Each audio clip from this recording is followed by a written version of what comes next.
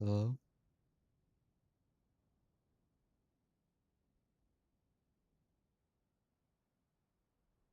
Hello?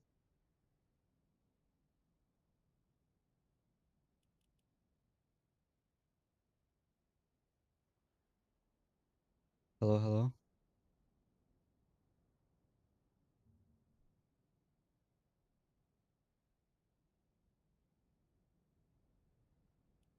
Oh,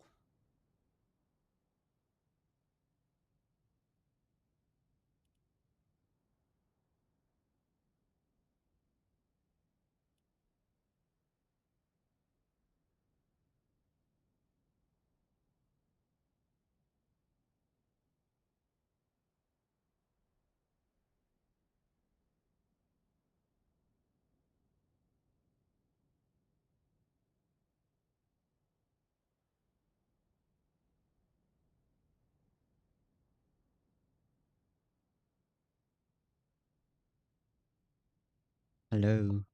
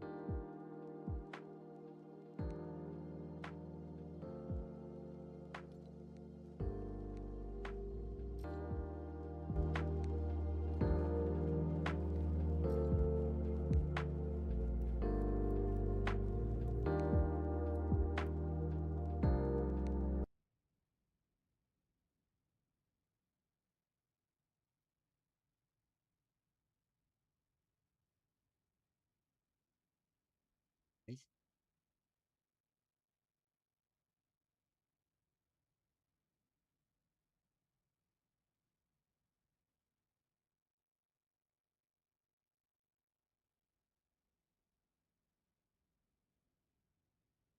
Bob, you're back. Thank the Lord. I think I got my stream got copyrighted by the music.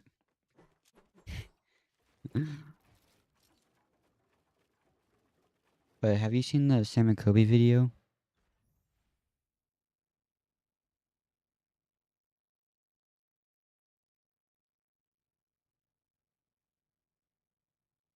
It's good, huh? Like Conjuring.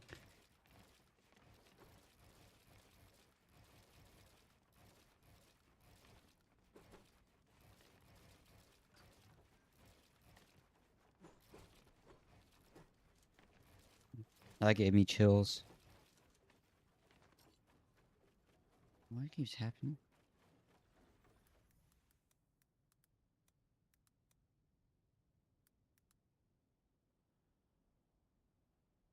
Okay, let me spin this.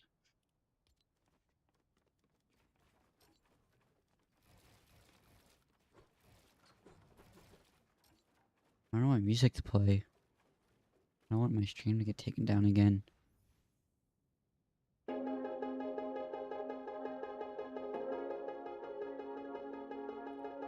Wait, this is okay. Go ahead and bark after dark, fallen star. I'm your one call away. Motel halls, neon walls. When night falls, I am your escape.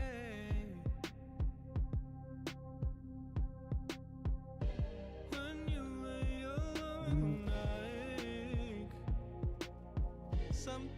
Is time real? Hmm. Hold on. Let me turn the music off real quick. Is time real? Hmm.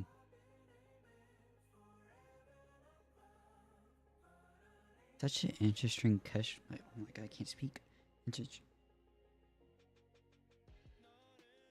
I mean,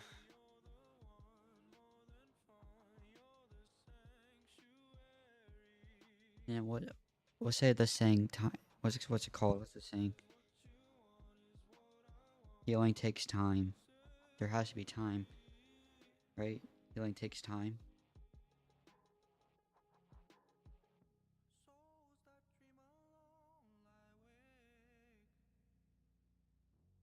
Like, what if like time is not real, but how do but you're hurting my head. I don't know.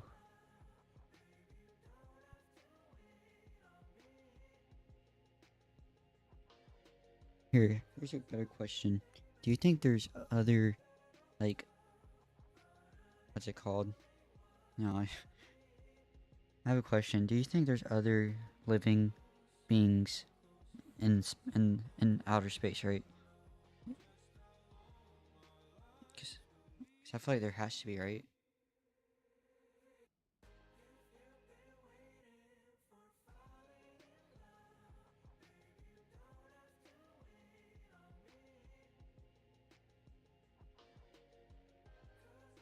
I think there's aliens, but like, I don't what do you, like say they're aliens, but aliens as like, what's it called?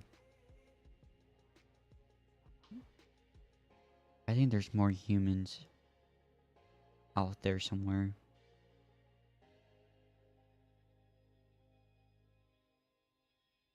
You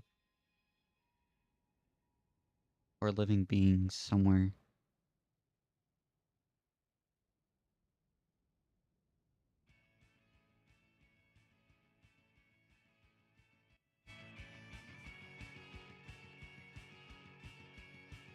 Lizard people, yeah, lizard people. Like, if you think about it, there has to be something out there, right? Because everything we're made out of is just floating in space. Everything we are made out of is just sitting in space. So there has to be, right?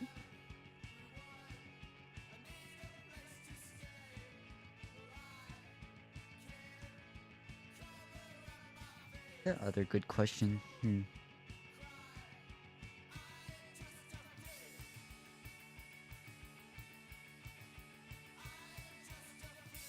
feel like people don't realize that everything we're made of is just sitting in space. Just out there, floating in space, everything we're made of.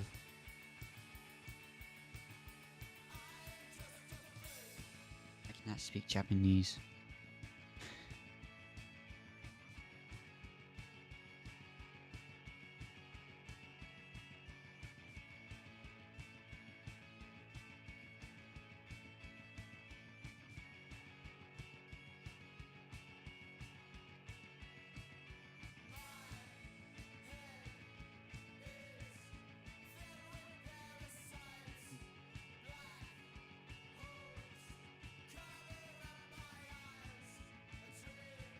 I don't know what to do right now.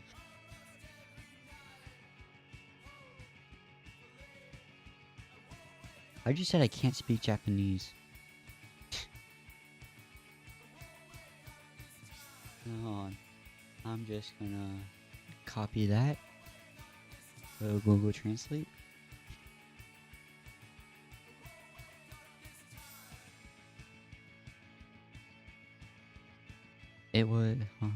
It was work, and it was like that, and I'm proud to be a part of it. I'm proud to be able to do it, and I will continue to do so very short periods of time to get through the day. I love it for us, and we are so grateful that that you are here for me. I want us to be together in our lives. I always love you.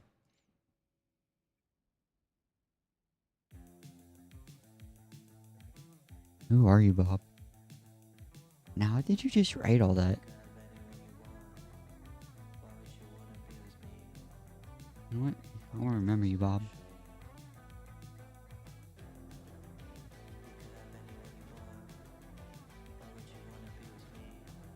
We'll remember you. 89 subscribers, dude. So close.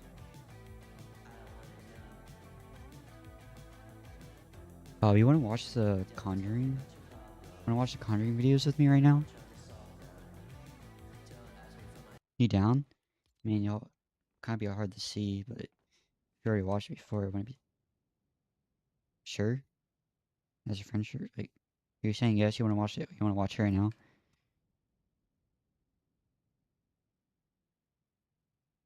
Just type yes if you want to watch the Conjuring videos with me. Yes, alright, bet. Hold on. Let me. I need to add a. What's it called?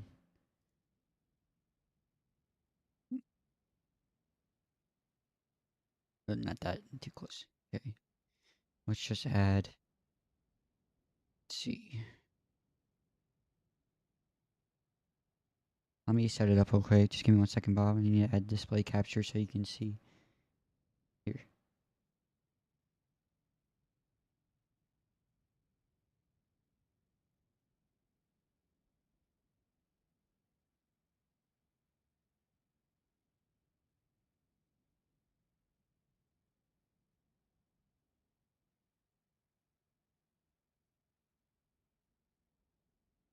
I want you to be able to see a lot of it, but I'm sorry if you can't see like the 2 corners of the video. Okay, hopefully nothing bad pops up on my computer since I'm on display capture now. Let me pause my music real quick.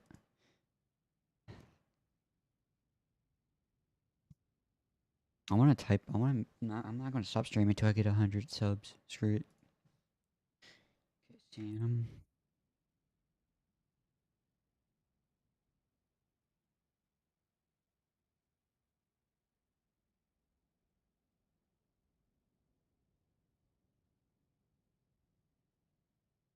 But these videos gave me chills.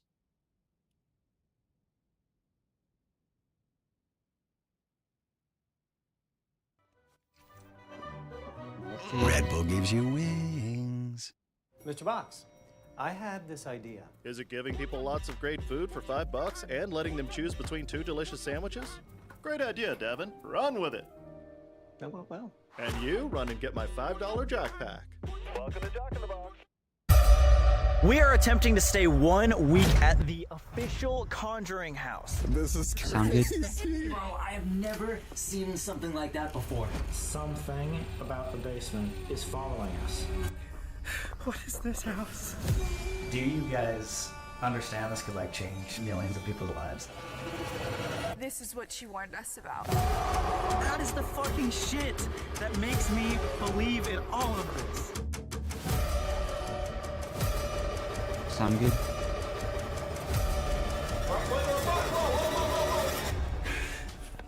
Do you need a break? Yeah.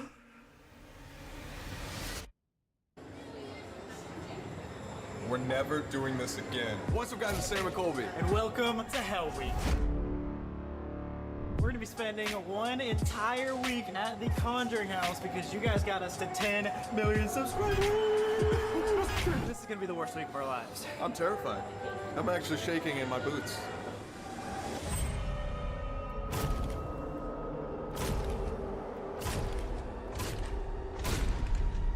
Why are we doing I this? hate this. Why are we doing this? I hate it. 7 days? 7 days. This is by far the Bob, does scariest it sound thing we've good? ever done, hands down, on our channel. Guys, we might die, but the reason why we're doing this is for you guys, all right? 10 million subscribers, come on! Thank you. And to be honest, it's just mind-blowing that we were even able Yeah, to okay. hit this number in the first Do I place. turn off That's my an lights? insane number. 10 million? It's unreal. 4 minutes away! It's a bittersweet moment because it's like, yeah, we got 10 million subscribers. But we're 3 minutes away from the Conjuring house.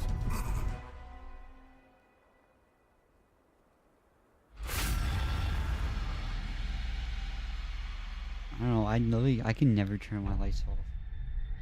I'm I'm not the closest This looks so friends, 'cause I get different. I Private get property. paranoid. Oh my god, look at all the new signs. There's new owners, guys. Oh my god. Oh, We are back. No. As soon as we step outside, we are beginning a 7-day journey. My heart just accelerated so fast. Yeah, you're resting heart rate. I'm scared. Hi, I'm I'm glad you're here, Bob. Nice to meet you, Jacqueline. Are you Real nervous nice to at all meet be you. here? Hey, come here. 100%. You're my new 7 friend. days is completely different That's than a just lot. like I one. know. Has anybody stayed this long before? Girlfriend. Nice to meet you. Hi, Sam. Nice to meet you, Satori. We've had film crews in, but they've never been here like for an entire week. So Oh, this is God. going to be a new experience. So we're the first to do that. Yeah, but it's awesome. A lot happens all the time. People are being touched, their hair's being pulled, Oh, God. whispering in ears, Lots of doors opening lots and of doors closing. opening, disembodied voices. Even during day tours, which is amazing. We had that one tour where people were staying a little past time and they were staying a little longer, and the door unlocked to this front door Clicking and the spook's opened, face. and everybody in the room was like, I think they're telling us it's time to go. Oh! All the time, all the You're time. just spamming it.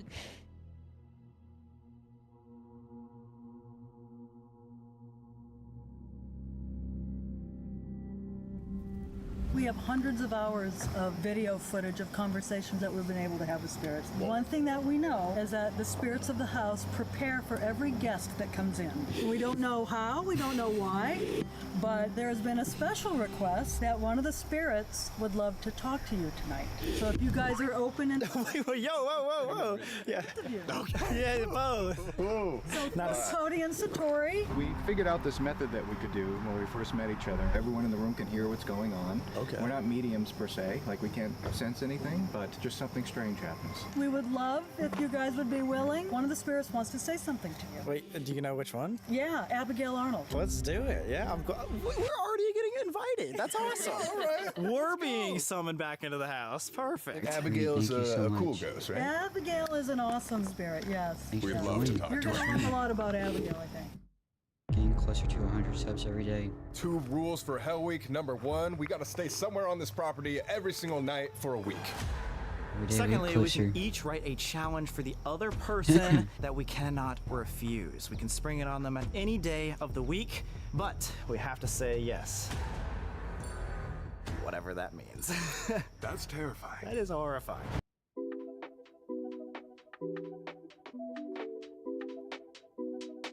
I don't have ad blockers. It feels way different. I don't like this already. It just brings back memories. I just have not Yes, I great know, I'm not memories that here. cool. Maybe Okay. we'll have better memories this time. I don't have that much money. We'll spend a lot more time here, so it can't all be bad, right? Right? Hopefully none of it will be bad. Yeah, it's the same waiver. Yeah. Is this the one that has like the demonic Yes, possession?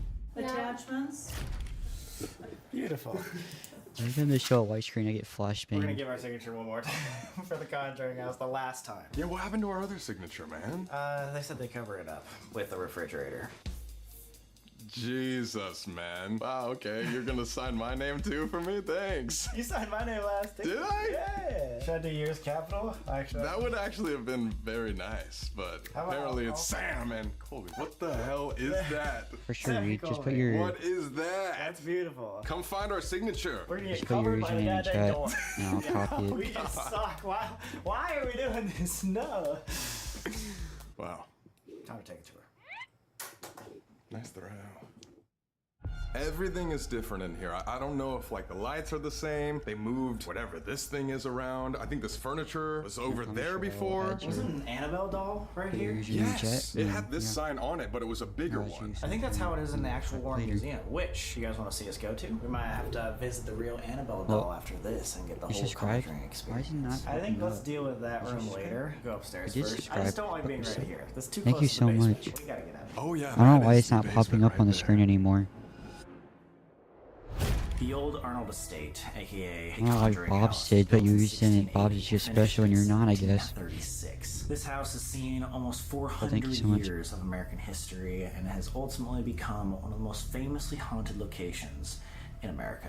The hauntings of the Conjuring house could have started way back during the King Philip's War, which was the bloodiest war per Jax, I hope you capita don't get on scared by American this soil. video. Also, this property had 8 generations of families who lived and died Jax, on you this obviously land. see I'm And watching the finally, video. if you've seen the Conjuring movie, you might have heard of the Parents, a family who lived here for almost a decade, experiencing the worst paranormal manifestations. The most notable event here occurred on October 30th, 1974, where Ed and Lorraine Warren, the world's most famous demonologists, conducted the most notorious seance of all time. And this seance actually occurred right here in this Glad you room. subscribed. Just This say is where subscribe in Carolyn the chat so I Perrin know. levitated Like and was YouTube. thrown 20 It's feet not by a popping up negative on the screen entity. anymore. Since then, this house has become open for paranormal investigations, quickly becoming the most famous If spot y'all to could, just investigate like because the- of how like the active stream. it is. There's been reports of poltergeist activity, haze and mist randomly appearing, and shadow figures. We were told doors open and close, lights flicker, and negative emotions are amplified here. Our goal this week is to truly understand who is haunting this location. And specifically, Your little brother was playing earlier. Okay, what the Bob, fuck why'd was you type that? And specifically, what do they want with us?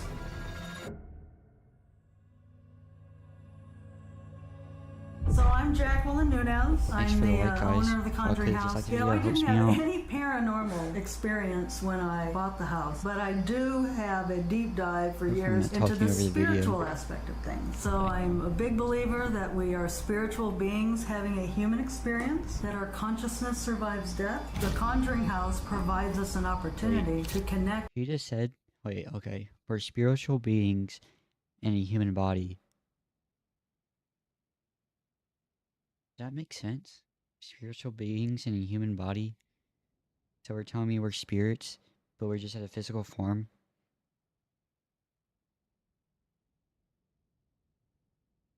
I ain't gonna break no streak. Bobby, you think we're spiritual beings right now in a physical form? Or do you think we're just beings? He's not gonna poop on me. I'm the greatest of all time. 5-time FNCS champion. With the consciousness of people that have passed on and that we can engage with and have conversations with them. So that's really what interests me. on my It's not knee. just knocks, Brazil. it's actually having conversations Just beings? Yeah. with spirits and learning things from them. We fully believe that the energy that you bring to here will be amplified and given back to you. Okay. So if you come here and you are fearful or think that they're all evil, then they might respond that way. If you You come keep here spamming and the you're hearts. open and you're, loving might be a strong word, but if you're just open to communicating with them and respectful, then they'll respond in kind to that as well. No, something was Someone's my rolling dog. upstairs. Listen. Something's upstairs right there. Something's rolling. My This friend's is the room with Asian, all the so be toys, careful. where the birthing room is, and those dolls. Guys, we're gonna save the basement for later. I know a lot of people want to see us go down there again, but guys, we're here for a week. Let us work our way to it, and then Sam will stay there overnight. What the? Just off the bat? We're going from nothing to I'm just sitting down there alone? I was there alone last time. Yeah, but not for like a whole night. You didn't sleep there. So that means you have to, so you can one-up me, right? That's crazy, dude. Did you just see that? That light just flickered. Maybe that's a sign. Come on upstairs. I hate it up here. Oh god, there. Oh no way! There are 2 Raggedy Ann dolls right here. Fuck that. Every single time, I've said this before, and that just flickered. You're See, right. that's what I'm saying. I remember when we did the Keep tour spamming last hearts. episode, this light was flickering. What I was saying is every single time I walk upstairs, I genuinely feel like I'm gonna throw up. It's happened both times we've been here. Not like I'm actually gonna blow chunks, but my stomach just hurts. So is this where we're sleeping tonight? Speaking of, we're gonna sleep in the same room every night, right? Well, yeah, you want to cuddle? I think that's the only way to get through these ghosts is if we're like really close. I think so. That's flickering behind me, right? No. Or am I tripping? No, you're tripping. Fuck, I'm getting scared already, man. Bro, dude, I'm not even gonna lie. As soon as we walked up to the stairs and got to the top, like it's a different vibe. Hey, little dollies, how about this? When we go to sleep, each one of us $1 gets bill to in sleep there. I didn't even notice that. It's a $1 bill right there. with a Raggedy Ann doll right next to him. I don't know if that will make me feel better. You don't think so? She got the Just a $1 bill. cash. Someone slipped it in like a stripper, dude. Jeez. That's probably not a good idea. Yeah, you actually. can't. I am so sorry. Don't take the ghost's cash, dude. I am so sorry. Here's one thing you need to do before you buy anything online. Don't spend another dime on Amazon until you... Yeah. That is blinking! That just blinked. Dude, every single light has freaked out when we walked into the room. We gotta ask them if that's a thing. Please what?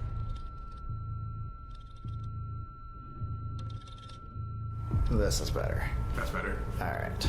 Oh! It's freaking out. Who's someone saying hi?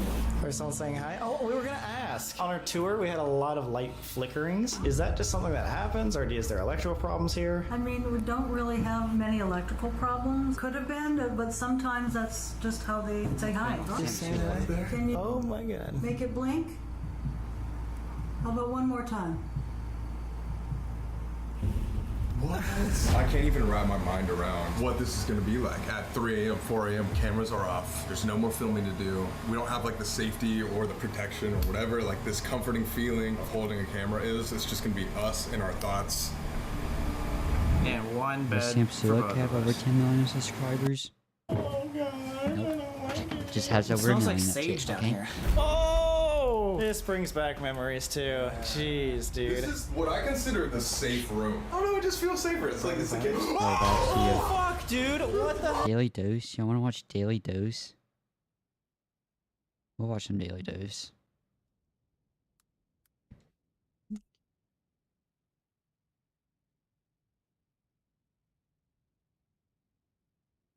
I haven't seen Hello a couple everyone, of this these. is your daily dose of internet. This farmer somehow raised a giant chicken. Filho de Duque, galo de destaque, aqui é neto do luxuoso, viu? É filho da sereia, animal muito pra frente, viu?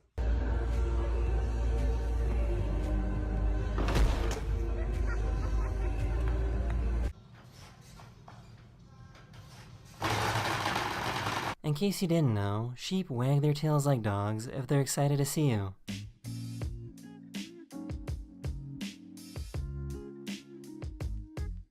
This guy wanted to show how safe the UAE is, so he left his laptop, phone, and car keys on his car for an hour.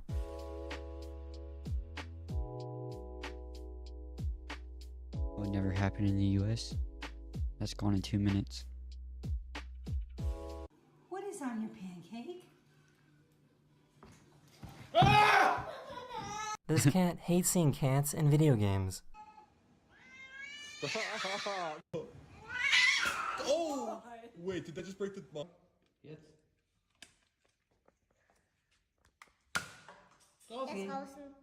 One of my subscribers made an engine out of Legos.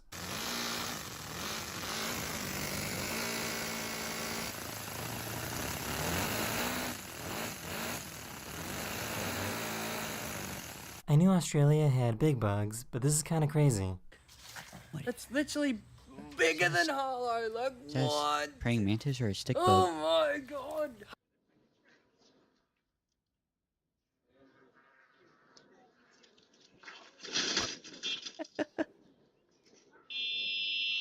With a friend, and yeah, we're outside, and Mr. Softy followed us. This hyena thought this hippo was dead and had an easy meal. Yeah, just wait. Oh. That's not good. Oh my god! The police in Puerto Rico use school buses as undercover police vehicles. When do we ever get an undercover school bus? Is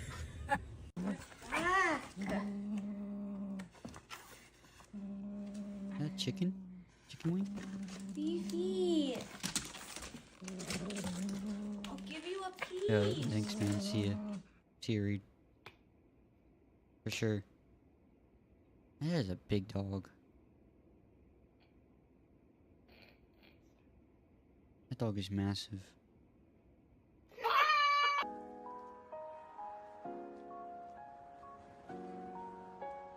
That is the end of this video. We hope you enjoyed. And I'll see you guys again very, very soon. Later. Later.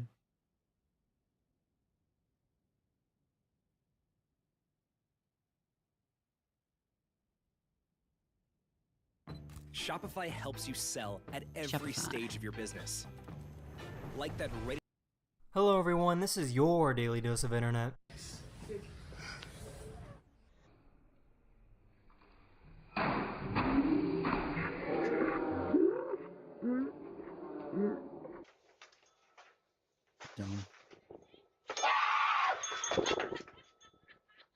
This dad tried to save his trampoline from being blown away in the wind. Bennett, get out of there! He will get taken too. Oh. Oh my gosh. Bennett! Oh!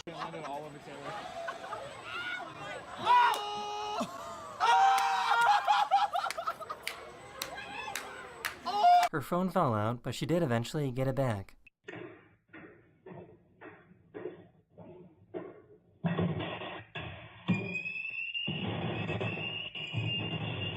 It's so bad.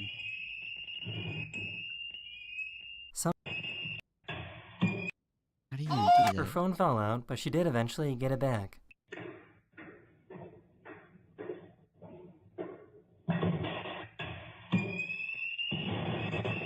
What is that security system? Sometimes during a snowstorm, you can actually get lightning. Whoa! It's crazy.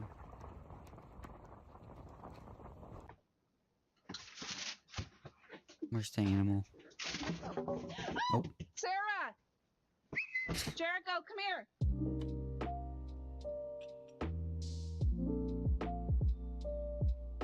Dang. This guy was enjoying his morning coffee when this happened on his front lawn.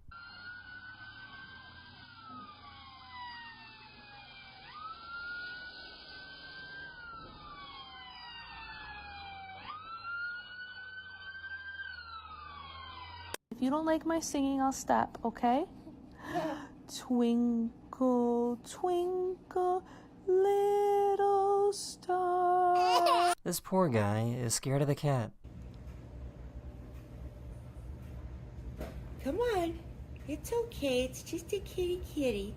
Kitty. See? It's okay. One of my subscribers has a pet frog that ate a lightning bug.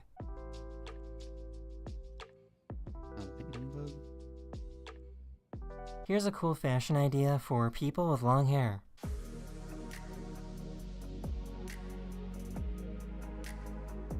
No. Let's not make this a thing. These two people just won an award. Oh!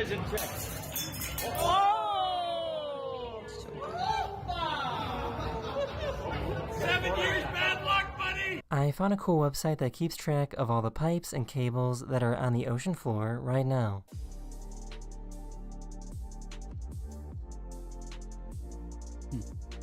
That is the end of this video. I hope you enjoyed, and I'll see you guys again very, very soon. Later. Hey, got a second? I'm going to show you how I got the flexibility to code, create, and experiment my way.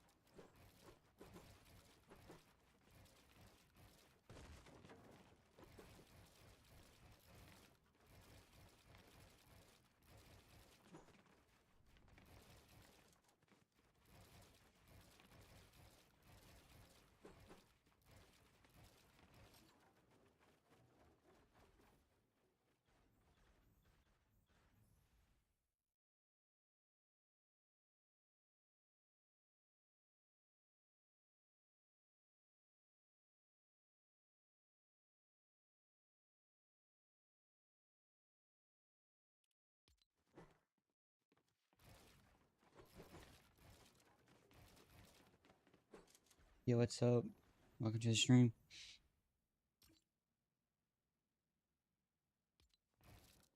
How are you?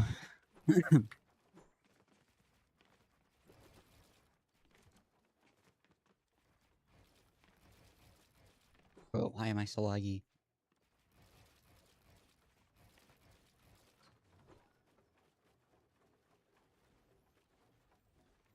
Not right now, man. I'm about to play with one of my friends. I'm sorry. Should probably change the title.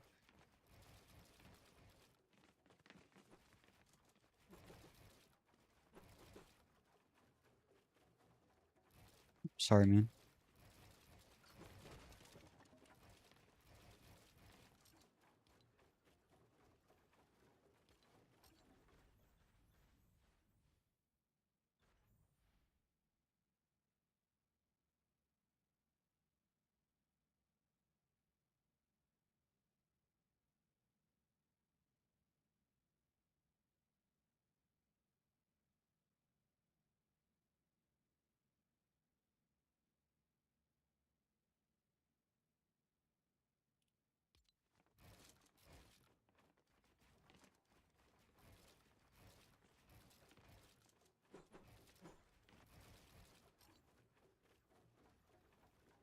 If you want a 1v1, just type 1v1 in the chat. I'll 1v1.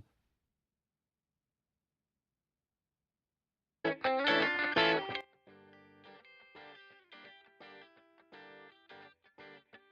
can't move on, Baby dog.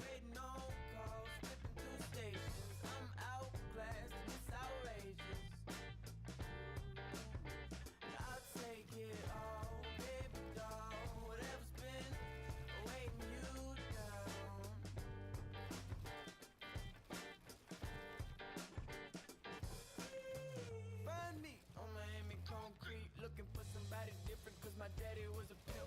My mama had issues, but I miss her anyway. Oh baby doll, please don't call me for the wrong reason. We both know exactly what I'm thinking. Weeks pass and I never grow tired, cause I never said never and I barely ever lie. I'm on the road to an original place and out of space. I didn't make it up, but you can't find it on the phone or a globe, and I can take you with me if you really wanna go. Oh, baby, no, I can't move on. I can't move Move on, baby doll. Use the lyrics.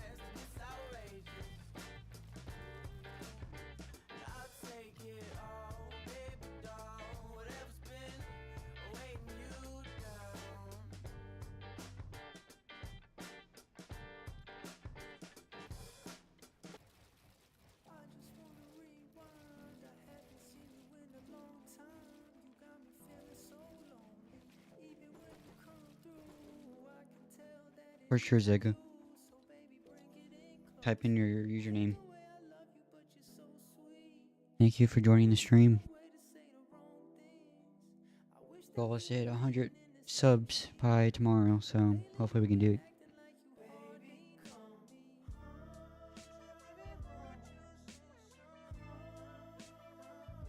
But yeah, Zega, just type in your epic.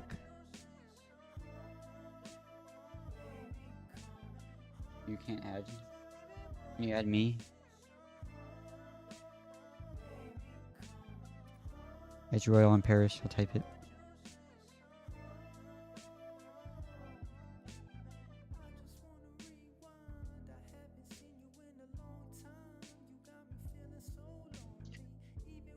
You'll be after Zega, okay, dude? Kev.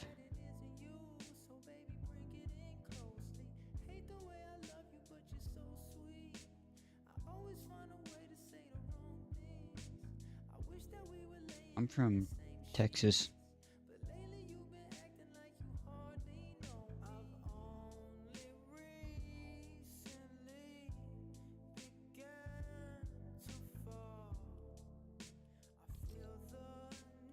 Old Texas.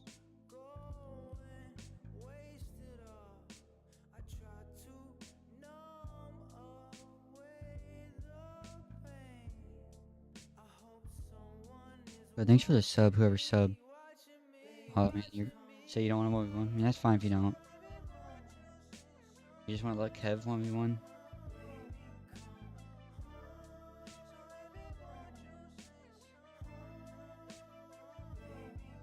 Why is your name is Royal in Paris? You want a 1v1?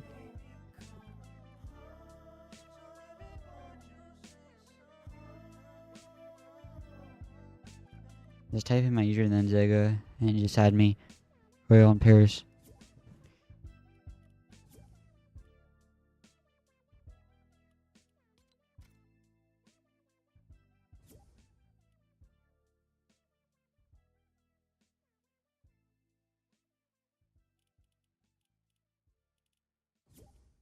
So you want to do Zone Wars, box fights, one of those two. What do you want to do, Zone Wars or box fights?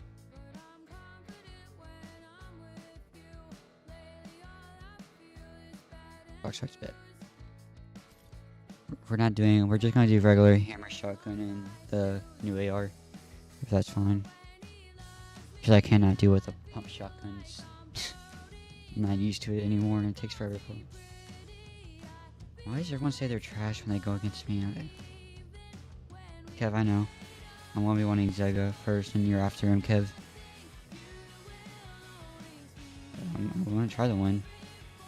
He said he's on 100 ping. I'm on hard 0 ping. So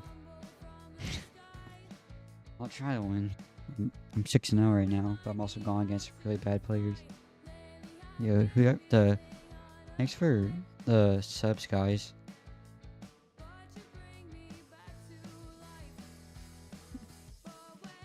Yeah, I know, I live in Texas. I used to have 40 ping.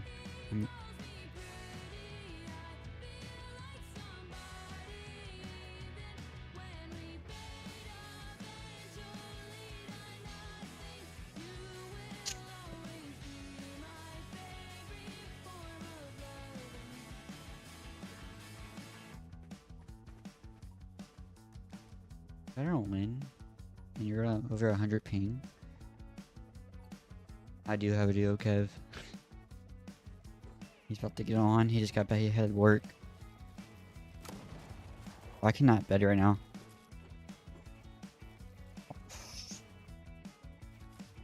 Oh yeah, you're you. Yeah, I know. Figured when you tell me your country.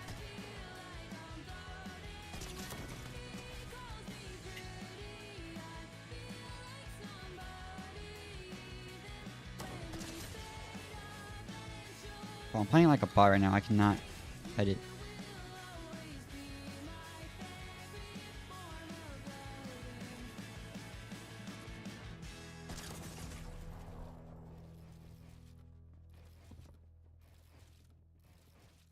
Bro, can you shoot the wall? That works every time. God dang EU players, dude. I swear. They're smarter than everyone else.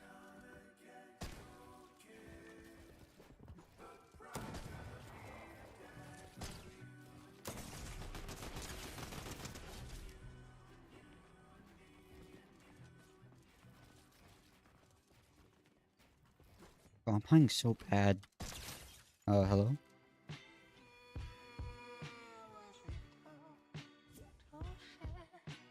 Kevin Durant, really? Kev, is that you? Okay, name's Kevin Durant.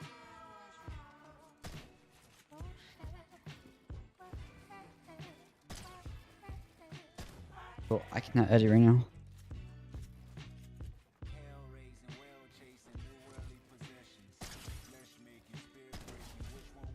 Just walk to the wall.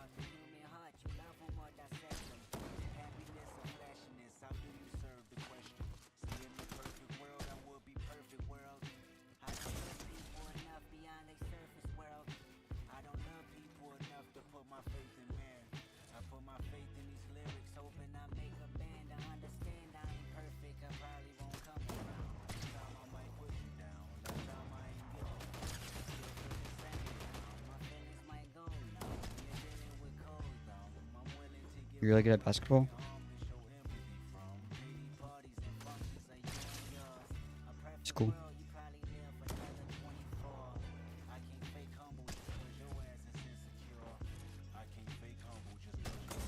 He's behind me, isn't he?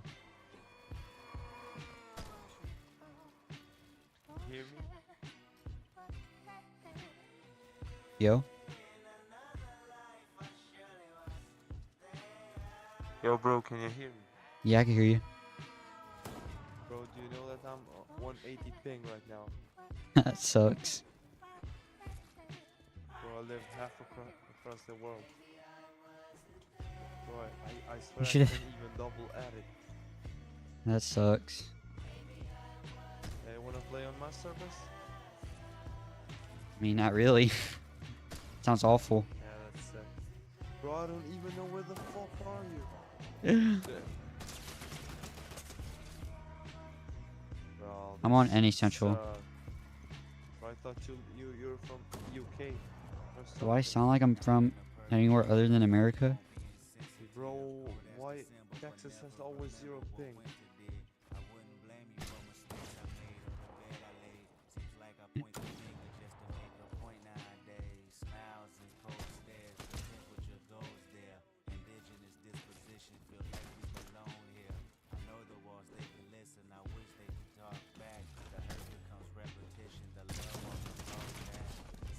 I had a person from, what's it called, earlier. It was from an EU. Oh, have a nice day. Bro, I swear I'm on like 190 FPS. So, Kev, you there?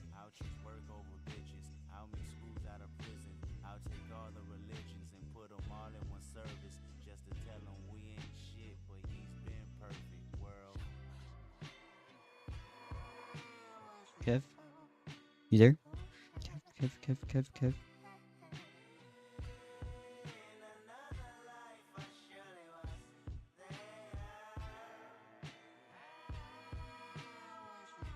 Alright. You're up, Kev.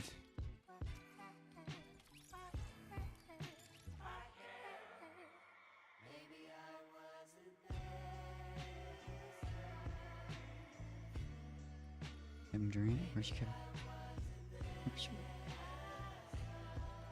Kevin Durant. Where's Kevin Durant?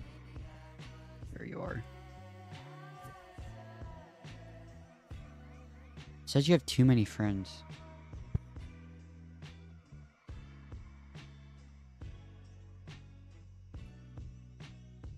I added you and it says you have too many friends. How many friends do you have? Kevin Durant 9642 has too many friends. How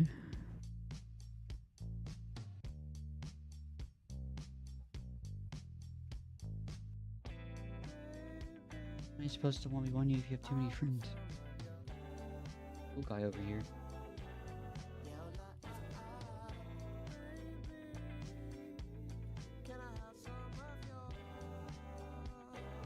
Might have a setting on. You try to turn that setting off. I know there's lots of love in your heart, but who you gonna give it to? I'm sure there's There we go. Kevin Durant's not my friend. Okay, box fights for Zone Wars, Kev.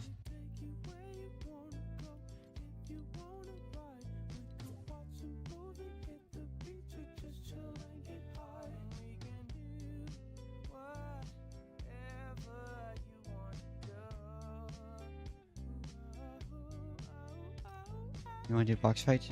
Okay.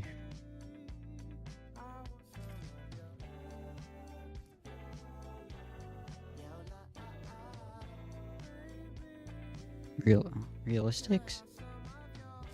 Okay. Oh.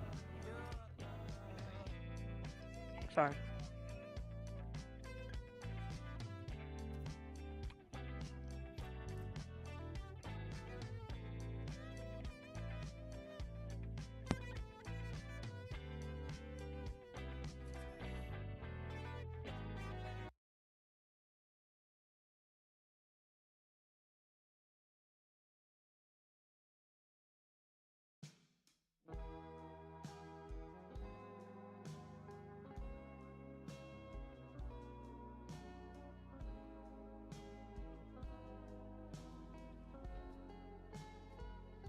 No, you shouldn't be scared. I'm pretty bad.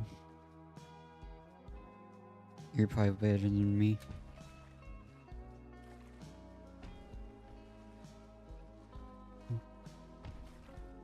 You're probably better than me though, so.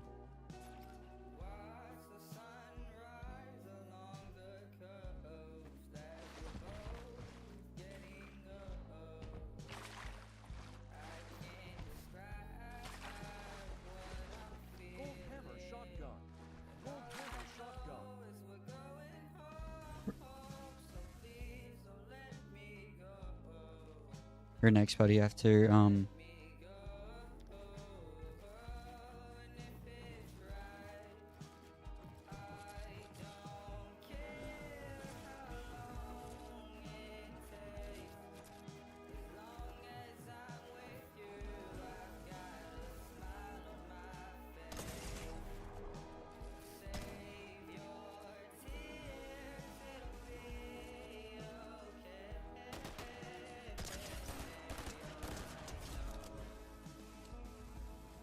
I see him.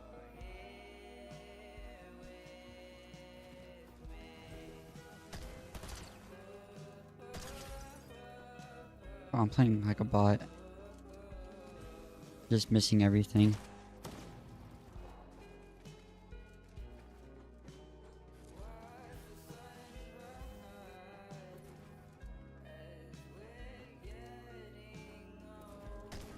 Okay.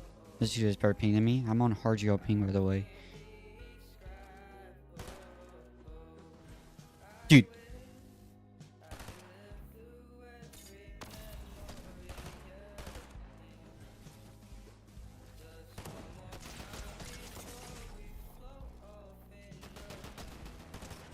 Bro, I'm playing so bad. I'm on NA Central. NA Central.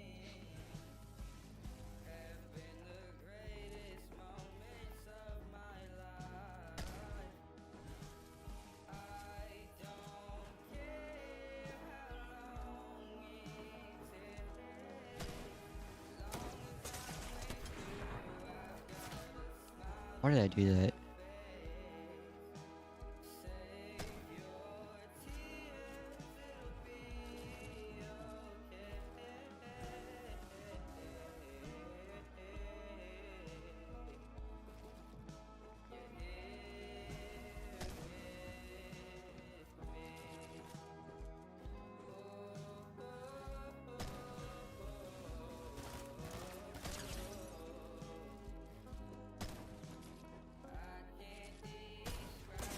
Dude.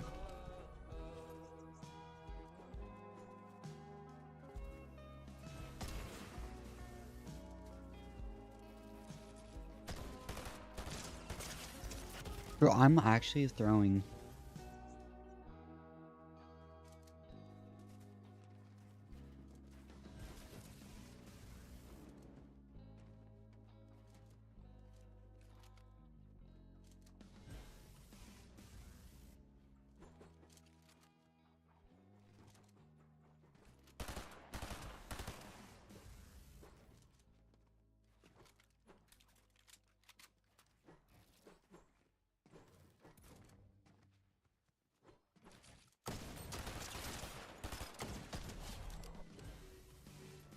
Bro, my pellet barely hit him.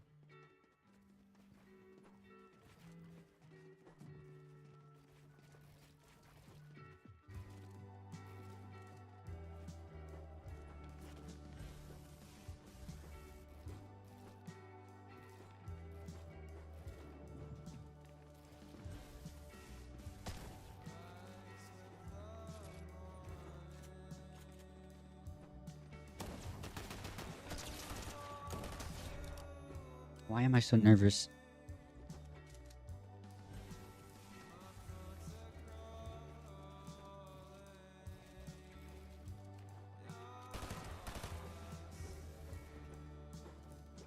Dude, this guy is better ping than me.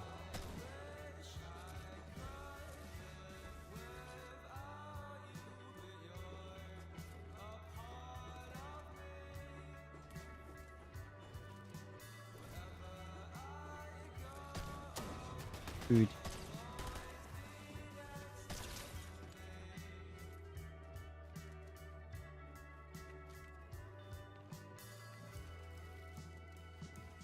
Oh, I hate realistics, dude.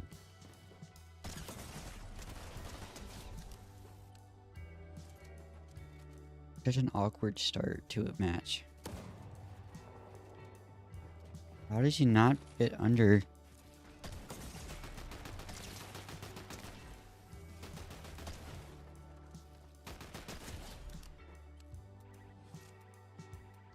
We're not hurting my streak.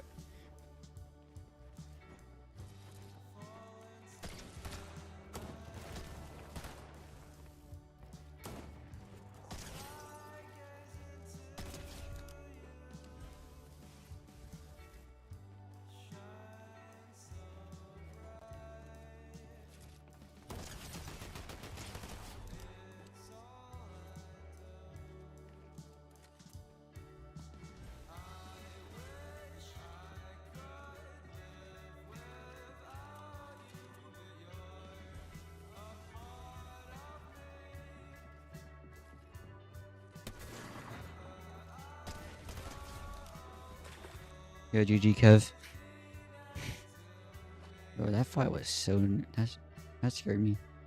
I'm never doing realistics in this again. It's not an option anymore, guys. Either box fights or zone wars. Okay, who wants to go next? What's the suit's name? The guy that's name starts in the S. Just type 1v1 in again. Make sure you're there. Or type in here. GG dude. GG Kev.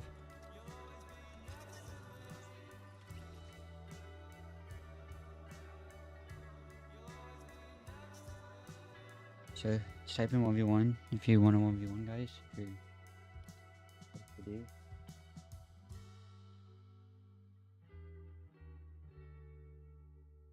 Type in 1v1. Who is Shadow Legend?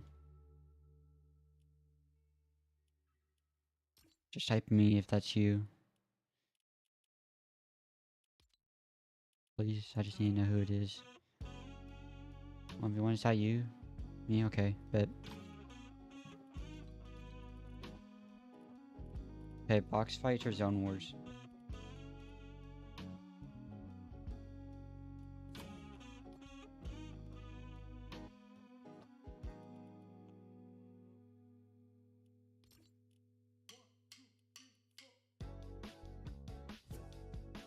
Choose.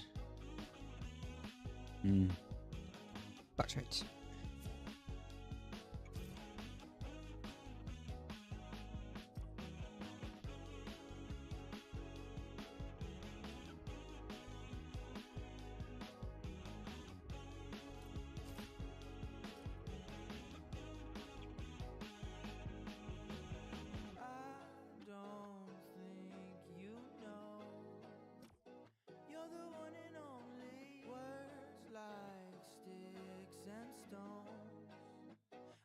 It's just the way things go.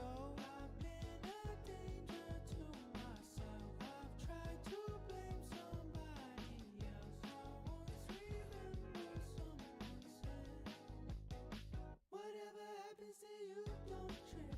It's all just Anyone who wants to 1v1 next, just type 1v1 in, you be next.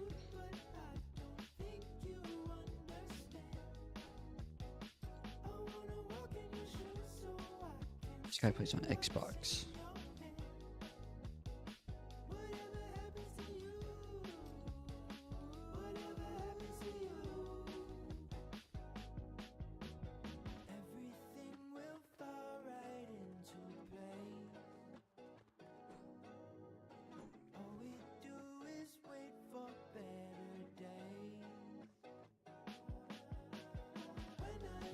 This guy really plays on console. It's taking a while to load in here. You in my party? Oh, there he is.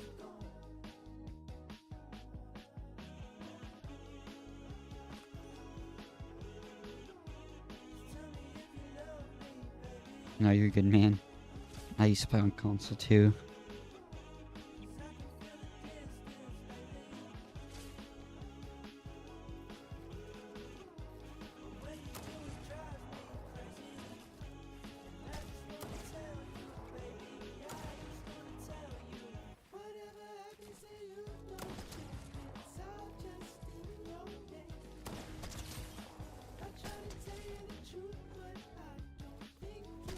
I like how this guy's decent, so it's gonna be a match.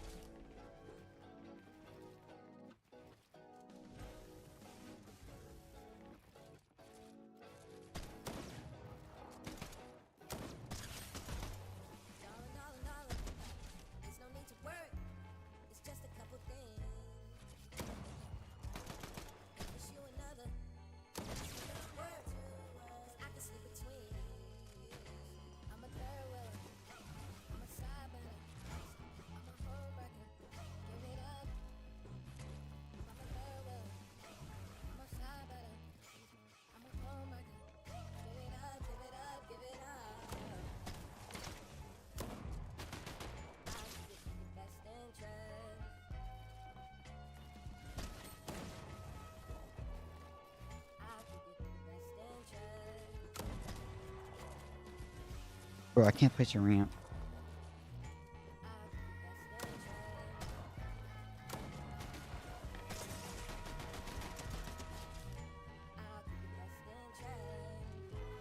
Well, I go 10-0 here, guys. Type yes if you think I'm gonna beat this guy 10-0 or no. I'm not. This guy is pretty decent, so I don't know. I'm gonna try my best. Guy is pretty good though.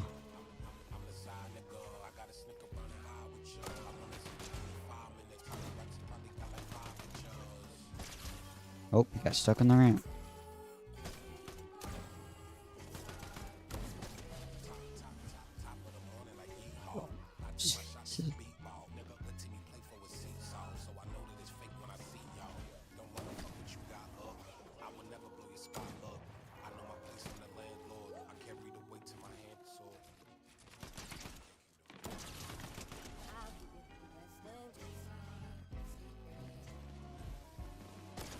Oh, that's tough.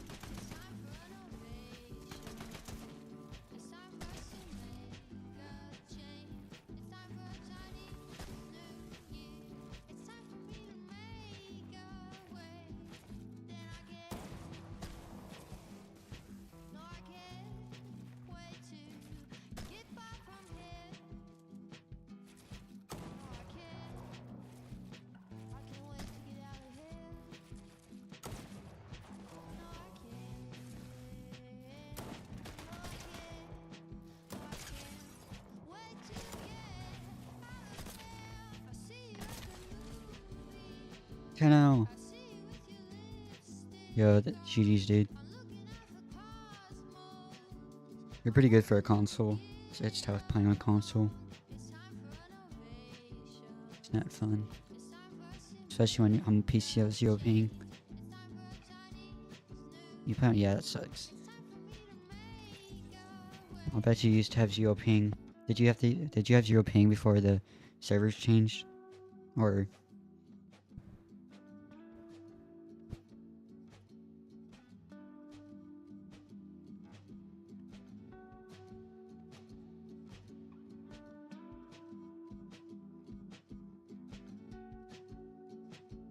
I mean, yeah, that's still not bad either. I used to have like 30 to 40 ping because I live in Texas. Now the servers are in Texas. So now I have 0 in creative. Alright. If anyone wants to 1v1, just type 1v1 in the chat. So all you have to do is type in 1v1.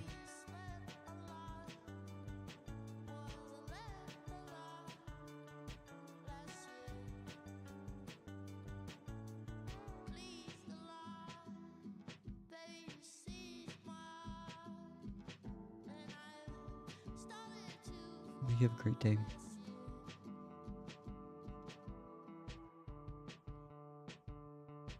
Long ass show.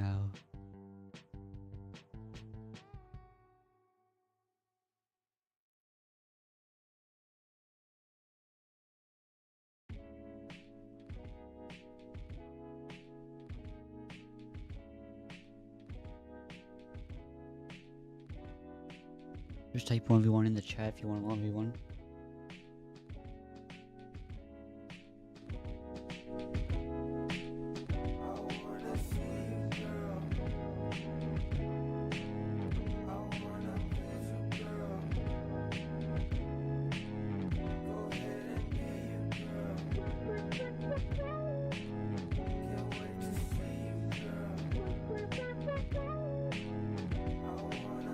I haven't seen you in a while, you know I miss you, babe. When you hear this song, feel flattered, it's about your face. And how I miss it, and I wish that I could see it more.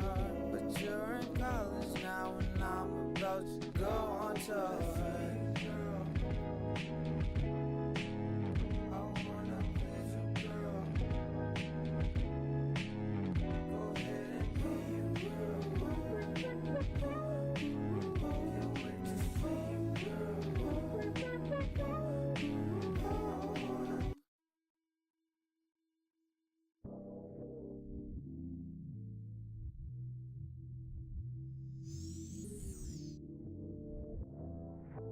Just type 1v1 and chat to 1v1, guys.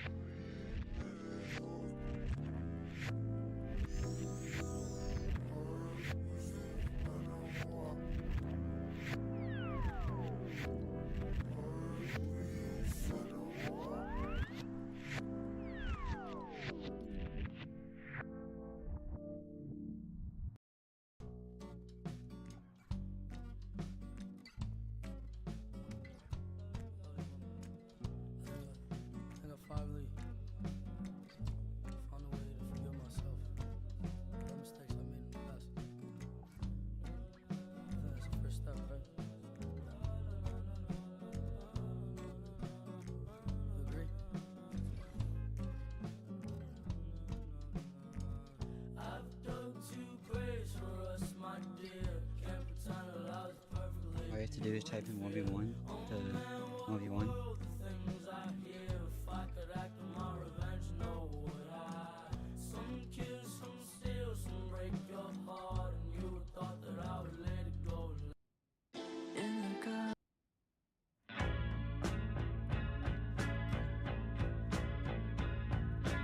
Just type in 1v1 in the chat to 1v1, guys.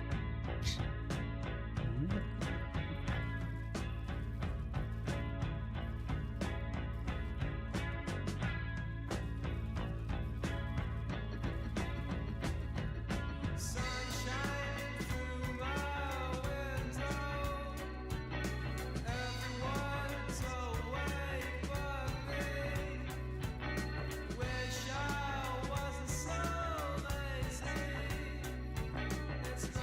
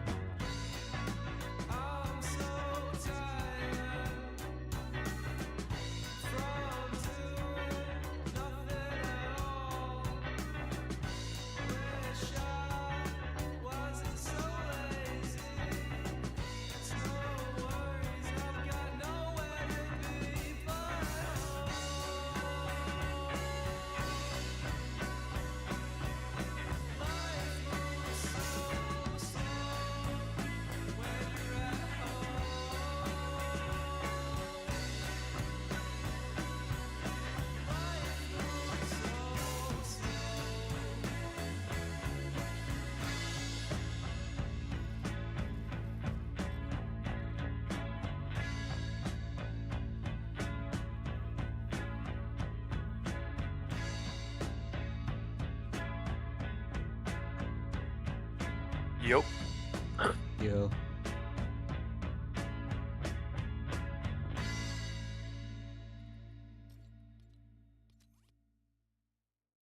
They didn't even do that good at the start. But you see a Minish get 4 wins in a row? Yes. Yeah, the opens and they went. No. Go look at their history. Cam. Go look at their match history.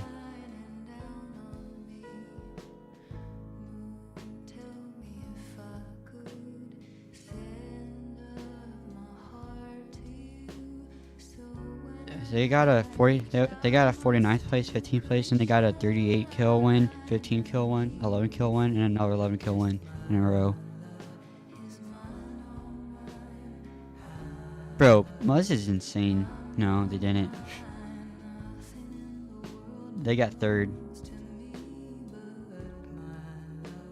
Muzz is insane. He's just clutching up. He's screaming at Paper too, because Paper was giving him comms, and Muzz just went off on him.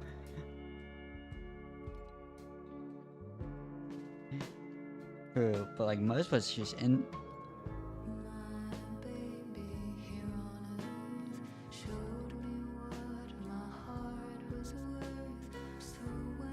They sure got 2nd place.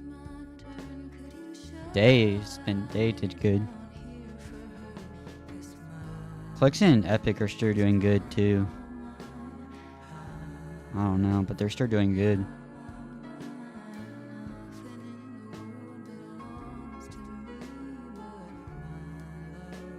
Dasharuni's doing good. Dasharuni. Seek.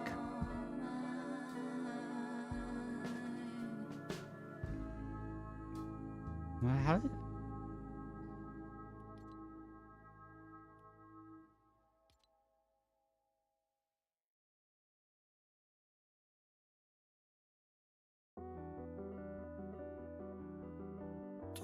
Too many things we did together. You used to promise me it would be forever. Feeling like the end, don't think it will get better, baby. Too many things we did together. You used to promise me it would be forever. Feeling like the end, don't think it will get better, baby. Please calm down so we can get up. I've waited too long to get your voice out of my head.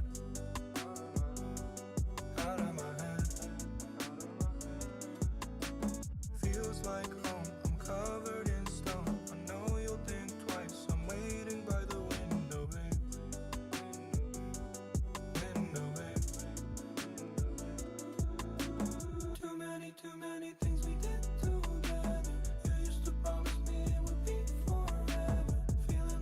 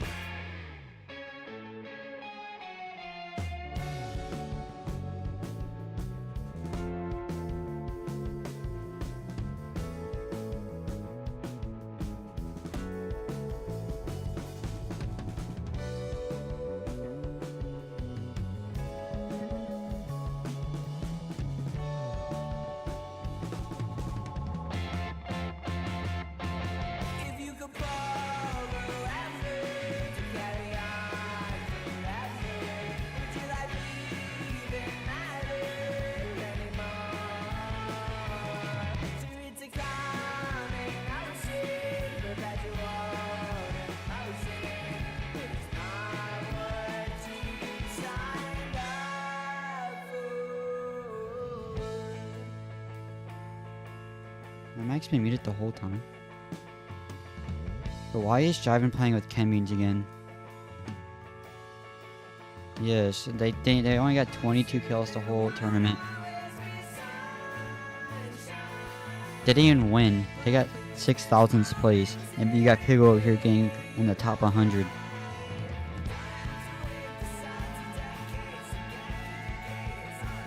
Well,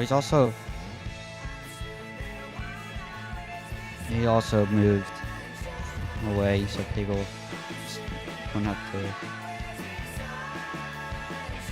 Yes.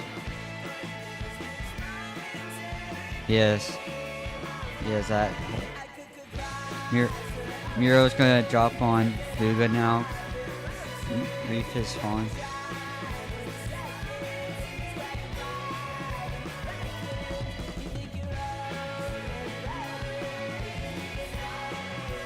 Like, but I don't think we have it. It's because I think they're both landing there, and it's just what happened. That's Miro's drop, and he doesn't want to change his drop. He's playing with Aviv. Yes, they're both their duos. The X duos are going to St. POI. It's or Booga, whatever it is. Booga's playing with Agers.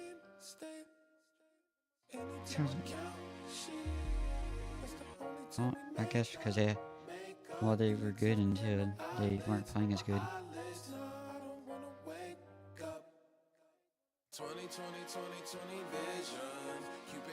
Well, I don't think Nada is going to go back now. I haven't looked at the finals leaderboard. Oh, Peter Bot. Yep. Okay. They're 4th right now, and Peter Bot.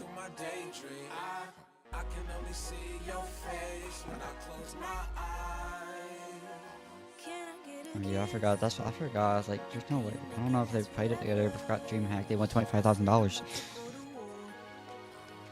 Hooks and Epic are still doing good. Wasn't Paper, I think, are gonna get top 5 in this Cash Cup or the FNCS.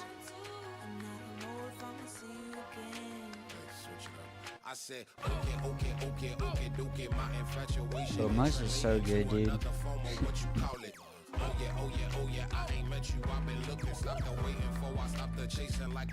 Booga's probably gonna find the way to get top 5 again. I don't know how he does it. He just gets top 5, like, it's insane.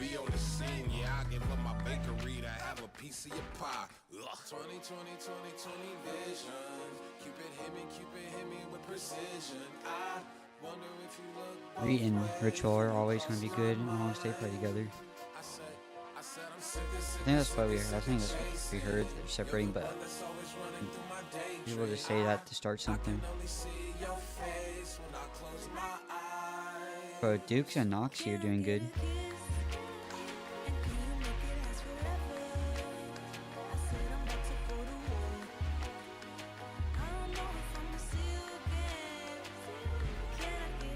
Why is Diego plays keyboard so loud? He has ADHD. I swear. Like, he's not moving and he still has keys. He's like he's typing an essay. He's not moving and he still has keys hitting.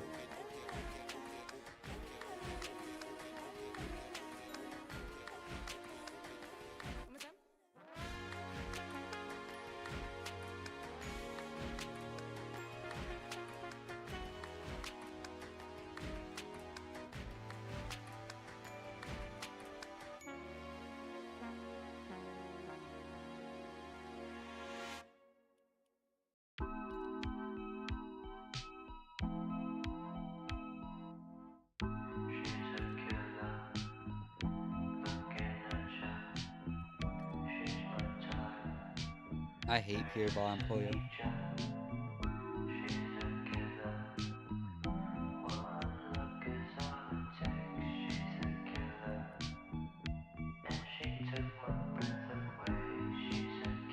They are. I think that's they're talking about how who's the best players in the world right now.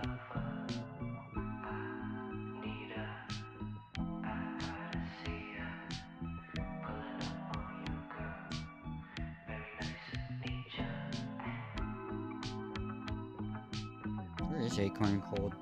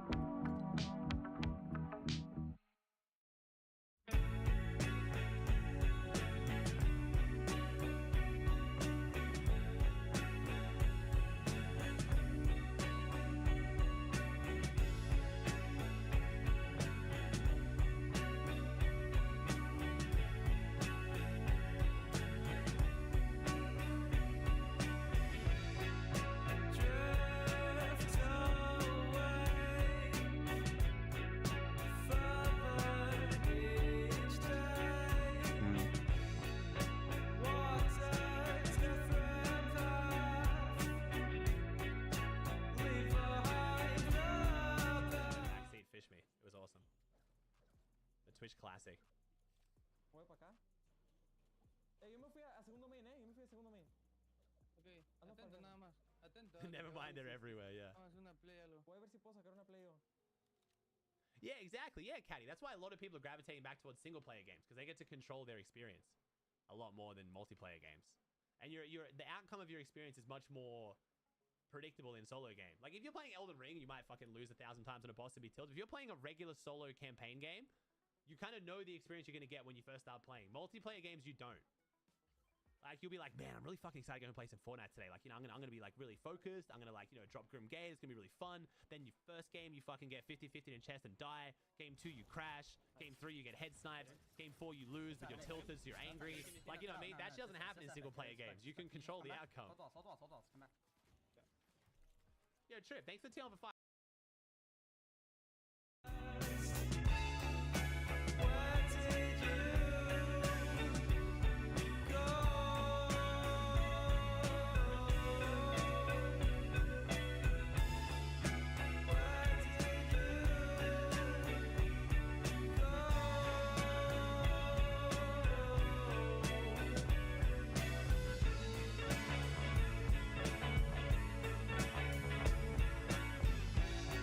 Yeah.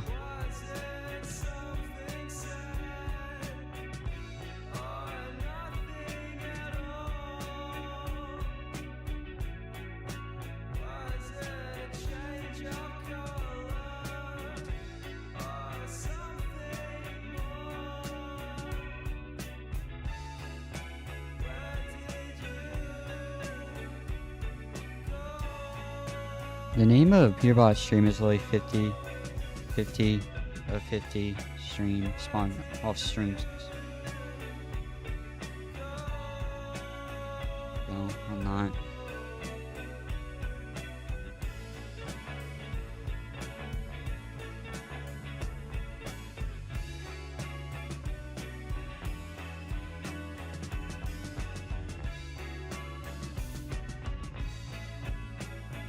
Paper's down.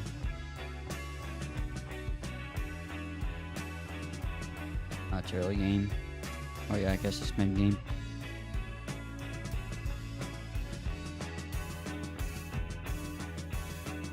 If Muzz wants this do, oh no, he's dead. Muzz is dead. He's at fencing, like last season. Muzz is at 2 HP. He's dead. Endpin's probably only fencing, but they didn't crawl. Didn't Acorn and fencing?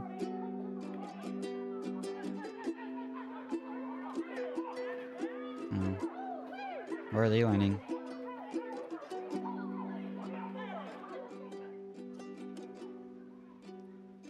What the heck? Peterbot has this, what's this called? He has, wait, I don't know which one is Acorn or, what's it called?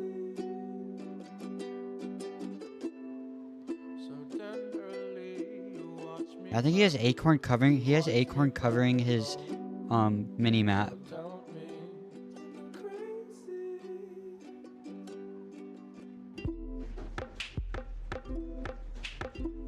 Yeah, we can 1v1. Just give me your epic.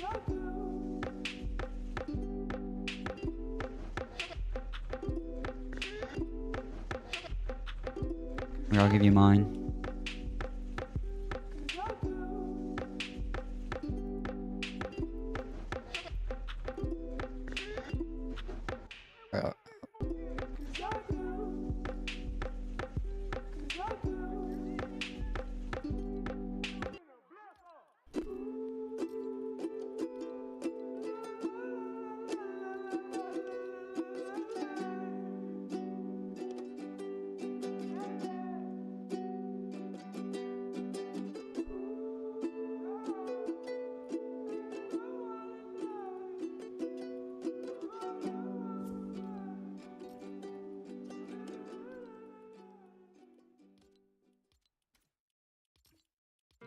Yeah, I added you.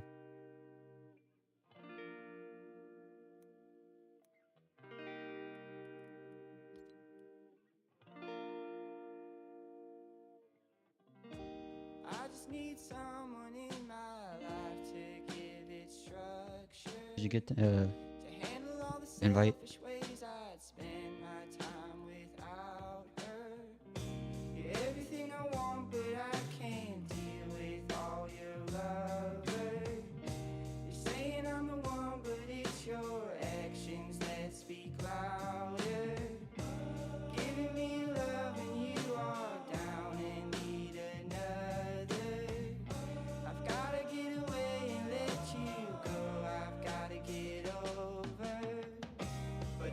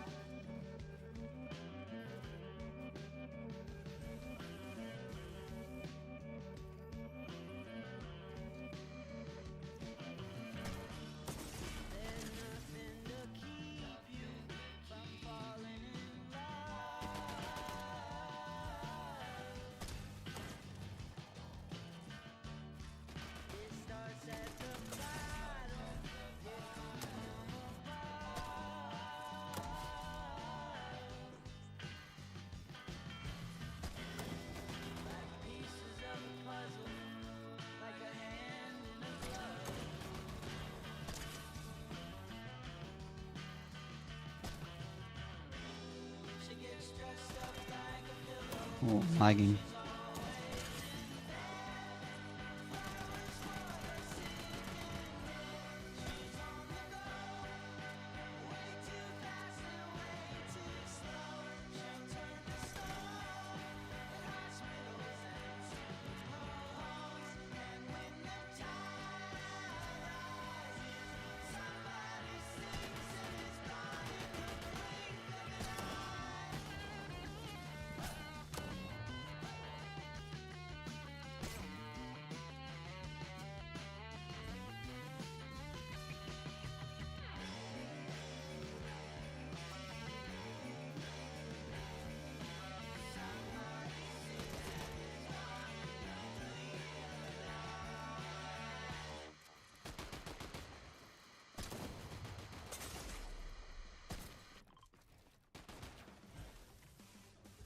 Sometimes you gotta close the door to open the window.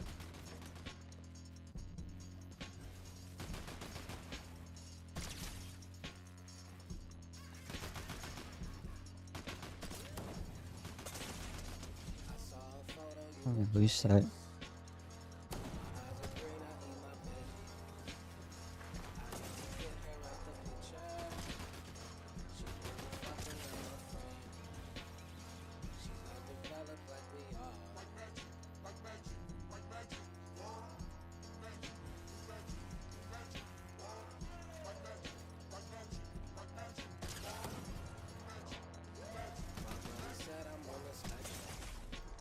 How do I lose?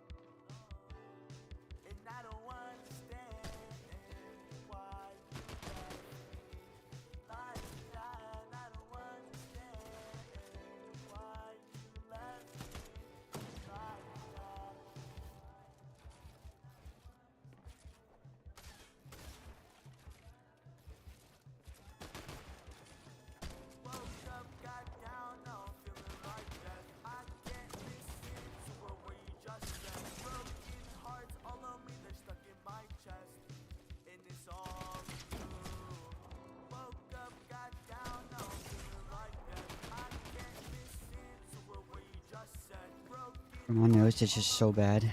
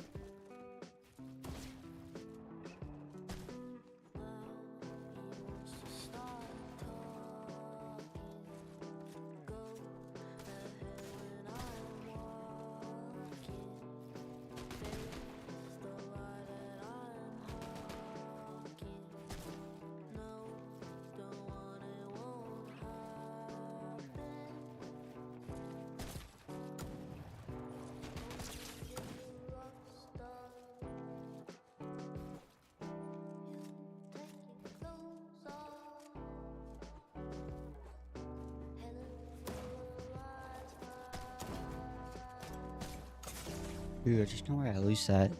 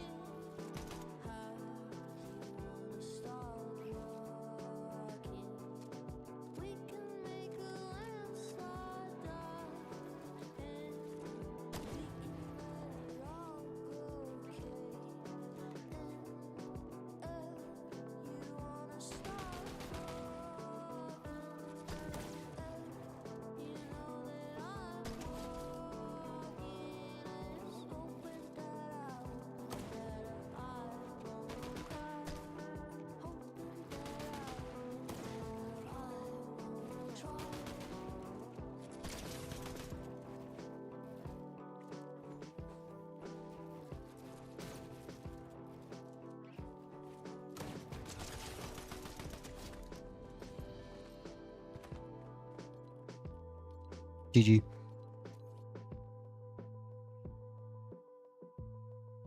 No, GG, dude.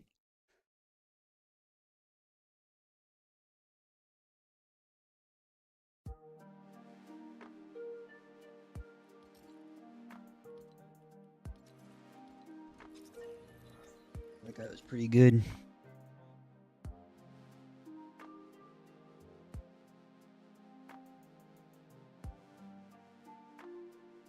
Yeah, well, I just went against the demon and somehow I won.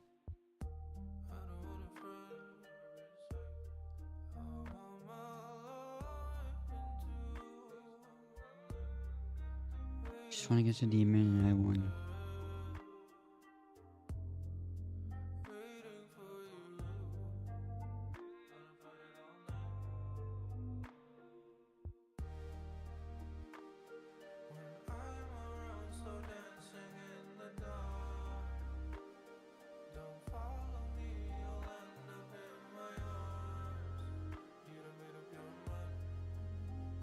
You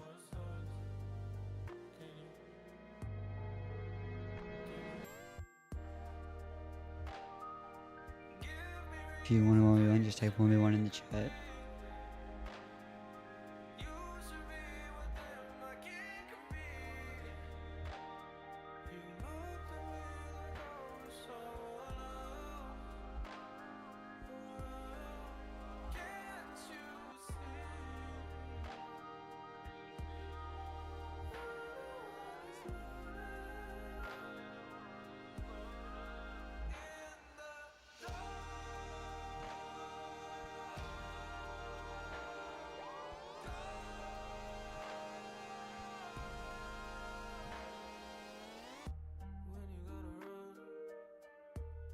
Just hear my voice to you, shutting me out. You doing so great.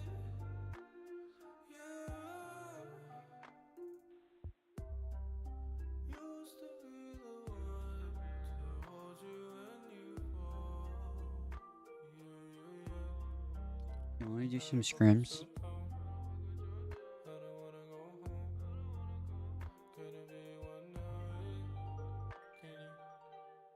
Mano's doing their all night scrim thing. Mano's doing their all night scrim thing.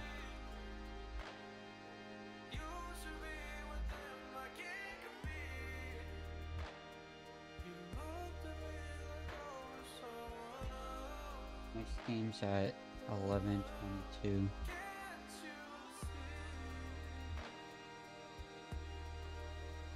I think they're about to put in the next game 6 if you're ready for it. Yeah, it's a ladder.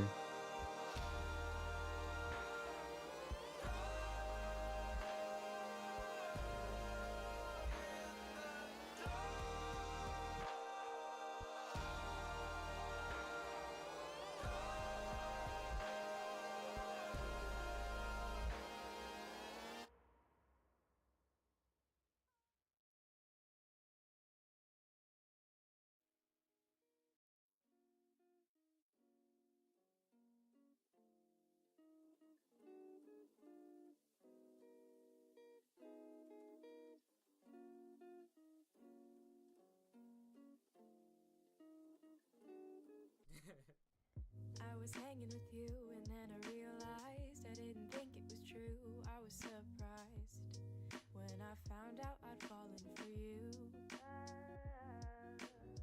I didn't want to believe my feelings for you. I didn't want to believe Actually, they're putting in game 7 right now. if I told you just how I felt. But I can't help it. Join me. Falling for you, and I can't quit it. Right now. I'm stuck on you, and it might be pathetic, and you might Right be now. beautiful, but I just want to be with you. Please tell me, boy, can you get a clue or come through? 'Cause I just want to be with you. I'm scared of telling you how I feel. Maybe it's better if I just try to conceal the truth for me and for you. But I'm still stuck on you.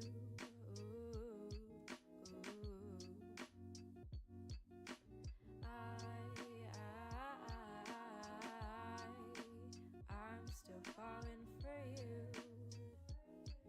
For you.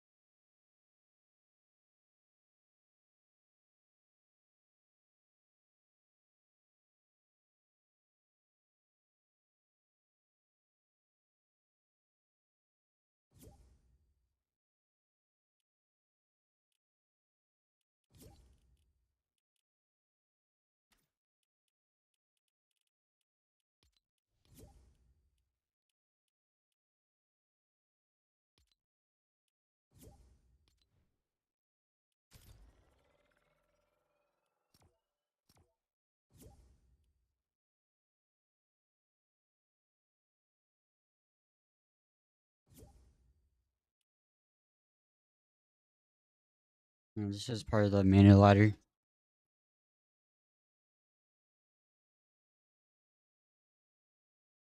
You may find 7. I think 2. They can't get enough players.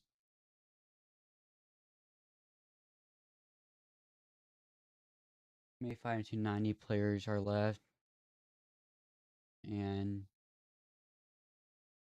5th zone opens.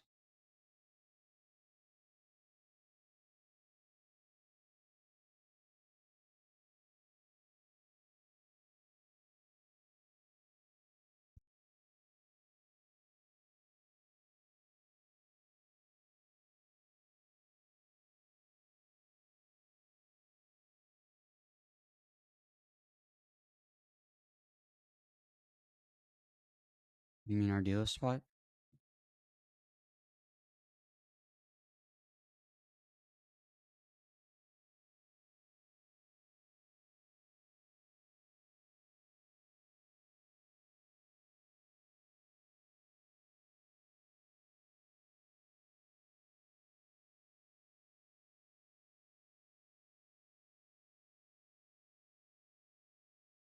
Frankenada's overpowered.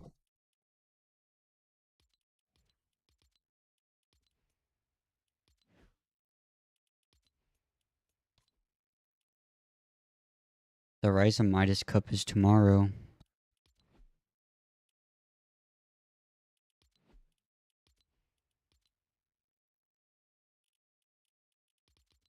Stuff.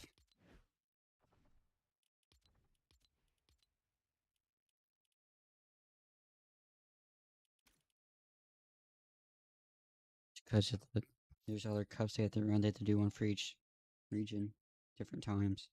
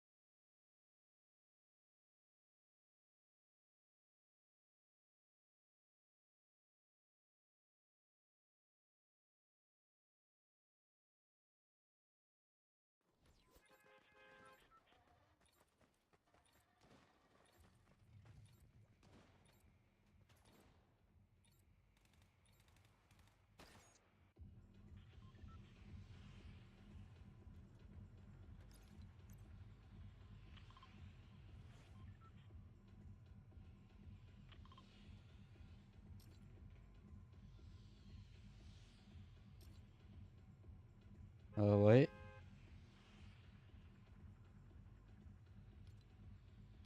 Yeah, 5th zone opens.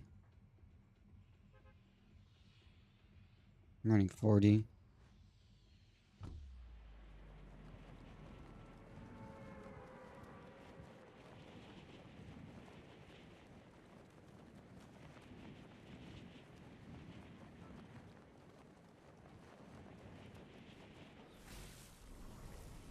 I really low drop. I want to try to...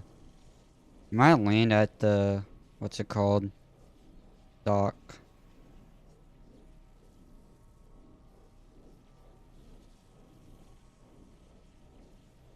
Do you want me to pop the thing without you?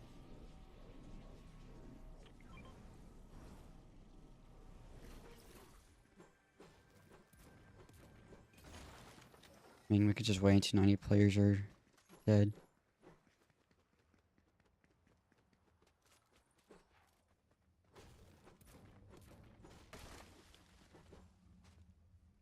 If you get to me, we can pop it real quick. Be a person in there. You might look through the window. Sure, 90 people, only 90 people.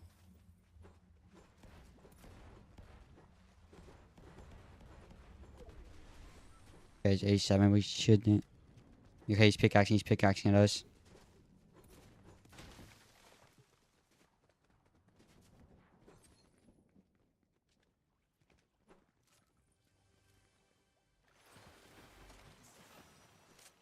I got fizz. It has 0 fizz in it.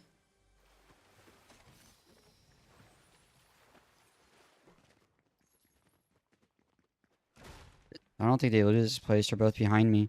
Might as well loot this real quick.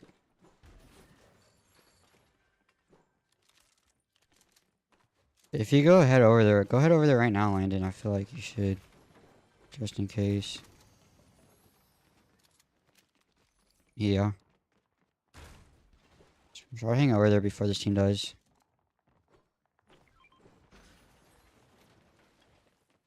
I'm gonna start heading over there too. Or I could watch out this team. Watch out, they might be trying to head over to the house.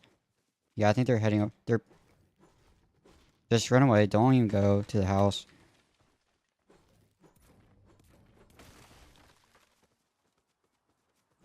Where's the vault?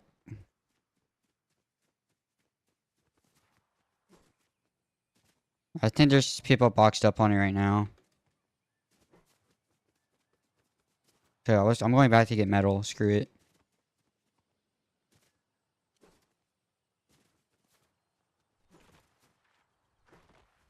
Maybe we could split up. You could go fencing and try to get some flow berries. Me too.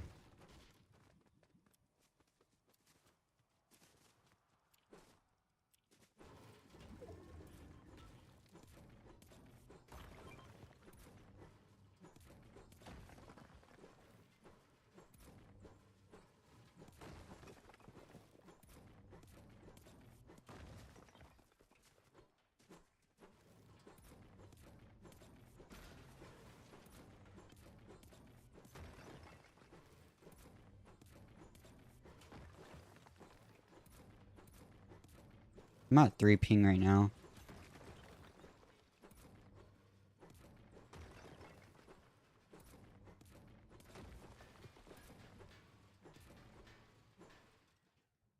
All right now, man. I'm in a scrim right now. Sorry.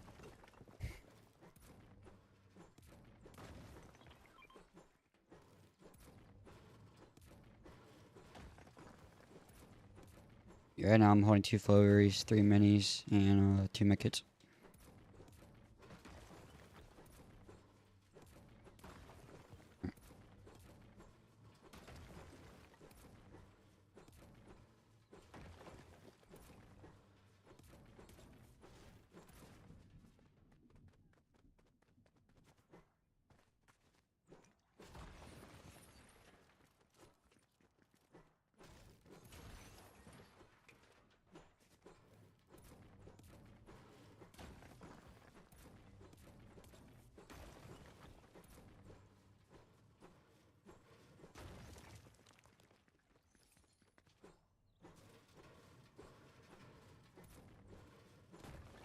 Nice. Yeah, I have 2 medkits.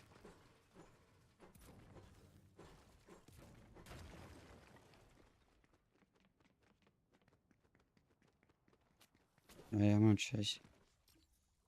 Got a medkit from the lady here.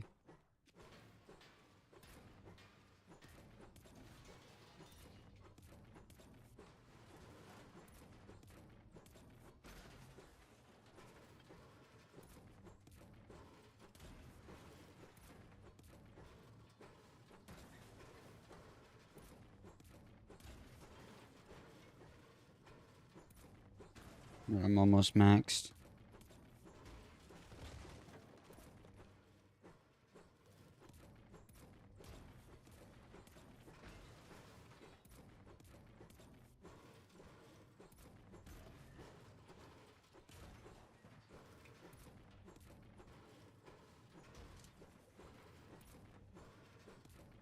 Okay, I'm max metal.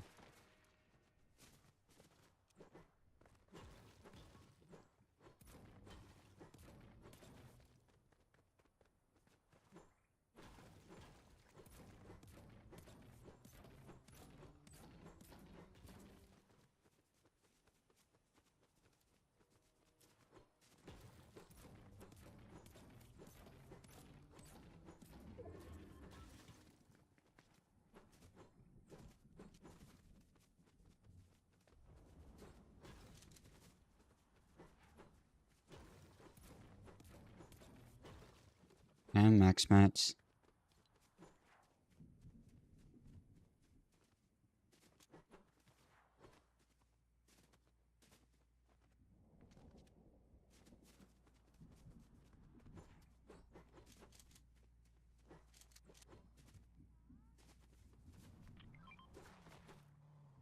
Wait, there's so many eggs here. I could get a ton of gold. Oh my god. Yeah, I'm at 500 gold. I could get like... Oh.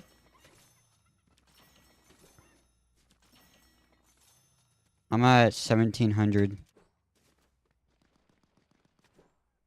Oh shit, there's people shooting behind me.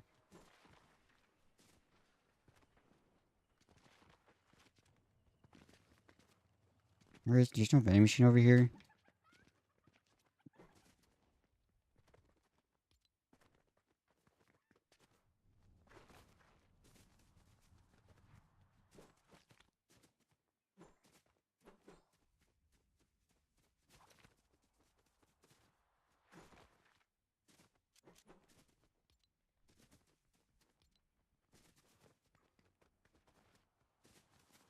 We need to find a vending machine.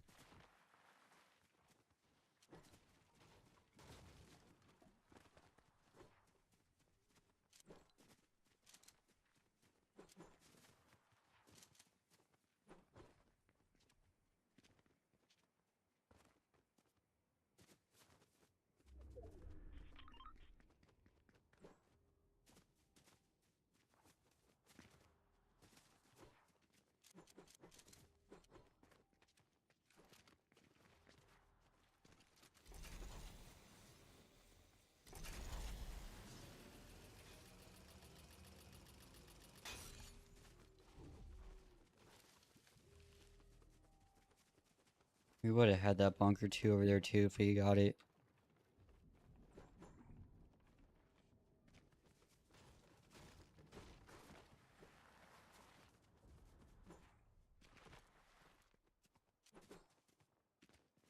People already based up right here.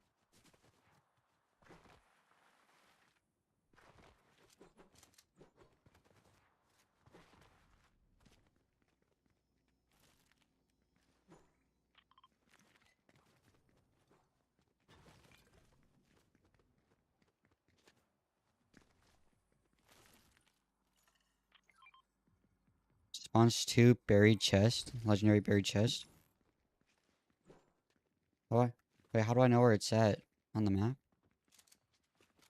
Okay, where's the SMG ammo?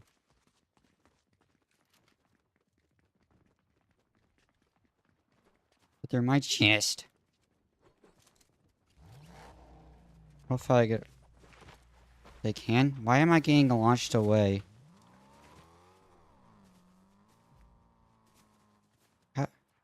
That's so dumb. What's the point of getting those?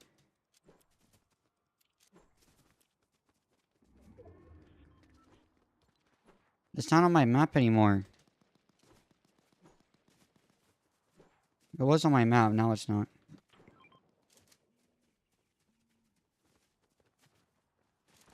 Should I drop the flowberries? The flowberries for big pots? I have 4.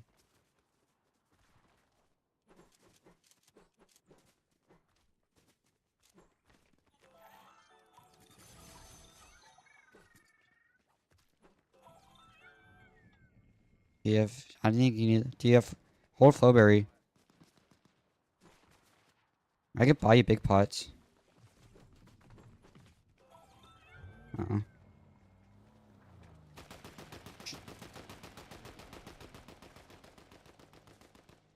Jesus Christ. I like how people, when they grieve, they don't notice us, even though we're right. They just blow his car up. Should I grab this? No, actually, I would grab the sniper, but no. Alright.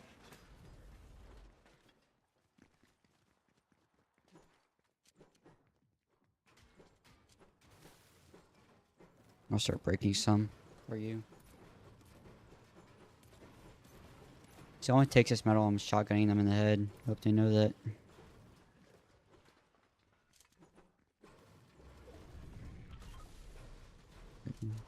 Hurry up, we gotta move soon. This next zone.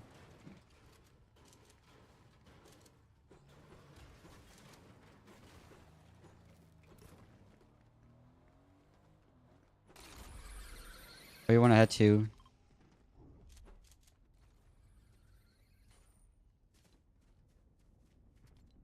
The rift's over here. Oh, it's outside the zone.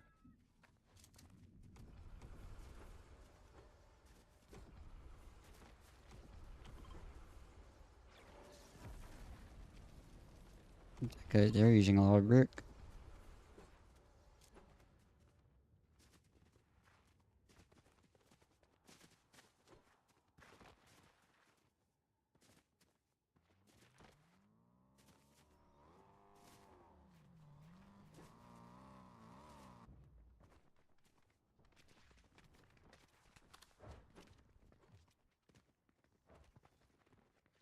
Below us.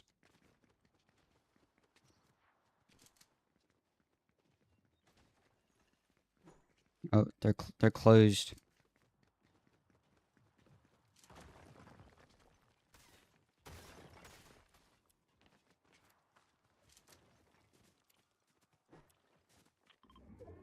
Do you sure have Flowberry Fizz?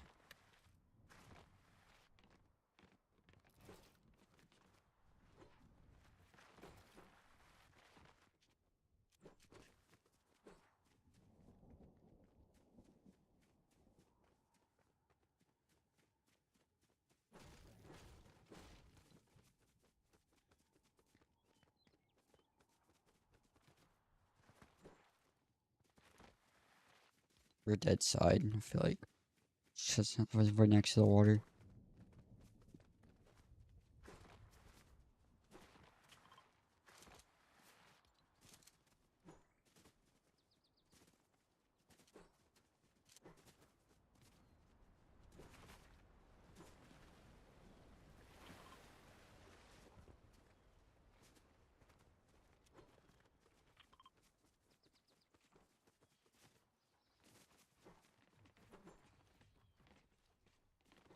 Why does this guy look like he's about to shoot me?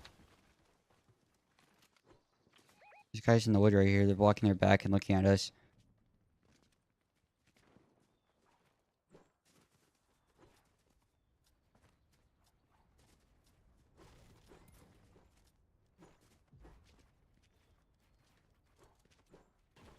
But it's getting laggy.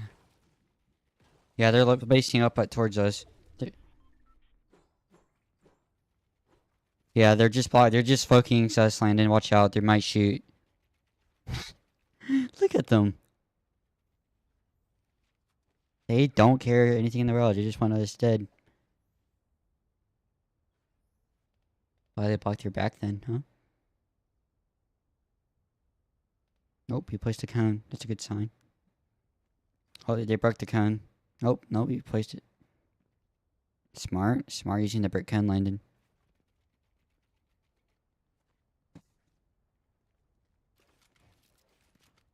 Does you have something that has a long barrel on it?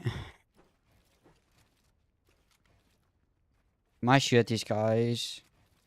We might need surge.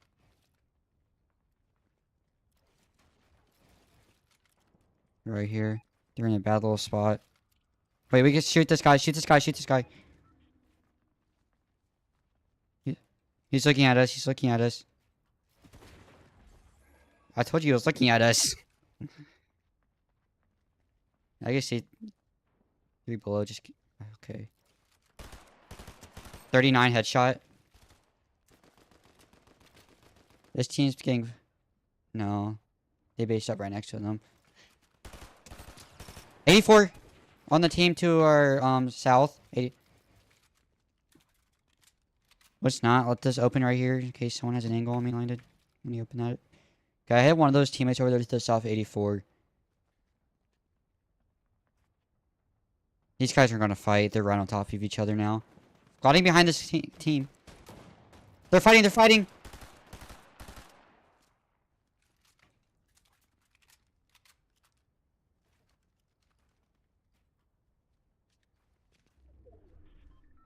That's bad. We could go now, Landon. Surge is active though. I think we go now. Where's that coming from? Where did that come from? Wait, where did that come from?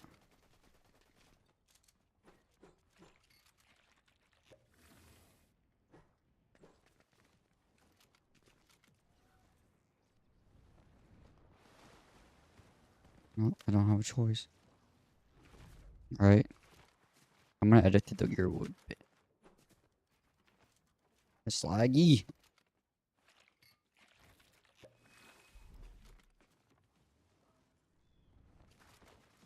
Jump.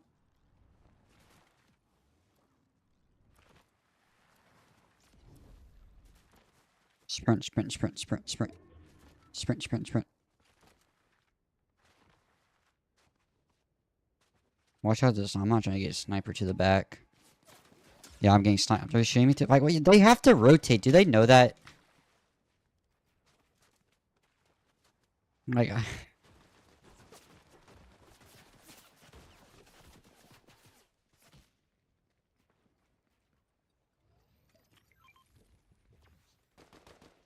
This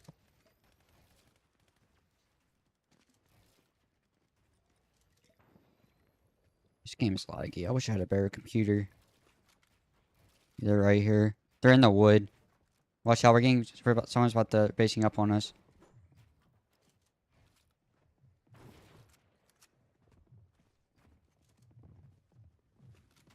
Where are they? They're right on top of us.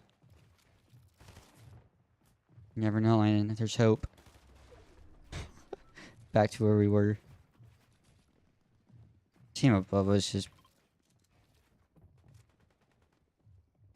Watch out, this guy's right there healing. If people...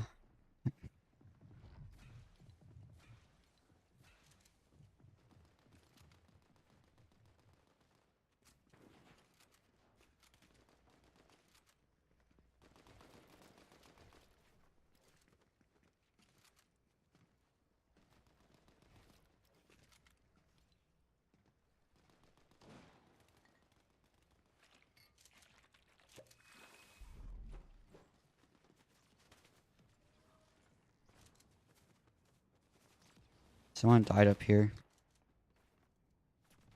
People right above us. People right above us.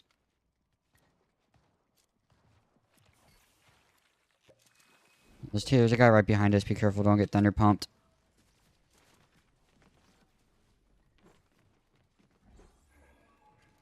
We're below. I don't know, we're above.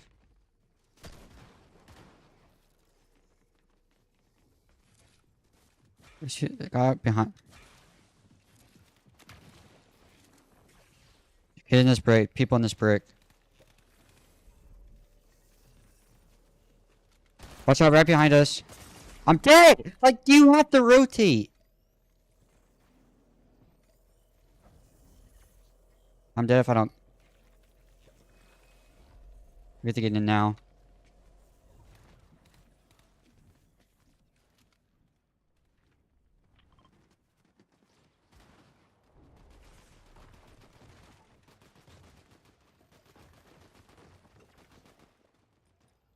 Okay, we're about to be in.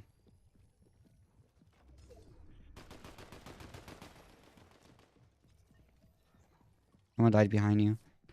They might guess the dude behind you might. What? Is there a guy above us?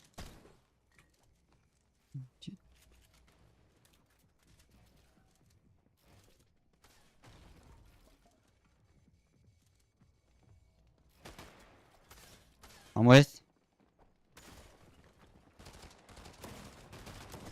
Dead. Back up, back up. Behind us, behind us. Watch out, there's people too. Just put. There's people over there. There's people to the east. Wait, we might be good. Just get the kill. I'm grabbing chugs. I have one chug. I have one chug off. So I'm carrying these flow berries that you just dropped. Okay, we're barely in zone. All right, I could pop them real quick. Okay, you just do that too.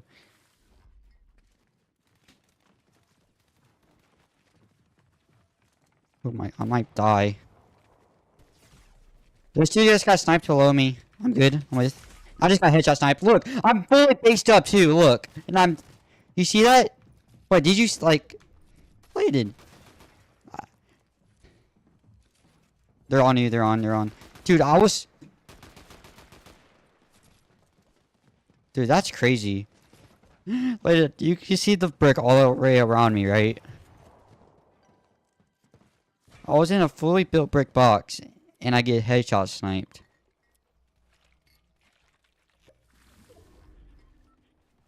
These zones are insane. This lobby's pretty dead. You're still top 20. There's so many solos, Landon. Ton of solos. You have good mats. Behind you. Right at the cone.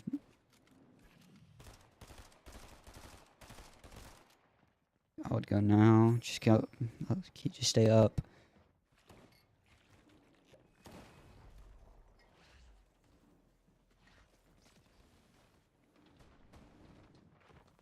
Shot. Nice. Stay up right there. Just base up. I think you're second height. So be careful.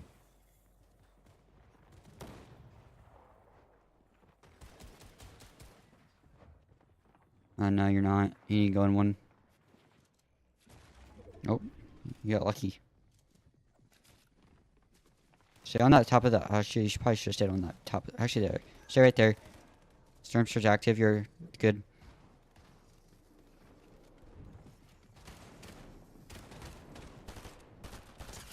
Nice. Good now.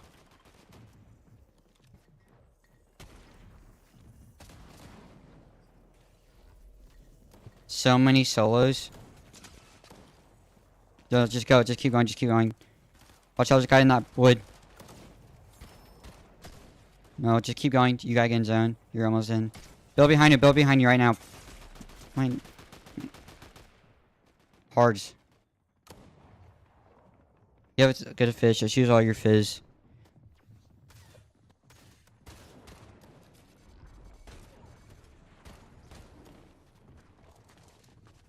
Bill behind you. No mats. That's not your wall.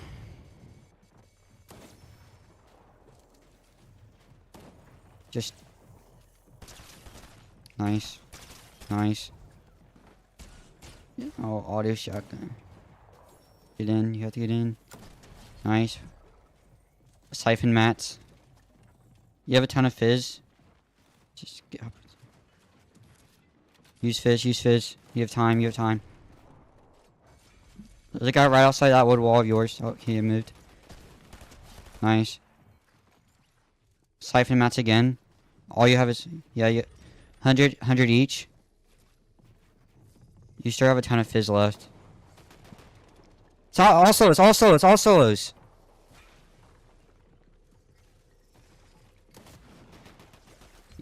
Use it until you're full. Top three.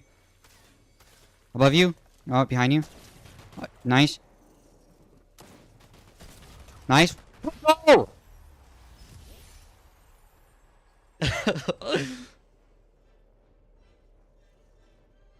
Let's go. That's the line. That's our first win.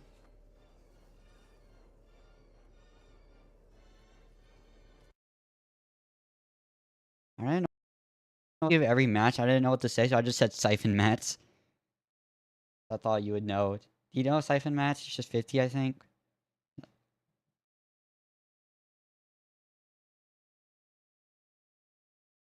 We'll be on the leaderboard. This game's right now, Landon. That's...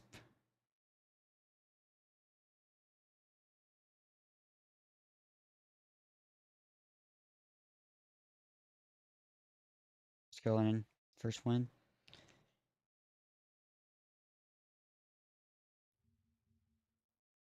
Bro, that burst SMG is nasty.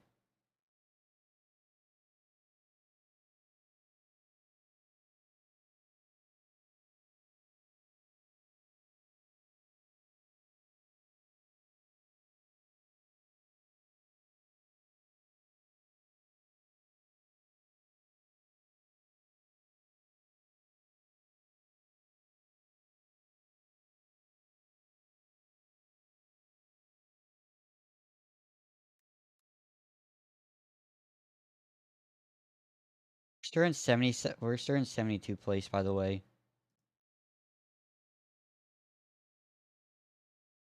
People played a lot of games.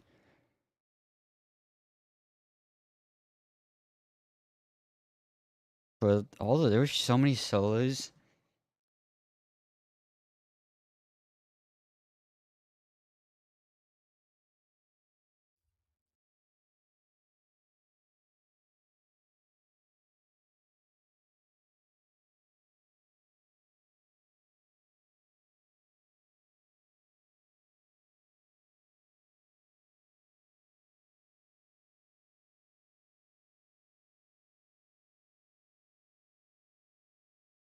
He was in that shot.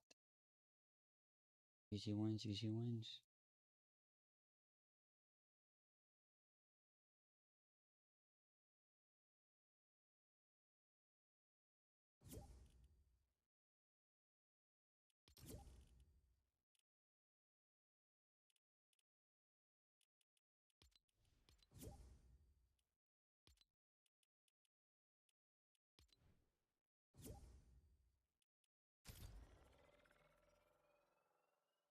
Knowing how I died when I was fully in brick and I still got headshot sniped.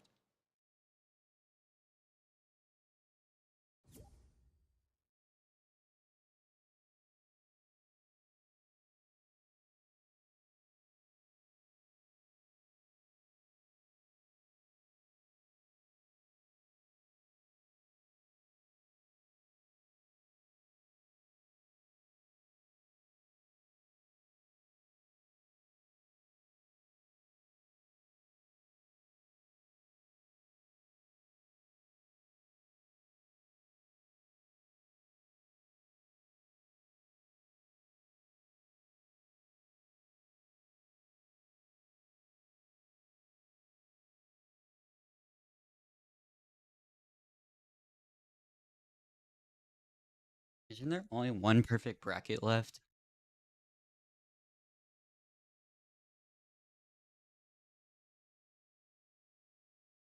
But how did first place has 0 wins in their first?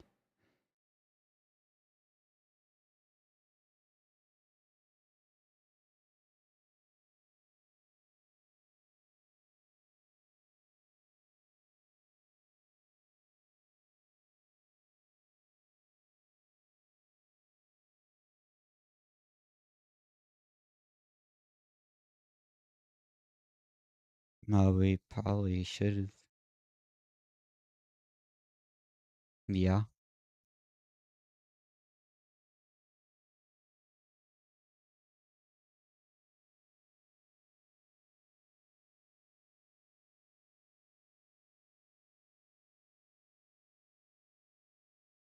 These wins are too easy.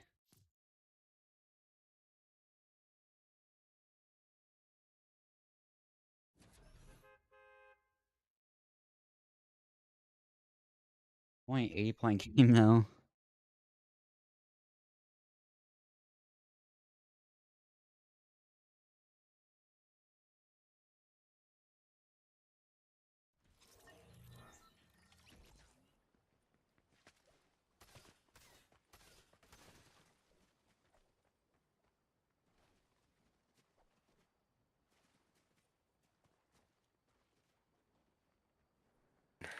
And I fucking chunk up a pitching wedge and it goes fucking flying. And it's looking good, like definitely on the green. My pitching wedge? Yeah, your pitching wedge. Your fucking amazing pitching wedge. Yeah, that's what I thought. And bro, it starts rolling towards the hole, But like, it's we're pretty far out. We can't really see too well. And then we see it rolling towards the hole. And then we don't see the ball anymore. We see it like kind of like do like a drop. So we start freaking out. Fucking sprint 150 yards down. Sprint up to the green, checking to see if it landed in. So we're like screaming and shit. Checked it, just went right past the hole.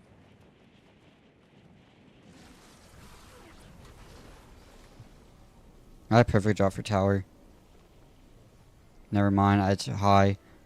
Yeah, you got 2 people going tower. No one's going here. I'm going here. Person's going here. You got a guy I have at the two. bottom stairs. No, I have 2 pistols. There's a guy in this building.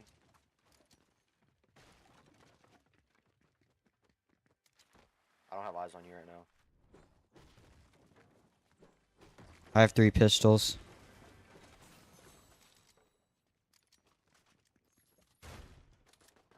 I got guys on me.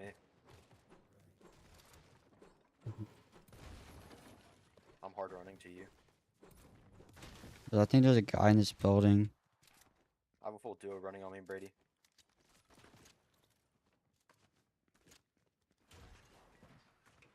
I don't know if they're chasing. You're fizzing. 87. You think I could pickaxe them? Nope. They're cheating. 30. Behind you. I'm dead. Bro, like, why are you still fighting? Just run away. Just run away. Fucking shitters. Wait, these guys are probably still gonna wait. There's not another dude there. Don't dance. There's another. Wait, you killed both of them? Yes, I killed both of them. Oh, nice, Landon. This is our tournament, Landon. We just gotta start a couple hours late.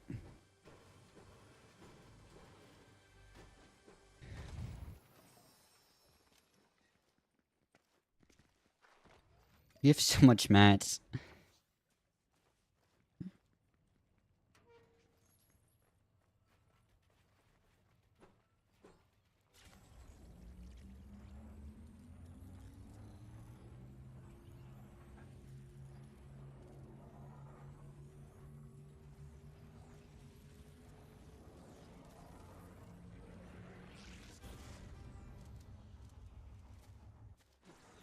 We're fighting those guys every match, doesn't matter. I got full of berry fizz already. I'm good. Here, come here, I'm gonna splash us. Is there any shotguns? Yeah, there were shotguns. All I had was an auto, dude. Or splashes. If you We're in zone again. I can usually get whole metal again.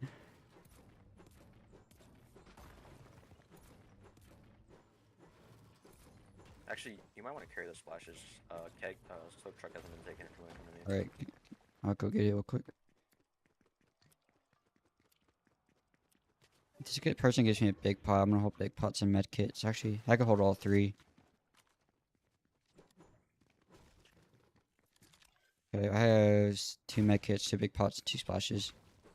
I got 5 minis, big pot, and 100 full berry fizz.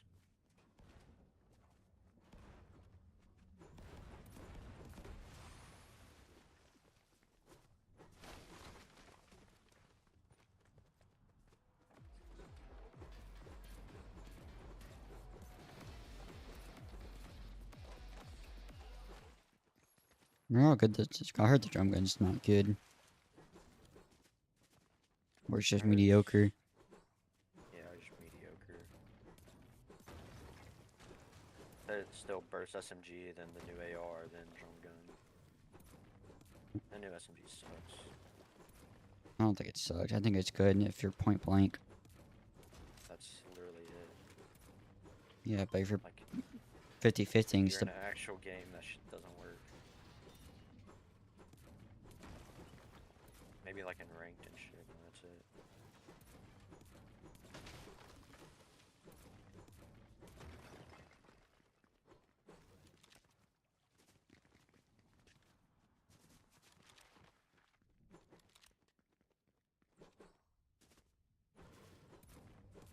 Okay, we have Surge. Yep.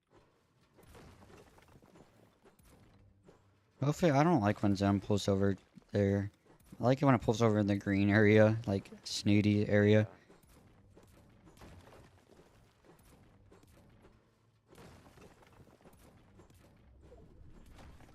I got zone again. It's gonna pull over there again though. If one's on vault, we could easily get it.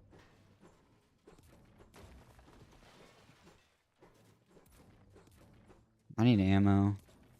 What do you need? SMG and shoddy.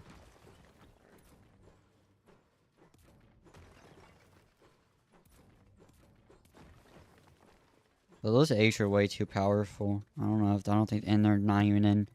You think they're banned? I mean, it's just like such a small thing. You can't really enforce. There's no real point.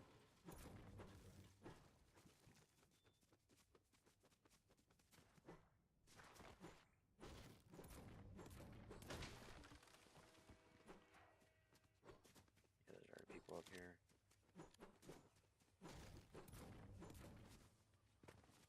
You already boxed it up. I feel like you have to land here if you want it. Yeah. I mean, it's like a valid, I guess, if first scrim though. Like, I don't think it's this POI is really not that bad other than the match. There's a ton of loot here.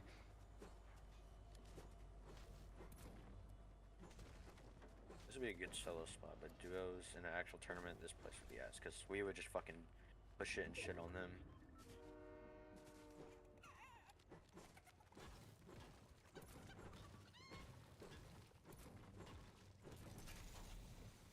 Going into fencing. Yeah, Flowberry. Yeah, a fish shore.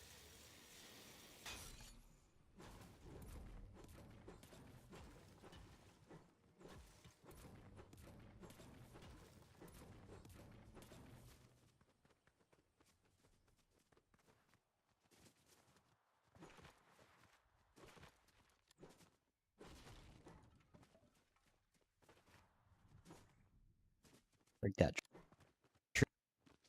Yeah, ain't nobody getting this shit.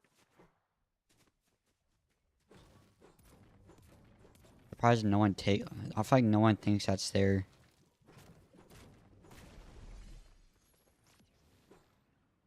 I want to find a pump shotgun.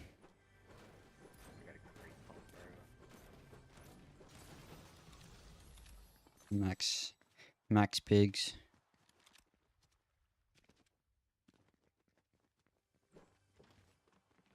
This whole building has been.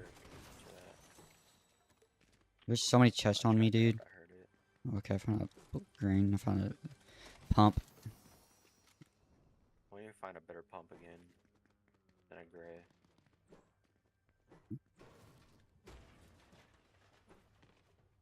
Should I just try looking for more bigs, or should I just run some strawberries right now?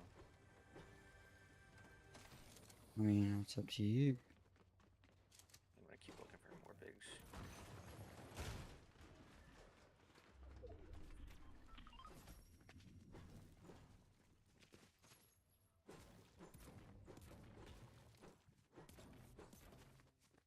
I don't think this place has been looted.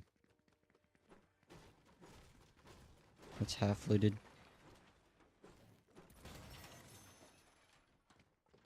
So you want a harder gun?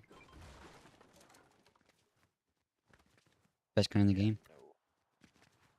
Yeah, it is, but I still don't run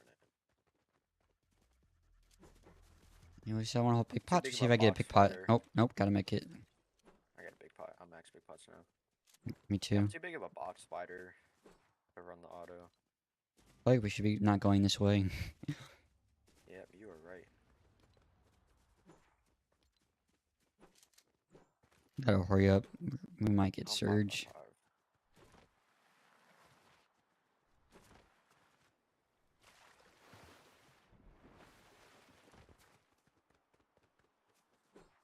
If I just had a better computer, Scrims would be so much more fun. I don't really have performance issues on mine, I do. other than, you know, the obvious lag, but that's the servers. Yeah, my frames go down a lot. I don't really pay attention to my frames. I think I just wish they need to add multi-threading, dude. I don't know how hard it is to add it, but like still, it's like it's one of the best settings in the game that all games should have it, especially Call of Duty. Like if Valorant get like DCS has it, and Valorant have it. Valorant and DCS, that's PC only. Okay, and you're already able to have so much PC different players already settings. have such a big advantage over console players. You get multi-thread and this shit's over for console players. That doesn't matter. That shouldn't matter though. PC already has an advantage. There's no point not adding it. Yeah, that's true. FNCS is never gonna be on console. I miss when they did fucking console FNCS, bro. I played it once. There's a Back when console they did solo FNCS. and duo FNCS. I played like I think duo or no. I played solo on PC and then duo on console with Hawk. Get up on top of the mountain, Lucas. Go through there. Oh. Ooh. Look, there's a team behind you that's not griefing, by the way. Oh, it's that Jonesy.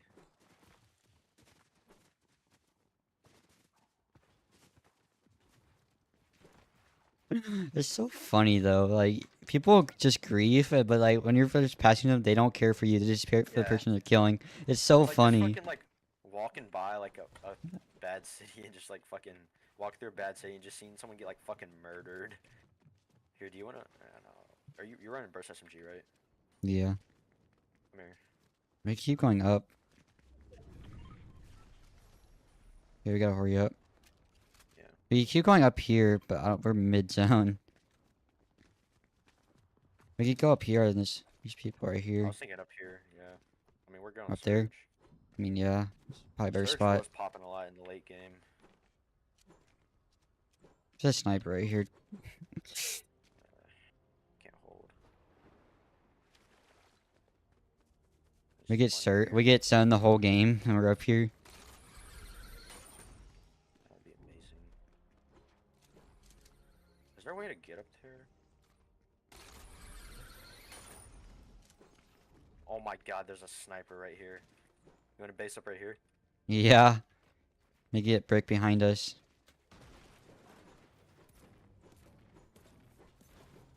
Just a break wall too.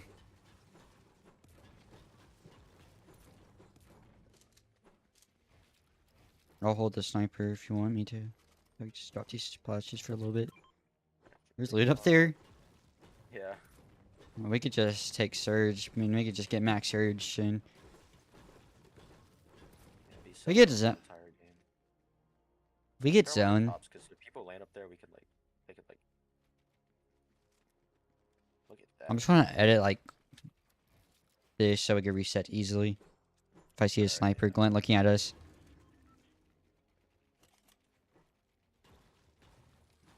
Uh-oh. These guys better move. I pick out. There's a guy. Shoot. I fell. Whoa, Ray got the stair. Don't let him make it easier to. That guy is a sniper.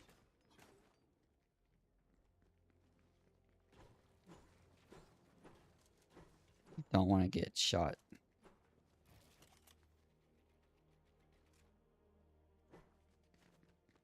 They're taking that. Oh, no, they're not. Yeah, I think they are. No, my focus is this team. Just right there.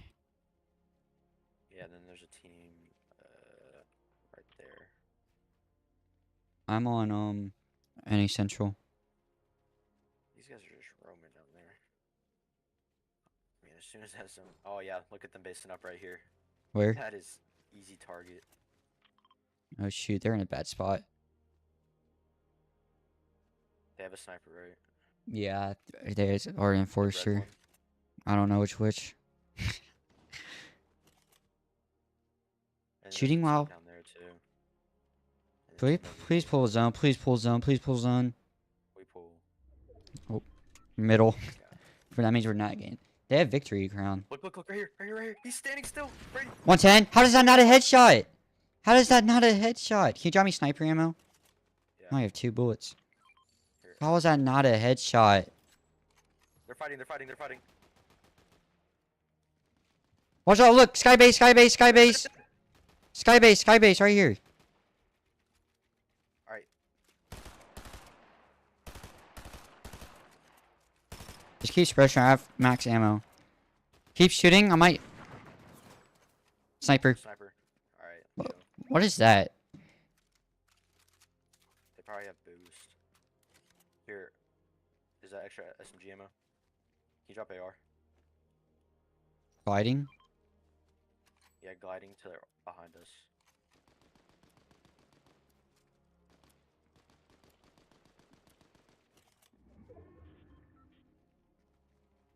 Right there.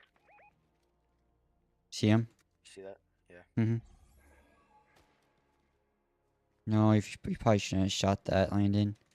He has a sniper. He's looking at me. Like, I have 6 sniper bullets. He's behind this wall now. Oh, you got that kill in there? Yeah.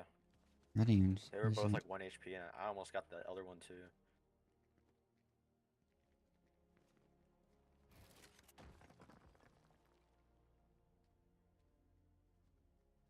He's in that cone. You want me to spray it out?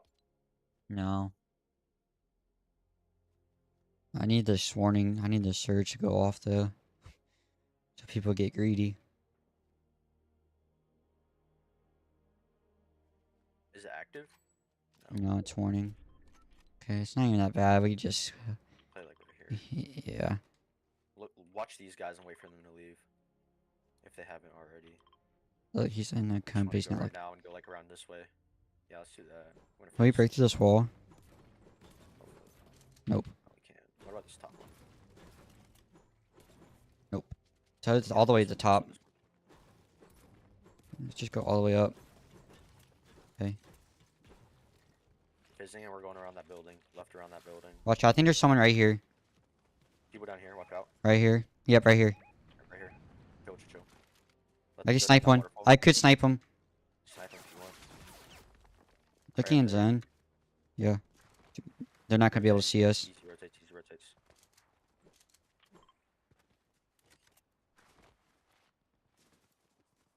What it's like to be alive.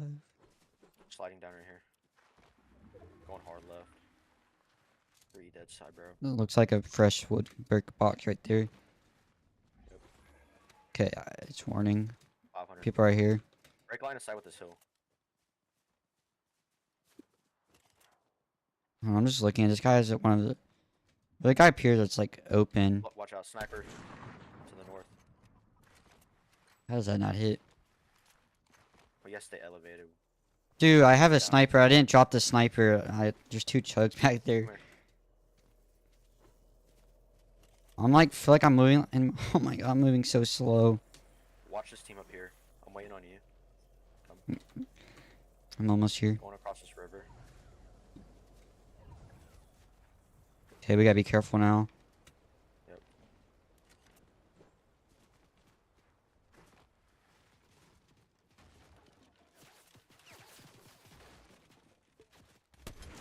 What 275? 275. Where? Right here in that brick, Bro was just hardscoping with a sniper, dude. Oh my god. Easy rotates. Just go. Let's get up this mountain. Let's get up this mountain. Get the mountain. Yep. Watch your left. Watch this team right here. Following. Block back. Get up. Come. People in front of us in this metal. We might get sprayed up. We gotta go up. We gotta go straight up again. Yep. Bro, that sniper's nasty.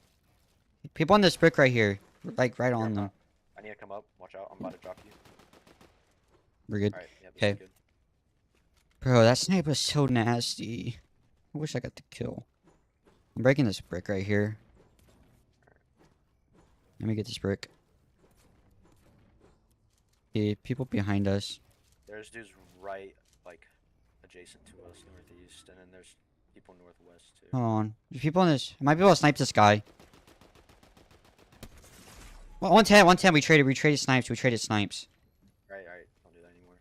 So we got guys coming up to the southwest that were following us. I'm popping 2 big pots. I only have 1 big pot left. Alright, I got 3 still. I think I might pop 1 if we have to rotate forward. Oh, shit. 1 big pot left.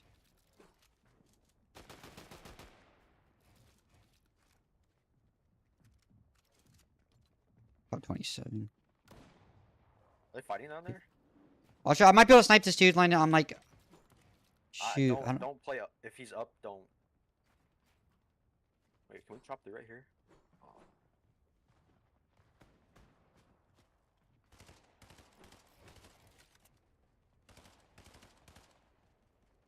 I'm looking down, People- seeing if anyone wants to follow or rotate. Knocked in zone, knocked in zone, knocked in zone. Alright, nice. He's gonna die, he's gonna die to zone. He's in that metal in zone back.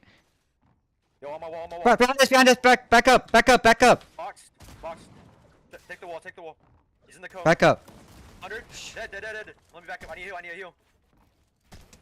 Take the body. He moved. I got all the match. Alright.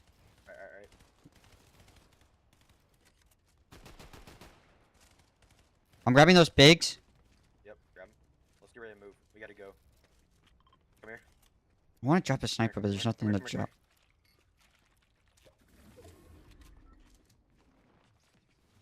Play low.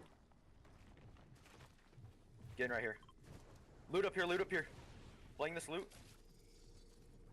I got max wood. I got max materials. I'm dead. I'm getting pushed. I need you to get to me.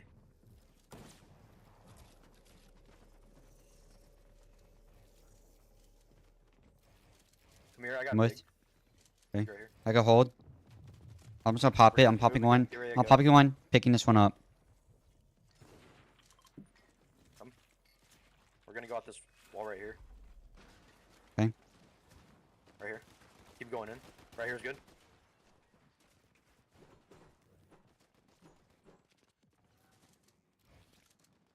Let's try have sniper. I'm looking back to the southeast. They're not in. Yep. Right here. Who's far? Okay. Come. There's team knows where. Look. Keep everything Watch closed. out. Keep everything closed. Yep. Top 18. I should have really good on mats. We got right about the team behind us in this brick. They're gonna. Yep. They're moving to the left right now. Come. Yep. Edit. Come. Over this way.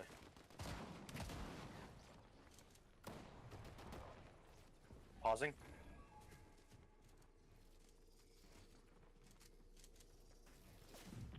We're playing this one for a while. Above us? Today. How's your mats? Oh, they're good. 4-4-2. Alright, I'm 404. Here, dropping metal brick. Brick. Here. Let's look again. We're gonna have to go up left. We gotta go now. Actually, no. We have time. Come. Going up left. I'm getting beamed. I need a pause. I'm at second height right now. If you can get to me, yeah, get to me. You can easily get to me. I'm gonna hit you in. I'm gonna hit you at the window. Just get. I'm here. Okay, nice. Far again. No.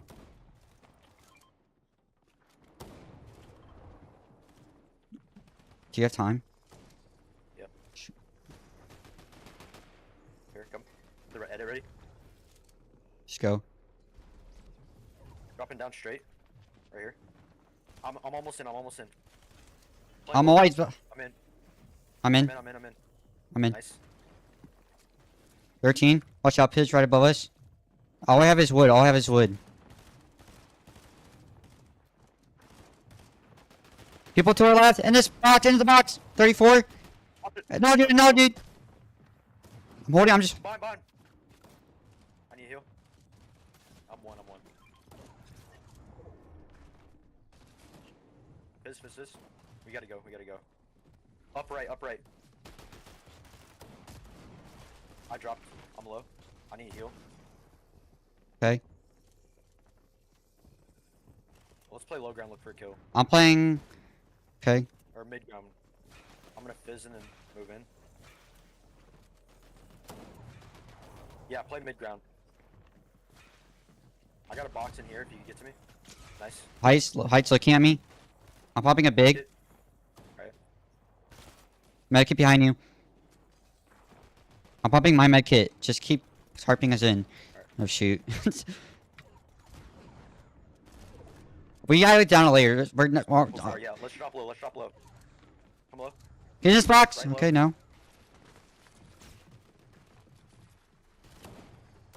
Look at me. I got duo on me. We're playing separate. We're playing separate. We need to Yeah. be together. Come up. Play this. Play this. Oh, I barely have any mats. I barely have any mats. Look down here. Look down here. Dead. Grabbing everything. I got a ton of metal. I got a ton of metal. All right. Just keep me covered. Above us. Keep sharping in. I can't. I have to. Stop. Oh my god. I'm dead. I'm dead. I can't edit anything because you're in my box, Landon. Literally can't edit anything because you're in my box. Dude, why is that a thing still?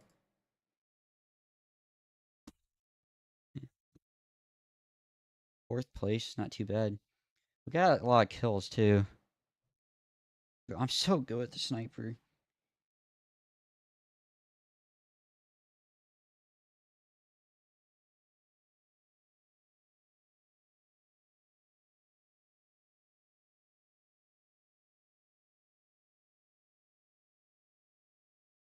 Just gotta keep playing sessions like that. Those umpos though were really helpful for us that game. Okay, so if you start fighting before 90 alive, you can finish it.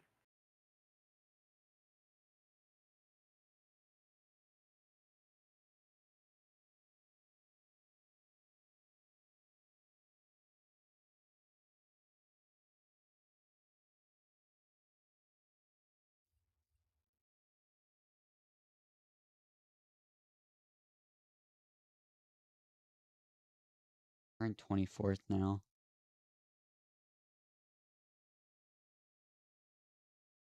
So far, our last games have been pretty good. We got first place 5 kills and a fourth place 6 kills.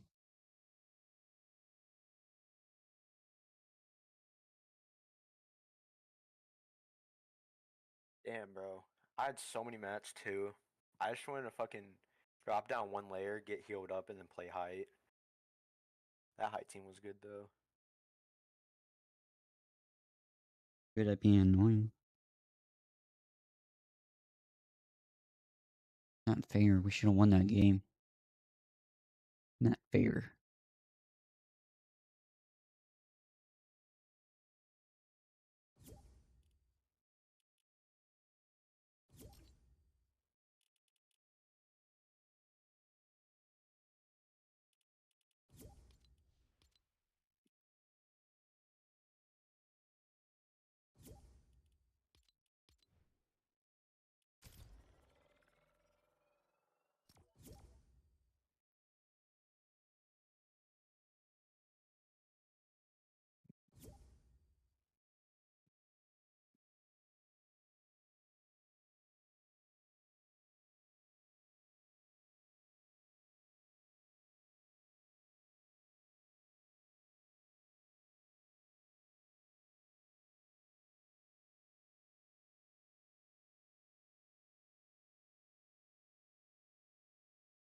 Did we get the first lobby?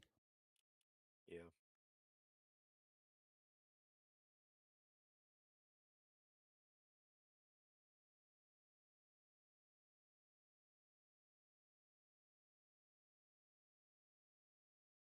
I'm changing my skin. Yeah, I'm gonna do that too, cause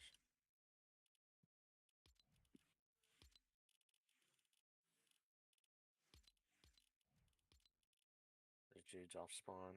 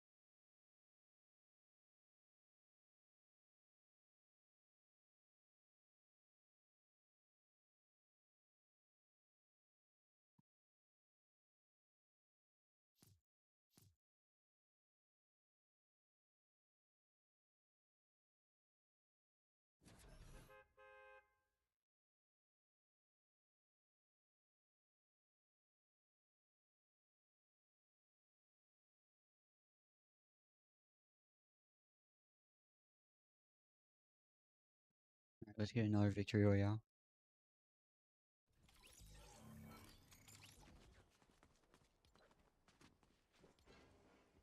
I just always hot drop.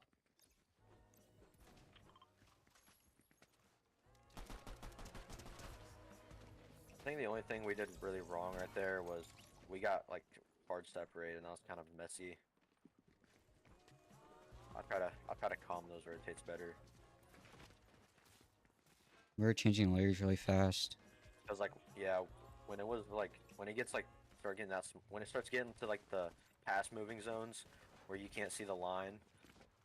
Yeah, you it's can't like just be running around. We had the mats to just tarp the whole thing out and keep getting kills.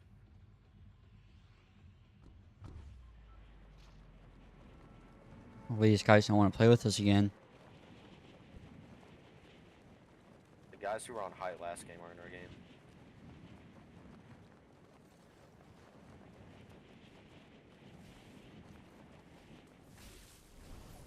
I have perfect drop. Oh, never mind, I'm high again. Why does it always look perfect? I'm sure going for it.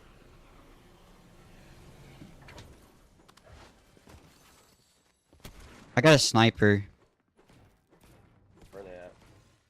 Dude, shoot, I might die actually. They're both on me. Dead on one. AI behind you. He's outside, he's running away, he's running away. I just blinked him. Watch out, this AI is mad. AI, no, it's an AI. He's mad though. Here, I got a pump shot. I got a pump shotgun if you need it. Alright. Kill some fucking AI, bro. Oh my god. No way. Did you, where's you knocked one of them? Where's that knock go? I have a knock, yeah.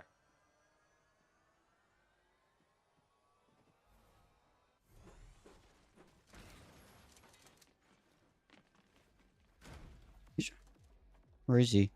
He's probably rezzing right now.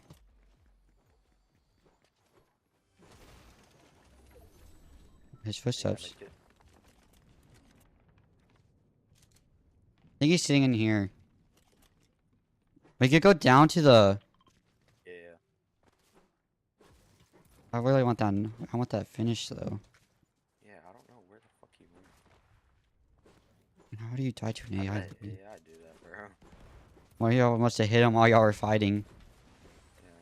Okay, do we fight though? Do we fight them? I think we do. I got fizz. Alright, bet.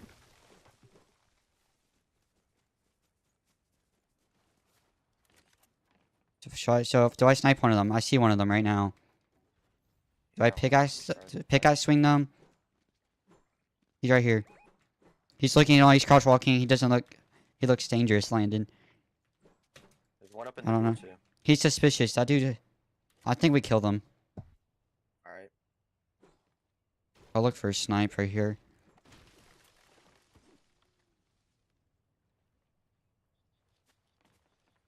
I'm gonna wrap around the right.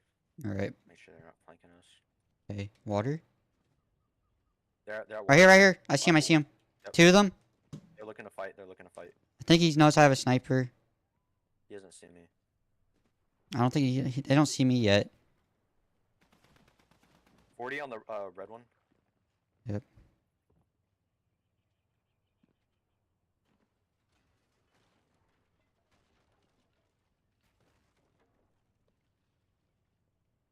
They're looking at me.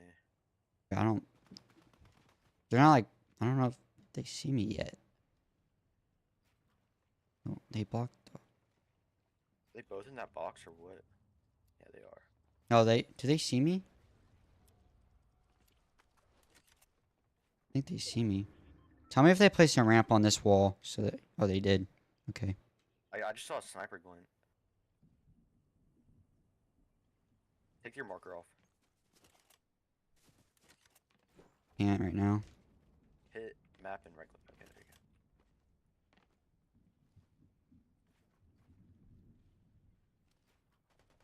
One of them's building up on me. Cracked on me. Watch out, he's shockwaving over you. Cracked on him. Cracked on him. Nice. Dead. I'm not with. Ooh, my shotgun wasn't loaded. I hate that you took all the kills. He's been killing them. Oh my god, I have so much sniper ammo. They have a legendary shotgun? Here, you have it, you have it. You got the kill, you got the kill. Can you drop sniper ammo? I have a sniper too. So, those guys suck. I know, they were bad. Like, actually, I thought... Let's just say I did most of the damage here, because I cracked both of them I hit both of them for 70. Too easy. They better move drops next time. Yeah, no.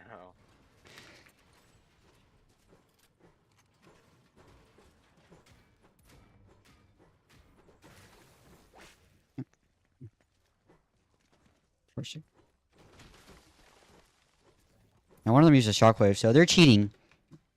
Yeah. Dang, bro, why are there so many snipers here? This lucky scuff. They usually headshot snipe to me. So we can't sit here and get the medal. You think we can find a llama Wanama? I don't rely on it. These games are getting stacked. Like that once it gets it's to like 70 and then it just no one just wants to fight. There's not a lot of griefers. Really just like loot griefers. That's why people die. Oh my god, my loot is so good. I just need more heals. Yeah, Sam, I have no heals. All I have is one med kit. Hopefully we can find some golden eggs. I got a big pot and a flowberry fizz. All I have is a med kit. We gotta find some golden eggs. I have Get blue AR. Get to fencing. Gold pump. Blue sniper. Oh, there's a golden egg over here. Let's bet. It's my egg. That's my egg. There's 2 eggs, bucko. Did anyone? Some point.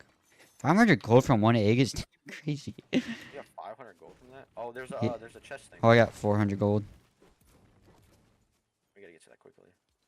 Where's it at? Where's it at? Oh my god. What's the point? We marked up for them. Huh. 80 people up. We're gonna get surge early. I don't see the point. This medallion looks like it's going. It's in fencing though, so people probably aren't roaming around and just see that shit. I think it's through the medallion from the last season. Someone has 4 medallions.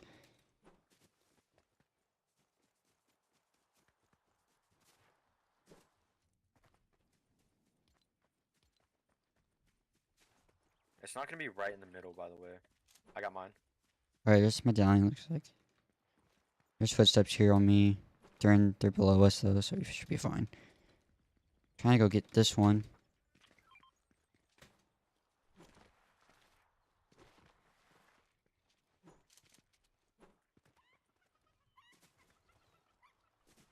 Okay, where is it? Me and this guy just traded. Bro, no, this guy found it. It's not even close. Blue pump. Right, I got a blue pump for you. I'm gonna base it up. Okay. I'm dropping my sniper. Okay. I might drop my sniper too for. Dropped it for a big pot. I might go to the vending machine here. Right here, just carry this big pot in.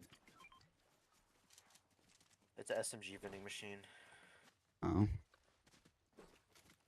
Sure, if you find a better SMG, by the way, I'll take it. We really gotta grab mats and then get some more shield. This zone's playing far. We gotta hurry up. Got a big pot, I'm gonna throw it over to you. Alright. Die. We gotta hurry up. Yeah, we gotta go. Hit launch pad.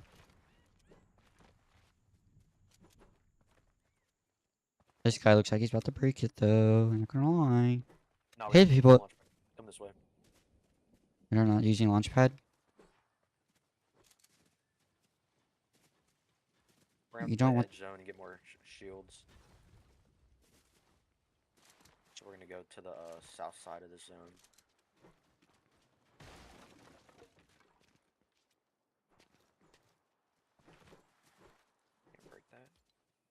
How's your mats looking?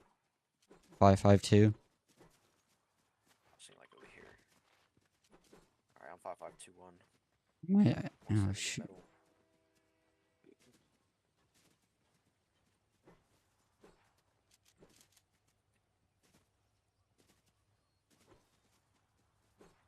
There's a dude you can talk to. I don't need anything. Actually, I probably could get a med kit if you. Yeah, might take some of those kegs right there. Yeah, the med kit. Watch out. Surge is any second, I think. I got a med kit.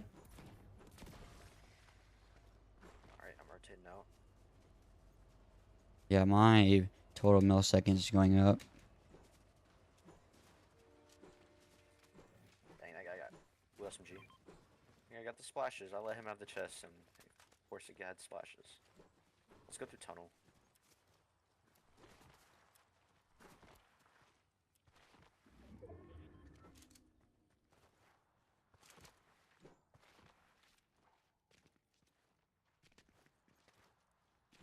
I'm gonna go pop in and see if I can see anything. There's minis. Should I drop my sniper and start running minis? I'll hold minis. I think we need to. I shoot me. Yeah, I mean, if you want to drop it, I mean, I kind of want to hold sniper, but I don't. I think we should hold heals, but I don't know, cause I like holding sniper. It's one mini worth it though. That's the thing. No. Let's see what this vending machine is. It's an SMG barrel or pistol.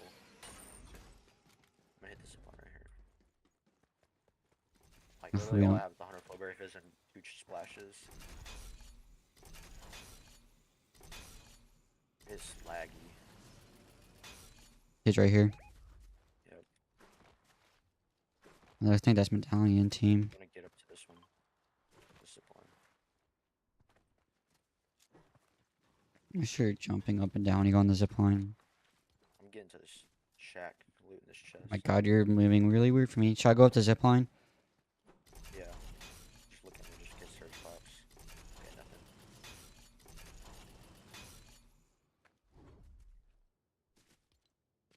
We get down. I might pop. We might stay up here. There's some brick up here. Nah, we got guys coming up here. We gotta hurry up. Slide, slide, slide. Yep. Play over here. Grand Glacier. Play East Zone. Make sure your cat brick. Yeah.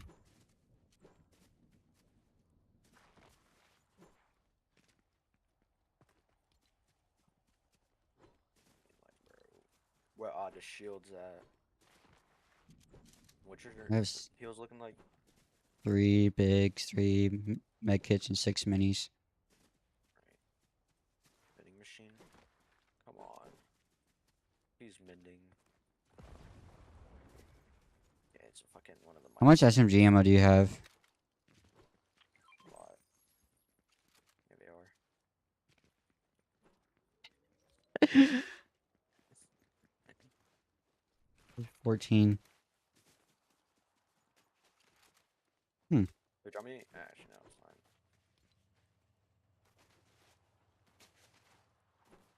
There's no one up here. It's just a piano. Fucking along. What? So there should be a launch pad here. I was correct. Chill up here. Fucking sniping niggas. Maybe go down here. I'm doing the Mr. Lust. What's that? Spam your keyboard. Bro, I'm so lagging. I'm give me up the goddamn mountain.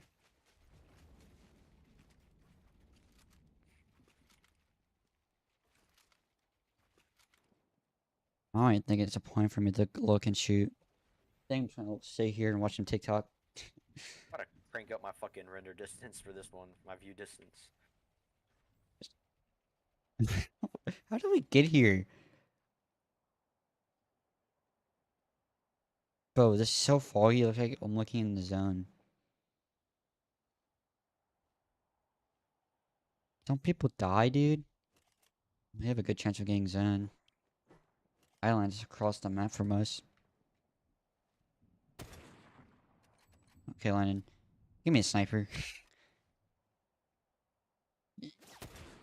Oh shit, they're popping shots back at me.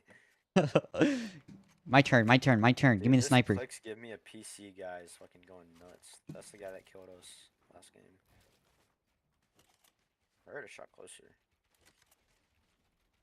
Dude, I have this fucking AR with crazy recoil. The key is not to stand inside your box, so they don't know your move. Yeah, this guy's Martos, bro. I really want to play there. I don't know if we can get that far. Let's go now. Really? Search is active, actually. Let's wait. Okay. I'm looking at people that want to. Here, wait. Give me the sniper back. No. Almost lost my minis. I got it. Oh, wait, drop it. Damn, Brady. It's laggy out here, dude. We might be able to get there. Let's go now. I say fuck it. We're taking Slide? Oh. You don't want to slide? I don't think we're gonna run into too many people over here, especially with these mountains blocking our entire left side. We could just stay right here. That's the thing. Oh shoot, where's that from? Where'd you go? Where are you? I'm still up in the air. I could have gone all the way over here, Brady. What? Come down. I'm getting shot at. Yeah. These guys have a sniper. Sure don't know where you're at.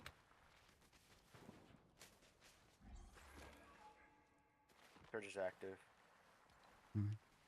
Oh, Surge is... I didn't know where you were going. We didn't... I marked it. Oh, I didn't see. We could go metal. If you want to go farm some medi. I don't like that. Stuck over there. I feel like that guy's gonna snipe me from all the way over there. Surge is active, bro. This is a surgy game. Good thing on us. On Surge. But we might want to look for some more for later onto the games later or soon. Oh, we have the sniper. There's another. Yeah, there's another launch pad. Play that. I'm just trying not to get sniped at all. People up here at this factory. Dude, okay. Do we go to the launch pad in? Or do you want to walk it? No, we're launch padding. Oh my god. This is a surgy. So laggy down there. I'm looking for a snipe kill.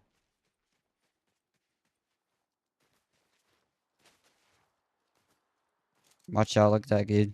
Right there, right there. That didn't hit him. It's so laggy. We're gonna need surge. I can't build. I can't build. Are we going up to the launch pad? Let's get surge right here real quick. I don't have a gun to do that. I'm really... Oh my god. These people are freezing in the midair, Landon. I think no one's gonna be able to hit us if we launch pad now. Dead. Nice. Full dead? Nice. Yeah, full dead. Okay. That's surge. Get up to me now. They're popping fizz. Alright, let's just go now. Yeah, bro, it's so laggy. I don't know where we're going, but... Blue marker. Go around the left side of the mountain. This tall ass mountain. Like this way. Bro, I'm gonna get sniped. There's a pretty simple answer to that problem. Just don't. More fight. I don't know if there's anyone in there. I doubt it. Unless they're idiots. Which then, wouldn't really be surprised. We're getting. It's not as laggy anymore. There's a team up here. Watch out. Oh, never mind. I jumped in. I'm like have Tourette's in real life. I got hit. How did he dinked me?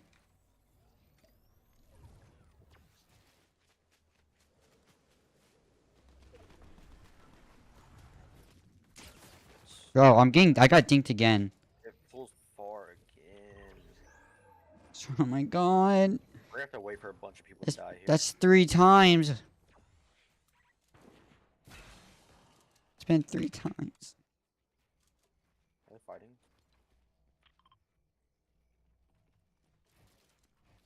We could go this way behind this hill. No, there's people up there. I'm thinking.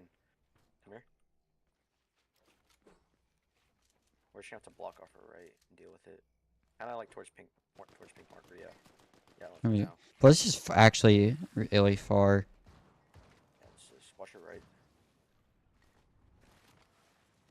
Watch right here. Oh my god. 42 headshot. You're looking. What? That was Let's just freeze. right on his dome. Pause. Here, come here. Fist. Get out this wall. Come.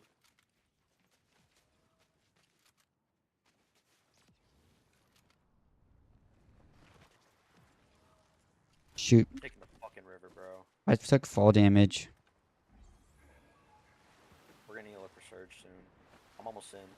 Dude, I'm lagging to the river. People above me on the bridge. We're 2 below. No, we're not. It's glitch. Bro, I can't build. Why am I getting focused? I'm popping a big. 4 below. Okay. I'll work on that. I promise. Yep, I got it. I hit him. Headshot. Okay, there's people above us, Landon. Please. Right. It's way too laggy. We can't do this. Right here. In zone. Above us? Dead. People above us. Watch out, right above us. Watch out, no, don't go. You're right. There's people right there in that up area. We gotta move that way, though. Let's go up this way, Landon. Go that way. We might take zone and go right. Come.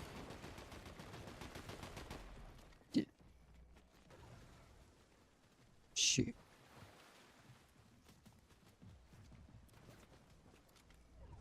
Pausing. I need to pop a med kit.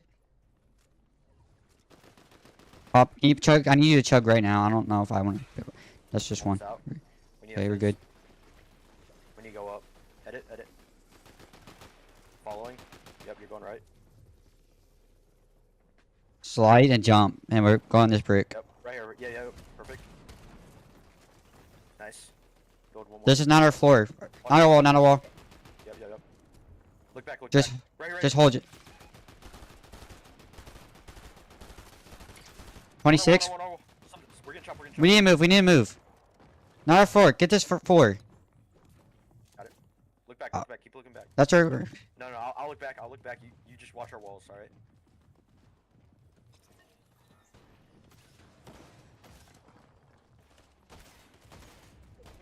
Full four. Right. They're trying to get in. Right box. Come.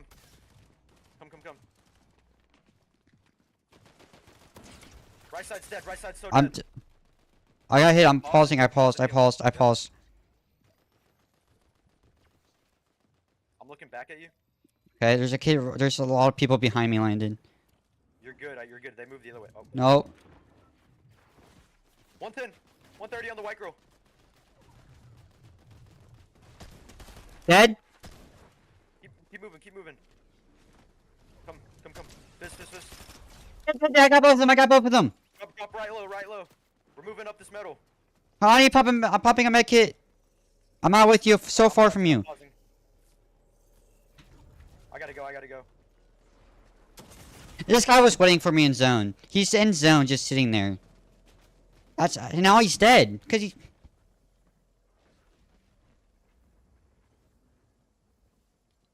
Top 16. Dude, like, clicks, give me a PC. I died to clicks, give me a PC. It's on your wall. On that. I might be able to kill that guy. Watch out. Oh shoot, that's not good. All you have is wood, no hearts. Behind you, build, you have to build. Top 15, 5 solos. Pop fizz, you have it. So you need to get a refresh. Behind you. Get up the mountain. No.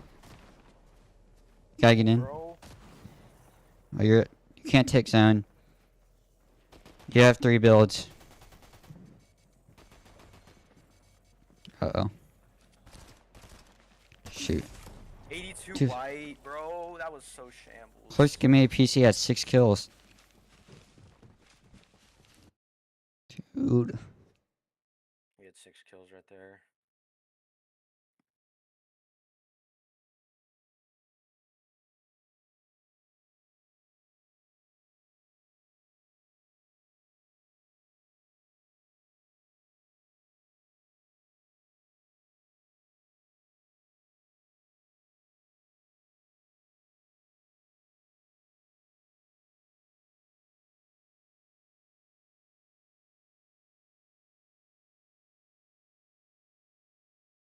I'm gonna go get some water.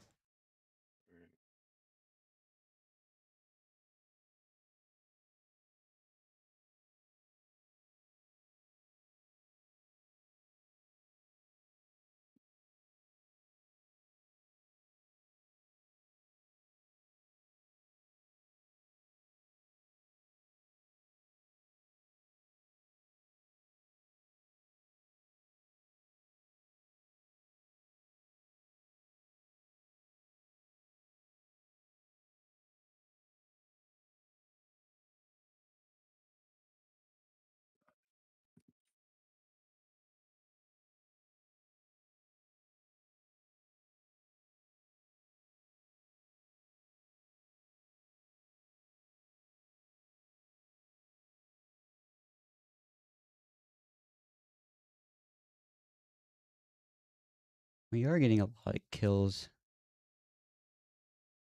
Yeah. I killed that duo somehow. The first SMG. Should be in the 20s, right? We're in 18th. Sure hasn't put in a replacement yet, though. Has they put this hand up yet? No.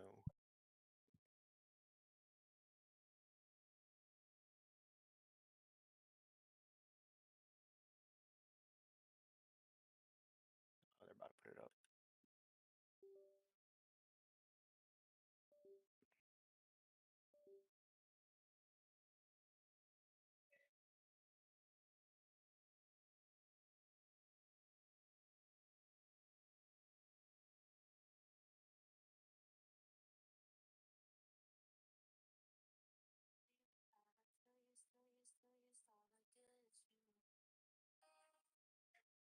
This is Willa. Willa, do you want to say hi? Perfect. Willa is a pound. She is a tiny little gal. Wait, do you want How much money can...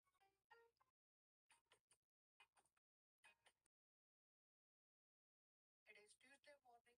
I'm getting ready for school, so let's put on a fragrance. Number one movie. The stars sure are beautiful tonight. Too bad you can't see them, Todd. The friend that sucks at driving always wants to drive, and they think they're so good, like brother are a safety hazard. Peterbot just won the first duo cash cup of the season by 30 points, as well as 3-0ing Acorn and Cold off spawn. This was one of the most dominant cash cup performances we saw by Peterbot and Poyo, and they look literally unstoppable right now. I don't really see how any team will be able to contest them or even beat them in FNCS. If we look at their match history, they got a first, sixth, a first, fourth, a sixth, and then a 14. So one of the just craziest match histories for being contested at a big league. Wow. We still got to see some new duos though and see how they would actually perform in the Cash Cup finals. We got to see Doxy play. They ended up getting second at 370 points, and then we see Cooper and Kanata play, which is one of the most hyped up right now, because after the split of Miro and Cooper, we now have Cooper and Kanata, and they actually got third place with 316 points. We see Re Virtuals get fourth with 313 points. Threads and Spinks get fifth. Two Roller and Stride get sixth. You guys remember the Fire Nation's capital in the Avatar series? We're in 16th. Well, apparently the creators of the show were inspired by this actual Japanese town that's inside a volcano. And if you ever wanted to visit the Northern Water Tribe, go to Harbin in China, because every year they build this city made entirely out of ice.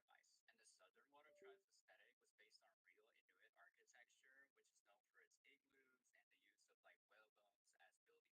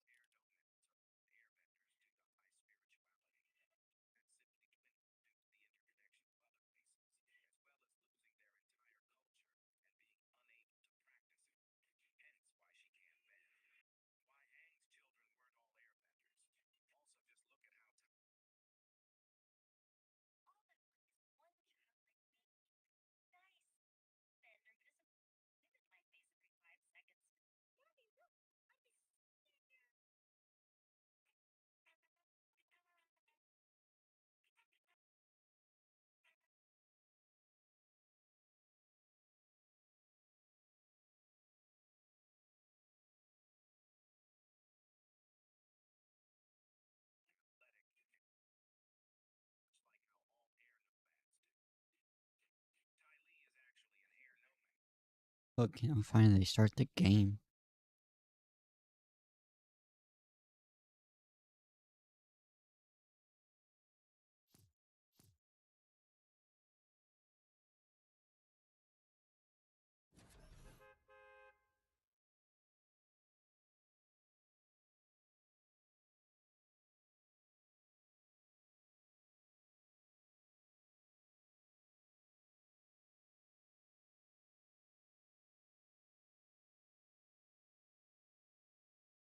Okay.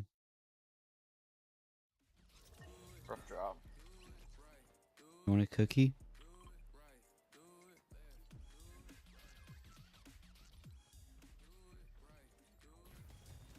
Yeah, right there on those rotates, we just gonna be like literally shoulder to shoulder, just fucking running, looking around, spraying people as we're like Probably are jumped better in than the me. air on the flowberry fizz. Pause, flowberry fizz again, and just keep doing that shit. Alright.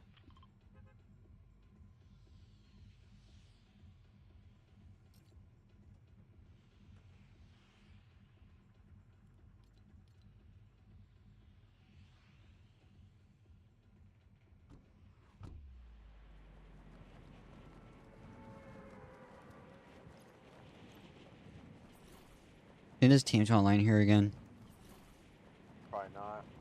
Was that the same team we keep killing? I don't know, it's a red skin. I know that one of the skins look like. Yeah, but the first time when I 1v2, there was white skins. But I really could have killed them too. The only problem was I could kill one of them, but the thing, I got a sniper out of the chest. Yeah, people coming. But I got a sniper out of the chest.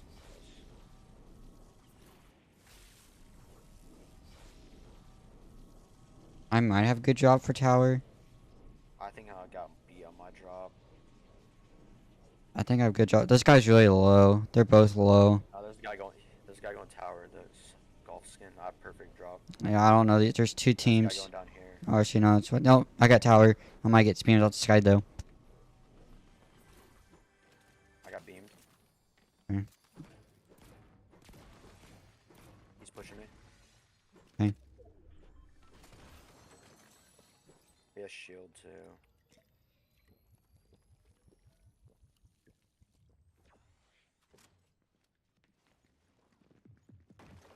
There's two right outside my building.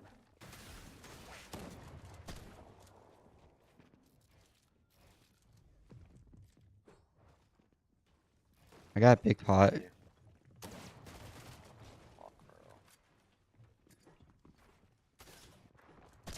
Cracked 85. He's breaking Slurp truck, I think.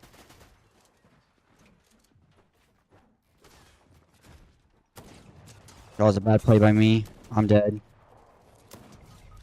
Two. Oh, I Oh. couldn't reset that wall. He's about to emo or something. Dude, that's so annoying.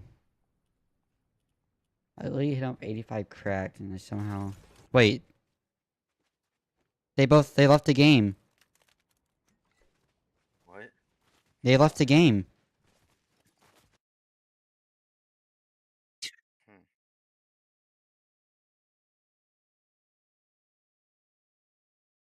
I might get some water. I didn't get any last time. I'm gonna. I say we stop it tonight for Scrims getting late. I'm gonna play a little bit ranked. I might get off. All right.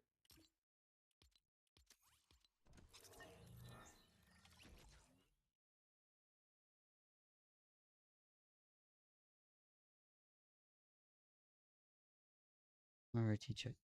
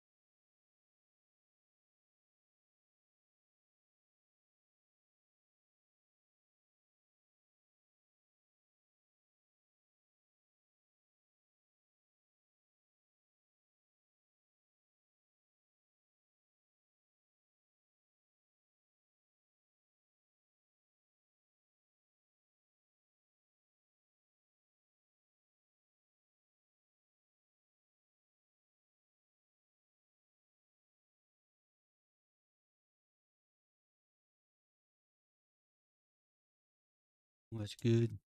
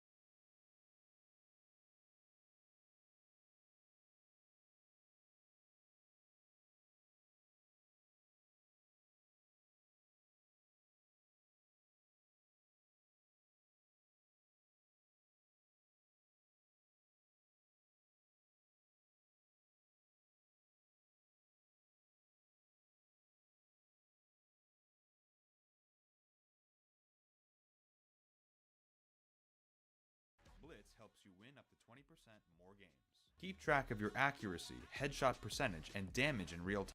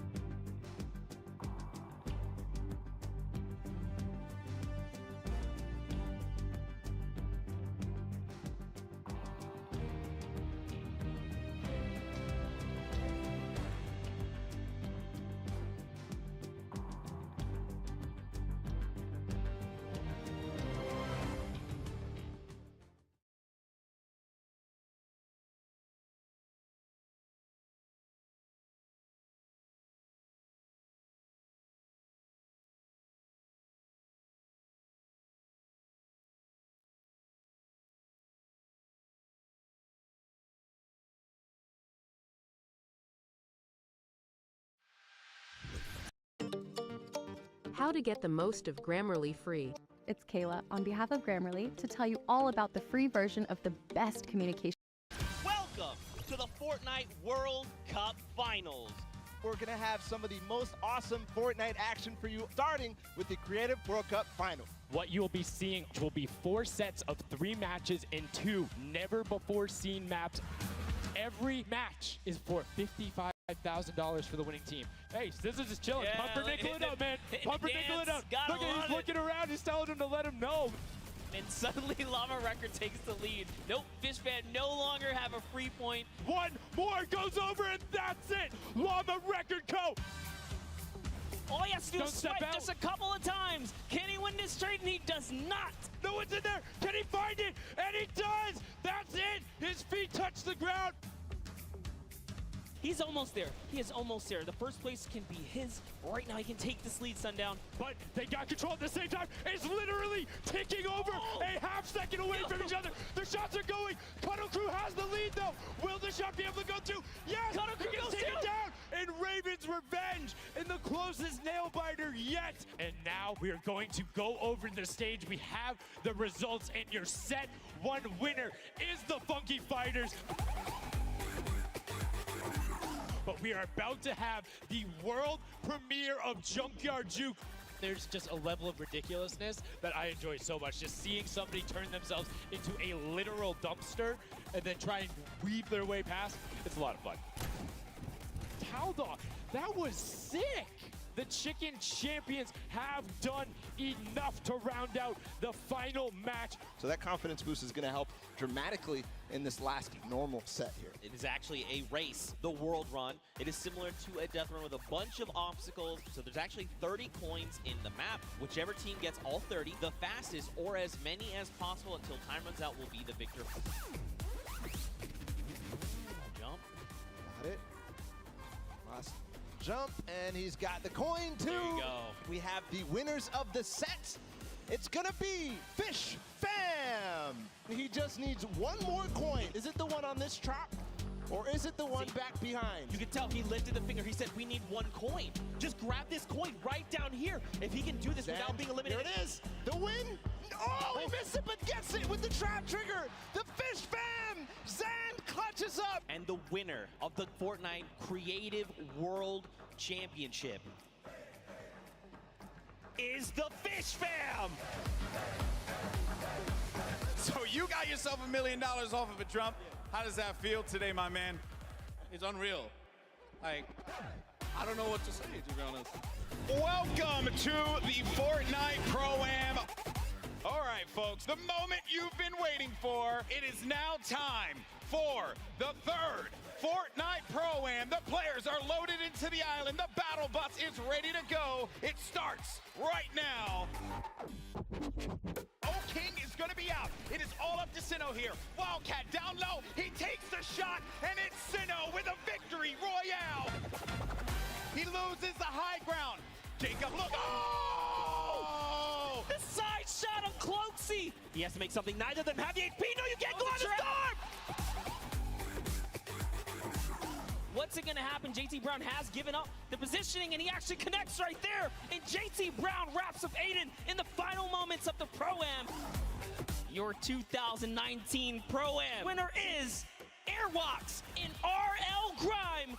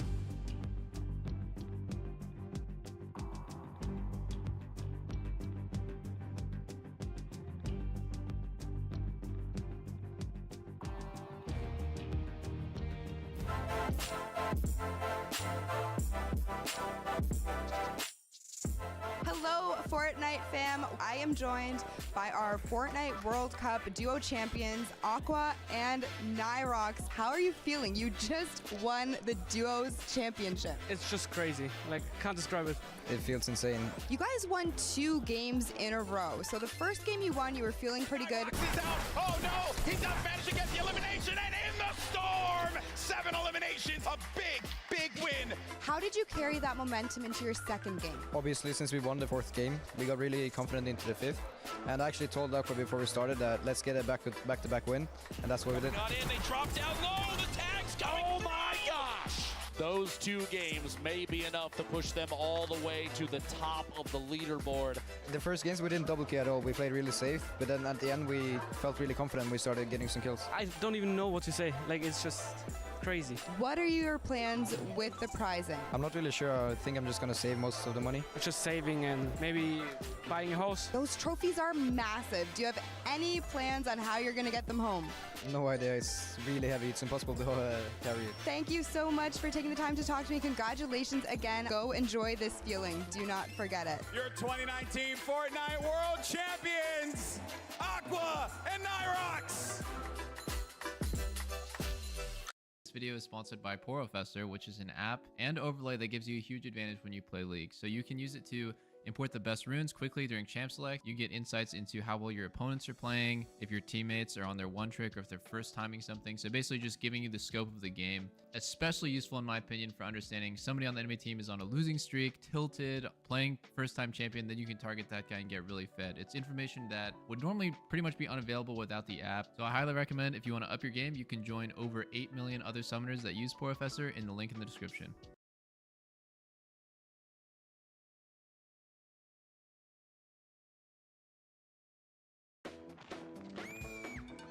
Life can be risky. Switching to Optimum isn't. Our 60-day money-back guarantee means you can switch to Optimum Internet and mobile risk-free. If you don't love your service, we'll pay to switch you back, but you're gonna love it.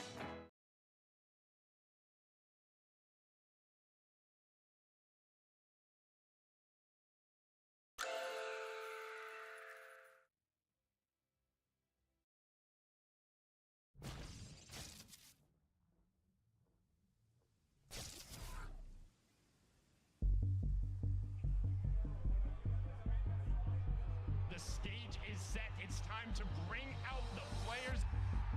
You love them.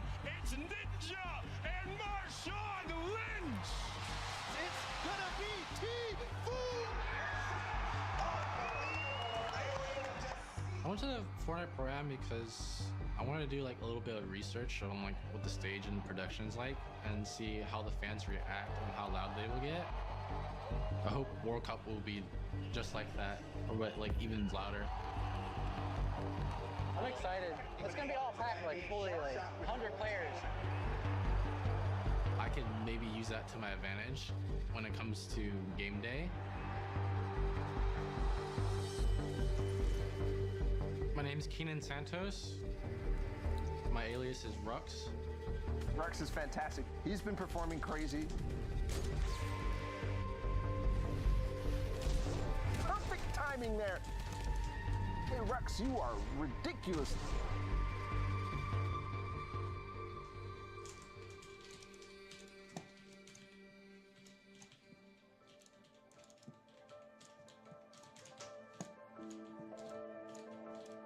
I'm 24 and I moved in with my grandparents when I'm 17. My grandparents supported me by giving me a roof over my head and food on the table while I pursued my dream of pro gaming. That's it, boy. I tell you, you something else. Yep. Working hard. My grandfather used to be a professional baseball player and he used to play for Kansas City Royals. He played center field and he was a 5-time All-Star. I'm famous Amos Otis. I'm Keenan's grandfather, and I keep him in line. I watched plenty of videos online of him hitting home runs and I looked up to him. Ever since he was a kid, he was very into the video games. And once he became Rux, he was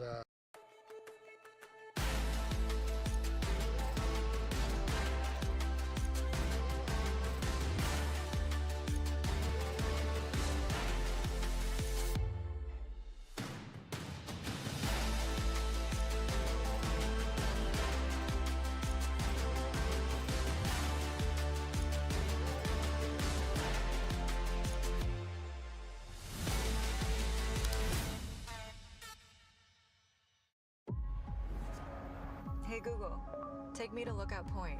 Okay, navigating to Lookout Point. Get 2.9% APR plus $750 purchase allowance on this 2024 Cadillac XT4 Luxury. professional.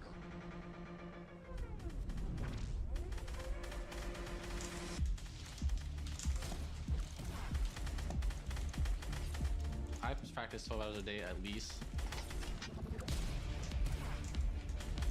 I dedicate all my time in perfecting my edits, perfecting my builds, practicing my aim especially. Since I'm 24, I don't have the high mechanics of like a 14-year-old, so I wait for other people to make mistakes. I may be a little slower, but I'm more precise. I I don't miss my shots.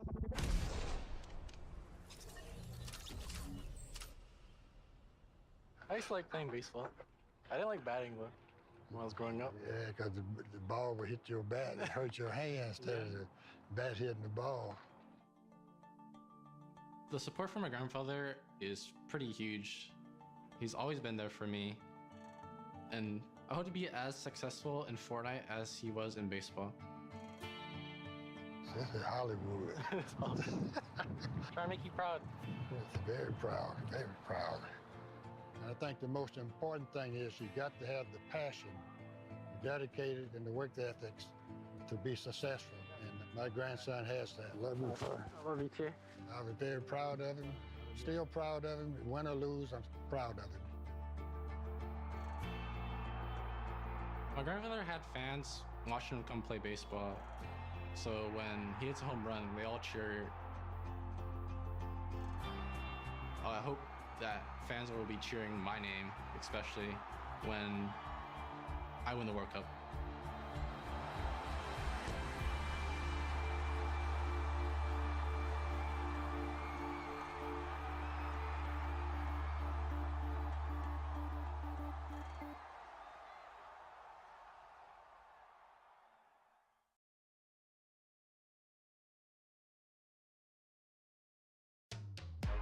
Welcome back to the Fortnite World Cup. We're here today for the duos competition. 10 weeks of competition leads to this.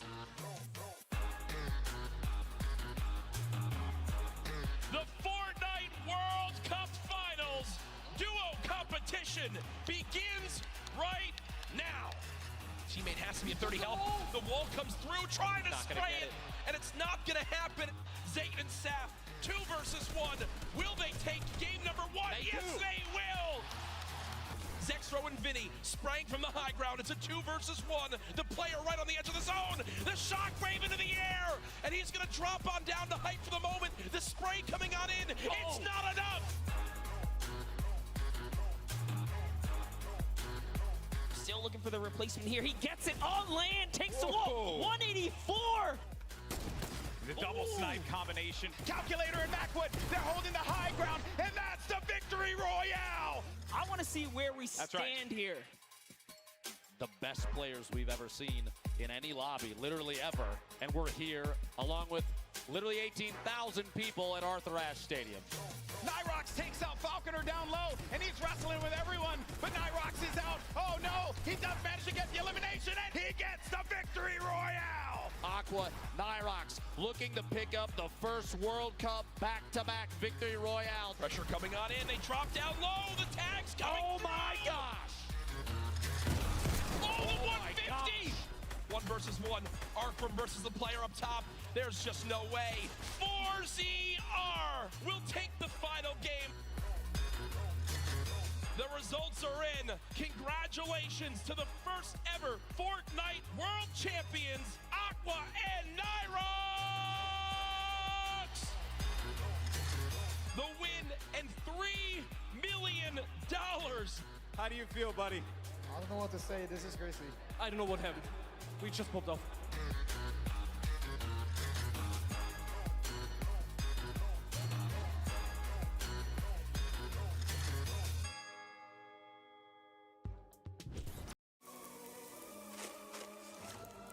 Try new savory chili McDonald's sauce, only at McDonald's. Ladies and gentlemen, boys and girls, Jonesies, Bonesies, and everyone in between, welcome back to the Fortnite World Cup Finals. Today it will be the solos competition, and after 2 years of Fortnite action and so many months of qualifiers, we are here to crown our first ever World Champion solo. My name is Sundown, joined here by Bala TW, and it is going to be an incredible day. That it is. Over 30 countries are represented here today in the World Cup Finals. And I mean, this entire weekend has been amazing. It has had some of the most amazing Fortnite action. And this is the best of competitive Fortnite. So we're going to go ahead. We already did crown a World Champions duo in Nyrox and Aqua.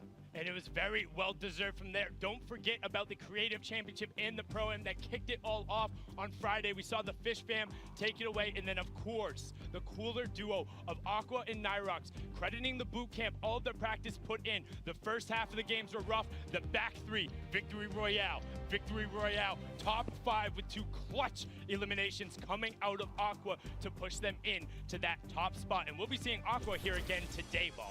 That we will. We'll see if he's going to be able to repeat some of the magic that he did yesterday, but he's not the only person. We have 100 more players, and they all competed over 5 weeks of solo qualifiers. We have already awarded $6 million over the course of those qualifiers, and 40 million players competed to try to qualify for this day right now. Only 100 players remain. And they're all fighting for their share of the $15 million prize pool. We've already given away $18 million between the creative and the duos competition yesterday, as well as the charity portion for the Pro-Am, and they all want to be in that top spot. First place walking away with $3 million in prize money, but for most of them, it's about the title. They want to be in the top spot. They want the clout. They want the recognition. They want to say, I am the ultimate Victor Royale. So we're going to go ahead and join the players on the floor in the Arthur Ashe Stadium. They're ready. We're going to go ahead with our first group of contestants. It is Booga, Bizzle, Commandment, Vivid, Cease, Snow, Riverson, Leleo, and Dubs. Now, these were the players who qualified out of NA East, NA West, and Brazil during the first week. The ones who rose to the occasion right away, cemented themselves in there, and didn't have to worry about it. And right away, how can you not call out the NA East Titans of Bizzle, Vivid, and Cease? Been around forever, and Cease, more importantly, we said he deserved more recognition. He was one of the best, and what did he do yesterday? 3rd place with Elevate. He's looking ready to go, but Dubs is also ready. Him and Mega had an incredible performance yesterday, and they're looking to represent on the stage. Yeah, so we'll see if he's going to be able to do that. Of course, at the top of the list is Booga. A lot of people are looking forward to see what he can do on a land environment in this stage. See if he can continue the performance he's had in the last couple of weeks. So we're going to continue, though. Dubs had we're going to check in with Jordan Fisher on the floor with Dubs. Thank you so much, Fortnite family and fans. What's going on? I'm Jordan Fisher. I've got Dubs right here. Dubs, you placed consistently well during the qualifiers, wrangling a 1st, 2nd, and 6th place finish over the course of 3 weeks of solos, and as well, let's go, and placed in the duos as well. Qualified for the duos. How does competing on this stage now compare to yesterday's games? The energy is insane here, and it's just the most amazing experience. I love Fortnite. Fantastic. Well, a lot of people are really excited to see you play today. Now, you and your partner Mega did an incredible job yesterday. Did you guys see them play together yesterday? It was amazing. It was amazing. You placed 7th in the duos competition yesterday. Are you changing up your strategy at all to prepare for today's solo games? No, I'll pretty much be doing the same strat, playing for late game, trying to get picks, and that's about it. Great job. Love it. We can't wait to see. Bala, who's next? Thank you so much, Jordan Fisher. Appreciate that. Those are our NA East, NA West, and Brazil competition from the first week. We're going to keep moving forward into EU, Oceania, and Asia, starting with Stompy, Prisionero, Bella EU, Letwick, Nate, Diego, DRG, Slaya, Faxbox, and at the end, Benji Fishy.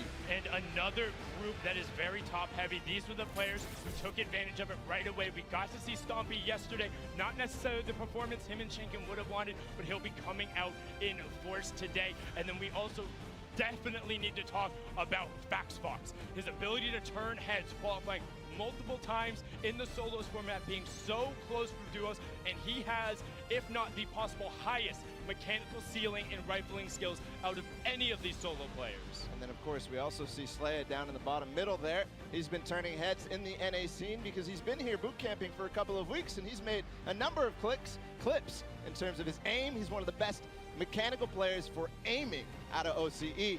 And at the end here, Benji Fishy, what more can you say about him? We're gonna go ahead and take a look what his life is like back at home.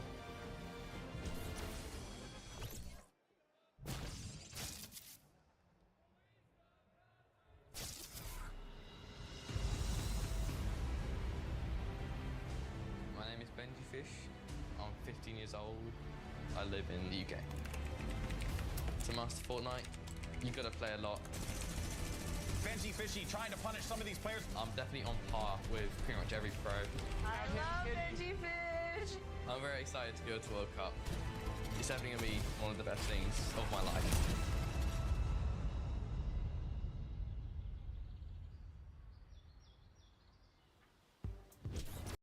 There's only one way to make him mark while eating candy. Cheating. Playing for his family, his mom, and trying to do everything he can to make an even bigger name for himself. But speaking of bigger names for themselves, this next group has so many top titles, starting off there with Tfue, and then following it up, Unknown Army, Niddle, Funk, Psalm, Clicks, Epic Whale, Karhu, Lasers, and Kurtz. I mean, Balla. What can we say about these players? Yeah, a lot of huge names. Of course, we'll start with Tfue. The qualifying run he had in week number 3 was one of the most memorable moments out of the entire Fortnite World Cup online opens. And what a story it was in front of 250,000 people on a stream, no delay, just slayed out and qualified. It was able to play very well in the LAN environment, has taken that title at TwitchCon. Well, let's not forget about somebody else who was there. You got Funk Bomb, played yesterday on the stage and is looking to continue to roll it forward. Psalm as well, another player who is a big competitive veteran coming from a MOBA background, transitioning into Fortnite and showing his ability to break it down and push the meta farther. And then you have the two young warriors out of Clicks and Epic Whale, known for taking walls, taking names, and pressing forward, doing everything they can to stop their opponents. Yeah, absolutely. Clicks, one of the players who has fully qualified for both solos and duos. And at the end, Kurtz out of Brazil. We're going to continue forward with him and go ahead and listen to some of the stuff he had preparing for ahead of the competition.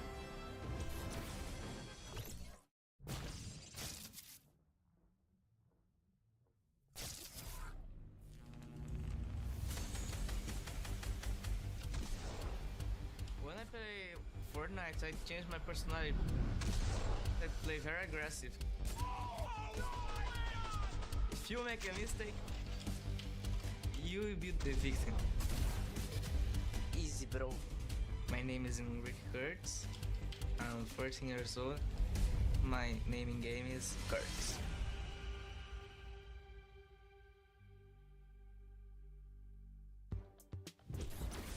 Well, easy, bro. I like that line most of all out of that entire package. That was amazing. We'll see if it is going to be easy, bro, today. Going to continue forward, see who's on the floor. It is going to be Luki, Left Eye, Fleeter Moyes, T-Chub, Core Gaming, Wakey, Dementos, Banny, Takamura, Cat, and LOL Boom. And another group loaded with talent. LOL Boom in particular, the young Irish lad, qualified in the same week as his duo Core Gaming. They didn't represent in the duos competition. We got to interview both of them and they're excited to be here, excited to represent not only for their countries, but also for their families. And then also looking up there, Left Eye and Dementos have been around the scene for a very long time since the beginning, have that veteran experience, have been in so many of these very, very top-heavy lobbies. They are going to be comfortable.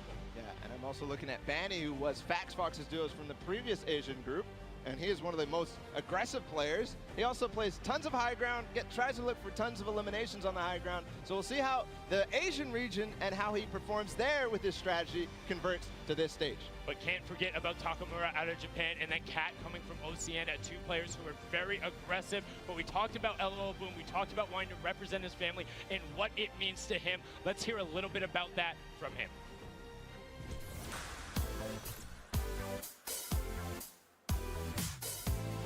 Hi, my name is Lalboom. I'm originally from Philippines, but I live in Ireland, and I qualified for the solo Fortnite World Cup. Every week was really intense. I didn't expect myself to qualify for the solos. It was just unbelievable. What I love about competitive Fortnite is the players around it. Everyone's so nice. Loads of people are really humble. I don't really feel any pressure on me. I just really focus on this moment and this tournament, and hopefully I do good and bring back home one of the best Fortnite players in the world. I'd like to thank my parents, my brothers especially, and also the viewers that stuck up to me and who are loyal to me, because they're like the only ones that supported me throughout this whole journey, and I'd just like to thank all of them.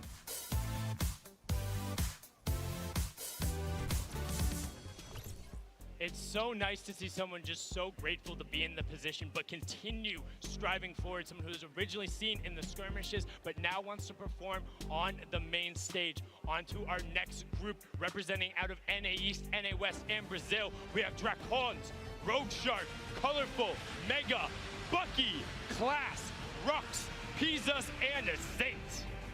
I just want to talk about Bucky because I know we've talked about it a lot. I know we've talked about on broadcast that video of him qualifying, with his dad in the background coaching him, and he's here today by himself.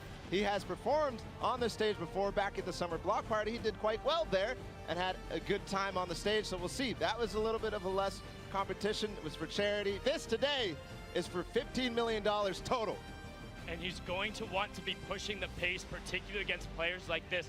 Class, extremely analytical, keeps a notebook with him at all times and wants to break down his opponent's interaction. We got to see a little bit from Rux and his baseball-playing grandfather during the pre-show. He has that competitive bones in his body. He was there every single week. And Mega, great performance again yesterday.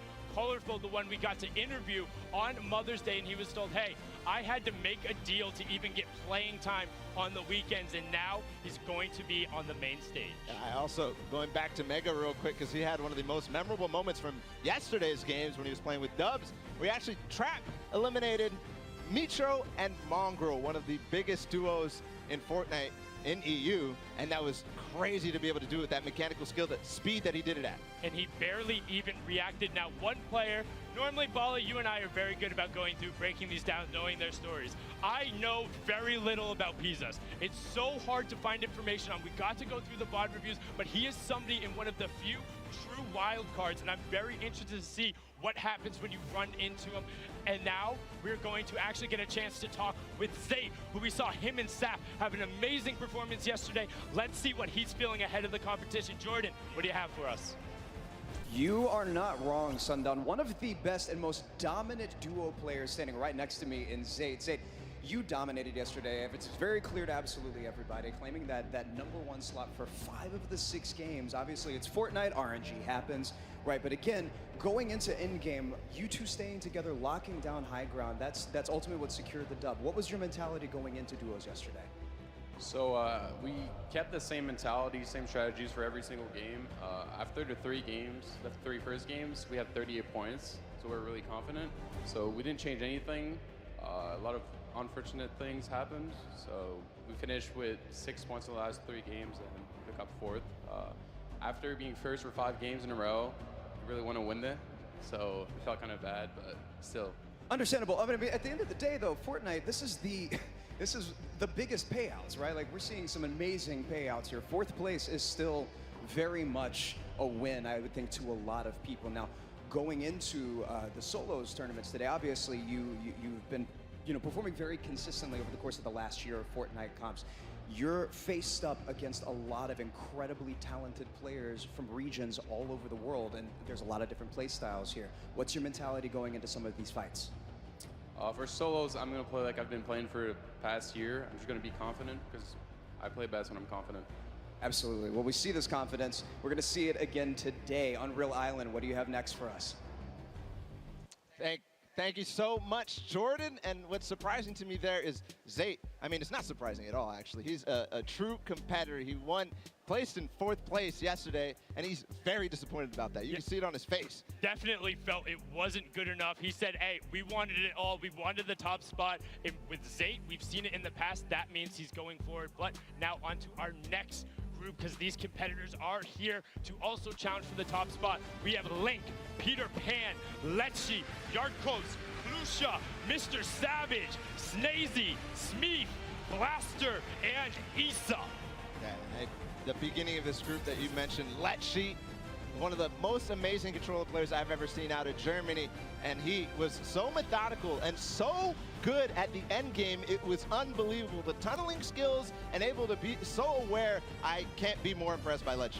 Yes, and even in the qualification round, he said, hey, I got the spot. He was almost the first controller qualifier to get in, missed it by 1 place, and that next week when he came back to back solo trap eliminations to just flex on the entirety of Europe. Also rounding out the group, somebody we saw yesterday was Klusha. He's going to have the time to be on the stage, as well as Mr. Savage. They're there. But let's talk about the other controller player making his first trip over here. It is Ghost Issa, the original controller gang, and we had a chance to talk with him ahead of the competition. Let's hear what he had to say.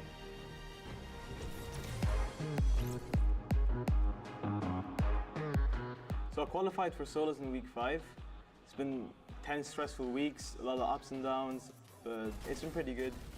When I qualified, I was so happy. I had a rough 10 games. I think I played 5 games out and died like 4 times off spawn. So I was so happy when I qualified. I instantly called my mom and was like, hey, I qualified. I think it's nice that they open qualifiers. Literally everyone can qualify. You can be 13 and win millions of dollars. And just everyone is really chill. New York is way different. Like even the air, everything is so much different. The traffic, but I love it. Meeting everyone has been the nicest part. My advice would be just keep grinding. That's how you get better. Watch better player play, like watch Mongrel's VODs, whatever, and just keep grinding. That's the only way you can make it.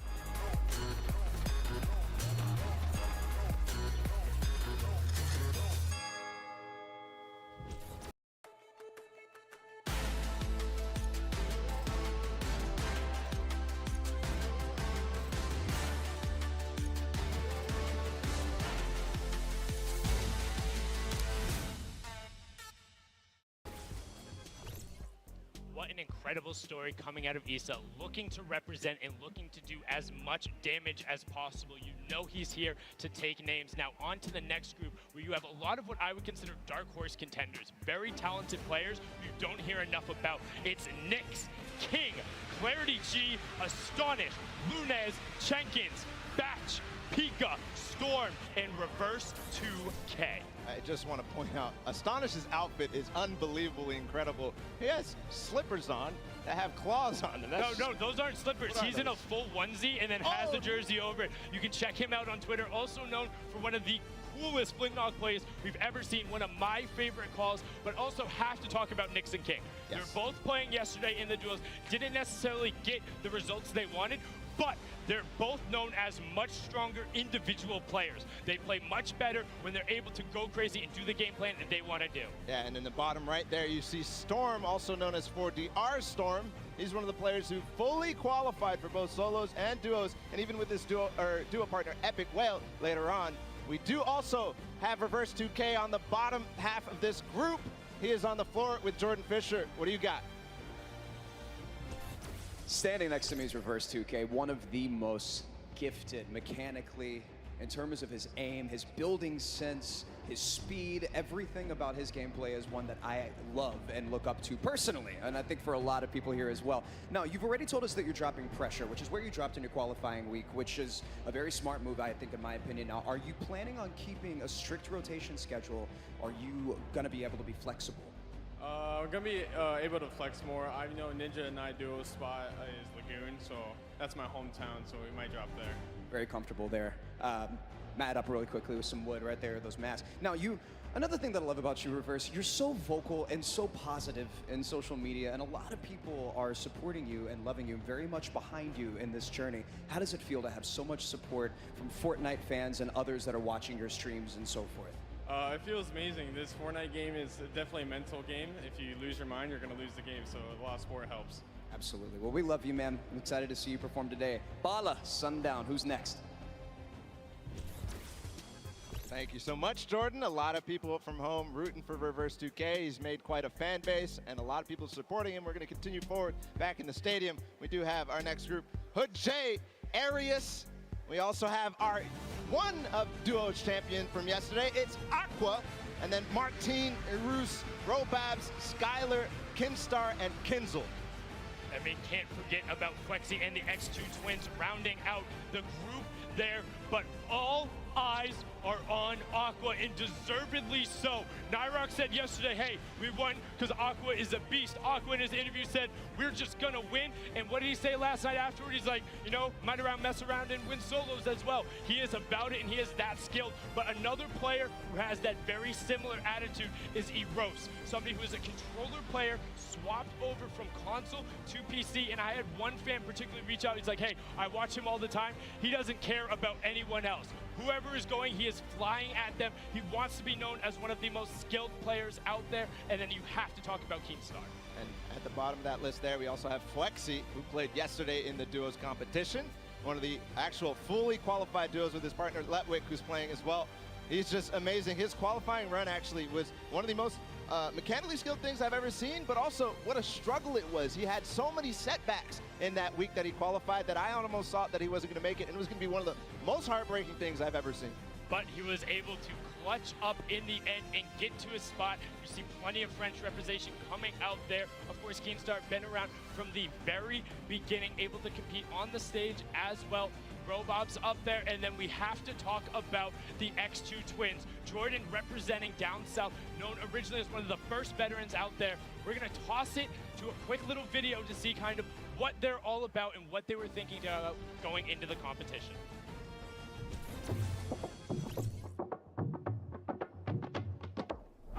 I'm twins, and I'm from Brisbane, Australia. I've played LAN, I've played online, I've played the Australian Open, I've played at Poland internationally. I really like LANs. It's a different setting because there's people actually watching you as opposed to just people watching online. I think I'm definitely getting better with it with the more LANs I do. It doesn't really sink in until you actually land here and you get here like, oh, I'm actually in New York. It is definitely a cool experience.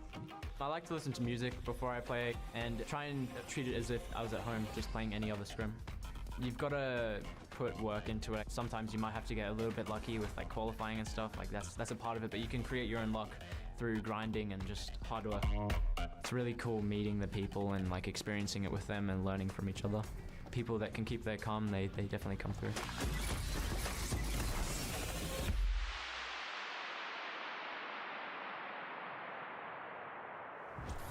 I rode the market to the moon. And back. Then I met with my TurboTax expert. I'll make all your investments count. The gains and losses, all filed with 100% accuracy. Intuit TurboTax.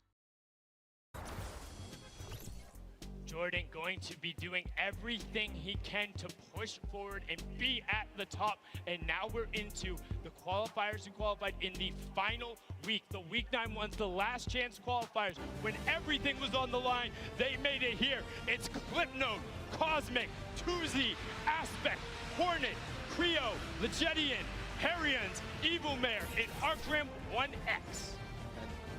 Clipnote, one of the players out of Brazil who, you know, he was there every single week, just in the top 10, not quite reaching that final top 1 spot, which is how many spots were up per week for Brazil, but he finally did it in the final week. That shows he is clutch. Yes, the Argentinian was all about it, and we have to talk about Aspect. Him and Ana were the original favorites going into the qualifiers, kind of slid off the pace a little bit, had to swap up their drop spot.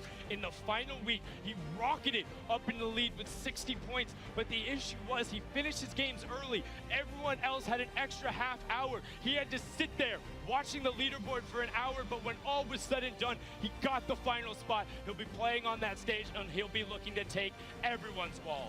That 17 elimination game to qualify was definitely memorable from Aspect, but Arcram 1X also had a memorable performance yesterday in the duo finals. We're going to go ahead and catch up with him on the floor. Dominant performance from Arcram for sure. Standing next to me here, another one of the most talented. I mean, I say this over and over again. It's because I'm surrounded by the best Fortnite players literally in the entire world. Definitely one of them here, repping the NA West.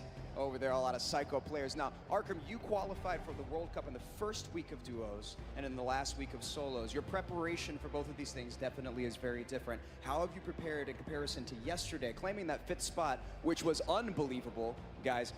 Preparing for solos today is very different. How have you strategized for this?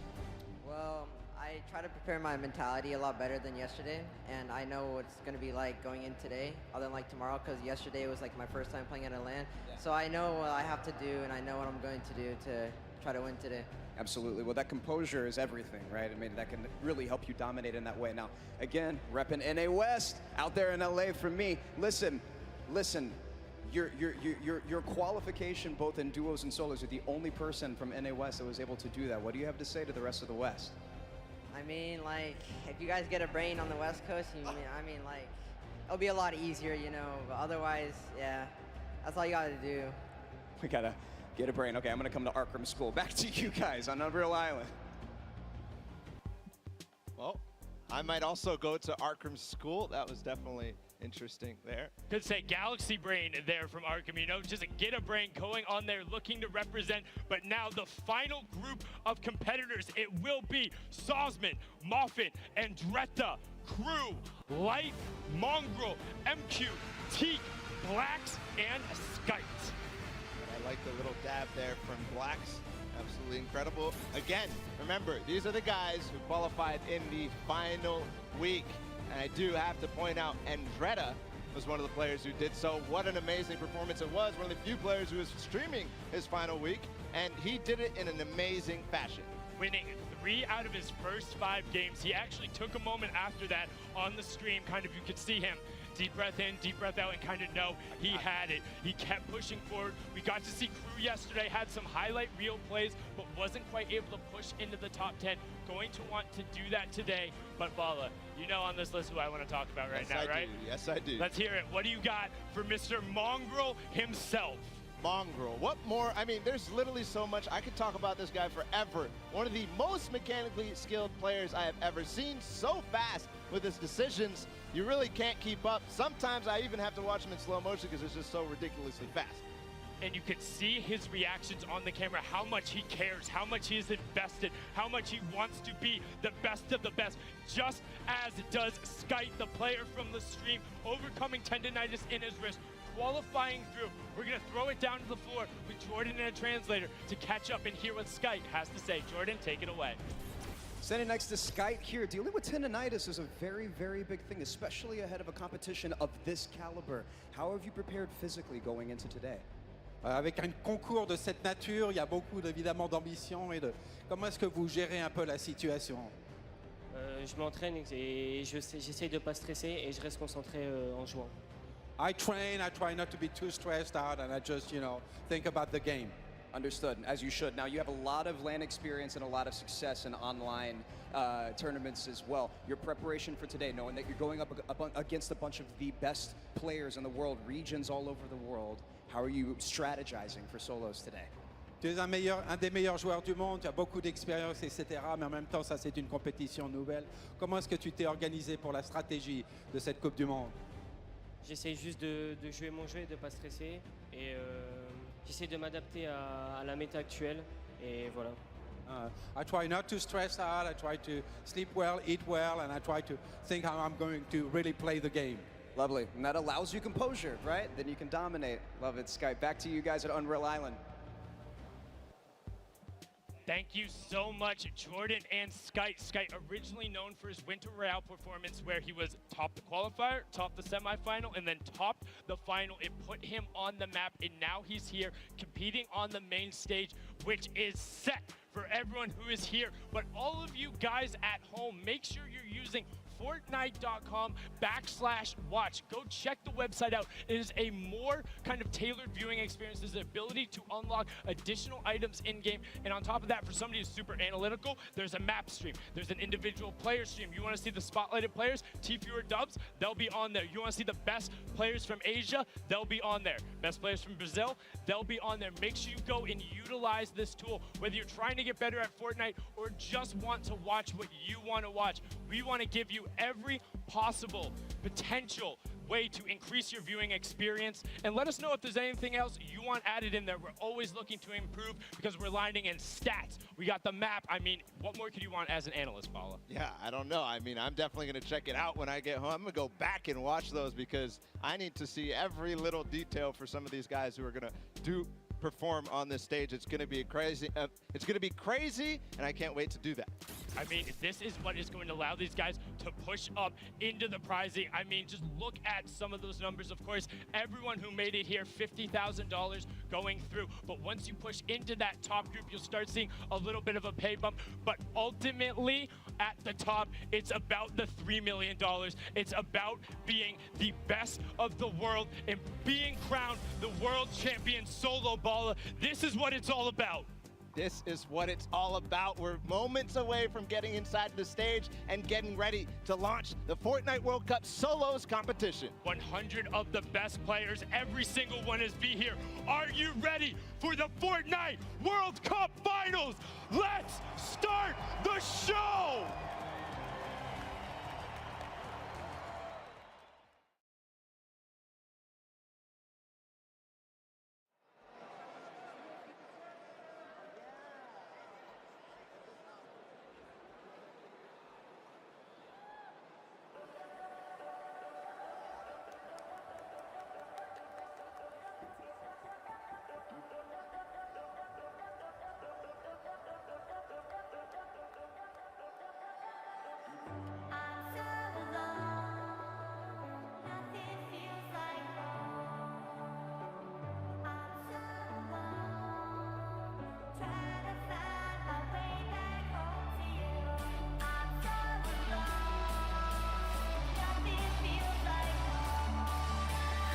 What's up, Fortnite World Cup? How we feeling today? Come on!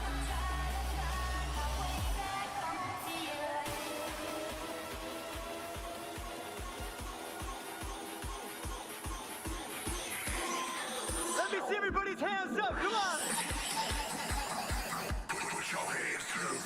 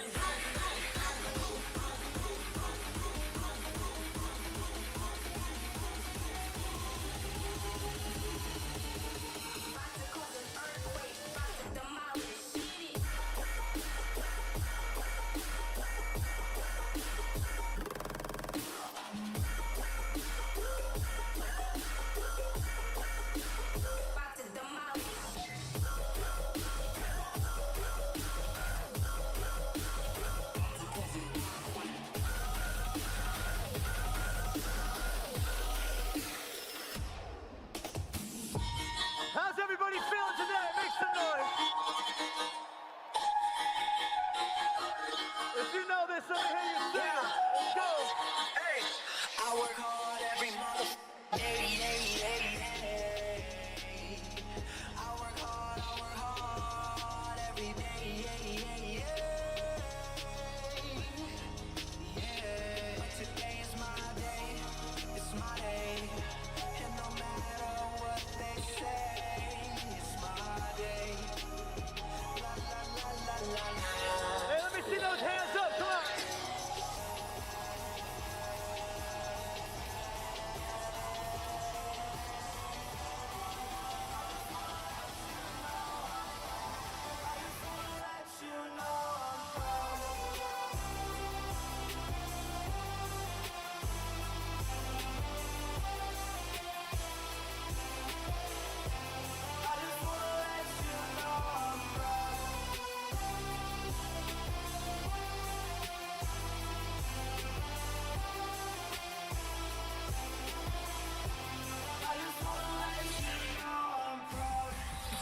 Yo, I just want to say thank you to Fortnite, thank you to Epic Games for having me out today.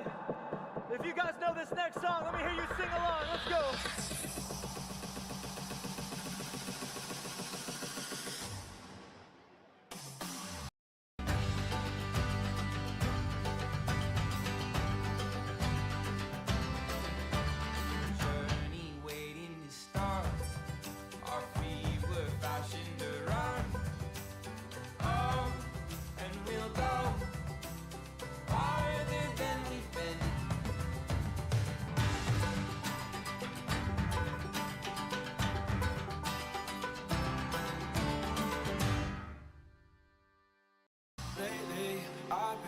I've been thinking. I want you to be happier. When the morning comes and we see what we've become. In the cold light of day, we're a flame in the wind, not the fire that we begun. Every argument, every word we can't take back. Cause with all that has happened, I think that we both know the way that the story ends. Sing it if you know it. Then only for a minute, I want to change my mind. Cause this just don't feel right to me. I want to raise your spirits. I want to see you smile. No, that means I'll have to leave.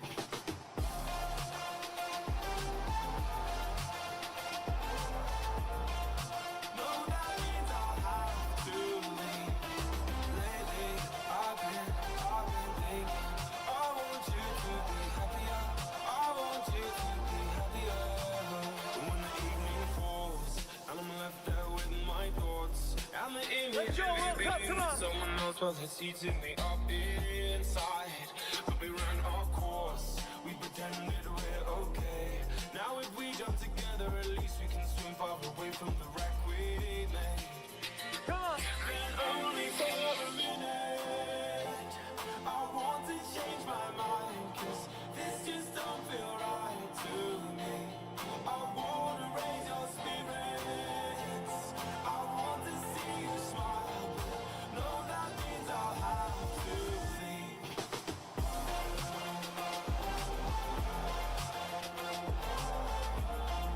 No, that means I'll have to leave. Lately, I've been thinking. I want you to be happier. I want you to be happier. So I'll go. I want to see everybody's phone flashlights out right now. I will go. Everybody put your phones up right now. Put your phones up right now. Put them up.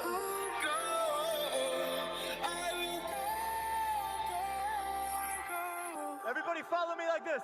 Lately, I've been thinking. I want you to be happier. I want you to be happier. Even though I might not like this, I think that you'll be happier. I want you to be happier. Let's go. Then only for a minute, I want to change my mind. Cause this just don't feel right to me. I want to raise your spirits.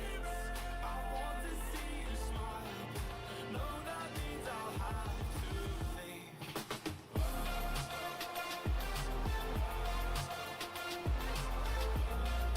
No, that means I'll have to leave. Lately, I've been thinking. I want you to be happier. I want you to be happier. So I'll go. I just want to say thank you again to Fortnite and good luck to all the players today competing. Have a good day. Thank you guys.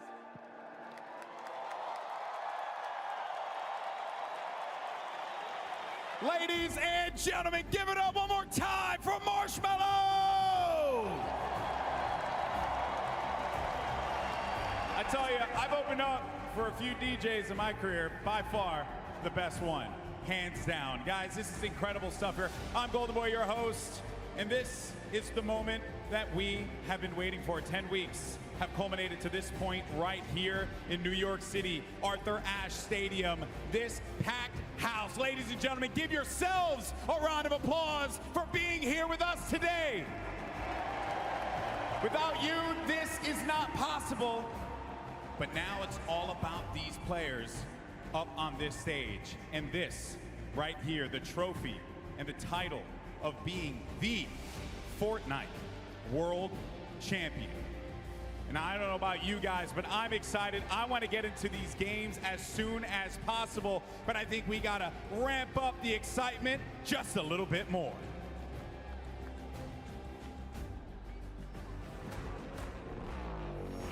No pain, no gain, no guts, no glory. I'm a one-man army, ain't a one-man harm me. Ain't a weapon formed against me, and you already know the rest, so you know your best ain't gonna stress me. If you the best, I'm the next thing.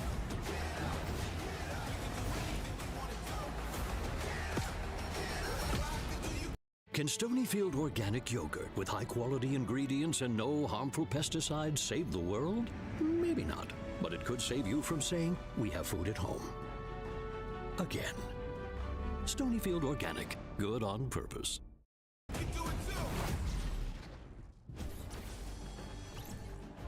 When you think about what's at stake here for these players, so much on the line. And we crowned 2 Fortnite World Champions yesterday, but that was duos competition. And today, these people are riding solo. And it's about that trophy, being able to raise this right in front of everyone here in New York City and walking away with $3 million in prizes. History will be made, lives will change. Now, I know that you guys want to hear from some of our players as well. And there's one player in particular that I think each and every person in this arena wants to hear from. Jordan, who do you got? The legend, the man, the myth. Tfue! I want my vest back, by the way. Guys, standing next to me, I mean, you guys know him. He needs no introduction. He's pretty decent at the game of Fortnite. He's like fine, I guess. I don't know, 1v1 man creative. We'll see what happens, right?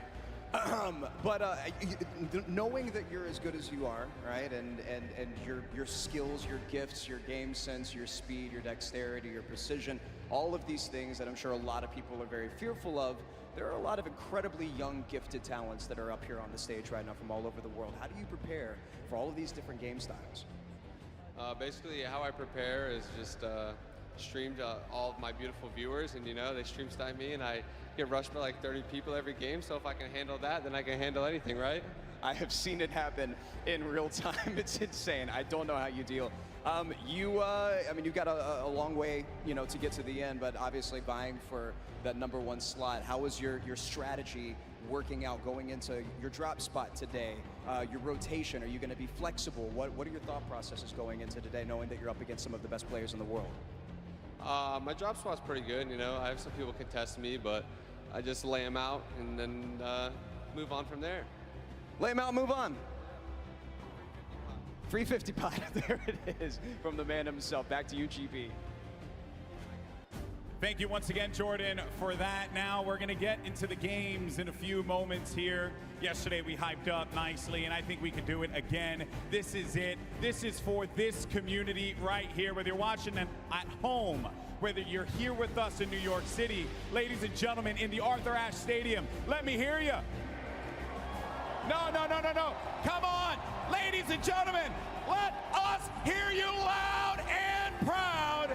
This is the Fortnite World Cup Finals, and let's send it over to your casters for the first set of games. It's Courage and Dr. Lupo.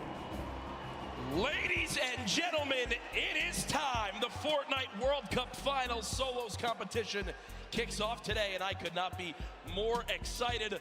I'm still sweating from the marshmallow performance we just saw, but absolutely, Dr. Lupo, this is going to be a darn good time. 100 of the best solo players the world has ever seen in Fortnite are today playing for $15 million. And Jack, first place takes home $3 million, which is the largest individual prize for any player in esports ever up until this point. You realize that? And that is ridiculous. It's a pretty long history. Lives will be changed today, as we know. It's been happening throughout the weekend, and we've seen the best competitors in the world go up in creative, obviously in the Pro-Am, in the solos or duos competition, and now it is time for solos. We're gonna go through the format, the prizing for everyone at home so you can get caught up to speed. Millions tuned in throughout the weekend so far, and even more we'll be watching here today. So Ben, I want to break down these rules for everyone at home. It's not your normal Fortnite game we're gonna be playing. Oh, no, it is not, especially if you've watched any competitive gameplay over the past. On your screen right now is the format. This is solo, so the top 25 placement will get you 3 placement points. Top 15 is 5. If you make it all the way to top 5, that's 7 points. And that coveted victory royale, of which there will only be 6 today, is worth 10 points. But on top of that, it's not just about placement. Every single elimination is an additional point. Those are going to add up, and we're going to see exactly how things play out over 6 games. Now, those 6 games, we add those scores up. Jack, what's the take home? I know, just read it out. Ladies and gentlemen, first place today wins $3 million US. If you get second, third, or fourth, your prize money you're winning is also above the 1 million mark. Hey, I wouldn't be too upset with fifth place either at 900 grand, but you see, top 20 all earn $112,500 or more. And guess what? Just because they made it here today, everyone on the stage will win $50,000 for their efforts across the last few months of competition. But I can tell you the prize money is sweet. It's great going up against the best in the world, but that right there, the coveted trophy on your screen and the title of Fortnite World Champion, the first ever solo world champion, is what's on all these players' mind. You have to remember, too, over the course of the 10 weeks of qualifiers, we had 40 million players throw their name in the pot to try and make their way to the top 100 here in New York City. And of those 100, only one gets first place. Only one takes home the trophy. And I'm going to say this. This is mine just from watching him play over the last few days. Duos didn't go exactly how he wanted things to go, but I'm looking forward to seeing Benji Fishy rise above and just put on a good show for everybody. He's an excellent player. One of the best mechanically we've ever seen. His awareness is insane. What about you? Who do you have, Jack? There's so many talented players. You know, we've been comparing drop spots. We've been comparing how they performed yesterday. We talked about LAN experience and how much the nerves can get to them. Arkram is someone that showed up yesterday on stage, performed quite well, placing in the top 5. I think that today, with where he's dropped at, who he's going to be going up against, he could put on a good showing, but we want to hear your guys' thoughts as well. Hashtag Fortnite World Cup. Send us your thoughts. Who do you predict to win? We've also talked to many of the people here in the venue about who they've got coming out on top. Let's take a look.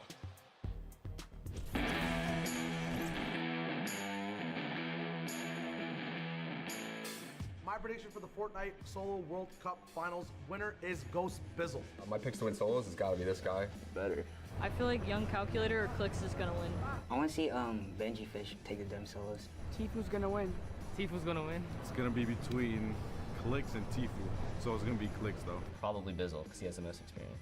I think Bizzle has a good chance. En solo, je dirais notre Bouga, je pense. Tifu's gonna win. Fact Fox. Je pense que la solo, c'est Benji Fishy qui va gagner. Bizzle is just the most consistent player, and he's at the top right now, so I'd say Bizzle. I'd probably say Bizzle too, because he has a lot of LAN experience and all that. My prediction for the Solo World Cup champion is Dubs.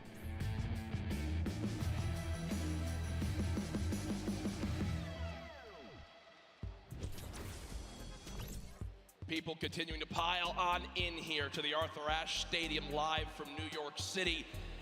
Dr. Lupo, our games are almost ready to kick things off, but there's so many ways you can watch this weekend. Obviously, your normal streaming platforms, but a new initiative as well from Fortnite, a new way to watch on Fortnite.com/watch. There's some unique stats, as well as all sorts of feeds you can watch from.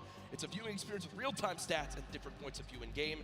Head to Fortnite.com/watch and choose from this channel, a dedicated map channel, and 10 rotating options covering a selection of diverse players. You see there on your screen exactly who will be brought on up. If you want, feed 3 features Tifu, a player spotlight. If you're repping the Oceanic region and you want to see the Twins play, you want to see Twins play, there you go. You've got your dedicated feed as well. An awesome thing to see for the future of competitive Fortnite. It's absolutely amazing, but Jack, everybody here wants to see the first game, and I've got good news. Ladies and gentlemen, the Fortnite World Cup Solos competition is about to begin. If you are here at Arthur Ashe Stadium, I need you to get as loud as you possibly can. 100 of the best players in the entire world are about to face off for $15 million. Jack, guess what? 100 players, the battle bus is loaded, 6, 5, 4, ladies and gentlemen, here we go.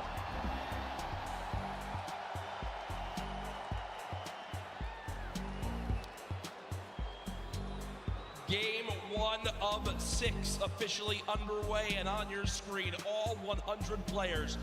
Arguably the biggest day of their entire lives. The average age of competitors, just 16 years old. If you're a younger fan here in the audience, you dream of one day being here. If you're the same age, you look to your peers as people to look up to and aspire to be as good as one day. If you're a parent, I'm sure you can imagine what's going through these kids' minds. Here we go, folks. Tfue on your screen.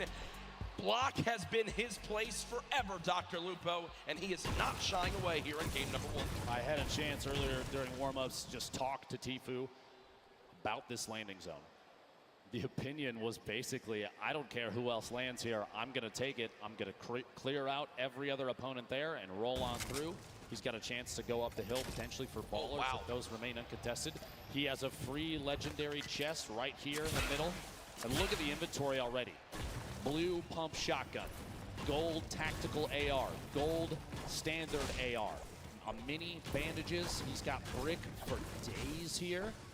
The resources are incredible. Yep. A loadout already. He just needs some mobility. Maybe drop one of the ARs depending on ammunition at a certain point. Gotta find some shadow bombs. Even the redeploy might be worth it. We'll see if he swaps out. He actually puts down that tac AR and grabs a purple grenade launcher.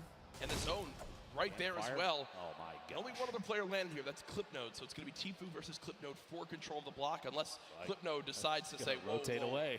I've got a lot of respect for that gameplay. He knows block as well. Clipnode always landing here too. Will go ahead and fall away. And folks, I think as a sign of respect for Tfue as a player, they have forfeited the rest of block to this man, as he's already at 190 total HP and a fantastic inventory. Rotating here towards Fatal Fields. Class on your screen.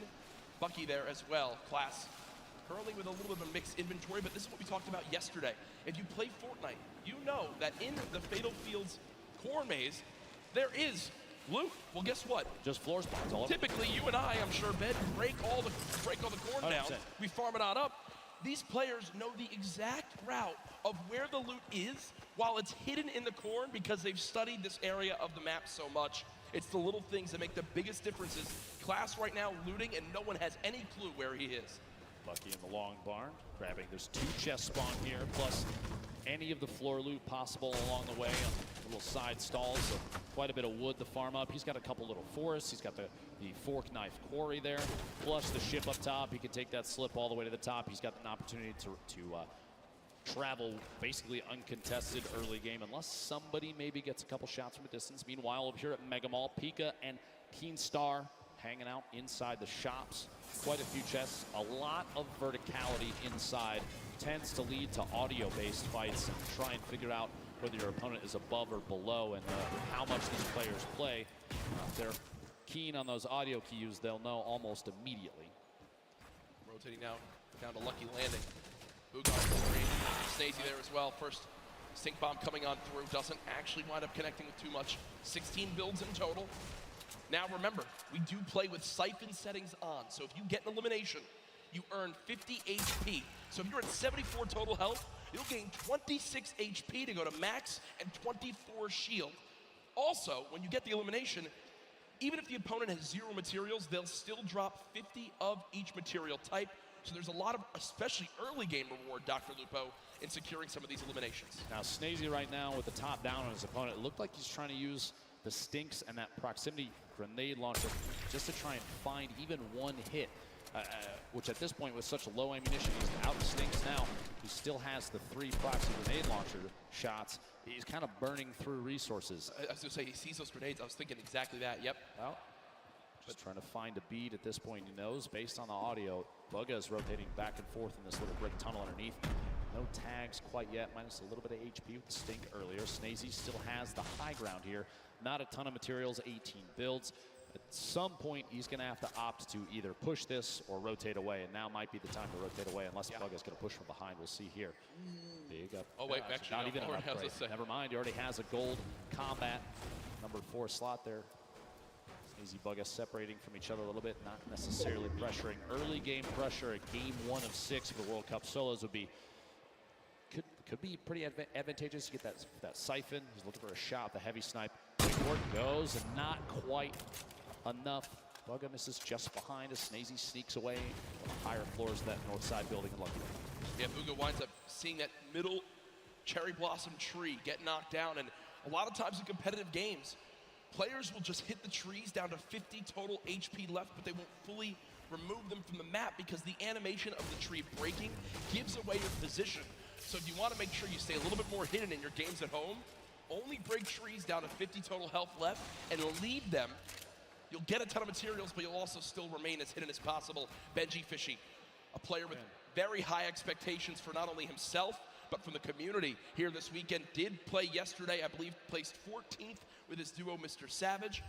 The first stink bomb comes on through, and with that damage, it looks like Benji Fishy wants a fight, but unfortunately does take 50 immediately from the back, and will go ahead and just give up his position for the moment. A little bit of frustration on his face, and I can't blame him. Shots as he's attempting to push a little bit on Nate right there. Pleasant Park still inside the safe zone, so moving away from this doesn't have to happen just yet. We'll see. Nate takes an opportunity, rotates all the way across to that treehouse building in the southwest corner. Meanwhile, southwest of the entire map, Crew not alone down here. A little bit of a build fight back and forth, and they are not inside the zone. 91 players remain right now. Only 9 have gone down. It's early in the game. It's going to stay very, very high in the player count. Crew maybe waiting to see if that edit comes through. Doesn't quite. Storm waiting inside. We see this all the time. Just holding the edit inside the pyramid. Yep. He doesn't want to step out, potentially get shot. Rotate back down underneath and maybe check his other sides. Meanwhile, King led Wiki in a 1v1. King on the defensive. At this point, he might have the high ground. Oh my gosh! Sneaks the shotgun shot in right before the ramp can go down. Oh no! Okay. Oh okay. No! And you see King, a little bit of a smirk right there yesterday when we had a little bit of a, maybe I guess you could say trash talk in the game. It was Skeptic who winds up going down to Mongrel Mitro. This time I think King will live to see another fight, but ooh, I like some of this little spiciness to kick off game number 1. He wins that fight with a quick wall retake and edit on through. Over to Neo Tilted, Creo, Hornet, and Clicks, currently within a couple buildings of each other, and you see on your screen on the backside, Lecce, Maw, and Mongrel still there as well. Flutter Noise rotating through, looks like on a ball on the backside. Real quick, put the replay up of exactly how that played out. Storm here, stuck inside that box just moments ago. No. Oh, full send into the air and does catch the shots there. The burst SMG proving useful even midair. Burst SMG, probably not the exact item that players want, but still making use of it. Uh-oh, it's a corn fight. Dr. Lupo, you're used to this in Nebraska, as right now we've got like Rogue home Shark. for me, Jack. Yeah, this is, I mean, you've got a ton of skill in this one, as we see Rogue Shark currently dropping down the bandage for the moment. Already the ramp goes through, and Rogue Shark just wasn't ready for it, so if you didn't catch what happened right there, Dr. Lupo, quick little breakdown. The campfire was placed, he lost control of his wall, but because he had no pyramid inside his box, the opponent placed a ramp and then edited past the ramp for extra cover. It's one of the fastest but most effective ways to take out an opponent when they're inside their 1x1. Left Eye did just get an elimination, does use that shockwave to get away from E-Rouse, but solid start as well, and I believe I did just see a fan favorite in Vivid in the elimination feed picking up his first elim. Storm starting to move. We have 56 seconds. My apologies before the next circle closes, and it is a big crunch to the center of the map. You might not be able to see in the bottom right there, but folks, it is just northeast centered from Neo Tilted. Everyone is going to get pushed together into the city. Let's see here. Dubs. Very confident play, trying to push from the outside of Flintlock from his opponent to rotate away, and Dubs does not want to let them go. 46 back-to-back hits, and he can't find a bead on Evil Mare. Goes down out here at the old Greasy Grove Ice Lake. And you see Evil Mare with still just in total about 80 HP. Got the 50 back for the elimination, so when you calculate it, really only had about 30 health left. So Dubs so close, but not able to connect with that final combat shotgun shot. And Dr. Lupo, look at this inventory for Riverson, for Team Liquid. 6 shockwave grenades, 2 minis, 3 chug splashes, a launch pad. Weapons a little bit awkward, if I'm gonna be honest. Just a scoped assault rifle and a epic tactical shotgun. But Storm Surge is coming to play, and Dr. Lupo, we haven't really touched on that yet today. Inform the viewers at home as to exactly what this is. So Storm Surge is a mechanic to prevent players from potentially sitting and not engaging in fights. If there are a certain number of players at this point, when there's over 70, when the circle closes, people are going to start to take 25 damage every tick. That's every 5 seconds, unless they are over the threshold for the amount of damage done in the lobby. it's a way to encourage players to get engaged in fights without having to force anybody. You can't really just sit still the entire time. You've got to get engaged, get involved with what's going on. And it ends when we go below that threshold. Let's bring up this first threshold. You have to drop below 70 players. So Storm Surge will remain in play right now until 69 players is reached. You see Booga with an elimination, Blaster with one as well. Players above the damage threshold sitting pretty right now, but players who are below it, they're frantically searching for some damage they can do to try to get themselves in a safe spot. Aqua on your screen, one of the World Cup duo champions from yesterday. Just outside of SD Divot, shots inside here. Colorful trying to rotate back away. Doesn't want to quite get caught just yet. Those splashes, by the way, one of the best healing items in the game right now in scrimmages and competitive Fortnite. An instant throw 20, and it's HP or shield. It'll transfer across both. May not be able to get this off quite yet. It's got to cancel. He did. Oh, he did indeed. Yep. Kurtz applying pressure from the side. Not a lot of ammunition right now in the inventory. Only 70 medium rounds for that heavy AR. Not the favorite for a spray weapon. Great at tap fire at a distance, though. Look at how dead center this zone is in the bottom right of your screen. Mr. Savage did just get an elimination down on him often. Mr. Savage still alive in this one, looking to bounce back from yesterday. I know Mr. Savage wasn't too happy with the final performance. Kurtz still, we saw the player piece on him. From Brazil, trying to rep for his family. Class elimination there as well onto Twins. And Storm Surge is now active for the players still above. So people will begin taking damage, and that's a solid chunk with that common tactical shotgun.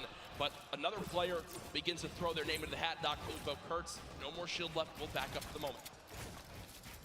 At this point with the circle where it is, we've got 60 seconds before things start to close, and I would say maybe a third of the field is still outside of the next safe zone. You're going to see a lot of players pushing to Loot Lake.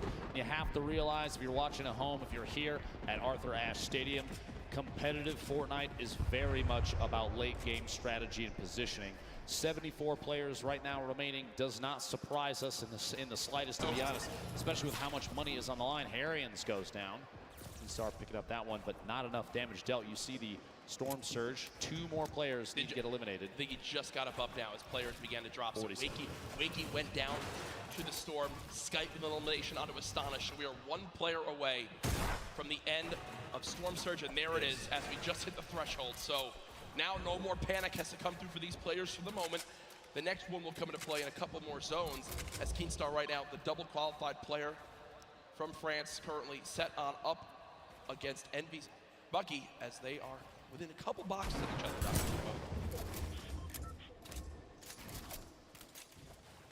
Just to see exactly where things move through here. Just want to hold these edits and look out. No reason to apply too much pressure just yet. He's kind of waiting to see other players that may be around him rotating away, and that's exactly the play. Bucky, by the way, a player that we've seen competitive qualifiers. He actually spent some time talking to Hogman a lot to refine his gameplay and his drop, and we've seen a big improvement since then. Quick shout out to Hogman for helping Bucky out with that one. All the way here to the World Cup solo finals. Will he use one of the campfires in the inventory for 25 extra health? It depends on the play. If he's looking towards late game, he's going to try and hold on to those for a heal off potentially when that final zone starts to close. We'll have to see. A quick reminder, by the way, on the right side of your screen, a victory royale. The win is worth 10 placement points. Those are big. Top 5 is 7 points. Top 15 is 5. Top 25 is 3 points, and every single elimination for these players is an additional point. Here we go, the focus of the current map right now. A lot of players out here on the hill. Northeast side of Neo Tilted, actually a pretty good spot. You have multiple slips nearby. While those are still on, you have to remember those do turn off. Sky taking shots, I believe that's on DRG, just to the south. No pressure applied there. He's trying to sneak any shot he can through.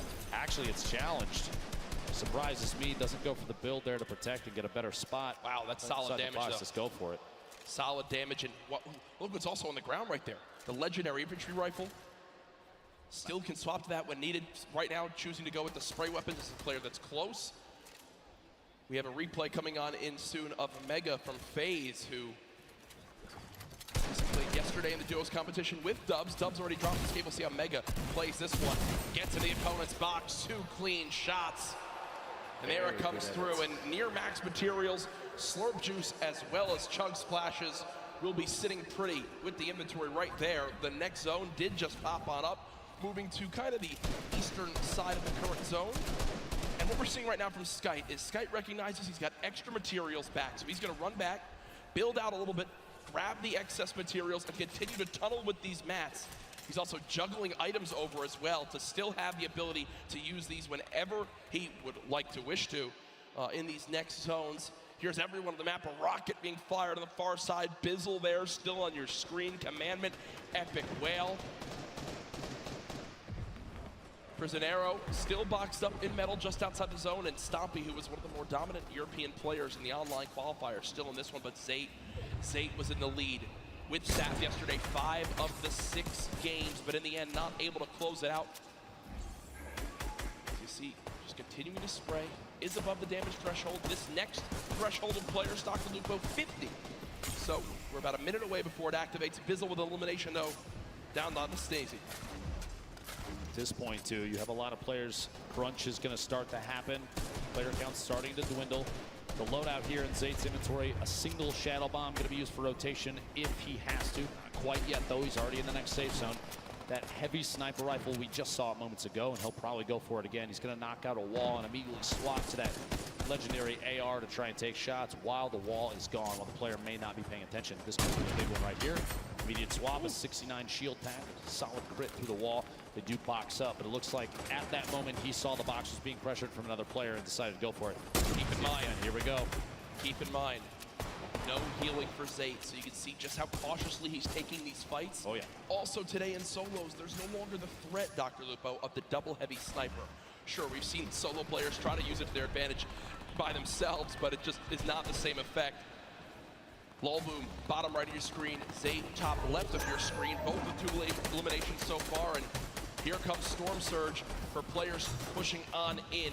Not a threat for Lolboom as he's 409 above, but Karhu did just go down to that Storm Surge, so an unfortunate game number 1 there, and ooh, some free shockwave grenades to pick up Dr. Lupo will be extremely useful in these rotating zones, and oh man, Lolboom is eating the Stink Bomb. 50 damage, Dr. Lupo. Terrible, terrible spot to be in for Lolboom. Lolboom, a solo Irishman, qualified for the World Cup here. Gonna have to push on through and try and make his way to the next safe zone. Multiple ballers on the outside. He might be able to grab that one in the water right there if he sees it when he pops out. After we can see Vivid on your screen. Evil Mare still there as well.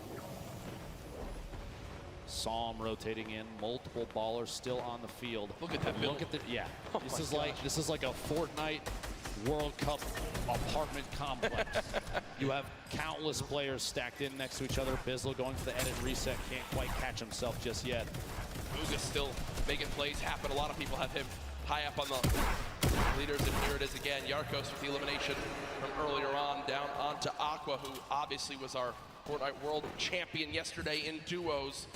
Rough start in game number 1. Bizzle, one of the most consistent and winningest Fortnite pro players of all time, Dr. Lupo. When you say a veteran in Fortnite competitive, Bizzle is at the top of that list, but here's Yarkos again, now on the high ground after that first elimination down onto Aqua, looking for more right now as he's got ultimate high. This is one of the best spots in the game right now. We'll have to see where the map is going to rotate in north-northwest, so he's going to have to make a move soon. A very hefty weapon loadout. Not a whole ton of rotation. Does have the 2 launch pads, does have the redeploy, but those are going to leave you exposed up in the air. Little look back, King. Making rotation here. The feed starting to light up. 38 players. Oh yeah. And that count is going to go down, down, down. Zate eliminated by Left Eye. Colorful taking another one out as well. King, 4 eliminations. You have to remember, placement points don't kick in until top 25, so he only has those 4. But those are 4 very, very big points.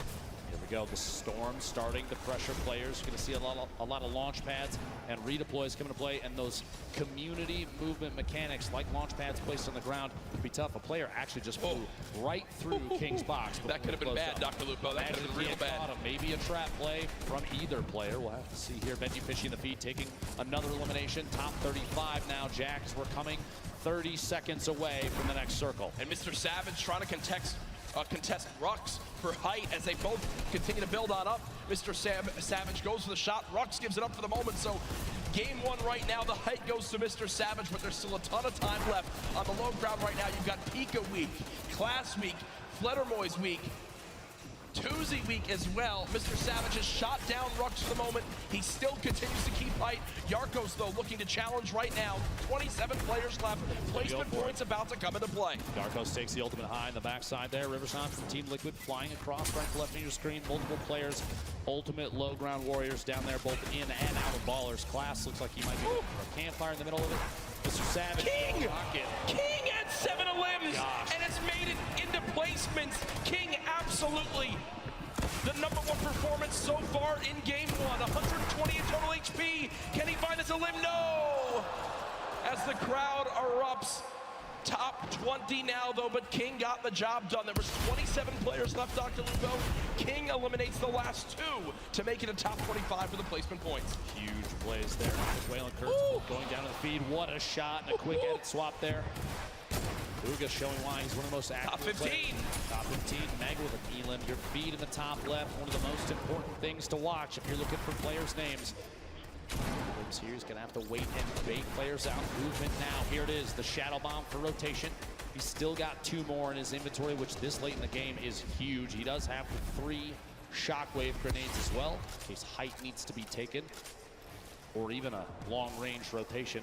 8 players remaining, Jack Yarkos. 4 eliminations, everyone in here getting those placement points. Beam from above and goes down. Yeah. No builds, gonna be tough there. Saw him picking up that elim. Bugha though, 5 right now moving forward. But not only that, 2 Shadow Bombs left, still with shockwave grenades too.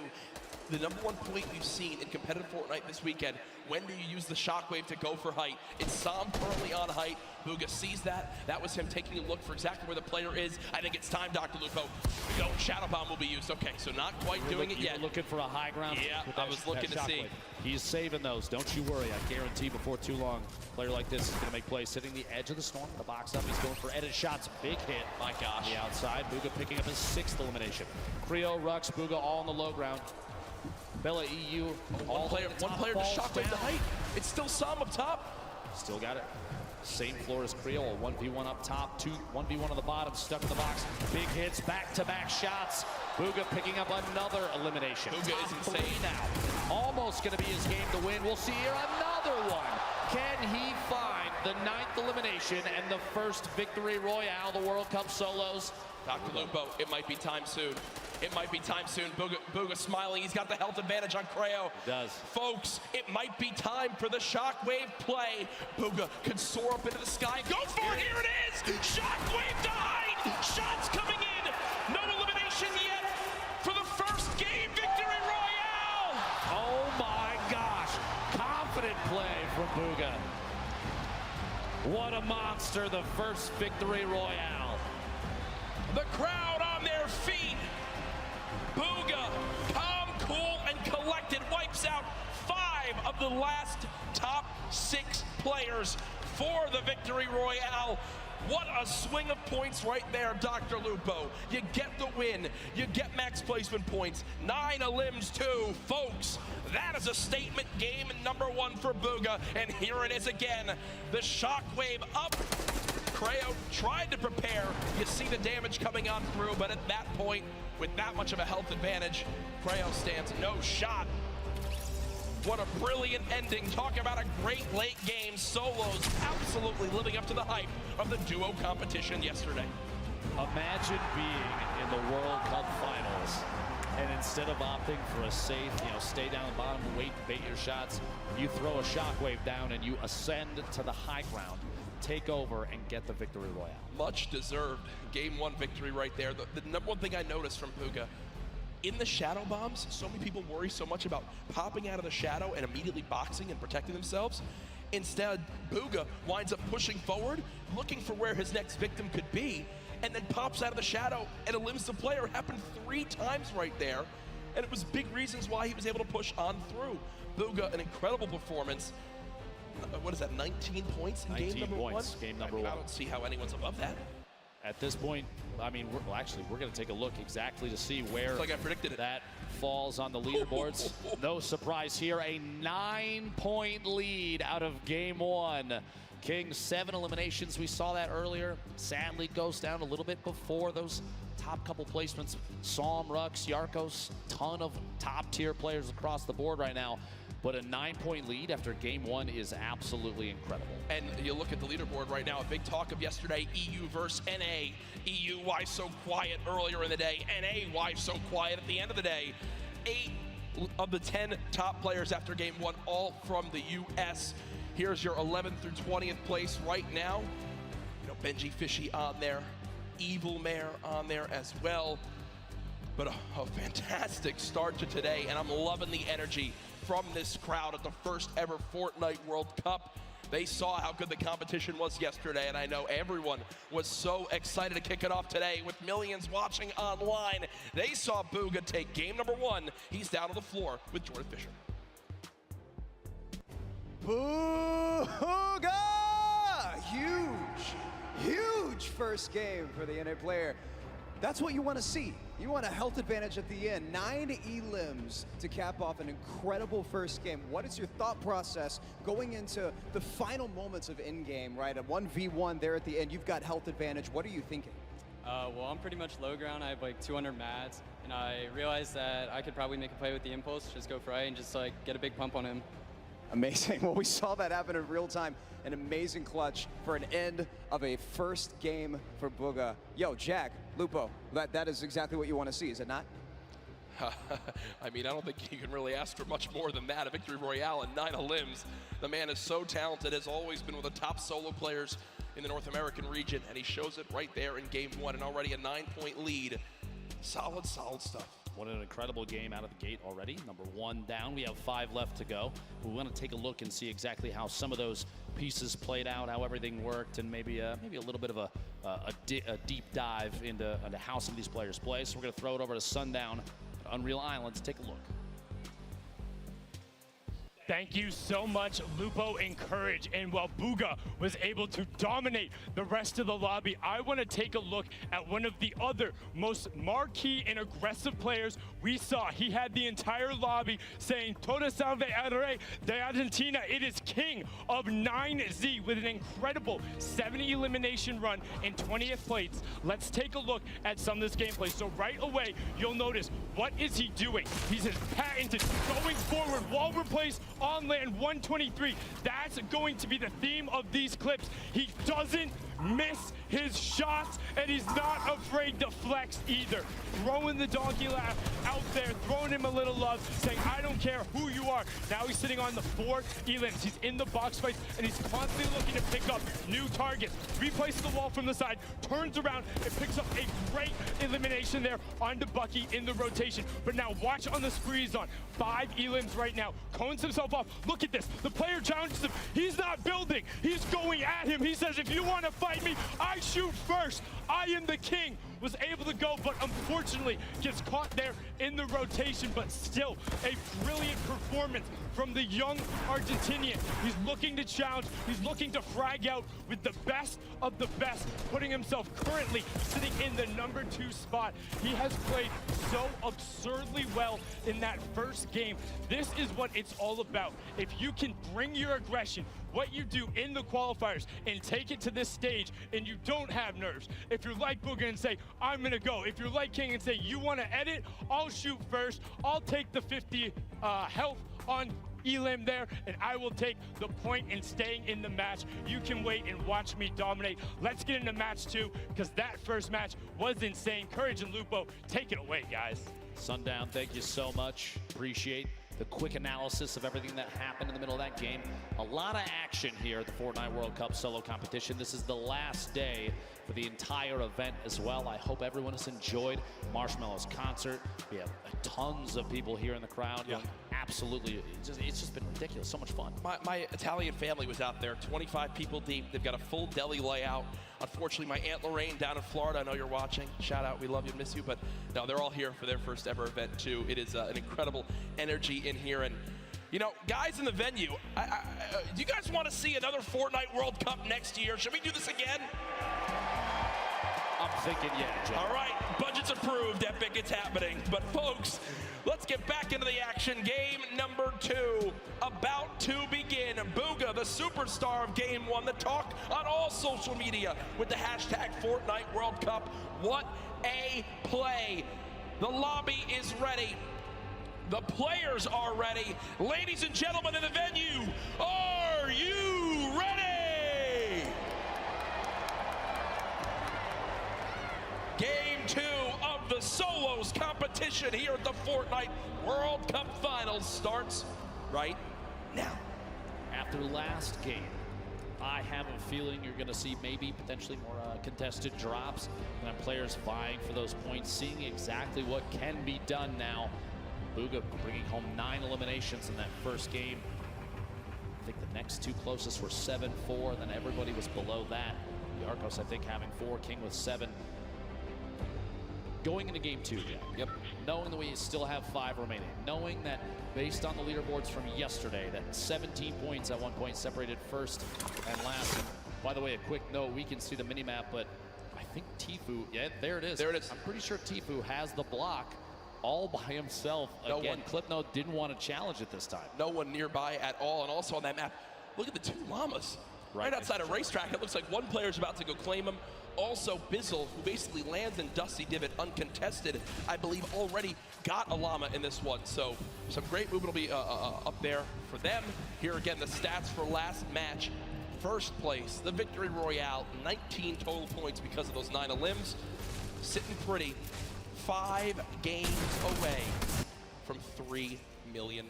I have to say, I feel like after one game, seeing an average placement stat of first, that's something I would screenshot just to hold on to. Yeah, best player in the world.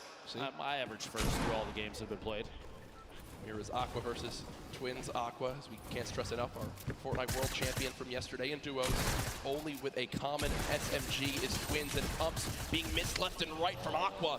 And I'm going to tell you right now, Aqua's going to be upset with himself on that one, Dr. Lupo.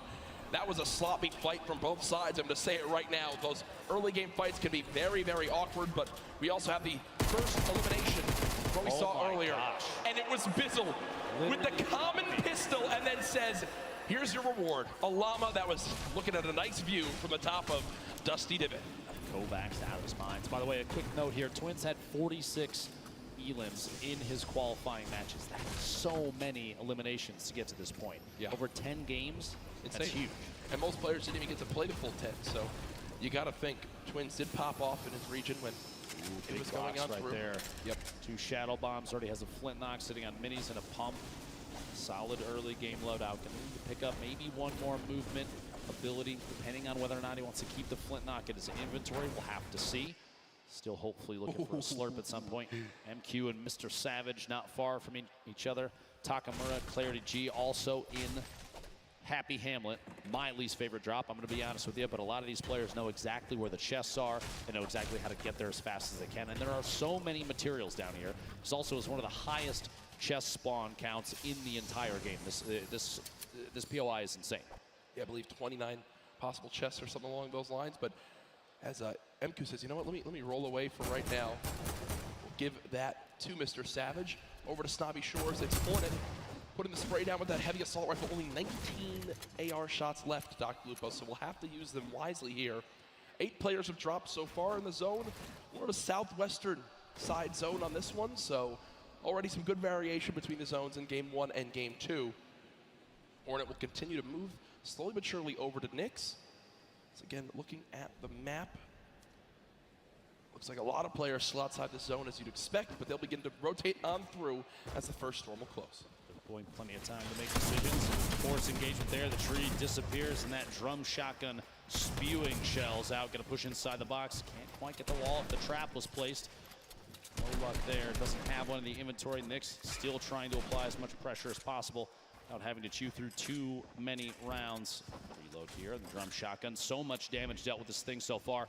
Wouldn't be surprised if he goes in for it here in just a second, and he does. Watching that corner, Hornet still on the defensive. Long-range spray from a drum shotgun isn't enough, but up close, the thing is very, very deadly. Nyx picking up first elimination for him in this game. Also with the emote after the eliminations. That's 2 so far. This is spicy. Jack, you love I mean, I love this. You love it. I get like 1 eliminate for every 3 games. So every time I have the option to vote on an opponent, it's fantastic. A very important note there. Nix had the most eliminations in the online opens at 61 during his qualifying week. That's crazy too. And Nix from Brazil. We often saw very aggressive gameplay from those players during their qualifying matches. All they would do was kind of just stomp through their lobbies. We always talked about how insane it was. Here's the inventory for Tfue right now. 4 minis, 3 big shields, good lord, 4 shadow bombs, good lord, a launch pad, a legendary infantry rifle, a blue pump shotgun. Tfue set up for the rest of this game, nearing max materials as well. This is what happens when you give this man block all by himself. Nobody wants to challenge here, but it's one of the best loot spots in the game. Robab's over on the right side of your screen, going to try and take that southeast corner building, see if there's anything left inside, but there's so much loot here at the block, so many materials, so many opportunities to get an advantageous position too, because you're right up the hill, like I said before, this baller spawns up there. Those are going to get grabbed pretty quick, but if they don't, if you're lucky enough, you have free rotation as well. It's also not terribly far from a slipstream to the south, just past the umbrella quarry down there. Meanwhile, Mr. Savage stuck in a 1v1 down here at Happy Hamlet. There's actually 3 players total. My apologies. You see on the mini-map in the bottom right there. They can't see those arrows, but we definitely can. And Crew and Takamura still down inside in the building. And audio cues trying to listen for each other. Takamura, you see, not really moving. Crew trying to do some wall replacing to build up a little bit of a material buffer in case fighting does happen here. I think Mr. Savage is going to rotate out. Here is Tfue with the player just in front. Looks like a fight he's potentially looking to take. Not sure exactly what the health is of the opponent just ahead, but you got to think, okay, so there is a health advantage. Maybe Tfue did a bit of damage as Kluja will begin to heal on up. So it does look like Tfue damaged the player, thought about challenging, but for right now, we'll just box for a moment. They are very, very soon going to have to move towards the zone. If you're watching online and you get an opportunity here to clip some shots from Tfue, it's going to be very accurate. We've seen it before, and we'll see him again with that infantry rifle. One of the best in the game. That was kind of greedy from Tfue. He has a ton of materials. I think he didn't expect his opponent to challenge and go for a shot, but because he tries to save a couple walls of wood, has to pop one of those big shields, and Kluja says, you know what? I'm out of here, and the zone's already there, so Tfue has a long trek ahead of him. Might have to decide if he's going to use a launch pad here. Probably not, as he does have the slipstreams down below, but still will take some damage from the storm. If there is a rift spawn up at the burger, he can take the zip across, jump off midway through, and go down and grab it. We'll see. Booga eliminated to start off this game in 90th place. So our game 1 winner out early on, which means that 9-point lead will surely be cut down as this one goes on. Quick thing I want to remind everyone of, yesterday we were nearing the #1 trend in the world on Twitter. I'm going to challenge all of you right now. Use the hashtag Fortnite World Cup across everywhere. Send in how you're watching today. Let me know who you think's going to win. Hashtag Fortnite World Cup everywhere from the millions of you all tuning on in. Can't stress that enough. Let everyone know that the largest event, one of the largest events of all time, concludes today with a $30 million prize pot in total throughout the weekend. Keensar holding an edit here. Stuck in a little stalemate. He's going to hold that side, look for the shot. Can't quite find it. Player backs out of that. Not fast enough to get Mr. Savage goes down to Mega. Big names eliminated early in this game 2, the World Cup solos. Keensar holding this edit yet again, just trying to wait and watch to see if he's going to spot this player make a move. This might be an opportunity to make a play here. Twins kind of baiting the ultimate high ground here. Quick little resets, gonna go for a wall replace. Does get it. Pressure applied, gonna jump up. He built the ramp preemptively to defend against any shots. Here it is, a shot from the side, does make contact. Twins down to 90 total HP. Big hit there with a shot. He's gonna try and rotate up on the outside, getting pressured against the edge of the storm, and a build off is kind of the only answer at this point. Quick hits down, doesn't quite find that the player inside ahead of him has the lead. Another big hit, 14 HP left for Twins. A build fight is all he's got left. He could shadow and try and get away, but if the player inside is smart enough, Keenstar knows exactly where to shoot. Twins is going to go down. We'll see here. One pump is all it takes, though, with this thing. 150 HP. Oh my gosh. Almost going down there. No shield remaining. A back and forth between these two titans of Fortnite. And there it is. Keenstar finding the lead with the shotty there, and Twins eliminated. Move towards Storm Surge kicking on in. I do want to point out where this next zone is. Spoke to production, we'll bring that back in for you all to see just how insane zone number 2 will be for everyone on this map. Actually, it's ridiculous. Yeah, because they have a long, long run ahead. Look at that. All the a third way of to the zone south side. Off the map. Not only are you forced all the way to the bottom of the map, you've got nothing on the south end of the safe zone.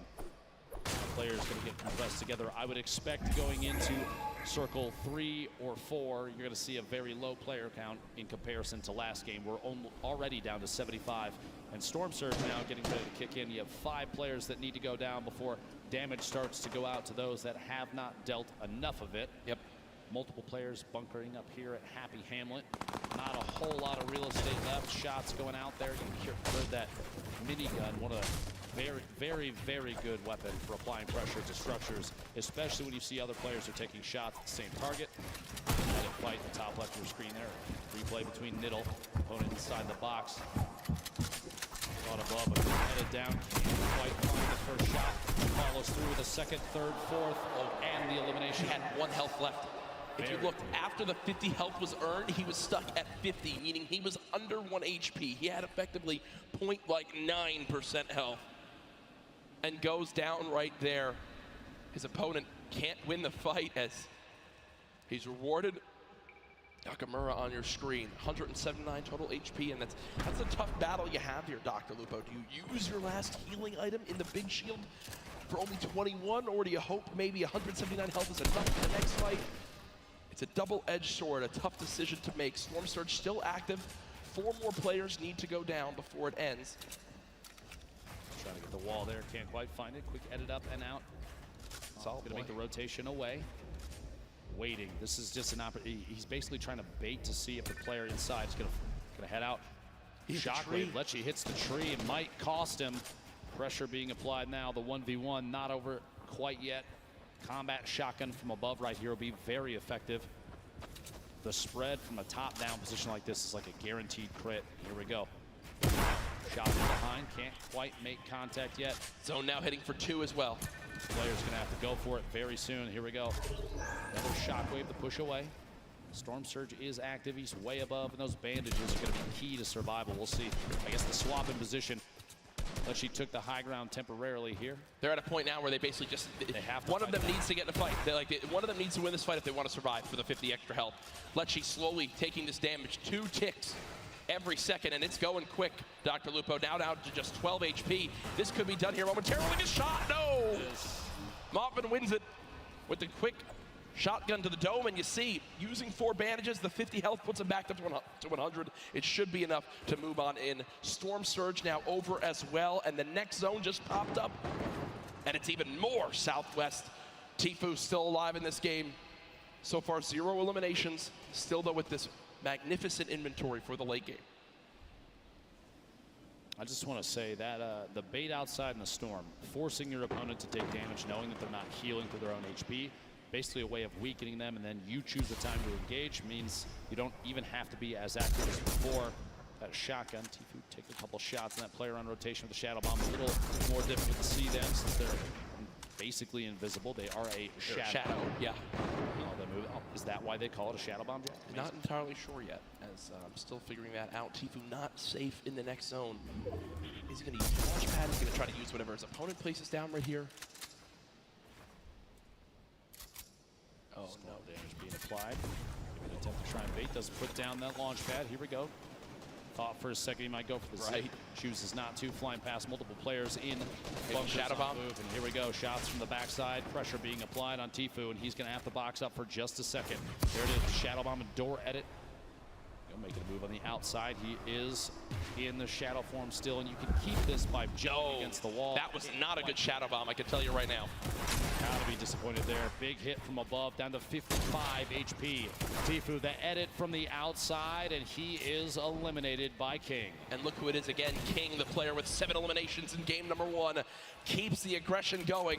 In game 2, the heavy sniper that immediately destroys that wall. and is rewarded with incredible loot, almost max builds as well. Tfue, a very quiet start to today's World Cup competition. Here's that elimination on Tfue, shot from above. A little bit of shield damage, but a big hit from the outside. Using a heavy snipe to take that wall almost instantly. Very intelligent play there. Again, more aggressive players we've seen thus far. Yep, and it's working out up to this point. Oh my gosh, this is back down at Happy Hamlet, right on the edge. So many players on the east side of the safe zone, and this is a far southwest. Remember, about a third of it is in the water right now. Nobody's on the island, the outside. We're going to see where this goes next. There it is, focused just to the west. That submarine atop the ice mountain right there. But look at how many players are stacked on the right side of that zone. So if you're currently in this next zone, on that north or east side, you can put a ton of damage downrange as everyone has to move right at you. You see Karu does go down to Diego GB in your elimination feed. A drop coming on through. Crew boxed up, Creo boxed up. Rux under 100 health, has to play this one safely, but they are so far on the east side of the zone. The Storm is going to move quite quick, Ben. And they've got to be ready for it. There's already the first shockwave used. Rux trying to shoot them from behind. Not able to get elimination there. Class so far away. Will use the launch pad and just begin to move towards this circle. You have to think at this point with both placement and eliminations before too long here. King maybe taking an opportunity to push into the first place position on the leaderboards, especially with Bugha going down so early in this game, 90th place. I love this outfit from Rux right now. He's a dinosaur. Rux is, no, I'm talking about his real life outfit. He's a dinosaur. He's set up to play in the Fortnite World Cup at 1, and then he's got a dinner date at 7:30. So good for him. Listen, class is everything, Jack. I mean, the guy looks great. I'm going to give a shout out for that. Best dressed, 2 extra points. A Fortnite World Cup champion right there, Rux. But only a 6 damage tag from the side there. Didn't have to panic too much. That I would panic a little more about. When you have no movement. When you have no movement in that part of the zone, it's literally exactly what I just spoke about. King on your screen, but also something we haven't spoken a lot about, Reverse 2K. Duo with Ninja, unable to qualify together for this competition, but did make it into solos, and now seeing what he can do by himself. Was on the far side of this zone, so also not a fun spot by any means. Quick note, King currently has the highest damage in the match, 574, meaning, like I said, that aggressive gameplay. Still in it, still trying to win, still trying to get the beat on players, and a quick beam on Aspect up the ramp, caught off guard by an edit play. A shot through the wall, gets the follow through with the edit. Nate goes down. He is playing out of his mind right now. King reminds me of like Vinny and Zextro back from the earlier duo competitions when they would just try to fight anyone they saw. King, 7 eliminations in game 1, now 4 eliminations in game number 2, and there's still 42 players remaining. And there is only one person in the next zone that just popped up, Dr. Lupo. It is as far west as possible, and look at those arrows frantically moving on over as everyone knows prime real estate is available. This is one of the most insane zones I've seen. Look at, no one's in it. No one's in it. Quick couple notes about King, one of our players from Argentina. He is the minimum age required in order to play in the Fortnite World Cup. A 13-year-old savant. Wait, King is 13? He is indeed. My goodness. Jack is 11 million times better than both of us combined. Yeah, I mean, that is absolutely ridiculous to think about. Cosmic on the height. Vivid is still alive in this game. Artcrow is still alive in this game. Draken's still alive in this game. What does King use here? It looks like Will again place the launch pad, and what you saw right there, a ramp placed backwards to bounce off of it so he doesn't go all the way up. It's basically a sitting duck up in the air. Kind of flows quite quickly towards the opposing player. King, imagine winning $3 million as a 13-year-old. I mean, I think I would have bought like a Razor scooter when I was that age. Probably. And enough ice cream to, well, don't really know where I was going with that one, but to be honest, there's going to be a lot of ice cream. Surprised that food's the topic here. The push through the air. King getting aggressive into the next safe zone. Here we go. Going to have to hold a wall for just a moment. Little drop down. I like this repositioning. He doesn't want to remain in the same elevation. He's got multiple floors now in case he needs to take a drop there. Yarkos gets beamed from the side. limited by Scalar. Arkram in the feed, pick it up, and Elam on Bella EU. Dubs, Bucky, multiple players still in this game on your screen. Clicks taking out Cease in the feed. 29 players left is the big thing to note. Four more from placement points, which if you make it to top 25, instantly 3 points earned. That is on the mind of every player still remaining, and the zone's still moving west now. Shots through. Minigun, a quick swap there, picks the shotty back up. Interesting little play on the fly there from Zell.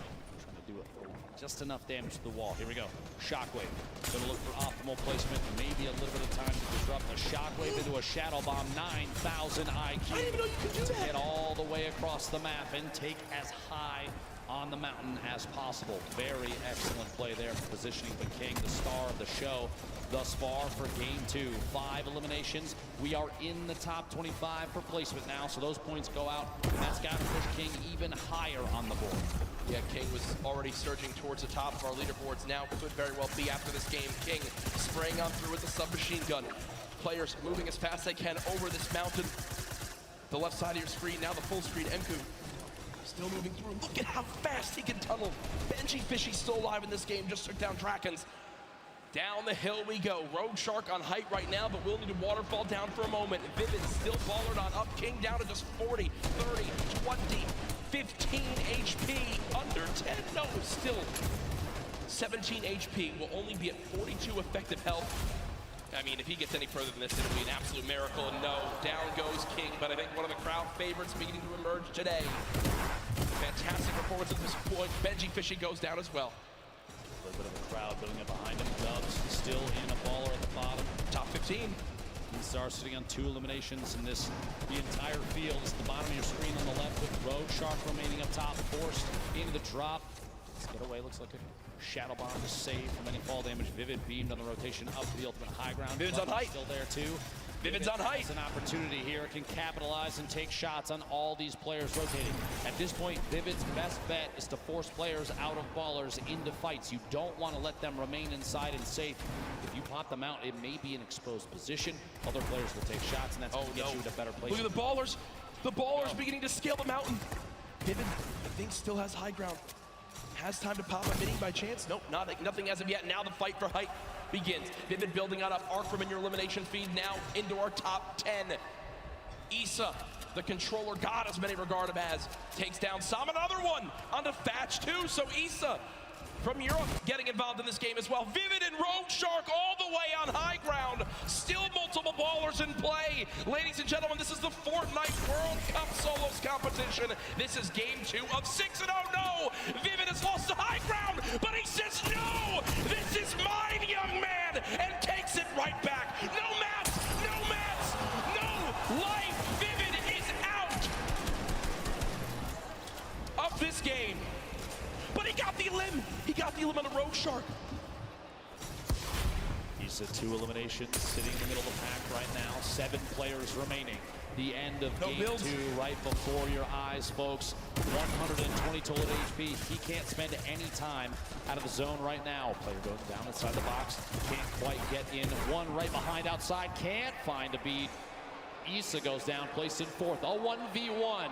Dubs, the ultimate high ground. The crowd cheering behind him, looking to see if he can capitalize on this advantageous position. Down low, it's Dubs for Skype. A little bit of a build-off between the two, layering defensively against each other, but Dubs, no builds. One build. The flint knock to save him on the drop might be the play, just outside ahead of the build. Maybe can catch him. Oh my gosh, is he around inside the storm. This might be it. Shockwave into the flint knock, into the safe zone, doubling back, another one, a valiant effort. He's got to find a bead, but he won't be able to do it. Ladies and gentlemen, game 2 goes to Skype. Skype had 27 health left, 8 HP. If he took 1 hit from the storm, he was dead, but he clutches on up. We heard in the interview earlier, he said, I'm gonna play my game, win, do what I do best, and Skype does it there. Dubs, what a valiant effort. Look at that. Look at it, Skype's HP. Literally 1 storm tick would have been enough, but Dubs had no mats left and unfortunately didn't wind up making it up that mountain. Skype just wins, and there you see the celebration. Game 2 goes to EU as Skype comes out on top. Single elimination, 11 points for Skype. Gonna be great for the leaderboard. We'll have to see exactly where they end up. But a big, just honestly, a maximum effort from Dubs was insane to try and stay inside. Absolutely incredible. Here's your leaderboard as it stands right now. First place being held by Booga. 9 elims, 19 points from that first game. No showing in the second game, but it's still enough to keep him all the way at the top. But King slowly climbing his way up to the top, just behind now by only 1 point. Folks, King can't drive because he's 13, but he can win $3 million today. When you talk about lives being changed, it's what the Fortnite World Cup Finals is all about. And now our crazy 9-point lead is down to just 1 first through 10th within arm's reach. Our top 20 absolutely there as well. This is still anybody's game. Insane. The spread between first and 20th still very, very close. Anybody can climb all the way to the top in an instant, as we've seen countless times of the 10 weeks of qualifying all the way to here. New York City for the Fortnite World Cup, and this is the final day. Jack, today we give away $15 million in prizing. It is absolutely crazy. It's insane. The energy in here so far today. I'm sure everyone's having a blast watching. Games 1 and 2, fantastic. So much happened, even more than we could probably even take in, and that's why we've got great people like Balla to help us out. Thank you so much, Courage. Yes, I'm here. We have a ton of awesome plays, a lot of action unfolding in that game. I'm going to help break it down. We're going to hop in with King, who got so many eliminations this game, no placement points. But if you recall, the beginning of this, nice tags here, gets the player white damage. He knows he has health. He knows he just has only health, no shield. He just continues forward and goes for the box fight. In the second zone, the zone is about to start coming in. He has no fear, the aggressiveness of the player, and the double edit makes him fall right back into his own box that he had a floor on already, gets the cone on top. That's Leleo, another player from South America, but he continues to take out big names, and here's Tfue. He tags him a little bit, but then pulls out the heavy sniper right as Tfue takes the box. And because of that, that came as a surprise to Tfue that he could bring out the heavy sniper, take the wall right in that instance. Usually he'd be expecting the pickaxe on the wall, but the heavy sniper, speed. Now King continuing to look forward, continue to look towards the zone where players come from. It's Aspect that he takes out. That's 3 eliminations, but he goes on forward and grabs another one with great awareness onto Nate. So unbelievable play from here. King is just racking up elims. Again, no placement points in this game, but he still pushed himself within distance of Booga, who Booga went down earlier there. He took out Clicks as well in the box. And this is, he's taken out Aspect, he's taken out Tfue, he's taken out Clicks. These are some of the best box fighters in the world. But now, King, he's saying, hey, I'm here at the Fortnite World Cup. I am one of the best box fighters in the world as well. So guys, that's King, the story so far. He's climbing the ranks, he's inching ever so closer to Booga. Gentlemen, back to you. Great stuff, Balla, and yeah, a fantastic breakdown of how King has made it up to our second place spot so far. We were only a third of the way through today's competition, on the road to crowning a Fortnite World Champion. Thoughts after games 1 and 2? I'd love to see the aggressive gameplay from King and others. Those kind of plays you don't often see in the Fortnite World Cup or really any competitive play.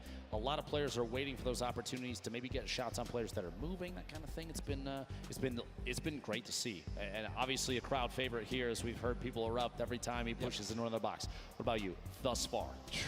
Crazy action. I'm really interested to see how these different landings continue. We've already seen games 1 to game 2, people switch up their spots, land at different areas, and sometimes it's come back to bite them. All I know is, though, that's going to do it for us two for right now. We'll be back later today, but down on the floor we have Zeke with some more information on our players. Thank you so much, Lupo Courage. Man, what an insane first 2 games here on the first day, or the final day of solos competition.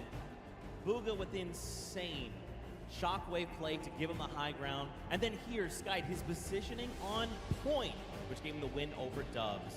I mean, you guys, and of course, the Marshmallow performance. If you guys are here, how have you enjoyed the day so far? What do you think?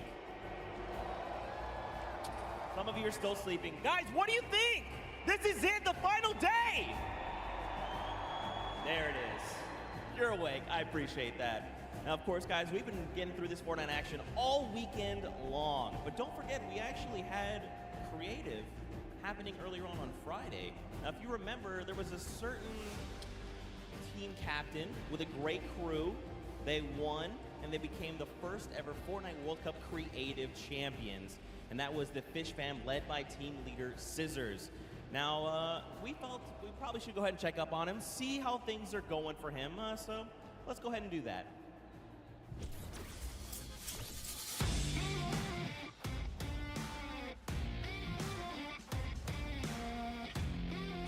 Kitty Plays, and we're here in the player lounge right now, joined by the winners of the Creative World Cup. First of all, congratulations. Now, Scissors, how does it feel now to solidify that title? It's kind of awesome considering I love creative mode. It's thriving, it's awesome, I love it. Now, Tyler, did you ever believe that you guys would secure the position here today? Yeah, I always knew we had it in the bag. You know, we're the week 1 qualifiers. We're the most stacked team. There was no competition. Just when the last map was a death run, I knew we had that in the bag. We got some good players here. I knew Zan would clutch up, and he did just that. You could tell he lifted the finger. He said, we need 1 coin. Just grab this coin right down here. If he can do this without being eliminated. Here it is. The win. Oh, he missed it, but gets it with the trap trigger. You realize that one jump won this group here an extra $1 million. It's unreal. Like, if you want to practice with death runs, you need to like do it slow. Don't go in blindly. Like, try and like change everything you do every time you fail. Suzu, can you see yourself doing even more with creative? I mean, the success of today. Will you continue to go and play creative maps? I think I would definitely stay consistent with creative because I feel like there's a lot of potential in creative still. And yeah, definitely this is my thing. But I want to go down the line and see what each of you guys plan on doing with that prize. I'll probably end up like saving most of the money, maybe like some investments. He's 18 and he just won $336,000. What are you going to do with the prize? Rent? Rent. Yeah, I think rent. I'm gonna be responsible, I'm gonna save my money. I am going to be responsible and probably just invest most of it and try and get even more money back. All right, guys, congratulations again. Absolutely outstanding job. Thank you guys so much for tuning in, and I cannot wait to see what the future of Creative Fortnite looks like.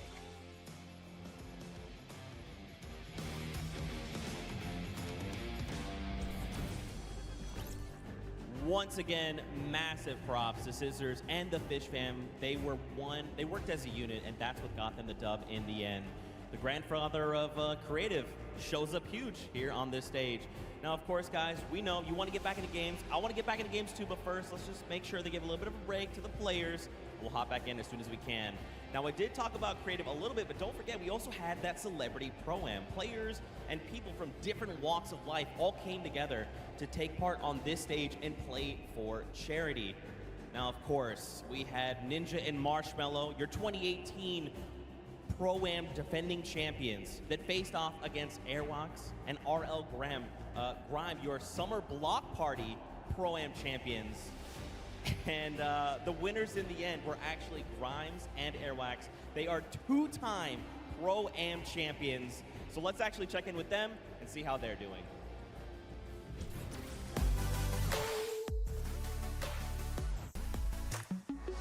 I'm here in the player lounge right now, joined by our Pro-Am winners, RL Grimes and Airwalks. Wasn't totally expecting you'd win 2 in a row. Can you walk me through those final moments? It felt really good. I don't think I would have won if I didn't have him. Now, RL Grime, you were holding your own, you were keeping up, you were staying alive, you were getting eliminations. How did you change your playstyle from last Pro-Am to this Pro-Am? I think we learned a lot from the last one, just that you should focus on late game a little bit, and I just sort of let him lead the way and made it happen. How did it feel to play with a potential World Cup duo winner? It's amazing. I'm actually going to come tomorrow and sit in the stands and cheer for my man Airwalks, yeah. Maybe make an Airwalks sign and wave it in the air? Maybe a 98 bot sign. I'll hold it up. Good luck on the event tomorrow. Congratulations on winning. Congratulations on winning. Incredible, incredible gameplay throughout Fortnite World Cup Pro-Am.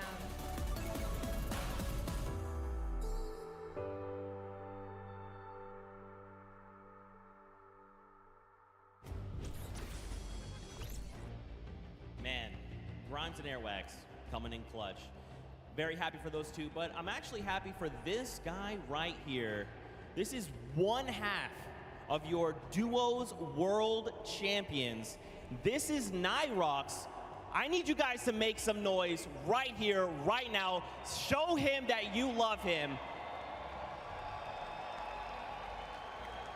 How does that make you feel? You got all these crowds. That's great. Feels amazing. There you go.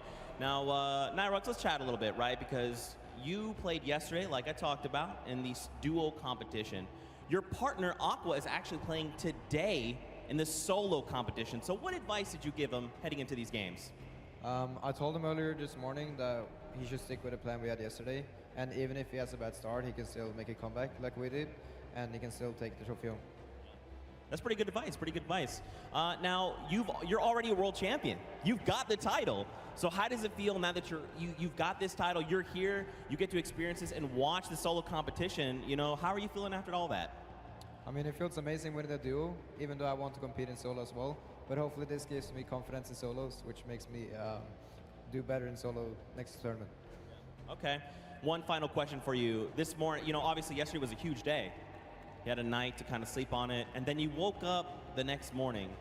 Did it sink in? You know, how did you feel the next morning when you're like, man, I'm a world champion? It feels surreal. It doesn't really feel like I've won anything because it was so big. It was almost too big to imagine. But yeah, it feels amazing. Well, again, massive congrats to you. One half of our world champions. Again, give him some love, Fortnite fam. Thank you again, Nyrox. Appreciate your time.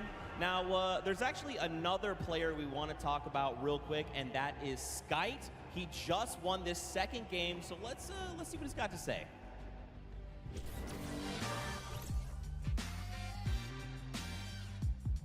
I'm Skite from livestream. I'm French, coming from Paris. I've been preparing the finals by playing customs and playing every day with friends or mates. It was hard in the beginning because my wrist was a little bit broken, so I just wait and then I qualified for the boss in the last 2 weeks. I definitely want to thank my team because they support me a lot when I was playing qualifier.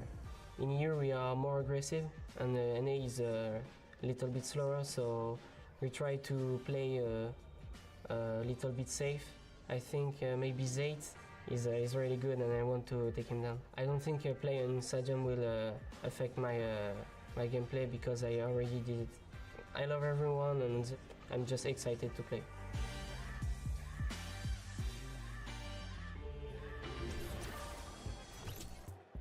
There you go. There you have it. I mean, Sky, this guy is amazing. I'm a big fan. Sky, you know this. I'm a huge fan. Now, guys, there's so many players. There's 100 here that I wish we could spend so much time talking to every single one individually. But let's actually dive in specifically to one, and that's a Mr. Vivid, you know, Mr. Clutchman himself. Unfortunately, it didn't work out for him there, but don't worry, he's going to bring some more heat. We actually had time to spend with him and his hometown, learn more about him, so let's watch this together.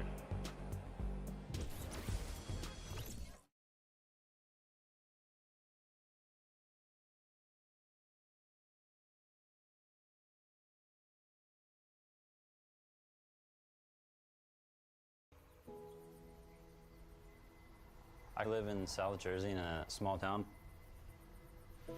Population of under 1,000. You see a couple of cars pass by your house. It's quiet, so it's nice. Here, I played Fortnite at the highest level. Vivid picks it up. Gets the elimination. My name is Noah Wright. Oh yeah, bud. Also known as Vivid. Let's go, dude. I am 21 years old. I've been playing competitive Fortnite for almost a year now. Vivid, a familiar name to a lot of fans. What makes me a successful player is probably all the hours that I put into it. The schedule gets kind of crazy, but I'll keep myself in good shape. I will do a workout routine, 20 minutes on the exercise bike, 15 minutes of stretching, and then back to playing Fortnite. Look at that! I don't know what's hitting you, bud. What's hitting you? Just having fun. Vivid popping off. Taking that victory royale. That was insane.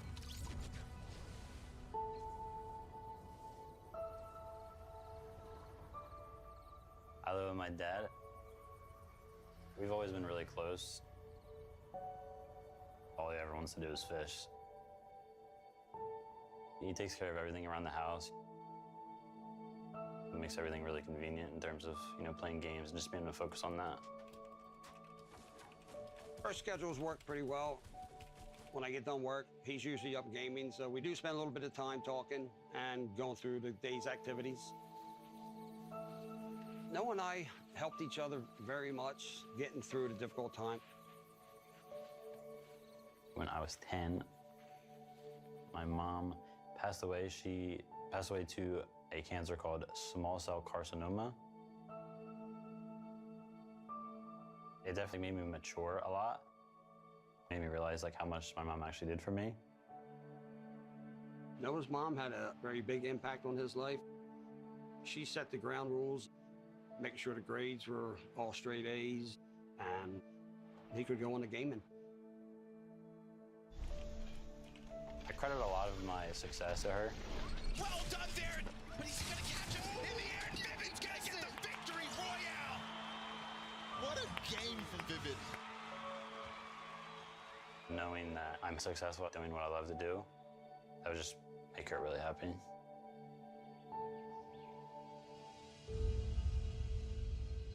Ready? Yeah. Fortnite granted me with a decent amount of money. I can help my dad out now, so I got him the boat. He presented it to me for being a great father, bringing him up since our mother passed away.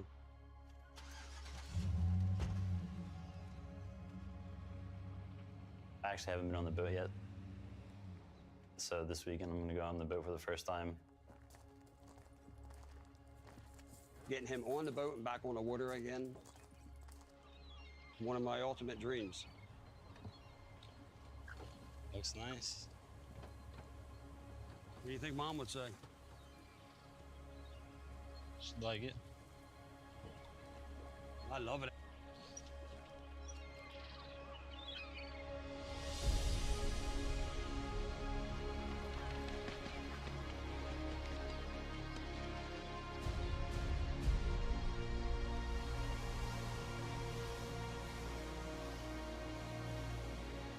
I want to thank you for this and everything. It made me happy.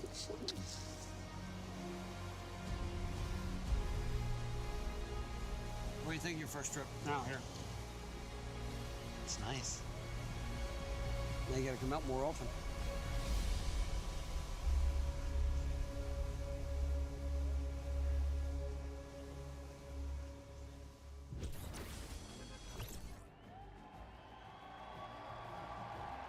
Man, I'm gonna be honest. I'm trying to keep myself together right now. I know how you're feeling, Vivid. I am very close to my own mom, and she means the world. If you guys have a chance here to meet Vivid, he is genuinely one of the most hardworking, kindest people you will ever meet in your entire life. If you can say hello, take time to do it. I promise you will not be disappointed. Now, of course, Fortnite fam, we got to keep the games coming. Games are about to be underway. The players are back. They are ready to board the battle bus. So for now, we're going to send it back up to none other than Monster D-Face, Golden Boy, House DJ, Mike Realm. Bring the heat.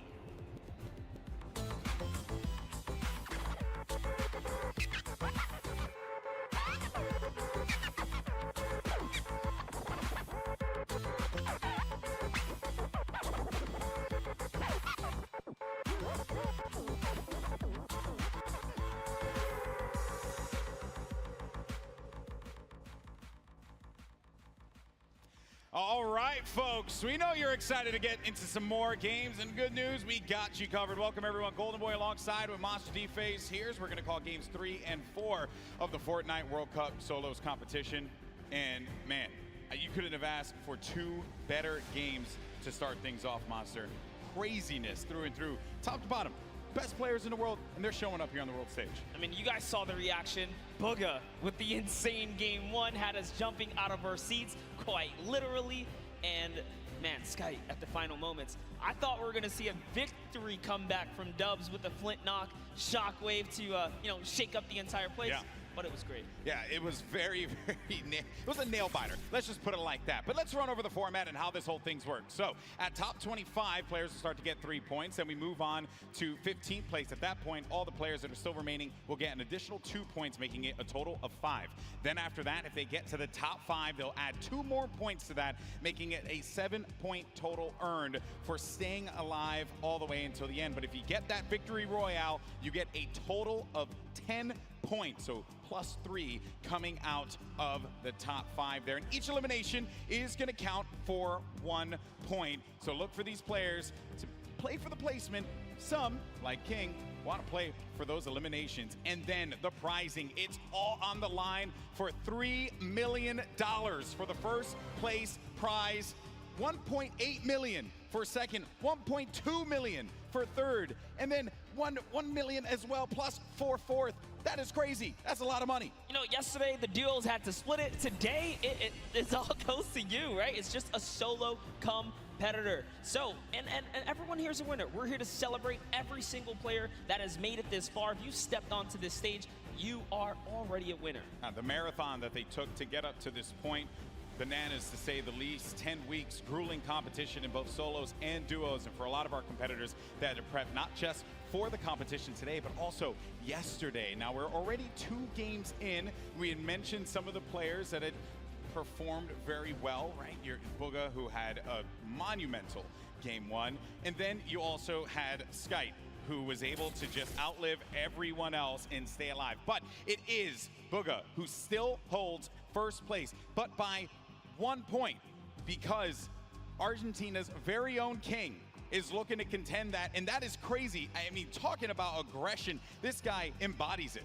Yeah, you've seen him time in and time out. It's players like King that really make these tournaments interesting to watch for the spectators at home, for everyone here in the audience. You gotta have your King show up and bring that action all the way through to the end. And it's not to discredit anyone who made it this far. These guys are still in the running. Yeah, it's only 2 games in. Games 3 and 4 are going to be just as important. Players are going to have to step it up if they want to get within the top 20 here. There's just so much on the line. There you see Booga, who's getting ready, getting prepped up. Everyone is so hyped up here at the Arthur Ashe Stadium. And I don't even know what to expect, man. Game 3, like, what are we even going to get? We're seeing early aggression here from a lot of the South American players.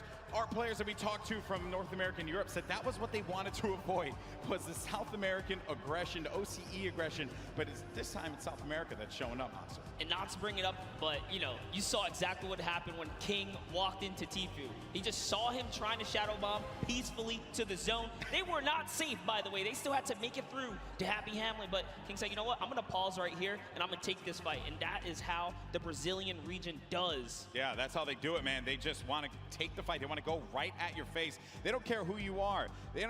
Listen, you can have millions of subscribers on YouTube. You can have all the Twitch Prime subs. You can have all the fame and the fortune. But at the end of the day, everyone that's in that game, they're all equal. There is no upper hand depending on how popular you are, and you shouldn't be treated that way either. You should just go at them with everything you got, because that's what it's going to take to walk out of New York City with $3 million in your pocket, which, by the way, you'd have to have a very big pocket for that. Take a look there. Benji Fishy has been showing up. I told him to play to the crowd. I said, play to the crowd. Have some fun with it. Yeah, good to see him smiling. You know, we were there in the warm-up games. He was a little timid, but Benji, loosen up, buddy. There goes Mr. Savage. And the rest of our competitors, Creo, Kinstar, Vivid, of course. This is a big moment for everyone here. Game 3's close. And it must be cool as well to see you guys. Give him a round of applause. He waved to everybody. He waved to everybody, you know. That's not bad. All right, so here we go, folks. It's now time to jump into game number 3 here for the Fortnite World Cup Solos competition. The countdown has begun. The players are loaded up in the battle bus.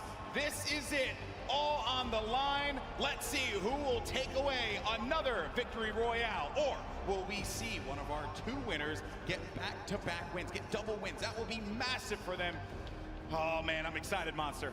And so far, Aqua has been the only player to prove that he can win on a stage of this magnitude. But just to give you guys a little context on the bus here, this is a bus coming from the south to the north side. So all of your competitors are going to get, yes, a fair split at the map here. And that's exactly what you like to see. You want everyone to have a fair shot at the map. So let's go and see as Skype is looking to land here. We saw Skype win that last game. Yep.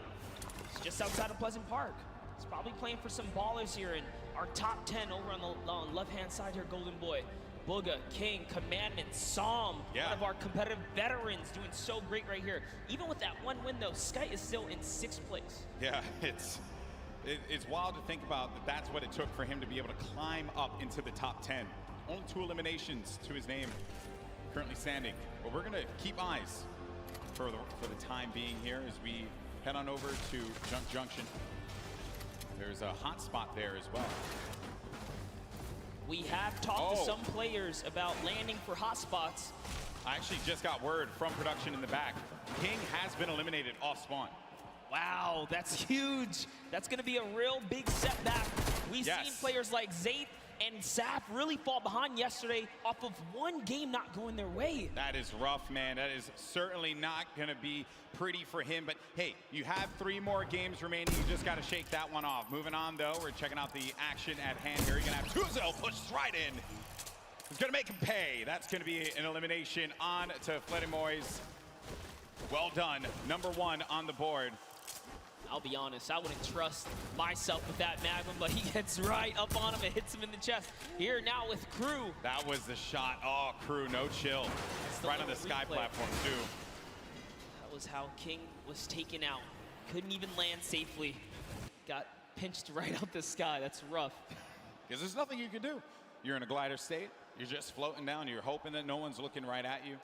The players at this point, they're going to go for those shots, those open opportunities. Then you got Tuzi, who had just picked up an elimination earlier on. The circle is going to be over in the ice biome, so by the Polar Peak, Frosty Flights area, and it's also going to be within Pleasant Park as well. So the eastern part of the map, they're going to have to worry about moving on over to the safe zone. Now we're going to be looking at a crowd favorite here. We got Tfue. Yeah, He's had the best run so far. He's been playing the blocks. He's been getting out of the block successfully. It's actually Clipnode who's been landing here from the Brazilian region. Again, known for landing on a weapon and pushing straight into whoever's at the block. But Tfue has successfully defended himself. Even in the warm-up games, T was winning all of the early game engagements. And, you know, shout out to Clip. He actually changed his strategy. Clip went for a shot there. Yeah, but Clipnode stopped pushing, though. He's not using the same strategy. He's actually adopted so far. But let's see what Tfue can do in these moments. He's chucking some perfect grenades across. Yeah, in game 1, Clipnode ended up getting everything that he needed and then disengaged out of the block. Whereas Tfue took a little bit more time to loot up, get as much as he possibly can. Clipnode from the Brazilian region here, who it's a possibility that he can take him out, but it's going to be very challenging. And maybe it was just the difference in loadout. Maybe before he didn't have exactly what he needed. Now we can kind of peek into his loadout here. This is a very strong loadout. He's got everything he needs to stick around and take this battle. And that's why you see him playing with such confidence now. And this could just be his game. And it was also admirable of him as well. You know, qualified week 9, last chance to do so. Argentinian player as well. Then you got Takamura now. Sees a player right in front of him. Happy Hamlet is where this fight's going to be taking place. As Clarity G made it to the end game in game 2. Had high ground there for a moment. Thought he could have pulled that one off. Mr. Savage has eyes on Clarity G, does put the pressure on him. Now Clarity's going to have to deal with a player that's behind and in front of him. So just shadow bombs on out of there. He's going to have another one to use as well in case he needs to pop it, but it doesn't seem like anyone's going to be paying any attention to him for right now. There's over 6 players landing at Happy Hamlet, but we're jumping right into this battle right here. Unknown Army, who has had the time to prove to the world that he is here to bring the heat. Early on in our competitive days, Unknown Army was known. Take over, Golden. This is it, man. Unknown Army, one of our first controller players. Actually, he was our first controller player to qualify for the Fortnite World Cup. Perhaps this is going to be the opportunity that he was looking for, Monster. Put himself on this stage, get a big opportunity. Things have slowed down here for a moment. He's looking to overtake that roof. If he can get possession of that, head it on out.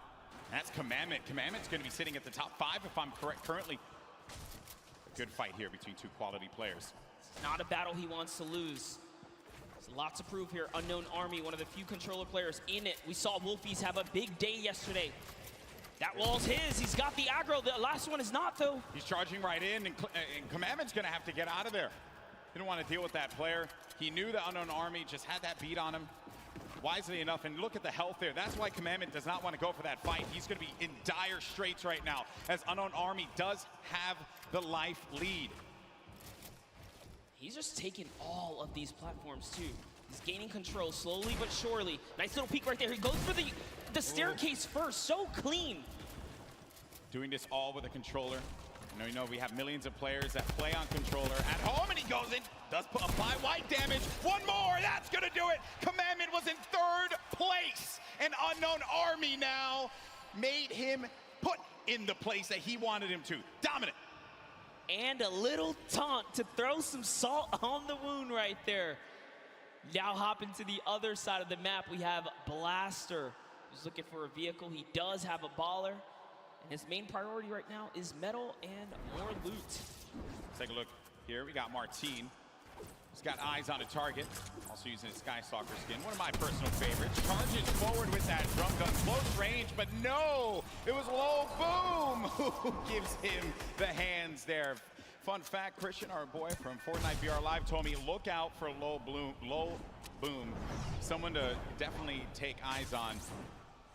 They did eliminate one another, though. So Boom, not in this one. Maybe you can find some better luck in games 4, 5, and 6. Yeah, that is the risk you take when you jump into someone's box here in the Fortnite world. Leshy, another controller player, bringing it back to the good old nostalgic Tilted Towers for that close-range PvP. He's going to get shot a few times right there, but still keeping his cool. He has plenty of extra shields and mobility. Shockwaves are going to be great for maneuvering around this congested area. That's what it is. 4 players in Neo tilted right now. You have to be careful. This is a controller battle, actually.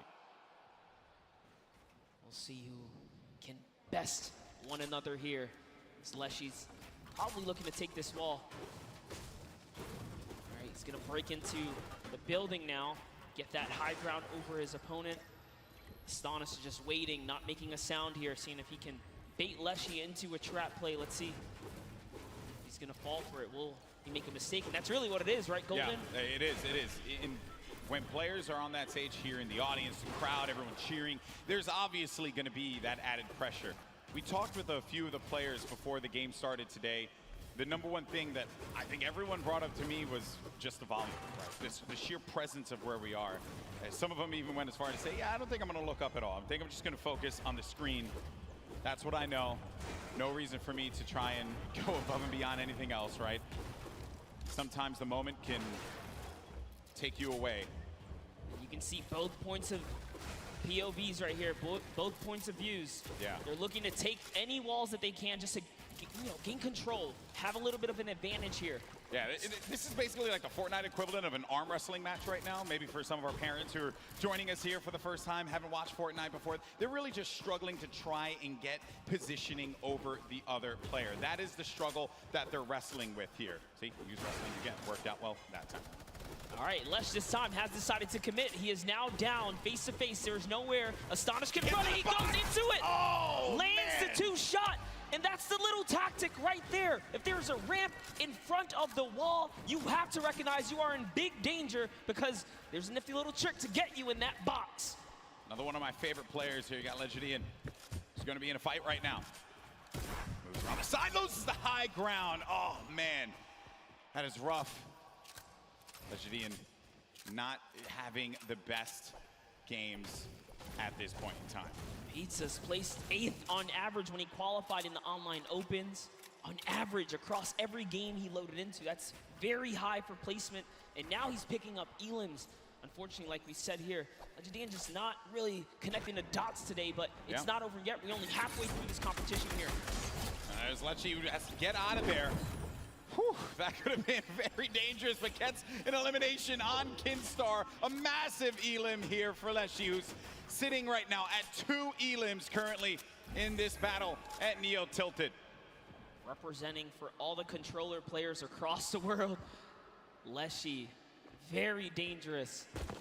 That's going to be a huge upset right there. And you just get close range with a player like Leshy, and they'll punish you, right? When you have the controller, you have that little bit of the ability to just L-trigger. You're going to have, and I know some people are going to be like, oh, L-trigger, low, whatever. But the reality is, right, you got the full use of your arm. They have the use of your thumbs. But when you push in for there, you just don't want to box with them inside of that. It's very rough to deal with. Maybe Ruck said it best, you know, just the age difference. Leshy's 15, you know, could just be a little faster than Kid Star here. Yeah, I know. When I was 15, I was nowhere near as good as he was with a controller. So, and I competed for a very long time. Got Crew. Was just in this fight here for the moment. Does get ownership of the wall because that player does disengage above him, and he hears that movement all around. You also get an eye on the bottom right of your screen. You can see the mini map where players are going to be located. The player we're typically on is going to be that white triangle, but that blue triangle, that other player goes right in for the fight, is going to knock down the shield just a little bit there. He's going to have minis to be able to top himself back up. This is very intense here, Golden. Yeah. Yep. Shockwave. Yeah, you don't want to go for that fight. Shockwaves are so important. Players saving them for that late game. And in some cases, they'll just use it, disengage. You don't want to take a fight. There's no reason for you to do so. A lot of players playing cautiously, as they should, with what's on the line here. But Crew, oh, he marches forward. That's number 2 for Crew. You can see the excitement there. Nice little smirking grin on his face. He throws a peace sign to the crowd when he takes that player Lucky right out. This Happy Hamlet area is so dangerous to rotate through. You have players like Mr. Savage. Now we see Left Eye and Kurtz. Left Eye was responsible, again, for a big upset in the last game, taking out the likes of some huge names towards the end game. But Kurtz here with a heavy sniper. Can he open up a base here and follow up with that infantry rifle? So he's coming up, he's getting his little peek on right here. Yeah, I think Ninja yesterday had talked about the infantry rifle, how good that weapon is, and it truly, I mean, the accuracy that you get out of it is absurd. It's something that if you pick it up and you know how to use it, you'll be deadly out there in the field, which he has done a lot of times, Ninja, which is why he likes that weapon so much. And I don't understand why a lot of our players will go for that as well. When you have the option to, why not? If you got that comfortability with it. Then you got Left Eye. 2 eliminations currently. Has 2 shockwave nades. And you know, you got to give some respect to Left Eye, who completely left his previous job 6 months ago to fully focus in on competitive Fortnite. And he found himself at the Fortnite World Cup stage. I don't think it gets any better than that. That is a dream story here. Yeah, in competitive gaming, you take those risks if you want it so badly. If you want it more than you have to breathe, you just go for that moment. You never know what's going to happen. This could very well be a lot of the people in this arena next year playing on that stage. Courage did say that they had the budget, so I'm just going along with what he said. You know? All right, but here we have Tfue. Tfue playing his classic high ground center map, more or less. He does have a lead for the next zone. Yep, movement options for him, which in the last game he had the shadow bombs. Didn't really pan out for him because King, very thirsty, went for just all the water he could possibly get out of that one. And I say he certainly was quenched in his thirst. But then Tfue, now this is, sometimes you're flying and then you just become a magnet, and that is unfortunate. It's Clarity G who picks up Tfue. Unfortunately, right there with one wall open from behind him. That's not so placed difficult. down, unfortunately. That's so difficult. There are times you fly into the sky and then the entire server just looks right at you. It's all about timing in Fortnite here, but that's the risk you take. So now looking at Link here. Link putting some pressure up above. Remember, Storm Surge is in effect in these games, so you have to be hyperactive. You have to be proactive for seeking for damage. But when you commit to battle, you are more than likely gonna have to finish that battle. Here we have Robabs. He's kind of looking up. He's holding that edit though. He is ready to open it up. I think he's gonna trade fire as soon as Link goes for the shot.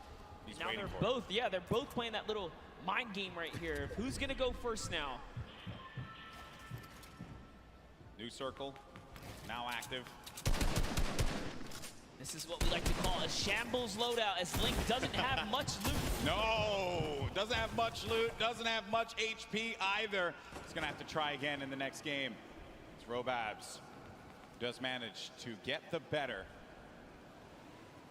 Oh man, this is intense. Now we're at 62 players remaining. Some players taking fights, others really just focusing on staying alive, staying in this one to the placement points.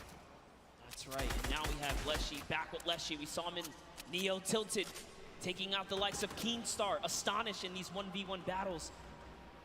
Clearly not afraid to jump in your box. And oh man, with a loadout like this, 6 shockwaves, 3 launch pads, all the ammunition in the world, and zone favor right now. He is looking very good in game 3 right now. Yeah, he's got a lot of builds. He's got tons of stuff to work with.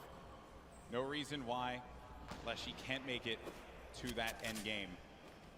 This is going to be interesting. Controller player. Let's not forget yesterday, Wolfie's controller player getting 2nd place here in the Fortnite World Cup duos competition, along with his teammate Rojo. Here's Leshy though, applying the pressure. With that shockwave nade, he gets right on top of a nice spot, nice position, kind of planning himself, understanding a player's going to be around there, but now all these players looking right at him as he just has to play defense. No choice. Gets tagged up a little bit, loses some of his shields, but he'll be okay for the time being. The amount of players you see on the stadium side that once he showed his self to that angle right there and everyone just collapsed on him, that is so scary. And it's still coming in, but he's fending himself off, punishing another player off to the east side right there. Here's Leshy. If he can figure out that that player is the same one that just tried to make a move on him, could spell disaster for Evil Mare. Evil Mare doesn't have much to work with regarding health, right? He's sitting at just above half HP. Right above him is going to be Clash. Got Peasus as well. Down low on the flooring. There's Clash. Good loadout as far as weaponry is concerned. Also has that glider with the HP that he has currently. Ugh.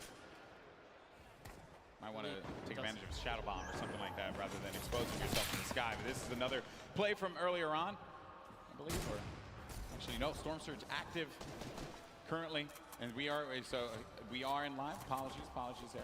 So he's sitting on 2 ballers here. You see one here. He knows his opponent's gonna have to go for one, but I guess a little bit of scouting there is gonna realize someone's waiting, baiting all of the loot as well. Also off screen, Leshy did take out Evil Mare. You mentioned that before, Monster. Ended up happening. And then Storm now, 65 HP. Where is this player that went in for the fight? It's Wakey. Wakey's right nearby. Storm and Wakey are sitting now in the zone here. Biding time here. Wakey, 3 eliminations, tied up for the most elims in the game so far. You have Wakey, Leshy, and Aspect, all at 3 eliminations so far. Just under 50 players remaining in game number 3. Players have boxed up. They want to play this slow game. Wait for anyone to make a mistake. It's going to be hard, but for some players like Dubs, they're going to need it. Because thus far, it has not gone well for, I would say, one of the favorites here. Dubs did go for the shot. Unfortunately, could not connect. It looks like Clarity's going to pick up Core Gaming there instead. Dubs, we saw in the previous game, do that baller all the way to the end game. Yep. Really playing slow and methodical here. You can't stand still. Dubs has definitely found himself a target nearby. You see some, I think they're just looking at each other. They know exactly what's going on. Circle's going to be closing down now. We're going to find out where the next one is. And that's when players start to prioritize these rotations, the movement. Dubs does have a baller, which has been his strategy. He did it in game 2. He had the baller pretty much all the way until the end there. Got shot out of it. But it did bring him to a 2nd place finish. Another top 3 finish for him, top 5, top 3, maybe even a victory royale, right? But ideally that, You tried to catch him right there, you saw that? Wild. You wanted to put him in the box for a second there and take it. Trapped him right there. Player will have no idea what to do at that moment. That's actually pretty interesting as well, because Class is desperate right now for an Elam. He has to really feed off of a Siphon. He doesn't have any other way to heal. Even taking the safety edits, making doorways so that he doesn't expose himself even for the slightest bit. 84 builds left for Class. tons of builds here. And then the Storm. Now the Storm's starting to push. Look at Lecce, still going for shots as players are moving about. I think I saw a player get right in his face. He did pop that shadow bomb. Now we're going to the game 1 winner, Bugha. He's dealt 420 damage in this match. Hasn't taken a single shot. 1 elimination for him right now. As now the action feed begins to fall. You see so many names getting eliminated one by one. Bizzle out of this one. That was from Lecce, who's having one heck of a game, taking out some big names. It is really going down right here. You can just kind of breathe in this overhead view right here. Man. Bella EU doesn't even realize he has the high ground right now. Clarity G just nearby as well. Bugha at the upper layers in this end game, just trying to avoid that lower ground congestion. Yeah. All these players are just slammed in the middle right here. As Andretta gets the high ground. We haven't seen much of Andretta so far. But you gotta be careful. Those shockwaves will really sting and take that placement from you. Yeah, he has been laying low so far, but does manage to maintain the high ground. Lost it for a brief moment, but wisely enough went outside of the Storm to regain some of those builds. On the right side of your screen, you got Bugha and Lecce. Lecce, a great game that he's managed to put together with 5 eliminations. Bugha, your game 1 winner, maybe looking to get a second win on the board. How massive will that be for your current first place player? Lecce just picked up his 6th elimination now. He is really popping off right here. That was on Hoodjay too, a big player there and a big connection for him. Lots of builds to work with. Bugha does get another one. That's Kinzel. Right through the trap he goes. Bugha, one of the superior box fighters in the Fortnite competitive scene right now. Lecce went up for the high ground. If you see it on the left side, he went high ground. He does get possession of it, but ends up getting hit there by Andretta and finally eliminated. But what a run Lecce had in this game. Finally comes to a conclusion when he went for high ground. Now it's Bugha again with 11 players remaining. We're about to get into the top 10 here, Monster. Bugha left. We saw he does get taken out right there. Unfortunately, it's Peter Pan who takes him out with 6 eliminations. Peter Pan, the dark horse right now. He's gonna get wiped out here too, but it's still a great game. Wakey, who we saw leading in eliminations at one point, is still popping off as well. Skyte's in this one as well. Maybe he's gonna get a back-to-back win. Riverson, he's got the high ground, he's got the explodes, he sees players, he has 11 builds, so he has to be very conservative with this. Does pop that player in the baller, forcing them down. Going in for the engagement now. More explodes, 5 remaining left. Player lands in front of him, and he tags him up for a lot of shields there, and Riversand has to reset, needs to be careful not to get hit by that Storm. Someone's gonna be above him! He's too good! An elimination onto Skyte. We're now sitting at a 1v1. 2 players left standing here. Who's it gonna be down low? It's Dubs! It's Dubs down low! And Riversand has Dubs on his site. Who's gonna get the win here? Riversand navigating, tarping. He has 7 builds remaining. Dubs trying to play defense, giving himself any kind of cover that he can possibly maintain. But Riversand, a few more explodes remaining. That could punish Dubs. He's really trying to keep him down to the zone here, Golden Boy. Oh man, this is it. He sends another one out, and they're just telling him, you gotta run. He goes into it. He's still holding position. Dubs has the high ground, but he lands in front of him, and Dubs gets a victory royale on the world stage. Absolutely incredible for Dubs to connect. Finally hits all of his shots, and nearly a back-to-back performance right there. That is the kind of comeback story you want to see here on the main stage. Prove to the world that you're the greatest to ever do it. But you gotta give credit to Riversand. Second place finish for him there. Had the high ground, had the explodes, but it was Dubs who managed to get the better of Riversand. And look at this unfold right here. Riversand had the Rockets looking right at Dubs, and Dubs just needed to play defense. Riversand had no more builds to work with, and Dubs recognized he had the high ground. He just needed to go in there for the clothesline, and he nails it with that green pump. That is the name of the game. You cannot miss your shots when you fully commit. Dubs and Mega sitting side by side. What a better player to have nearby you. Arguably probably his best friend right here in the competition. Hey man, that was nuts. What a game from Dubs. And what a journey he's had. 4-time qualified. We know that he is a unit when it comes to solos. Finally getting that win. So second place in game 2. Game 3 gets first place.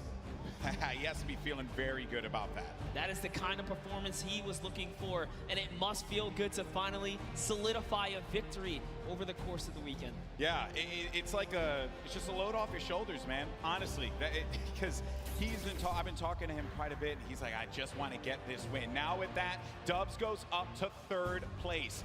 At the top, though, Skype, he managed to make it to the end game, as well as Booga.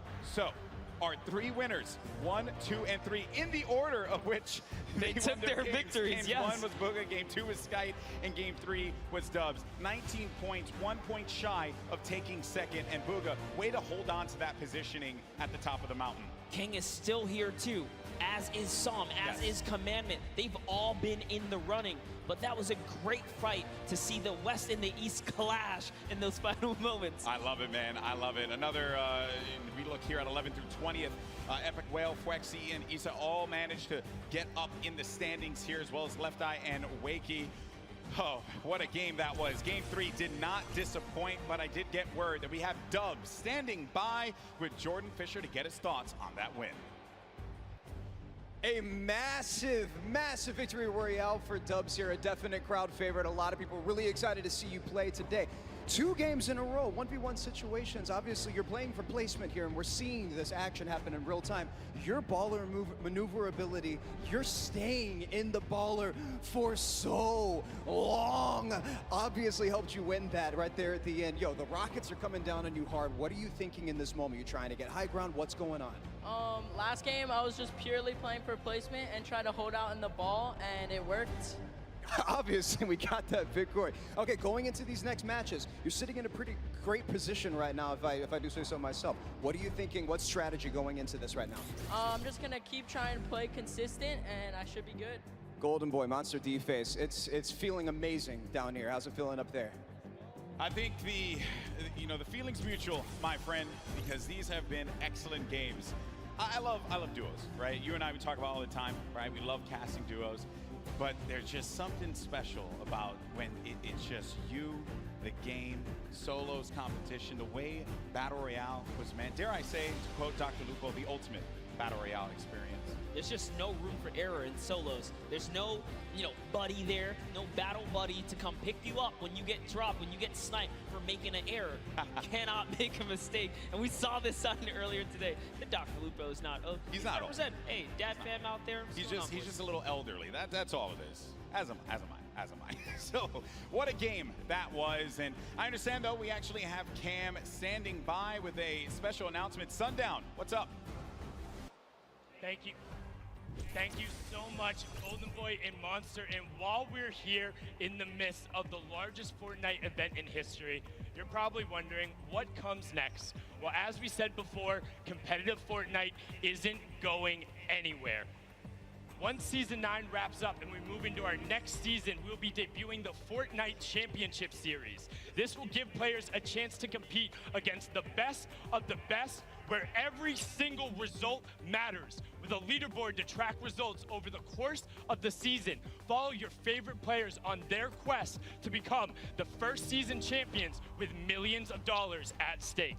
Now, this is just a taste of what's to come, as we also plan on stepping up our competitive efforts across the board. So, keep your eyes peeled for more news as you root on your favorite competitors in the back half of the matches. Golden Boy, Monster, back to you, gentlemen. Well, that's awesome. I didn't even know that was coming. Oh, look at you. That was pretty dope. Fortnite Championship Series? Can I just say, did you hear that? Every placement matters. Wait, is this something you guys have been wanting or something like that? Oh, this is awesome stuff there. It's obviously not going to stop, and we're glad that that is the case. But focusing on what's at hand right now, Fortnite World Cup Finals here in New York City, and just a reset here. I'm Golden Boy along with Monster D-Face, and this has been quite the day. 3 games so far, did not disappoint. In Game 1, we ended up seeing a huge victory from Booga, who managed to pull it away in glorious fashion. And then Skype in game number 2, just outpositioning Dubs. But Dubs got his redemption and picked up a Game 3 win just now. He said with Jordan that he wanted to remain consistent. He's been playing the baller play. there's a lot of strategies that players can implement here in competitive Fortnite Monster. Yeah, you saw Dubs, game 1, tried to get a little bit more aggressive, opting in to take that fight over by the Greasy Lake, and it did not pay off. So he took his lesson, took his little, spanking, I dare say, right there. He's like, all right, you know what? I'm just going to stay away from that guy. You got to respect him on that rotation. He switched it up, and now he's finding himself in endgame. And that is the kind of adaptability you have to have as a Fortnite professional. Yeah, it's necessary. 4-time qualified solo player is Dubs. And what I mean by that, when he qualified the first time for this event right here, he queued up again. Each week the solos competition was available. Did again. And did it again. And then did it again, and then did it again. That's how good he was. Everyone doubted him. No one knew who this kid was. And then he shocks the world. That, my friend, is undisputed. But the next game is going to start up. Game 4 about to begin. New York City, come on, let me hear you. It's about to start. It's about to kick off. These players need your energy. The battle bus is getting loaded. And look at everyone in the stands. What about that Marshmello concert earlier today? Incredible stuff, that live performance from him. You love to see it, but this has been a wild day thus far. Now the question is, can Bugga, Skype, and Dubs continue to hold their lead? We saw King fall out of the running last game, and it set him back 4 placements. That's right. That's right. King is going to be someone we have to keep a keen eye on. Not a king eye, a keen eye on. Keep a king eye on him, too, because why not? a king out there. He really is, man. I think someone on the Fortnite competitive Reddit said, if you have that name and you take out a player like Tfue, you got to live up to it. That's you right. got to live up to it. But there's the standings once again to get you all up to speed. Bugga still holding on to his first place position. Skype and Dubs right behind him. Dubs behind Skype by 1 point only. And this is the spread of the island thus far. Paradise Palms. Some players are going to start to land over there in just a little bit. Dude, Frosty Flights, what is going on there? I see 7 arrows or so just outside of where Dubs is currently positioned. Dubs, our last match winner, in great fashion. You can see he's playing the crack shot house here where tons of chests spawn. I'm also noticing over at the block, I saw another player there. I did not expect that, another body by the block, but he ended up disengaging out of there. And Clarity G off screen, Legendian as well. They're going to be some of the first to fall in game 4. Here's a nice little fun fact. 46 of 68 points were scored in the online opens through Dubs' placement strictly. So he definitely knows how to get to endgame. We already know him as one of the most mechanically gifted players, especially with his duo partner Mega, who, by the way, they're both qualifying. One of the only teams that are full qualified. And sitting right next to one another as well, as you saw when Dubs picked up the win. His first person to congratulate him, his teammate Mega. Now, Rux. There you go. That's what I want out of Rux. At the start, Arkrum. That is a big elimination. Shaking the head, shaking the head. Feels bad, man. Oh, and when then, friends collide, ouch. Yeah, that is a rough one. Then you got Nix and Niddle. Nix, a Brazilian player. He was clinical during the qualifiers. Always seeing him in the top 10 each and every week that he played. Everyone in the region, everyone in the Brazil region knows how good Nix is.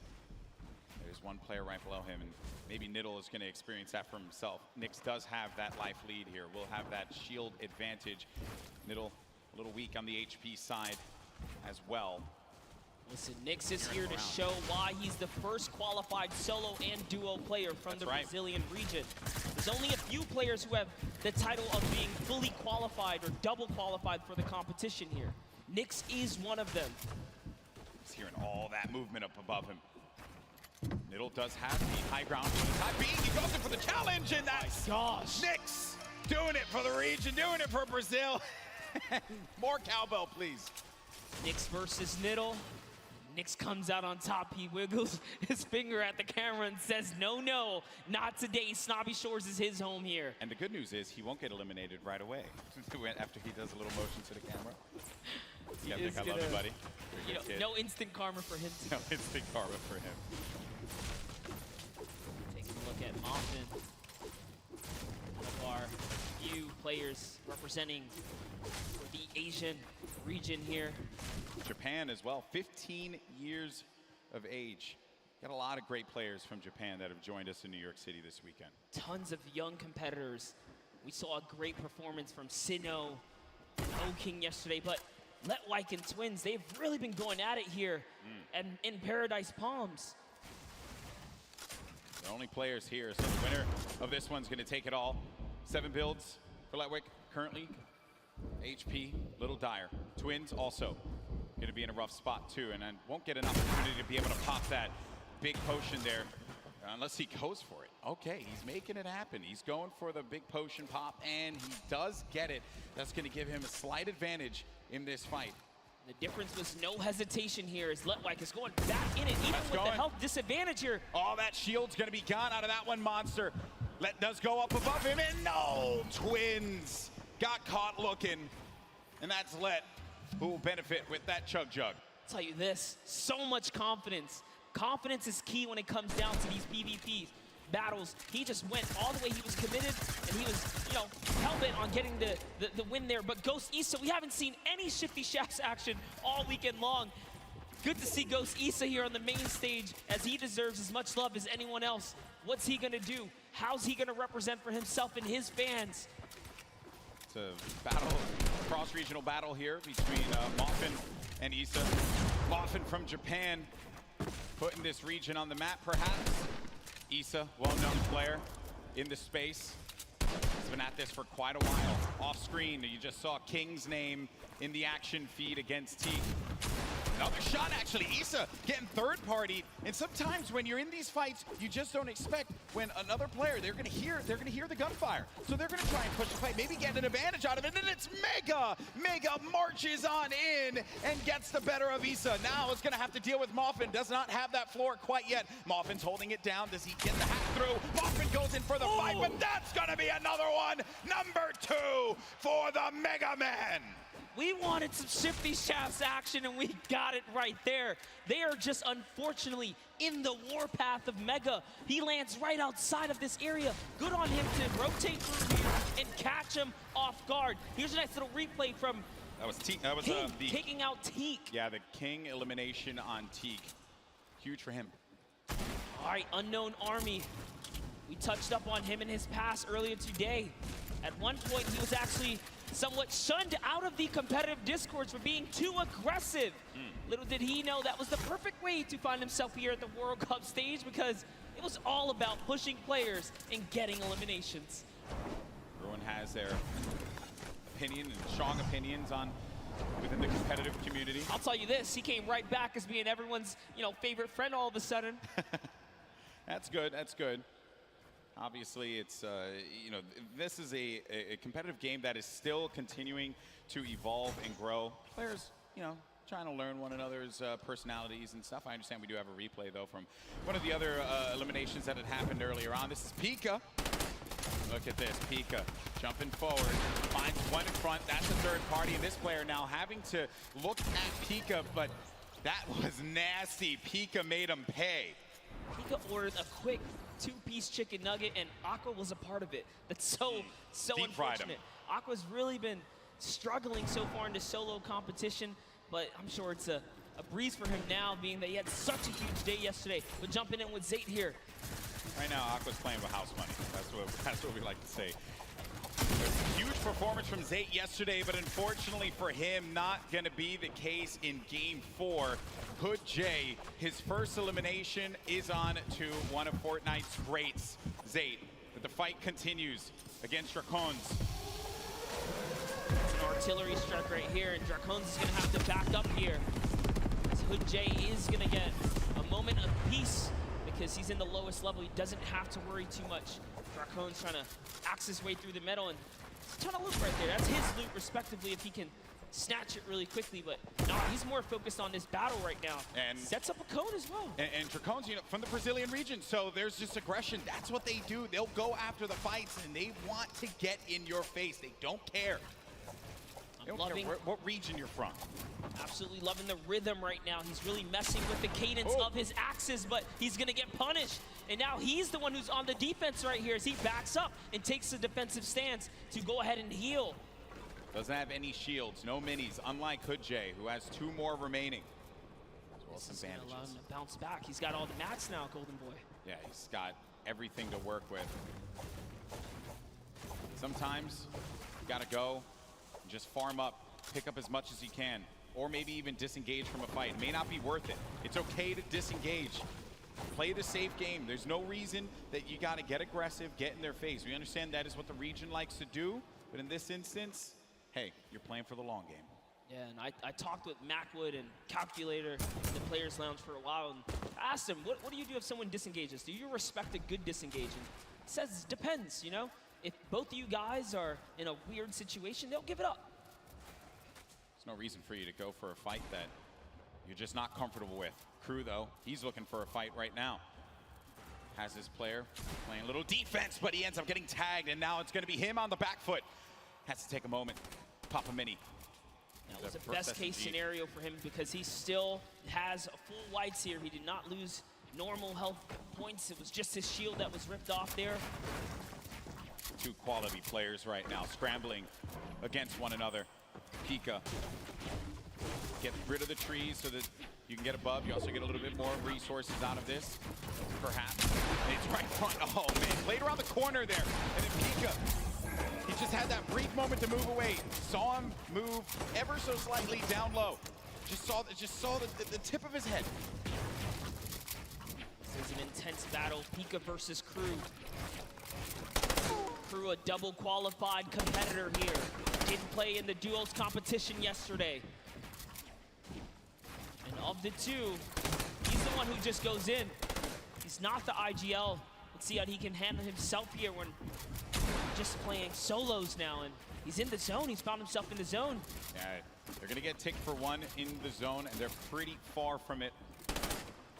He doesn't want to play off that camera angle, but he's going to chuck a brilliant grenade right there. It's going to open up the box. Now you're inside of the Storm Monster. What do? You're engaging in this fight. You're losing health little by little. What's the play now? Oh no! Got the med kit, but he couldn't connect. The play was just to go for it. Pika gets the better, but he's going to continue to tick for health. Does have a launch pad though. Can fly back. He's really far from the safe zone. And I just got to say, that was Crew's game to win. He managed to turn it around and get that right camera dominant angle back, and he could have had it at that moment, but Pika's prime positioning put him over the ramp. He lost sight of him, and he let his guard down, and he got punished for it. And this is from Pika's perspective and how he got the better of Crew with the burst SMG. The weapon that I happen to favor quite a bit. I like it, although I do like to set myself up for failure sometimes, so I'll pick up the burst SMG. It won't really end that well for me, but for these players here, they know how to take advantage of each item in Fortnite. They're so good at really working with what's in front of them. Now the format, as we mentioned before, we're pretty far from it, okay? So when you get to 25th place, that's when the placement points start to tick, but each elimination is gonna give a crucial point. These have been some low point games. If you watched the online qualifiers wondering, man, we're seeing players getting 60, 70, 80 points, even 100 in some instances. Those are the online qualifiers, a different format. These are the best players in the world going against one another. The gameplay is going to slow down just a little bit as they all fight for the positioning. Yeah, this is definitely that time in the game when everyone kind of positions up and the heavy congestion begins, but King doesn't care about that because he's King. He's looking for a fight, and arguably the worst zone to fight in, approaching zone 4 and 5 here. He's a savage. He's a savage. He does not want anyone else to sit up upon that throne. It should only be him, but it's okay. Sometimes you don't have to be that thirsty. You can move away. That player popped that ramp in front of him. He gets out. And look at this, look at that. That was so brilliant. He changes his angle there. He says, you know, I'm not gonna use this side. I'm gonna go around and start collapsing in on you, just losing or pushing that player out in uncomfortable ways. Oh, I like this. He's going down low. Master at finding angles here. He's just looking for the best way to break apart his opponent right now, and he's really playing mind games. Now, suddenly, this guy doesn't know what side he's safe on. He's losing all forms of real estate right here. You know, King, he just constantly wants to be in your face. He's done it in each game that has happened, and he always seems to just know where everyone is. Like, that is a that is a trait that, you know, a lot of the players that are up here, they do have it, but in this South American region like this, where there have been obviously not a lot of players coming out of this for this particular tournament, I think King has put this region on the map without a doubt. He is truly representing here. This King is tracking is phenomenal. He's still keeping track of Tuesday here. Now deciding he's going to replenish some materials and refortify all of this area. Sanctioning to himself here. This is why he's in the running in the top 10 here.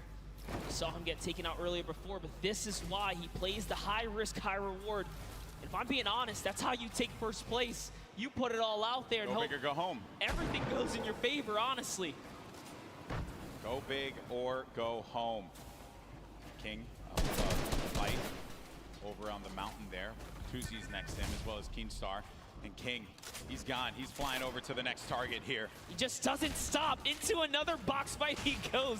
And now he's going to reposition here and set up for the prime push. This is ridiculous. Look, he's still going. He does not care, people. King wants to jump into your box. It's his box now! Oh, what a beast! What a beast! He's not here to play. Laser's going to go down. King. Bow down. We thought Booga was one of the best box fighters. Hold up, it's time to do some reviews here, because King is putting himself on the map here. All I want, Bala, if you're listening, I just want you to do a VOD review of King, okay? Get us a VOD review, please. Hopefully we can just agree on that. Wild stuff, man. Gets the window, boom, right to the face. Right to the kisser. He's already looking. What's wild about that fight, too, is a lot of players would have just stayed stationary in that position. Storm was coming in. They would have been content with being somewhere safe in He had a target and he just went right for it. Incredible. Here we have Dubs now. Center zone. Still has a baller. Bucky still in the running here. Leshy also getting right next to Dubs. Also has a baller, so they're probably not going to get into too much of a battle, but who knows?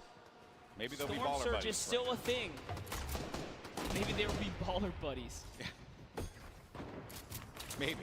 But you're right, though, about the Storm Surge. You really are, because if you're not putting in damage, 0 eliminations for Leshy right now. How many fights has he actually gotten into? Someone's going to be above. There's Dubs. Minigun. That minigun goes right through your builds. Very powerful against structures. Dubs, only with 2 eliminations, is actually the match leader, and that's because he's just pinging other players. Yes, just damage leader. And we just talked about Storm Surge. That's why you want to be proactive. You want to shoot at anything that moves. Because realistically, you don't know when you're going to find yourself in that precarious situation where you have to push someone like pretty much with, without wanting to. And we were talking about this before we jumped on the cast. I think it was Zayt we were discussing. He's really good at not putting himself in a position, but still to get hurt, but still take shots. And Benji Fishy against Storm. First elim for him there. Saw that. He put the trap above his head through the window edit, opens it up and hits him with the pump. And now we're on his perspective. But as we were mentioning before, sometimes from a safe position, go for the shots. Go for the shots. Maybe you get a few ticks. Damage perhaps. And King, he's taking fights outside as well. King is still here to play Golden. 2 eliminations. 53 builds for him. Running with that blue combat shotgun. Great range on that item. It's far away, though, from where the half-in, half-out circle is going to be. We're at Zone 5. This is when things start to get a little crazy. What does King have as an option here? Is he looking for people on the move and then punishing them? Maybe trying to get the community launch pad, perhaps, if someone throws that down. What is he looking for here? It really wouldn't even surprise me if he's just looking for elimination to recap on materials right now, because he doesn't have enough to full tunnel across here. Knowing his playstyle, he's probably gonna want to push here. And there it is. He actually found a launch pad, so his game awareness was at an all-time high here. And take a look here. Tfue, nice little replay right there. One of his first elims. First point, as a matter of fact, against Kurtz. Tfue on the board. But King. What are the chances of that one? Yeah, the good old community launch pad right there. Great neighbors. Paying attention to what's going on here. Can Tfue make a big comeback for himself here? A little concerned about that player who had edited out. And Tfue did have the mark on him. Guy though, you hate that one. When you just get focused on so much. You're out and about trying your best to stay up in this game. And then everyone looks at you, and Tfue again, he's doing damage, but he's not getting the elimination. Other people are siphoning those away from him. Yes, Prison Arrow was just snatched from him. That's another point that unfortunately does not go his way here. He does have some shadow bombs though, so he will be able to make it to this next zone. He decides that he's close enough to try and tarp in, but now he becomes the target of the server because he's only building in wood here. People can take note of the structures being used. That will give you an indication as to where they are currently. Players do build around 2-box metal, perhaps. Metal, the strongest structure. In case you're wondering, maybe you're watching for the first time, wondering what's going on here. Your Game 3 winner, Dubs. 2 eliminations, still has that baller, but it is a very weak baller. I mean, look at that thing, it is cracked up. Not only that, he doesn't have health either. He is very, very weak here. He has tons of materials though. He just has to play for placement to continue to hold this lead that he has right now on the competition. King gets taken out by Mongrel, unfortunately, right there, and Bugga is still in the running here as he catches Quexy, and the kill feed is lighting up right now as players are dropping, and we're approaching placement points finally here. We're getting very close to it, Monster. Once we hit 25th place, everyone's going to start to earn some points. Right at the side of your screen, 3 points for everyone still alive, but Dubs, and we mentioned it, that baller was in dire straits. It was not going to be able to survive another rotation, and neither was he with the HP that he had currently. Then the rotations, everyone's starting to move here. They have some shadow bombs. They're going to use those and get to the other side, get to the safe area, build around and protect themselves, and hope that they can continue to gain more placements as we take a look at the overhead. That's right. He was holding his breath because he needed to get that top 25. He didn't break it through in time. Everyone left in the game has already gotten placement points here, but you want to play for the next threshold. You want to continue to stay in this game here, as that's exactly what Tfue's doing with the Shadow Bomb, hopping around the builds here, trying to keep a low profile. Bizzle still in the running. One of the innovators when it comes down to tarping and pushing out with effective and clean builds. Just one of the greats of Fortnite altogether. On the side, I was looking at this fight between Ruxin and Riversand. Riversand went for high ground numerous times, and Tfue gets eliminated by Mongrel. And then Rux has high ground, as you see on your screen to the left. Then you have Bizzle, still very much in this one. Takamura with 4 eliminations and earning placement points as more players begin to fall. And we're coming down to the final moments, Monster. That's right, we are. And we're gonna jump into Takamura's POV here because he has 4 eliminations, and he doesn't plan on stopping. Neither does Mongrel, because Mongrel catches Benji Fishy as well. Taking a look here at Takamura, tarping out. He is gonna fall down, and he's gonna get shot a few times here. What's he gonna do is he's going for the high ground. He sees an opportunity, it's his to take. Now jumping over with Mongrel, who's in the low ground. Drops another player right here. Is he gonna be able to connect in full? Can he convert here? He does not. So many players are landing in front of Mongrel here. Coming down to the wire, top 9 remaining. 1 in front of Mongrel. Does he get the elim? He manages to just get away by the skin of his teeth. And now Mongrel gets up to the high ground, maybe using this. If you keep jumping on the wall, you won't go out of the shadow state. He gets up top, but there's no one gonna be there. There's a person all the way above him, knocks the structure down, and the player does manage to catch himself and maintain the high ground positioning here. We have some great players still left in this game, but Mongrel with 4 eliminations is looking for number 5, and that was on Nate. We're now down to the final moments. Top 5 Monster. He had to fully commit there. Those are the maps that he needed. He's still in the game here. He's gonna go all the way for it, and that's a trade out with the 109 to the face here. Huge elimination on Takamura. We're into a 1v1v1v1. Top 4 players now. Mongrel in the ultimate low ground, going up against a player. It's gonna be Bugga.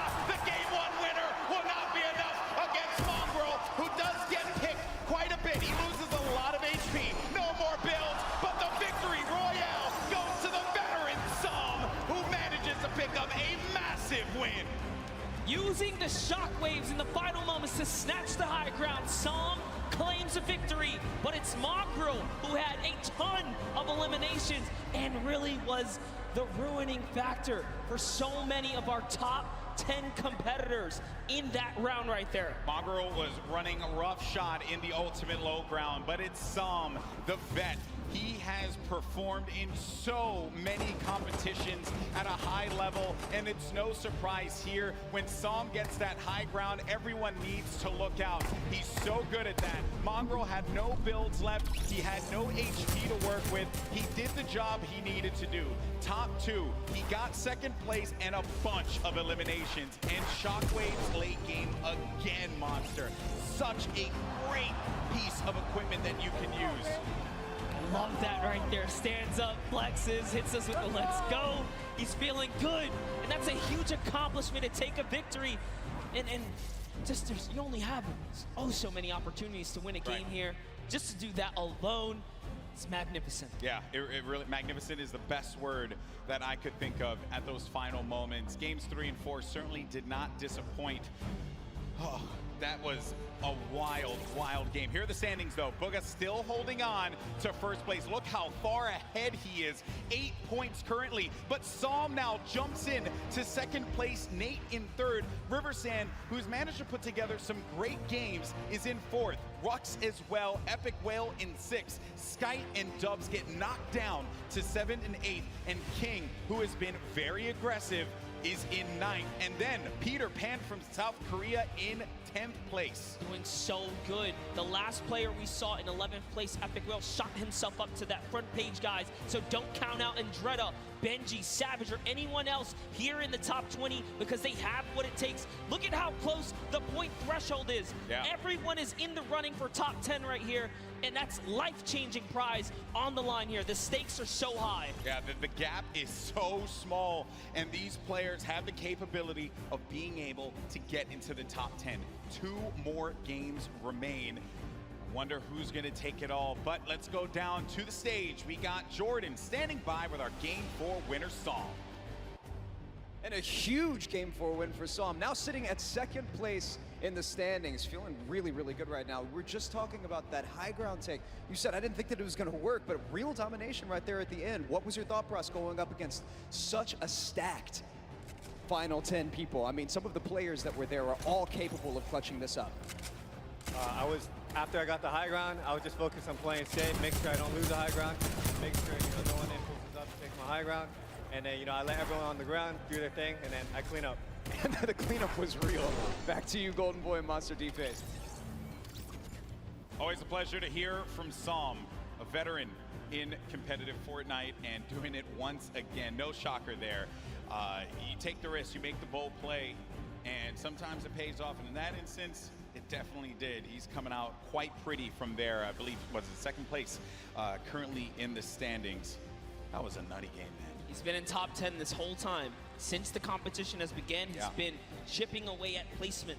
And that last one was a huge victory for him. And that is exactly what he wanted and needed here to keep him relevant. Yeah, so many great moments in that game. And while we had the best seat in the house, there were some moments that maybe we didn't catch. And the good news is we got one of the best VOD reviewers in the game. Ball is standing by to break it all down. Thank you so much, GB. Yes, we have 2 games remaining, and it looks like Psalm and Booga repeating that first game success early on. They're gonna move forward at the top of the leaderboard, but for now, we're gonna take a look at some of Rux's performances and some of his shots that pushed him up to 5th. So while we roll these clips, Rux, in the end game, first, he set himself up brilliantly in the early game against Arkram. We've talked about Arkram a number of times. This duel has been going on every single game here. Rux takes the better of Arkram and gets the loadout that he needs to push on forward here with the infantry rifle and the combat shotgun and heals to boot. Only 1 mat remaining through this entire time. Doesn't quite get those mats after finding the elimination onto Core Gaming, so he's working through old structures here, other players' structures. And that's when you start going sneaky beaky mode. He stays crouched, make sure that no sound is coming through for that elimination onto Slaya. He had high ground at this position. A nice shot there onto Light. Unbelievable flick shot with the combat shotgun. And then this is when I believe it was somebody else took high ground here. Beautiful retake. It's Stompy. Rux brings himself up into 5th place with that. We'll see if he continues to climb, but for now, we've got 2 more games to go. Gentlemen, back to you. Thank you so much for breaking that down, Bala. Rux, who has been time and time again showing up in the top 10. We always see his name, whether it be solos or even in duos, along with his teammate Pika. They always have great events. So no shocker there, but this is, what a wild ride, right? We've been on 10 weeks up until this point. All these players from around the world. I love looking at that top 10 as well, man, because it truly is a great international game that we have here with Fortnite. Yeah, you saw it unfold. Like, who would have thought King would be the man to show up today and be, like, honestly, the energy for the arena here, because he has had some of the wildest moments so far in his journey through this World Cup weekend. Yeah, that's right, that's right. It's been a wild ride here, but that's going to do it for myself and Monster D-Face the Boricua boys. There we go, brother. Always a pleasure to cast with you. Now we're going to go to a quick break. When we come back, Courage and Dr. Lupo take the stage one more time, and then we crown our Fortnite World Champion. We'll see you in just a few.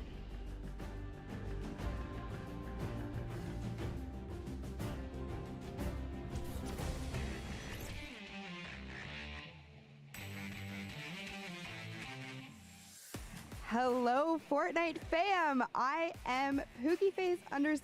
I am joined here at the front of house with David, and we're going to talk a little bit about how all of these systems work, how we are bringing the Pro-Am, Creative Cup, and the World Cup to you guys this weekend. So David, nice to meet you. Thank you for joining me here. What do all of these buttons do behind us? Tell me a little bit about what all of the technical things are here.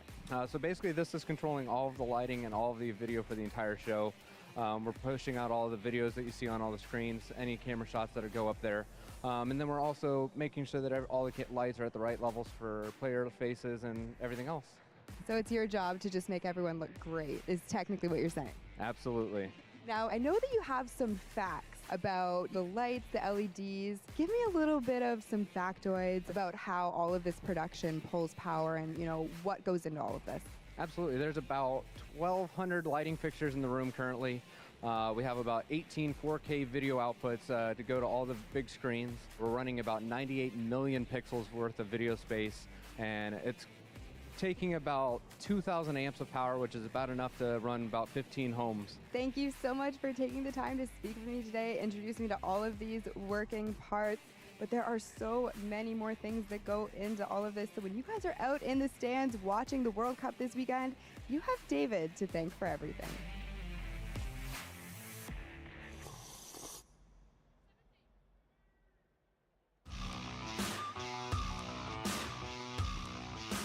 Dub said, look, I've qualified. I'm just going to come back and just flex on literally the entire region. It's ridiculous. I mean, the fact that you can be so consistently good in one of the major regions. The best of the best aren't concerned with just barely making it. They want to win every fight. They want every point. That's why he's in first. There's a reason he's one of the best solo players on the planet.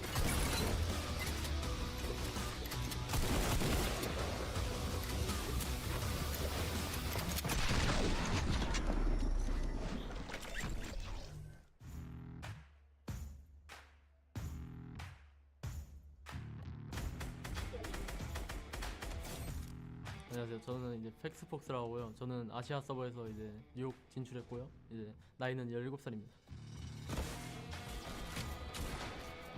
저는 이제 위크 1에서 이제 처음에 솔로 4연승을 해가지고 초반에 이 점수를 거의 다 따가지고 그냥 후반에 맘 놓고 하고. 4 victory royales and he averaged 8 elims, obviously first place. That's unbelievable. 이제 아시아는 스크림 같은 게 없기 때문에 저는 연습을 제대로 별로 못했기 때문에 아마도 일단 운에 맡겨야 될 것 같습니다. Hi, New York City. Oh, okay, Faxlocks. I'll take you out for a good pizza. I know a couple good spots. 이제 한국에는 포트나이트 유저가 별로 없는데 진짜 응원하겠습니다.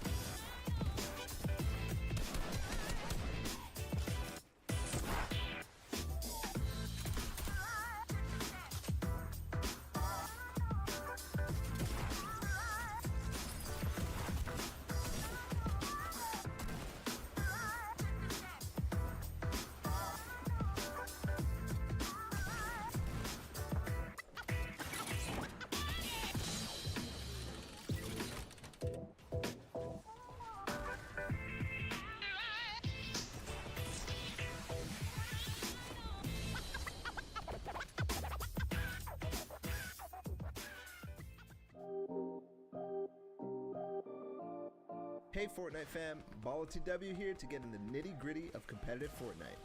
The final circles in competitive Fortnite are packed tightly with both action and players, all fighting to get the victory royale. Let's introduce one of the most common techniques used to outlast your opponents in those congested final zones. What is tunneling? Also known as snaking or pathing, this is when you build a protected tunnel while running away from the storm and into the next safe zone. When these safe zones get so small, this becomes very, very important, as there can be opposing players on all sides of you. Here's an example of the most basic tunnel, the straight tunnel. From your base, you simply build straight towards your destination straight ahead of you, with a floor piece below your feet and above your head. This is the most basic and also dangerous version of the tunnel, since you're not covering horizontally. You're exposed from your sides. However, you save materials by doing this. The materials you spend covering your sides quickly add up. Then, if you need to go diagonally to get where you need to go, you'll often see players do the diagonal tunnel. At its most basic, it's very similar. You're just changing directions as you go, once left, once right. This is very useful since sometimes you'll encounter enemies that you want to get away from on the road to the victory royale, or the next safe zone is in a diagonal direction. So just change directions and move, but make sure to stay safe from the storm. Now we talked about how you're exposed from your sides. In both versions, you can add walls to either side, or both left and right, or even in front as well. This gets really hard really fast, and this is why it's so impressive that not only are these high-level players tunneling so fast and without error, but at the same time going for crazy plays on unsuspecting opponents to rack up elimination points as well as placement points. It's a lot to take in, and oftentimes they do things so fast that you can't even keep up. Watching players like Cease, Bizzle, Mongrel, Benji Fishy, and all the players playing in the Fortnite World Cup Online Open play from their tunnels can be jaw-dropping. So there you have it, tunneling. One of the most important skills in competitive Fortnite. It's pretty simple at its core, but at the high pace of these congested endgames, it gets complicated. That means you need to practice, and make sure to hop in creative mode and do just that. You can practice it in the open on your own island, or use one of the many amazing pre-built training courses that creators have made. This was BallTW, and we'll see you in game.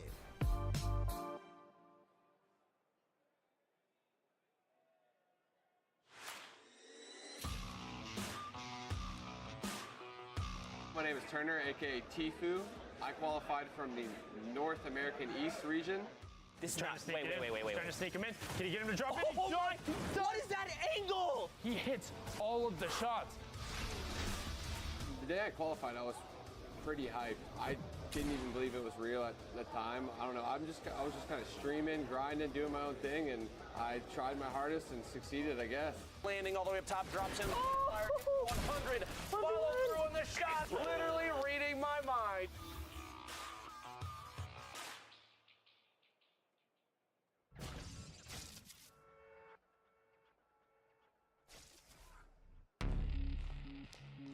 He's a special player,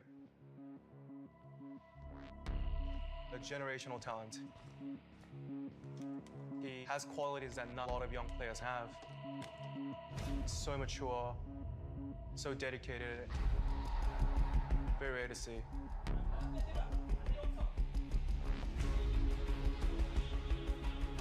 신들어. 안녕하세요. 저의 이름은 김도환이고 플레이어 닉네임은 푸드제이입니다. 나이는 그리고 14살입니다.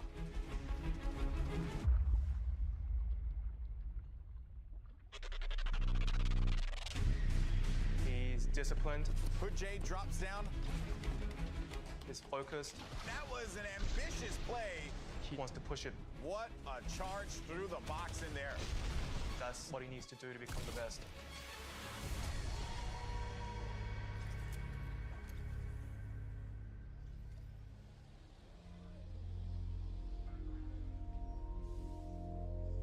여기 간 다음에 제일 중요한 거는 이걸 타고 여기부터 먹어. 요 지금 이쪽에 그 상자. I'm Juno. 이거부터 먹고. I'm the coach for T1's Fortnite division. 페이탈은 여기 안 밀어. 여기는 거의 완전. I first met Hu-Jae when he was a free agent. 제일 베스트가 아이스크림 먹고 아이스크림 안 He's the youngest player in our team. 저는 포트나이트 선수로서 일산에 있는 아파트에서 팀원들과 함께 구단에서 생활하고 있습니다. 야, 웃으면서 해. 놀거리가 가장 많고 저희 팀원은 가족 같고 가족보다 뭔가 좀 더 끈끈하고 좀 더 위인 그런 팀인 것 같습니다. The team really looks at Hoo-jae as the little brother that everybody wants to take care of. 저는 일어나자마자 바로 옆방에 있는 연습실에서 포트나이트를 할 수 있다는 거에 대해서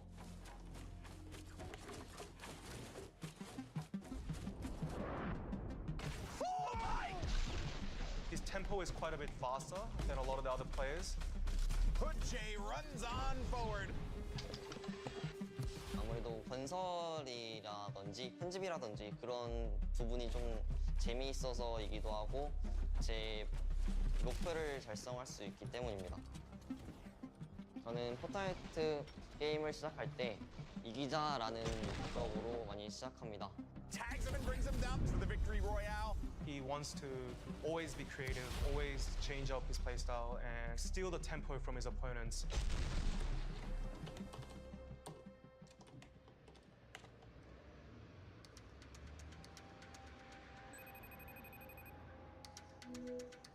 여보세요, 엄마.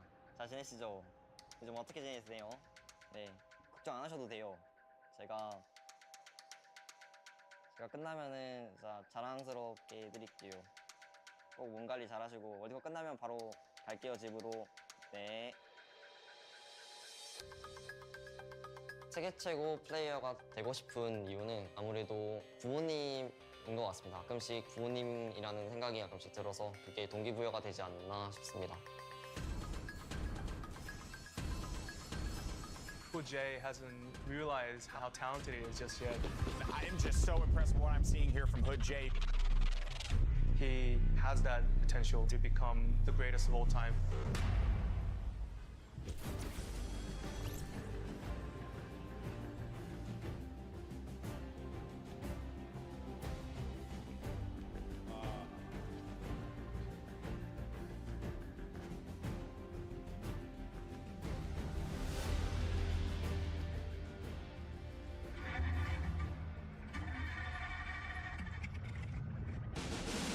Ladies and gentlemen, it all comes down to this. Millions watching across the world. On the biggest stage. Every single player out here, an absolute gamer, Jack. We've never seen anything like this.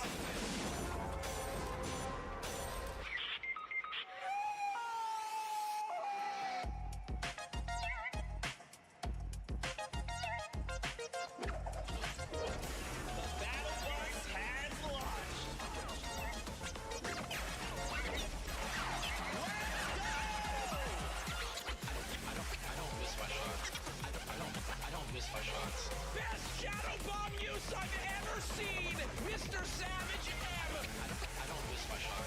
I don't miss my shots. He's the player there. Runs out in the storm. Jump. Finds him. Yeah! Qualifying for the World Cup was a major step for me to actually help out my family. I'm so happy we made it. This is literally like a dream. I was freaking out. It was awesome. Someone messaged me. He said, hey, congrats on qualifying. The pressure's on here. He's got to get on that point move up. Here it is. He's getting the PX. Oh! Guess what? He's a World Cup qualifier. This is it right here. The 1v1. Who is the other person? He's getting hit. Oh my God! You freaking legend! Are you kidding me? What a win! Victory Royale! GG! Ladies and gentlemen, huge shout out to Mike Realm spinning over there, guys. Give it up for him. And now we are one step closer to crowning our first Fortnite World Champions in solos. History is about to be made here, folks. And now I want to ask everyone here in the arena, are you ready? Let's do it one more time. I'm going to ask you again. Are you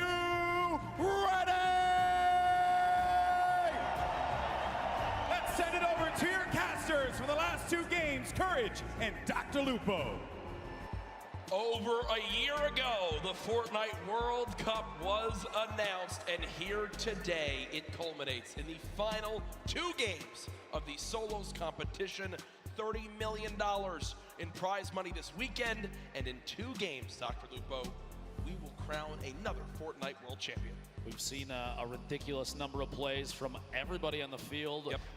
Even moments like King going out, literally the first eliminated one game immediately after, just slaying out in the lobby. We love to see gameplay like that. Very aggressive from a number of players that honestly a lot of us didn't even expect to show up on the board. But you have to remember though, every single player that has qualified for the solo finals here at the Fortnite World Cup in New York City is at the top of their game. 40 million people played through. This is what's left, the best of the best of the best. We know the storylines continue throughout this lobby of the 100 best players in the world. We have 2 games left. Our standings, well, they're very close, and Sundown's going to update us on where they lock up.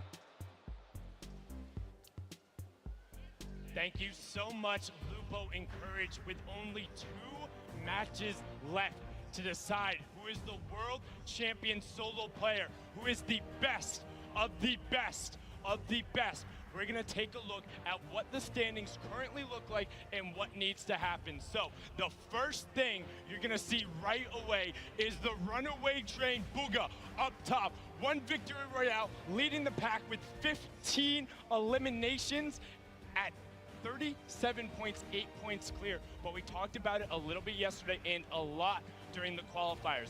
What is a reasonable game to expect? We've seen a lot of the victory royales today actually coming from more passive players. They've been getting around 11 to 12 points apiece. We've been seeing high volume eliminations happening in the early and the mid game. But right now, looking at this board, Peter Pan sitting in 10th place right now is just off of the mark. He's 16 or 18 points off. With a reasonable game, he could challenge towards that. Let's take a look at the second page, because then from 10th to 20th, it is a 4-point difference. Mongrel, with a fantastic performance in the last game, pushes himself into contention, and this top 20 is the line where you will see an increase in that prize bonus. You want to be at minimum on this page when all is said and done. 2 matches are left. We have already seen world champions crowned in creative and duo. Who will be the ultimate victory royale and who will take home the title? We're gonna throw it back inside and see the final 2 matches. Lupo, Courage, let's take it home. Thank you, Sundown. The standings so close, all for the coveted trophy that you see on your screen, the title of Fortnite World Champion. 15 million just for this solos competition, 3 million for first. With 2 more games left, who do you think comes out on top? I would love to see the 13-year-old from the South America, King, show up big. I mean, he's put on a fantastic show thus far. You have to remember, just 1 slip up, 1 bad game, that's not enough to take you out of the lead. He very easily, a solid high elim game, a top placement, doesn't even have to be a victory royale at this point. With how well he's played. He could make his way to the top with ease. Can anyone catch Bugha at the top of our leaderboards? The lobby is ready. Ladies and gentlemen, the battle bus launches in 2, 1. Game 5 underway of the Fortnite World Cup Finals Solos competition. Can they catch Bugha? His lead remains from the incredible shockwave plays earlier. All 100 players in the biggest day of their entire lives fighting for their big share of the, well, $3 million first place spot, 15 million in total. Our winner from last game, Psalm, a last-minute clutch there. Took home a victory royale. We're going to watch his drop in here as well as everybody else near the top of this board. As we go into these later matches, folks, keep in mind we're going to try and keep an eye on those that are closest to contention for that world champion position. Very, very important to know that. Look at the board there. You see 4 of the 5 llamas in the very south edge of the map, starting at Salty all the way down to the east of Happy Hamlet. 1 more all the way to the top middle. Those getting picked up early are very, very important. A baller for Psalm already at the beginning of the game. like he may have been the only one to drop up here. And are you kidding me? A Jug, a proxy grenade launcher? I was like, sure. He's only averaging 1 limb per match. You see, but he's in second place. So the value's so key for placement. Has placed in the top 18 of every match. So we played 4 games. That means he's gotten placement points in every single match so far, Dr. Lupo. It's the big reason why he finds himself in second place. To be that consistent in this lobby, absolutely insane. Gotta break 25 to get those points. Arkram, Rux, fighting out in Westworld, as people do call it, this desert town. Arkram has had a couple games where he's just basically got fried right off the start. Can he turn it around right now? He was top 15 earlier. Doesn't seem to be the case anymore. Rux, who's gotten the better of him a few of these previous games, having it back on him for a moment as that airstrike did come down. Don't count him out just yet, though. This drop, honestly, one of the loot heaviest in the game. You have a lot of materials as well. A player like this, he gets in a good position, maybe even takes out Rux, doesn't have to fight anybody else down here. He can climb his way out of here with ease. 9 grenades in Rux's inventory. If he can somehow bait Arkram into a bad spot and use those to his advantage, it could be the thing that swings the tide in this battle. Hasn't thrown the Chug Splashes. I was going to say, wondering when he was going to begin to throw them, but there they are. Chug Splash is down. 0 limbs still, as you'd expect, as he's still looking around for where Arkram could be. Maybe the hope to save those. We didn't have to necessarily use them just yet. Big anticipation of combat before you know it, or at least the chance of it. I'm gonna throw those down real quick. 40 HP shield. These two just kind of at a stalemate at the edge of the map, waiting to see if there's an opportunity to make a play. They are outside of the safe zone quite a bit. At some point, the zip lines or even the quad that spawns here might be the key to getting all the way into the safe zone soon. Grenades going out, but beamed. Rux takes quite a bit of damage from Arkram, and aggression begins. The build up, and he's going to try and take the high ground. Shots from Rux, no contact just yet. He's going to have to do some damage before you know it. Only 96 HP is not going to necessarily be enough against a player with accuracy like Arkram's. But he does have the combat shotgun, which is the ultimate tool this early in the game. Rux still at 96 health, has those grenades in his back pocket. Hasn't thrown any more yet, 15 builds still remaining. A very intense fight for these two. The shot comes through, down to just 41 HP. Rux versus Arkram, who can come out on top? Rux still with high ground. Arkram down below. Will he begin to throw these grenades? It doesn't appear so. Only 6 builds left. And remember, with only 2 games remaining in the competition today, this could spell disaster for their final performance. Arkram popping 1 shield. Definitely has a major health advantage, but still, height can make all the difference as he has the combat shotgun, but looks like for now, he'll just back on. I was anticipating if Rux had made a tag, if he'd gotten damage on Arkram down at the bottom of that building, I would have expected a push, 100%. A chance to pick up the 50 HP or shield because of Siphon. No damage dealt there, so Rux decides to opt his way out. King, one of our high elim players, 35 HP, gonna try and get that med kit off, but he can't quite. Time to fight it out. A little bit of a build battle and see who can take ownership of the walls. King building up and layering yet again. Oh my goodness. The shockwave. He's actually going for it. Are you kidding me? Lutenezi goes down, and King back up to 85 HP. What a play. On the World Cup stage. Yeah, the kid. He just shockwaved to the sky and tried to hip fire hand cannon his opponent. With 35 HP. Are you kidding me? With 35 health? Talk about confidence. It's such an insane play that it catches the opponent off guard. Stompy trying to push on in. I believe this is Dubs on the other side of the wall. Stompy gets the wall, gets the elim. Down goes Dubs. And also in the elimination feed, Aqua, our Fortnite World Champion from yesterday, has eliminated Tfue. Match 5 out of 6, 1 left. Those players, the 16 that have already been eliminated, they still have 1 game remaining. But our current leader on the standings, Booga, down in Lucky Landing, gonna make a rotation away. Avoid any damage. At this point, gonna be the most important thing is getting ahead of the game here as the storm is pressing on in. He's only against 1 other player down here in Lucky. So the opt to rotate out to the west towards the river, probably the best one in this situation. Doesn't want to get challenged. He's got a free rotation up now. Slip is right there. Without realizing it too, he is relatively close to 2 llamas in the south edge of the map. Wonderful spot, either of them, one on his left, one on his right. I doubt he will since he's going through the low ground, but Booga, so far, man, 3 out of the 4 games has been fantastic performances. He had one where he dropped off early. Remember, he, was eliminated within the first 10 players in the game, but still keeping his lead because of how well he's performed in the other 3 games up to this point. Teak did show some aggression there for a moment, but decides, nope, I'm going to fall on back. Don't want to take this 1v1 out in the open. Would rather go continue to loot on up, earn more materials because, hey, 45 builds, you think, that's a lot, but not in any case in a competitive lobby like this. And, well, since he fell back, he's able to get himself a combat shotgun. Feel good about that. Clicks in the feed, picking up an elimination on Nate. Down to 81 players remaining as this first circle starts to close. 52 seconds left before that happens. And this first zone, very central on the map. No super drastic rotations need to come on through. Here's a replay from earlier on of how Aqua challenged and eliminated Tfue. Tfue goes to the slurp, Aqua gets the floor, and Tfue stands no chance, can't even fire a shot. And there's the frustration from Tfue, as he knows he has not had the day he's wanted.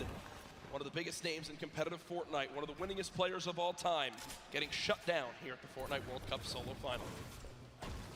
I would say it's definitely a different playing field than a lot of these players are used to, no matter where they hail from. Because it's the first time that we've had multiple regions from the entire world all play within the same lobby, the same setups. It's all on land here, so it's just a different scenario for everybody. Especially on top of that, if you have younger players that have never had LAN experience, nerves can potentially play into it. But she pushes into the box, gets inside, and the elimination. Robams goes down here in Neo tilted. And I like that a lot from Lechi, right? Because he's got 200 HP. He's already done a lot of damage to his opponent. He also does 23 more white damage, HP damage to realize, wait, I have a major health advantage as Booga begins to dance on the main stage. But he pushes on in, forces the play, and says, you know what, if you have a trap, I'm still going to survive through it. You're so little HP that I know I'll eliminate you, even if I take 150 damage from the trap. Booga, I mean, I guess this is kind of the mindset he has right now. I'm in first. I've got shadow bombs, I've got a launch pad, I've got everything I need. Banny, if you want to play this game, bro, you can play this game. But Booga dances, and his opponent says, no, thank you. No dance battle for me today. I'll back on up. It's enough to pressure him to rotate. Imagine away. dancing and scaring away your opponent. That's when you know you're good at the game. Whenever you dance, you scare me away too, Jack. Don't worry. 73 players remaining as Cease picks up an elimination. A reminder on the right side of your screen, the format for the day. Match 5 of 6. We have 10 points for a victory royale. You make it to top 5, it's only 7. You make it to top 15, that's 5. Top 25 is 3, and every elimination on the board is an additional point. And also keep in mind, ooh, a big 46. The white damage, a good signal for Booga that that player most likely won't challenge unless that's the only thing they have left. No pressure there. He's an opportunity to just rotate away cleanly. Another thing to keep in mind, you see right there, 40% extra materials when farming. You also have a max count of 500 of each material type. So you cannot carry 1,000 wood or 999 wood, 999 brick, 999 metal. No, it's 500 of each material type. Players building inside this new structure, the corpse of the monster that our glorious mech defeated to save the Fortnite Island. Hashtag team mech. Ooh, a solid hit there.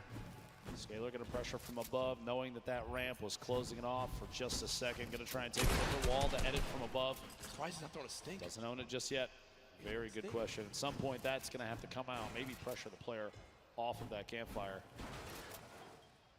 Still can't get it. There it is. Still can't get it. These stalemates for taking walls, one of the highest pressure situations, because you're on the verge of a box fight in which your opponent, you know they're going to push in. They have a trap that might take a wall and place it. Go for the shotgun shot, 160. The blue pump, very, very powerful. Yeah, that's a 160 to the jaw right there. That's what people missed about the pump shotgun when it was vaulted.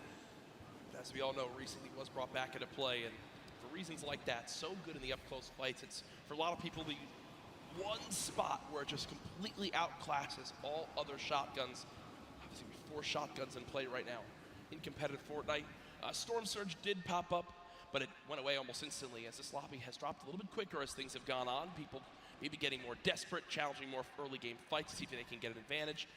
Sam, who won our 4th game, using one of these big shields, and look at the inventory right now. Big shields, chug splashes, and I like that a lot. Sam, at first, decides, you know what, let me use this big shield. I'll get the full 50 health out of it. But because his opponent interrupts it, realizes, well, what's the lesser of two evils? That is popping 2 chug splashes, giving myself as much health as possible, and not playing greedy. I like that from Sam, a sign of a veteran player. You got to take what you can get, and that's a perfect example of it right there. At this point, he's waiting to see if there's an opportunity to sneak a shot through on the surface inside that ramp. He doesn't own it. Every time he does a little bit of damage, he has an opportunity to replace it, and he does, in fact, take it. Push on through, get the wall, goes for the edit, but a big shot from the other side, down to 71. Those chug splashes coming in big. He might have to wait, though, that last one. Don't know if we'll have time to use it. Pressure from the player inside. Rotating down, immediately popping a hole out and getting in his baller. Opts to not take that fight, and probably a very good call, seeing as how he took a ton of damage on the inside before he had a chance to move away. 110 total now. The baller's full HP, though. Here's Riverson. That legendary bolt sniper rifle. 175 total health to take a bit of damage right there. Often set up on the left side of your screen in a metal box, really no one can be challenging that. Fully built metal. It's just something that when you see it in competitive Fortnite with how little ammo you have, you're basically like, all right, I'm not bothering you. You're set up. I'm not bothering you. Just don't peek out and shoot at me, because it's almost impenetrable, it feels like, with how little time you have to shoot and how little ammo you wind up having in these games. A replay from earlier on. This is Smeeth in another one of these close box fights. Gets that ramp. Tries to challenge forward. Basically edited into the opponent's box. That's Hood J. And will get the combat shotgun. So a major upgrade from a common tactical shotgun up to a combat shotty. And I'm sure everyone that plays Fortnite knows just how good that is. But back over to Riverson, who's, well, rolling on through the river. I just have to say, I'm a little surprised that he opted to take the bolt over Shadow Bomb. Looking at late game Fortnite, especially in competitive, oftentimes you see stacks of players on top of each other and no opportunity for a snipe. The Shadow Bomb is going to be a mobility he's not going to have. The baller's gone now. Yeah. Sitting inside this box. I don't know why he didn't take the Shadow Jab. To be honest, I think Riverson viewed that as, all right, I have this baller. I'm going to play around the baller being my, well, Shadow Bombs for this game.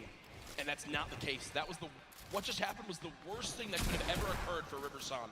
His baller's gone. He's got no movement items left, and now he's stuck on this mountain in a box fight. Just quick note, Epic Whale is currently in 6th position. Riverson in 4th, so this is a battle at the top of the leaderboard, stuck inside a box, up back and forth.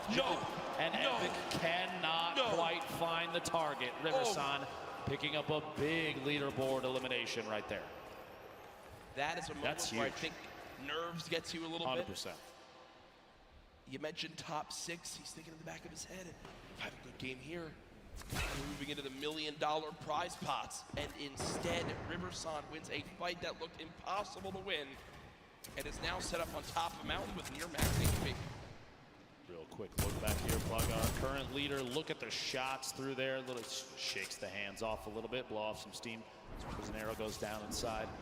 Very, very accurate player, Booga.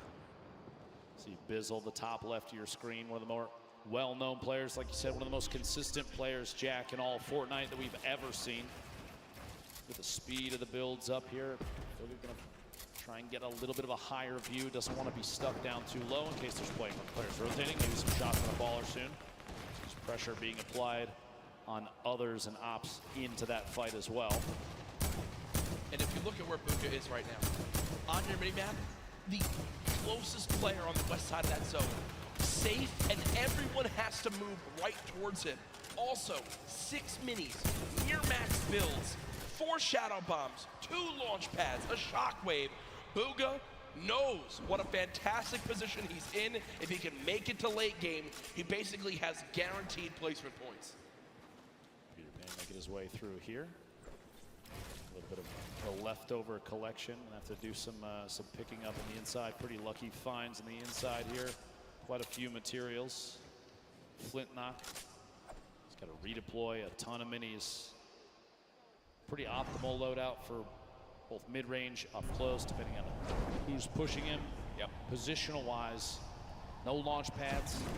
But a slipstream. No shadow bombs. He does have a slip, but as soon as he's away from that thing, flying, he can establish a base, but making a move after that's going to be tough.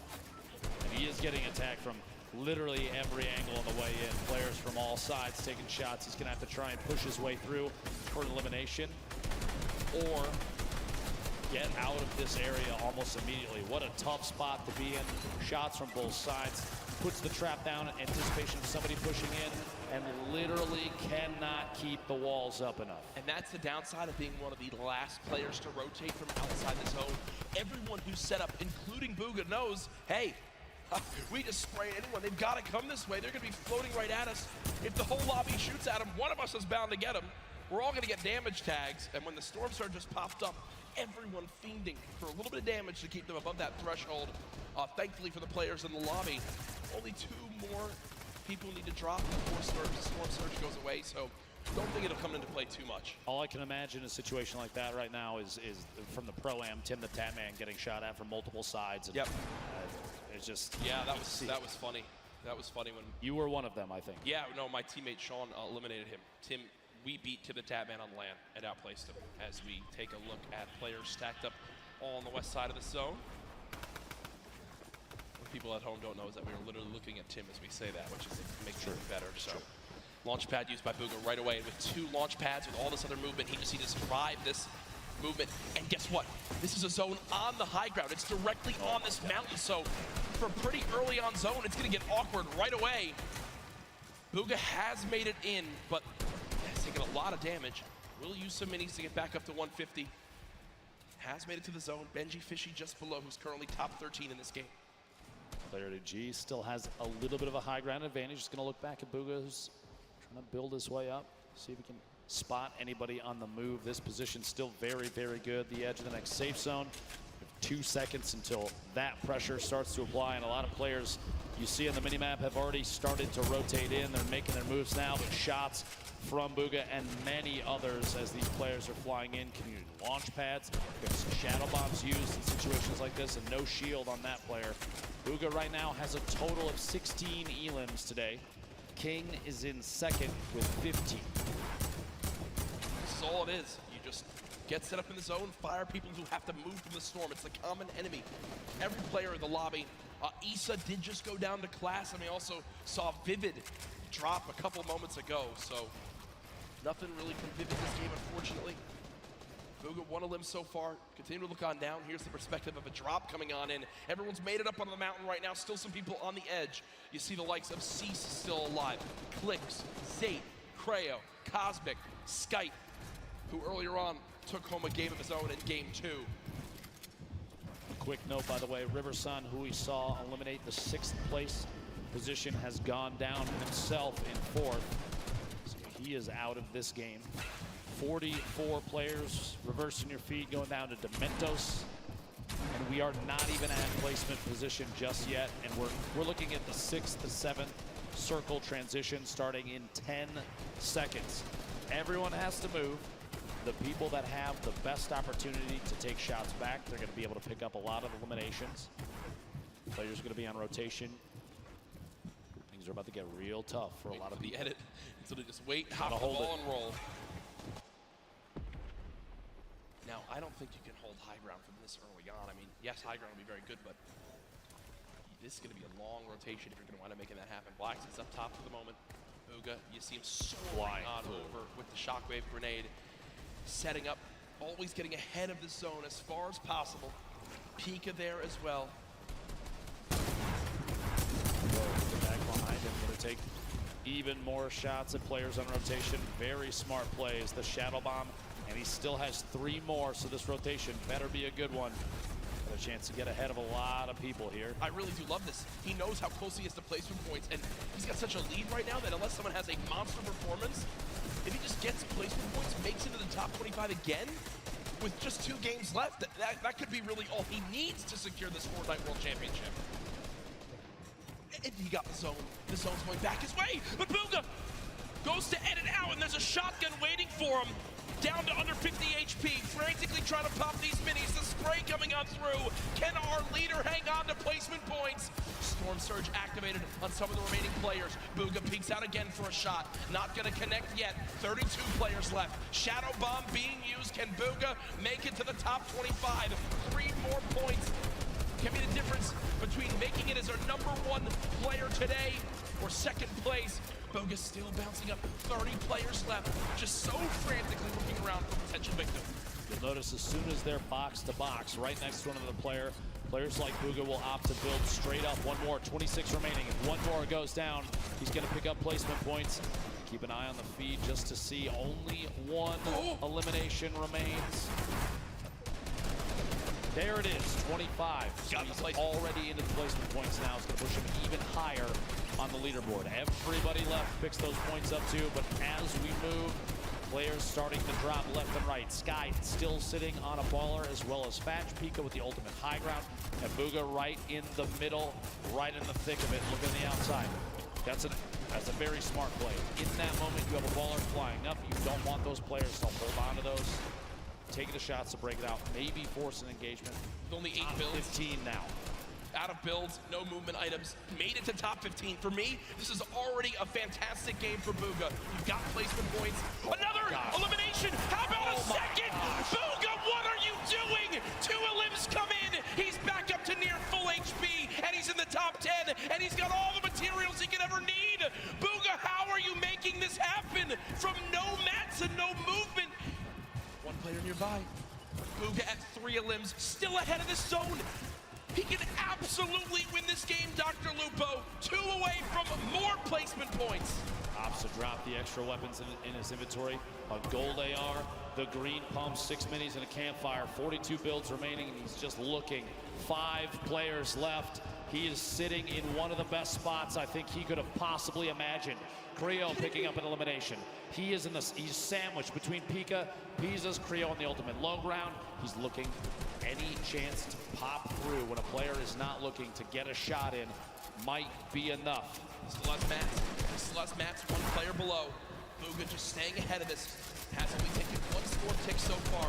Player up top fighting, player down low fighting. Can Booga make the impossible happen? Dodges the trap as well. Taking a little bit of storm damage. Booga's got to make it on in. Has 1 build left, drops on in. Booga, no! But either way, it's all good. Look, he's done what he needs to do. He knows how important that game is. Now we're in our top 3. Pika up top. We were following him earlier on today. Pizzas and Creo all the way down low. 0 builds in Pika's inventory. It's going to be tough. He's going to have to drop in and go for a fight. Cannot connect. Pizzas finds that elimination. Creo gets the final one, and game 5 goes to Creo. I don't think he can believe it. I don't know if anyone caught it at home, but what he does right there is Flint knocks the opponent, hits him for that body damage, and then shoots him into the zone. Great game for Creo right there, and you see repping his team. Ooh, clutching on up in the end. Here it is, the final moments. The zone closing play, a fully closed zone. Creo's got to build on up. You see, health advantage was to Pizzas. Pizzas would win that game, but a full damage Flint knock connects and swings the tide in his favor. Here it is one more time. Boom!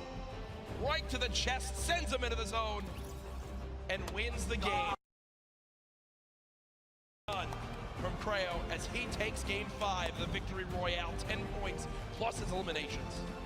Huge game there, and Jack, we still have one more. We do.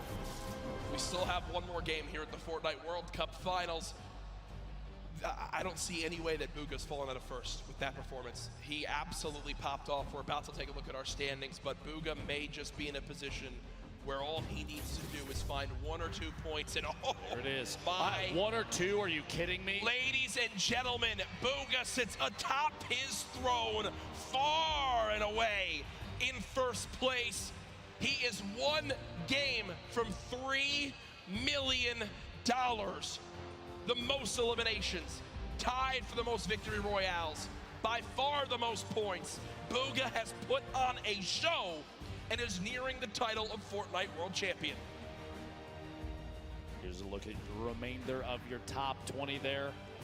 17 points. That's what you need to break into the top 20, Jack. Yep. But even then, you're still 30 points away from first place. You need a 20-plus elim game with a victory royale and 0 for Booga. Good luck, have fun, but we do have Jordan Fisher on the floor with one of our members of that last game. Playing health right there at the very end in such a high caliber game.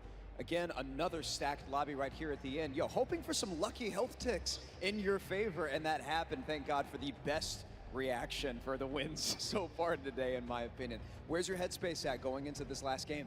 Right now, I'm on third. I just need to clutch up, make sure that I don't make any dumb plays. I just keep calm and keep how I've been playing. Well, it's great work. Fantastic job. Great victory royale. Back up to you guys. Great to hear from Creo right there as he takes game number 5, the nerves in those final moments. You saw the celebration. I think he even almost couldn't believe how it all ended on up. But victory royale, you know the difference between 21st and 20th is over $60,000. And a win like that, with how close the standings are, could make the difference between earning $50,000, which is still great, but $112,000, which is to follow. But we're not quite ready for Game 6 yet. We do have Balla over on Unreal Island with some analysis of Game 5. Guys, I do have that, and what a performance here from Booga today. Every single game almost placing consistently in the points and finding himself some eliminations as well. Only falling in that second game early on. We're gonna take a look at some of the eliminations that led him to a top 5 finish here. Booga, first off, breaking the baller on the side of zone, making sure that he knows exactly who's moving in. Why is he moving in with the baller inside of the zone, inside of the center? And then as well, getting an elimination here onto Kluja. Absolutely amazing job by Booga there. He actually got into top 5. So an amazing finish. He's got 2 points from that, plus all the other performances, other placements in that match. We've got only 1 match remaining. Just like you guys said, it has to be a big one for somebody to overtake Booga at this point. So Lupo, Courage, please close us out. Thank you, Balla. As you know, so much on the line here this weekend of the Fortnite World Cup, but it is not the only thing that people are excited about with Fortnite right now, Dr. Lupo. There's always so much going on, and I'm sure a lot of people in this sold-out arena know this week it's time for a new season. And yes, indeed. You guys want to see the first tease for the new season of Fortnite? Ooh. I guess we should show it to him. I have not seen this before. Oh! All that Epic told us is think back. August 1st, 2019, the next season of Fortnite. Is that what I think it is? Is that what I think it is, Dr. Lupo? CD in the third, I bet, is going nuts right now. Jack, Dusty Depot. Ladies and gentlemen, are you guys excited for the next Fortnite season?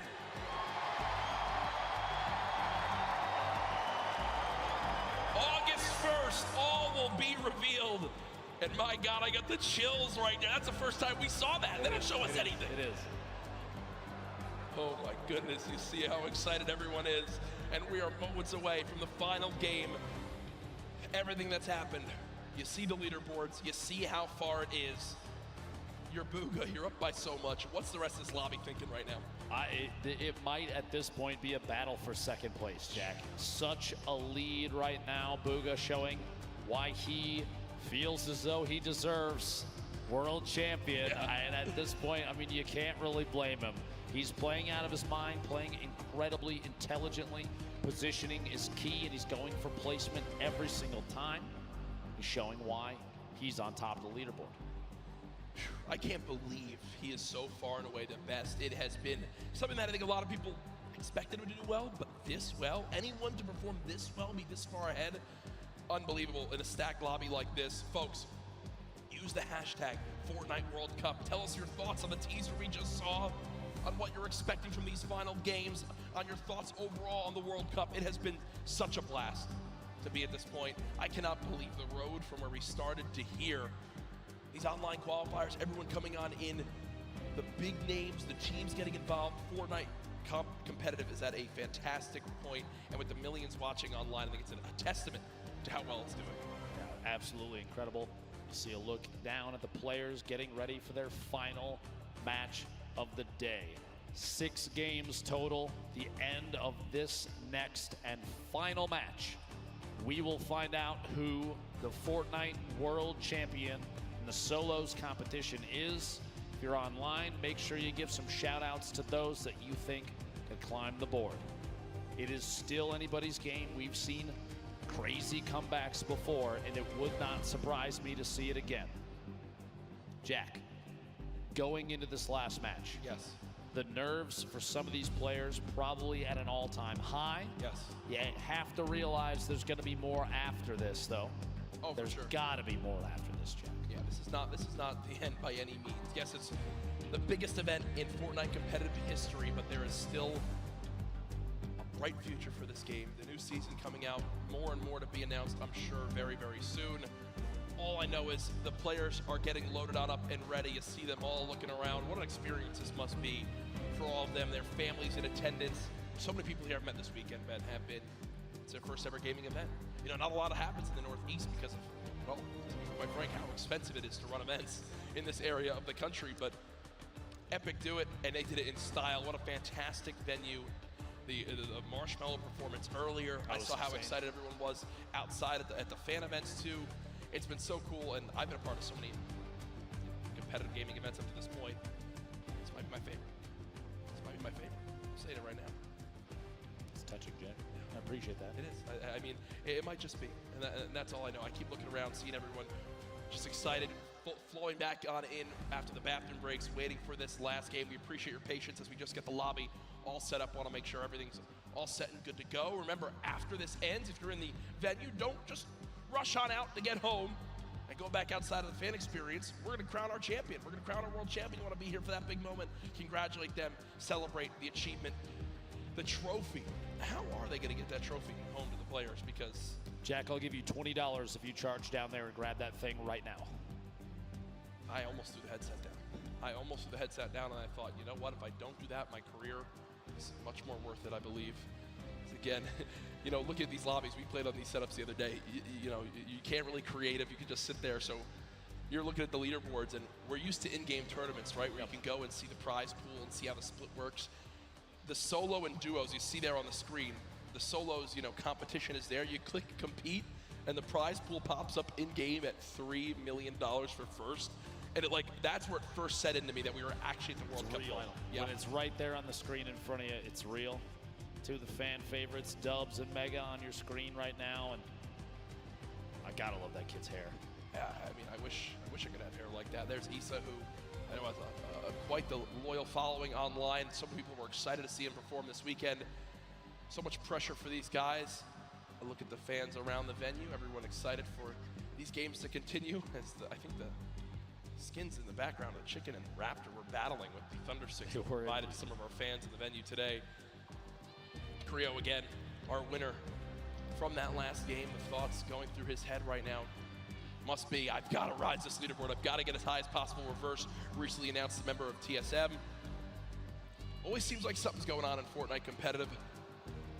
Now I think a lot of people wondering too, what's next to come, right? Is it more solos and duos? Is there going to be more of a focus on trios? I know a lot of people have been looking forward to that. Do teams now switch up after seeing this performance?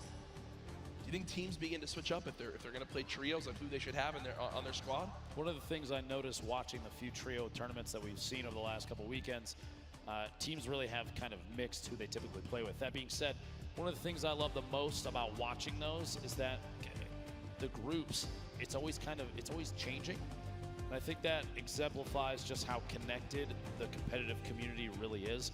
A lot of these players, they're all friends. We see Skeptic holding up the L to the camera, which is very funny, and people doing emotes on each other after elimination in game. But at the end of the day, there's really kind of no bad blood between anybody, because they all recognize they're all here for the same thing. It's a competition. On top of that, it probably doesn't hurt that they all take home $50,000 at a minimum, right? Every single player. So that definitely can't hurt. But real quick before we move on, Jack, I just want to ask, Did you ever think that any of these players, the list of names, do you think we'd see these players at this event? I mean, we've watched them grow and change over 10 weeks of qualifiers. We saw people kind of rise up out of nowhere sometimes. And the other side of that, we have players like Tfue, who've been well known for forever. It's amazing to see the list. No, for sure. There's players that I think a lot of people expected to make it in, but didn't. All I know is there's been one player who's dominated so far today. It's Booga, and Sundown is over on Unreal Island with a breakdown of how he made it to this point.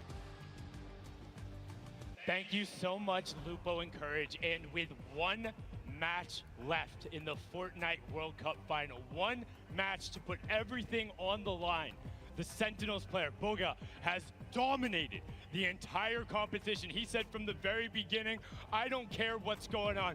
I'm gonna do me. I'm gonna challenge every single player. I'm gonna play aggressively. I'm gonna look to get in their faces, get in the end game. The player who qualified from the start made a name for himself after the host and continuing running through. Let's take a look into some of his eliminations and how he's been able to build himself a 15-point lead over the best of the best in the world, and he's doing it by intelligent rotation, getting to the far side of the zone, and then hitting his shots. Kid, Bugga says, bring the rest of the lobby on. I'm looking to go aggressive. We talked about King and his shoot first mentality, but the difference between King and Bugga is Bugga chooses his spots when to go. He knows when he needs to hold off, when he needs to be safe for a second, and when he can go aggressive. You see him stall just for a minute there against Creo, who's pushing in to the top 3, and he is able to execute the game plan, come up with the victory royale, and keep pushing forward. Now again, you know, right now, he has 0 elims, able to pick up one right there, but he's chasing back into the storm. He's not looking to run forward, he's looking to catch them afterward. And same thing there, dropping down, picking up Kinzo, breaking the trap. And this one in particular, incredibly well done. With the infantry rifle, laying down the shots, able to pick that one up. And you know, the one thing I really like to see about Bugga afterward, every single time he hits those shots, real quick, he's just making sure he gets everything clean. No sweat going on him, no sweat indeed, because he is sweating out the rest of the lobby. If you see Sentinels Bugga running at you, you need to be defensive or disengage, because he is not letting it go. He wants the top spot. He wants to be your wire-to-wire leader, and he wants to name himself the best Fortnite player in the world. One more match left. Lupo and Courage, take it away and close us out. Great stuff, Sundown. Gotta tell the story of how our player in first place has made it this far. Again, we appreciate your patience as we just get a couple things sorted in the lobby, but I believe I've received word. Everything is set. It all comes down to this. Millions and millions played online. Only 200 qualified for the Fortnite World Cup Finals, and this is the last game. The battle bus has launched one more time. The Fortnite World Cup Finals ends right here.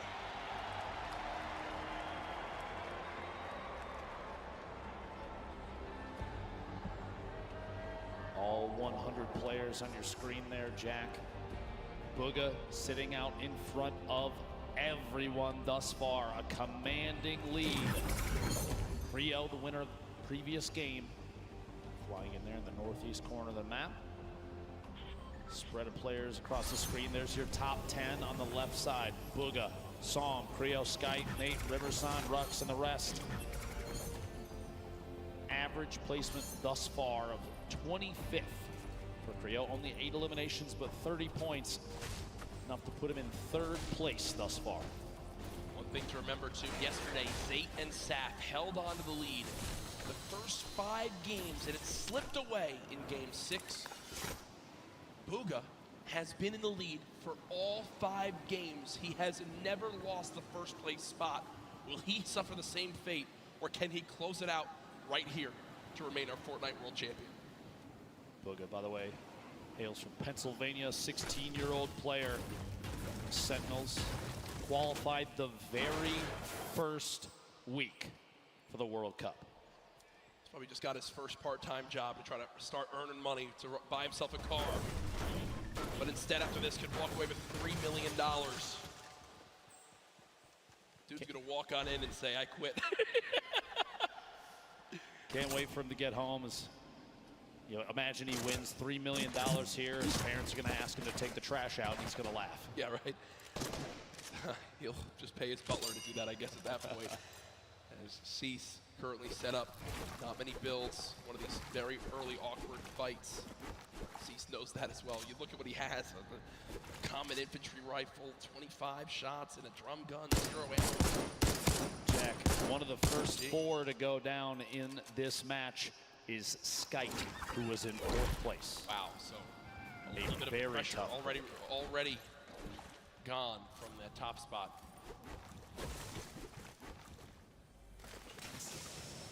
Cease just looting for the moment. 2 chug splashes. If I do, as he throws them down. Can you see all the players surrounded outside this Sunny Steps side of the map?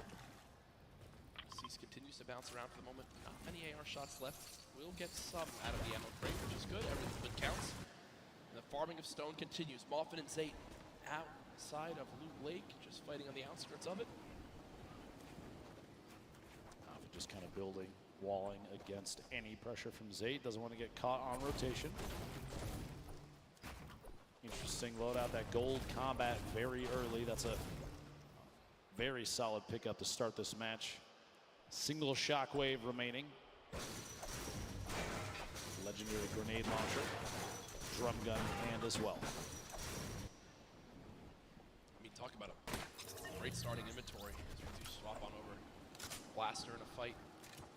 Side pressure plan. One more player nearby, only at 73 HP, but again, when you're in this far into the tournament, you kind of get to a point where you just got to go for it. You got to just force an engagement. You got to get the points up. Shot comes on through. Not able to get it done as of yet. Blaster still healing up. We'll have bandages to get back up to, I think, 75 HP. The feed, it looked like Tfue picking up an elimination. Let's see here how things play out. 90 players remaining. The first circle starts to close in 50 seconds. Bandaging on the egg. Blaster just hanging out here. That player down below, going to see if he can take shots here in a second. T-Chub's going to roll all the way down. Looks like no engagement going to happen here. Yarkos, Ledwicki, 2 players that have faced off against each other a number of times. Going to go for the wall and in fact get it. Gets the angle inside and pushes on through. A solid aggressive play from Ledwicki to pick up his first elimination of Game 6. Very clean, and that will end Yarkos' Fortnite World Cup run. Solid performance earlier on. We'll see where he stacks up with the rest of this lobby when it's all said and done. Reminder, this is our final game here tonight. Use the hashtag Fortnite World Cup. Get it trending just like yesterday alongside the millions of people watching online. Sam, who is our player as well, near the top of the leaderboards. What can he do in this last game? Can he make the trek to try to catch up to Booga, who was 15 points ahead in first? Pika 1v1. And angled down through a handful of edits here at Mega Mall. He's going to push around the side and try and make his way inside Mall itself. Pika earned 12 of his total points in just the last match, and I think that says a lot about what is possible. In 11th place when we rolled into this game, Pika trying to find a way inside, pushing down through the outside. Maybe does in fact get the wall replace. Are you kidding me? Used the shockwave to get down the wall that his player inside was smacking out with it. That's unbelievable. He basically called the bluff. He called the bluff. The guy was trying to break the wall to secure it for his own. Pika was like, okay, break the wall for me. I'll just replace it my own. And he does just that. Pika, full HP, 2 slurp juices, 6 minis, a very good assault rifle, a shotgun, but it looks like the aggression doesn't end here. Wall instantly broken. Pyramid's placed as well. And he can just continue to play these box fights. Will he use the shockwave to try to drop down his opponent again? He's done it once. Wouldn't surprise me if he used that same tactic here soon. At this point, 100 HP, 100 shield. I do not blame him for being aggressive here. Knowing that players may be a little sparse in terms of loot, he's trying to track Keemstar on the outside, rotating around the edge of Mega Mall.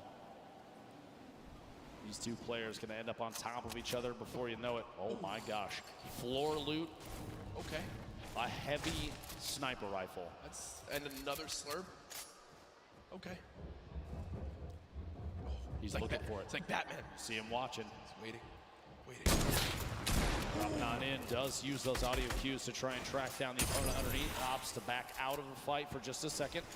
Get a different angle. Pika's awareness inside Mega Mall is insane. Knowing exactly where his opponents are and exactly when to push. Already picked him one elimination using those skills. Gonna see if he can find a second player in the slip. Going for the snipe. Oh, and he can't quite connect.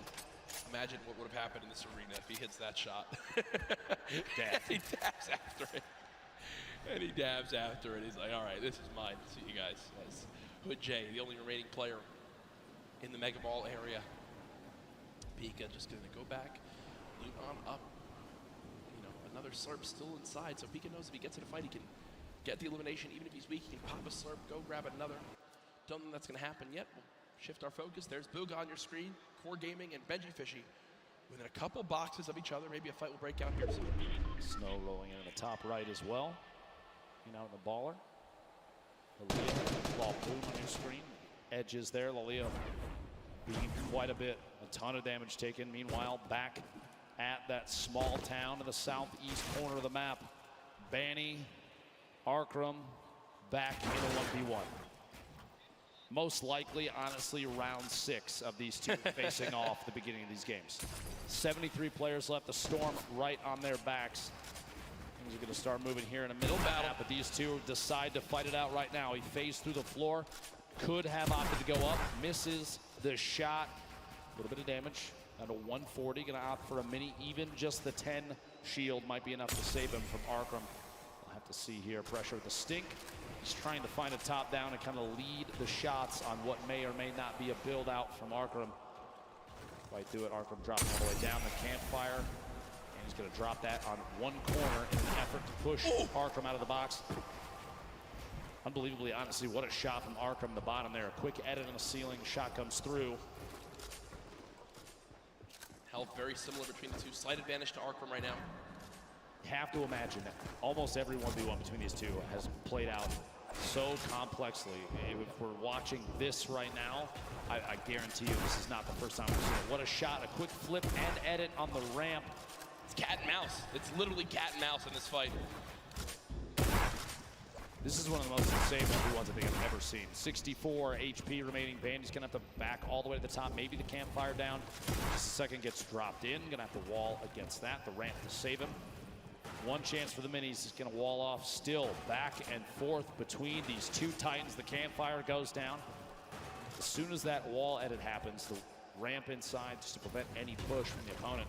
Arkram finding another angle might be the only option at this point. The campfire, though, is going to have dealt a lot of HP back to Banny. Shot through, can't quite connect. Here we go, pressure up top, and oh my gosh, dude, the pyramid block. Finally, the Storm deciding it's time to play the fight out, and Banny goes down. Hey, great fight, though, man. That was insane. That went on for a full 2 minutes. I love that we got to keep our eyes on that, but moving across the map now, it's Pika. We were complimenting so much on how easily he can move through these boxes in Mega Mall, how he can navigate these areas, and it looks like that same exact pattern is continuing. It's Flexi, who's at a major health disadvantage, but as I say that, does hit a quick little shotgun shot that I think will push Pika away for a moment or make him reassess what he's doing. Maybe a misclick. It looked like he didn't really mean to do that. Eventually, Pika gonna have to try and take some sort of aggressive stance soon. A minute on this Storm before it closes, and he's not in the next safe zone. Rogue Shark on your feet, picking up an Elim. We're down to 68 players remaining. Outside of that 70 range before the Storm starts to tick on you. Pika, no wall in place yet. He's just trying every chance he can to take these walls. This is the speed of these players. This is some insane stuff. This is why they're here at the World Cup. Can't quite hit the shot. He did a reset, took the other corner out, just as the opponent inside takes a shot with the shotgun. Can't quite connect. Still going for these wall replaces. Ooh. Big hit there, down to 16 HP. And he's got no mats. He's got 2 total builds, so with the zone pushing as well, this looks like it's got to be a Shadow Bomb play.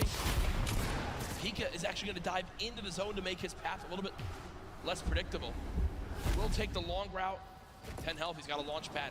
I'm gonna tell you right now, Pika is not happy. Yeah, you see him kind of sigh right there. Uses both shadow bombs, uses all the materials he has. Literally can only build one wall, can't even box up for safety. Uses one of his launch pads to not a fun spot to be in. If you're Pika, look, still can't even build one box.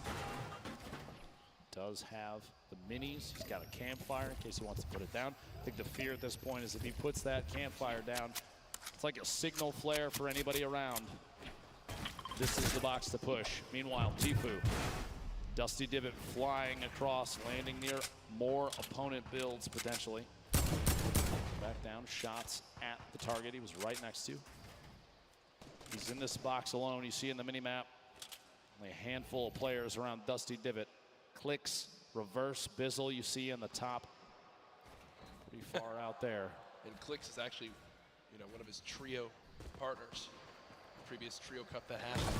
They're fighting each other right now. Trying to make his way out of here. Still not in zone yet.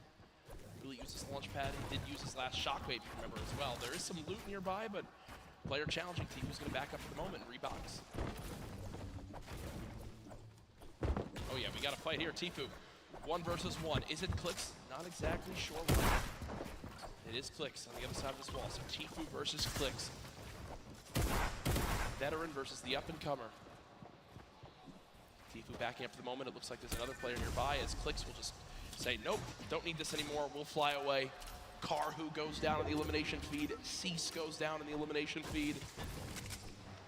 63 players left. No Storm Surge in this one yet. Bugha picking up an elimination. His first of this match. Just another point between him and second place. Man. Consistency so key, and Bugha has embodied that today. Only one bad game. The rest have been absolutely electric. Bugha's just sat up with the high ground in the zone, waiting patiently for this lobby to drop on down. Snazy now 1 box away from an opponent. 54 HP, needs to perfectly edit one of these walls and get a shot down range. You see his opponent not sitting still for any moment. He expects him to drop it, and that's exactly what happens. He's finding the patterns and how his opponent likes to play these box fights. But still with no healing and his opponent jumping back up, you gotta think some shields will be replenished and Snazy will be at even more of a health disadvantage. Tries to go for the reset on the floor. No shields pop. There we go. Catches himself. He's gonna hold the edit on this pyramid. He's looking for a chance to push Martine. If one arises, we'll have to see. Snazy's hope may be to catch him off guard. There we go. Here's the Shadow Bomb, gonna rotate up and away, use that redeploy and try and make his way into the safe zone. Only 54 HP, he's not quite safe yet, but now it's the chance to look to the right. Get a couple shots, player inside the box as he lands right next to him. The edit through and Rogue Shark sets the trap and gets him. Tough play there, Clicks. Meanwhile, 1 elimination, 62 builds. Sit on 2 Shadow Bombs. See here, the very north edge. He's underneath the plateau of Dusty Divot. Reverse down there as well. Tfue on the edge. Astonish, Smeef, Zate. So many players stacked up near each other. And oftentimes you do see players utilizing the already built structures for easy wall replaces. No surprise. Popped up next to him. Inventory looks great, but he just doesn't have a lot of ammo. Imagine he picks up 1 elim on someone who is can kind of fill those numbers up. Looking at it, it'd be a great spot for late game. 7 RPG, still very, very good. 69 total builds on the 60 now. 56 players remaining. Ladies and gentlemen, this is the final game of the solo competition here at the Fortnite World Cup. It literally all comes down to this. 5 players will become millionaires right after this game. Tfue just picked up his 3rd elim. Still has a launch pad, some great loot on the player that they just took down. But he doesn't have the zone again. He does have 2 launch pads, and I'm going to use one of those. He wants to make sure he makes some of those placement points, and there it comes. Launch pad used. Will Tfue get beamed? Right, it is one of those moments where you're just thinking, Ben, please don't shoot me, please don't shoot me, please don't shoot me, please don't shoot me. Looks like he'll make it up through unscathed. Literally flying past the windows of opponents, gonna land on top of the second structure. Somebody underneath. Layering up 86 builds, still has another launch pad. has a boogie just in case maybe a baller rolls past close enough. He can boogie the player directly out of it. Try and pick up that elim, jump in the baller and roll away. Even in a clutch situation, the boogie bomb can give you an opportunity for a free shotgun shot on someone that may be unsuspecting. The loadout here, look at this, 2 campfires, 10 redeploys, 2 shockwaves, 6 minis, but no medium ammo, Jack. A crazy note with Bugha. When the Fortnite World Cup qualifier started, Bugha qualified in Week 1 in NA in first place. From the moment Fortnite World Cup started, he finished atop the North America region. And now in another spot again where it can happen, and he's just dancing up top. He knows really this is his to take unless someone has legitimately the best performance ever in the history of a Fortnite competitive game. Bugha should be our Fortnite World Champion. Tfue and Benji Fishy fighting on the bottom right of your screen. Sam, who's trying to contest and take that throne. This was a replay, did get his first limb of this game, and you see the fist bump right there. That was Clicks who gets cut down. At this point, 51 players remaining. This lobby is going to get very, very tight.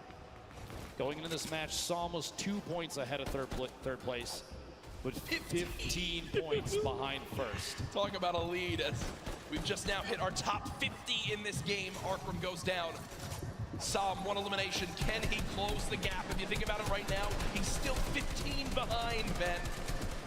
Bugha's still in this game. What he needs right now, Bugha to go down, and he needs 5 more limbs and a victory royale, but no! No! Psalm gets caught off guard. It's Zayt, and as that happens, Bugha gets a limb. The pieces are falling into place, and Bugha's about to call checkmate. Tfue on your screen here, 3 eliminations. Still has the launch pad, sitting on a pretty similar loadout. Not a lot has changed as he's waiting, biding his time, looking for eliminations up above the rest, though. Bugha hasn't had to move in 5 minutes. Nope. He's had height, he hasn't had to move in 5 minutes. He's sitting so pretty. Here's that a limb that we missed when Psalm got taken out. And are you kidding? Look at him laugh. Look at him absolutely laugh. Quick one tap on Storm on the move. It's a gift. Is it his birthday? That's about as free as it gets. Bugha might be the luckiest player with zone placement I think we've ever seen in a competitive Fortnite match. Sitting atop his tower, a castle of metal, unthreatened. And he built it with metal earlier, and he just kind of hoped it would work out this way, and it did. He's been sat here for so long. It basically sums up the leaderboard. This is the leaderboard in the game itself. Bugha on top, nobody nearby, no threats, nothing. Now with the zone moving, everyone soaring, and this is where it picks up quick, folks. The final moments of the Fortnite World Cup. We're watching Bugha. Oh, please. Imagine. Picking up a pair in the feed there. Fledermoys and Dubs both go down. Gonna be 2 very good eliminations there. 38 players remaining. Top 25 is when placement starts to come in, and Bugha is looking for shots on everybody flying around. Still has that high ground advantage. Jesus and others looking to try and contest it. Benji Fishy moving up as well. Ballers still rotating the low ground. Tfue making his way across. A lot of damage coming in. Only 1 minute in the inventory and 15 builds remaining. A tough spot for Tfue. He's so close to placement, but can he survive? King with elimination. Player count continuing to drop. Fizzle, Takamura, Zayt picking up multiple eliminations. 30 players remaining, 29 to get closer and closer. Benji Fishy goes down, Tfue eliminated. In the box, Kurtz picks that one up. That will end Tfue's Fortnite World Cup. Zayt drops off high ground for the moment. Bugha's still alive in this game in the bottom right of your screen, still at max HP. He's made it in the top 25. At this point, it's basically a victory lap. Yeah, he's getting beamed out of the sky, but he doesn't care. He'll drop on in, pop some minis. King on the top right had 6 limbs. The guy's an absolute brawler. The 13-year-old should be so proud of how he played today. Lol Boom up top, Crew, the double qualified player as well. Picking up another elimination. action. Takamura goes down. Booga now into your top 20. Mongrel, your Fortnite World Cup is over. Vivid's still alive in this game. It's Crew with 4 limbs atop our leaderboard right now. Has most limbs of who's still alive. Booga there as well. Has all the ammo in the world, not a lot of materials. Let's see how he weasels his way out of this one. Ball boom, the ultimate high ground. T-Chup going for a challenge up top. Does in fact take it over. Meanwhile, Booga, box fight for his life. A little back and forth here. He's waiting to see if this player rotates out. There it is, a big shot. Another elimination. And he's got near max materials. Kidding me. He's gonna trap the ball. Oh, the ball escapes. The absolute scenes right now. Booga still moving through, and at this point, it's a sign of respect. We've got to watch this man continue to dominate. A statement is being made. Dr. Lupo at the end of this game, he'll most likely be crowned the best Fortnite player in the world. I've never seen anybody play in a competitive Fortnite match with a smile on his face like this kid right now, but he is absolutely dominating every single player he's run into thus far. Looking for a shot here with a couple of edits. Rotating back away, pressure from above, and he's immediately going to wall that off. The kid's top 10. He's smiling. He knows it. He knows it. Absolutely ridiculous. 9 players left. Unrelenting is Booga. Hasn't dropped out of first since today started. There's all the remaining players. Running low on materials, but he still wants more. 4 limbs in this game. Boxing up for a moment. Pyramid comes through. Booga still alive. Shots going down. Can't connect with that one. 1 build left. The final moments of Fortnite World Cup. Oh my gosh. Bow down. Surprise. Bow down to Booga. Doesn't even matter. 4 players, 3 players remaining. It's a fight out for the victory royale in game 6. 2 left. 1v1. Crew still in it. T-Chup as well, back and forth. And it might come down to a heel off. T-Chup dropping down those campfires. We'll see here. Crew following it all the way in, and T-Chup goes down. Crew with the victory royale. Crew with 7 eliminations and the victory royale. The monster performance at the end of it.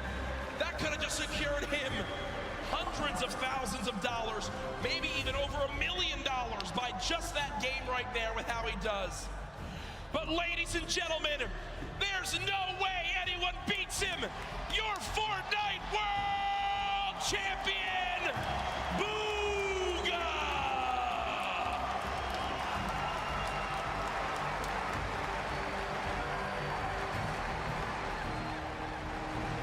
$3 million richer, the biggest individual prize victory in competitive gaming history. Millions watching online, and folks, he didn't narrowly win. He absolutely took the best Fortnite lobby in history and taught him a darn lesson. Ladies and gentlemen, one more time for your Fortnite World Champion solo winner. There's his family looking on. Hey, get double chicken. Get the extra meat, do the whole thing. He's buying, I'm gonna tell you right now. And there's the dance. I don't know what that is, but I'm gonna bet his dad if he's got moves like that. And that's what it's all about. Booga hasn't moved, as we'll probably need security to get him to leave this arena. Ladies and gentlemen, let's give it up again for Booga, your new Fortnite World Champion.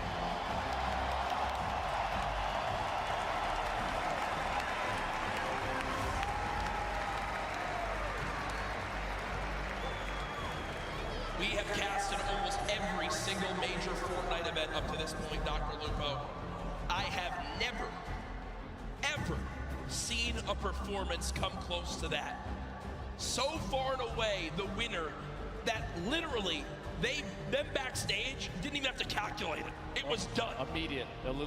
Normally, folks, we do have to wait a minute or two, and they need to triple check. They went right to it. It was absolutely ridiculous. Insane. Out of the gate. The trophy presentation, by the way, is coming up very, very soon. But Jack, Booga from game 1, a 19-point victory royale to start the entire thing all the way to the finish. He nearly Good doubled. Lord. He nearly doubled second place. 59 points. That is one of the most dominant performances in competitive gaming history. Second, congratulations to Sam, who beats out Epic Whale by 1 point to earn $1.8 million. Epic Whale, Creo, King there as well. You see Crew, Skype, Nate, Riverson, and Fatch. And then our top 20. Rux, T-Chub, Mongrel, Stompy, Dubs, Pika, Bellow, Clicks, Peter Pan, and Commandment. $112,500 or more earned. But as always, a congratulations to everyone who made it this far onto the biggest stage, the Fortnite World Cup Finals. Absolutely ridiculous. Ladies and gentlemen, thank you so much. From myself and Courage JD, the opportunity to cast the Fortnite World Cup could not have happened without you. But this isn't our show, Jack. We absolutely need to pass it off. If you could, please, Golden Boy, take it away. I got you covered, fellas. What an incredible ending that was. Welcome to the winner's circle. Your Fortnite World Champion, Booga!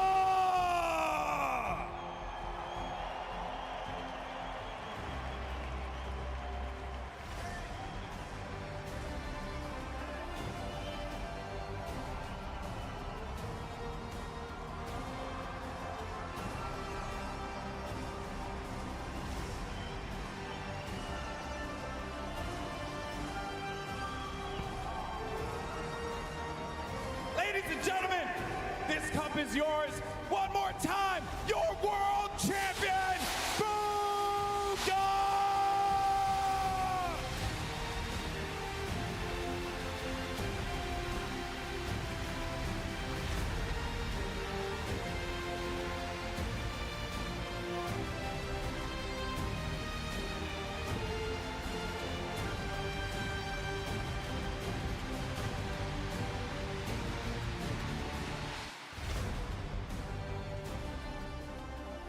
Man, I won't lie, I have a tear in my eye for you, bro.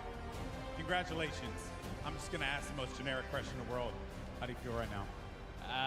Words can't even explain it right now. I'm just so happy. Everything I've done, the grind, it's all paid off, and it's just insane. So the last game I noticed you changed it up a little bit. You decided to change the drop spot. At what point in that game did you know that you locked it up? Well, pretty much. I got to center zone after getting like a llama, so it was pretty much just sealed from there. I don't know. Yeah. Now, I know that you have some family here today. They're right there. Who you playing for here, bud? My whole family, man. Sentinels. And finally, you know what? I don't even think we need to say anything else. Give it up one more time. Your champion of the world, Booga!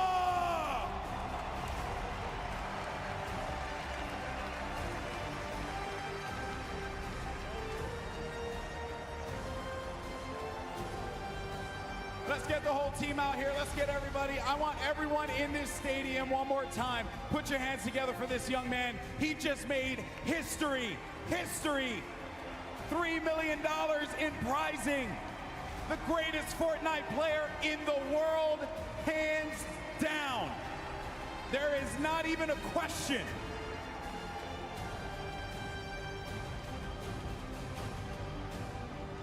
And for all of us here in Arthur Ashe Stadium, we want to thank you all so much for joining us on this incredible journey. This has been the Fortnite World Cup Finals. This has been not only our event, not only his event, but your event as well. Thank you so much for tuning in, and we will see you on the battle bus. This is what it's all about. The Fortnite World Cup Finals ends right here. The biggest day of their entire lives. 100 players, the battle bus is loaded. It is time. Shots coming in. No elimination yet for the first game victory royale. Oh my gosh. By that storm, someone's gonna be above them. He's and too good. An elimination onto Skype.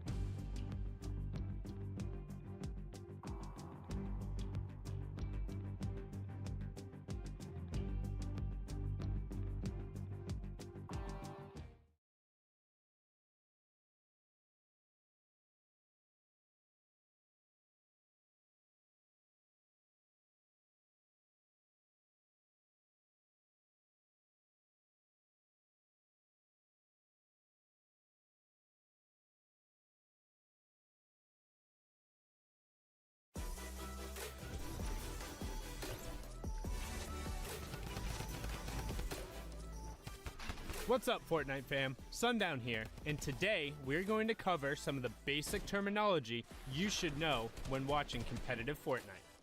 If you're familiar with high-level gameplay, these should be commonplace and a nice little refresher. If you're a little newer, buckle in, because you're about to learn up. Rotations. A rotation is the path a player or team takes to get from their current location to the next safe zone. Rotations cover not only the direction the players choose to path, but also the method they use to get there. A lot of different forms of utility enable rotations, including vehicles, rift-to-goes, building, shadow bombs, and glider redeploy. A player's ability to rotate effectively is key because this determines what type of engagements they'll be facing and whether or not they're at an advantage or disadvantage. Gatekeeping. Gatekeeping is when a player who is secure inside the safe zone puts pressure on an opponent who is forced to rotate because of the storm closing in on them. The gatekeeper is able to get uncontested shots onto the opponent, as they are forced to move due to not wanting to take damage from the storm. You will see a lot of top players utilize this in order to create opportunities to get eliminations and points. High ground advantage. High ground advantage is when you have a height advantage over your opponent and are looking down on them.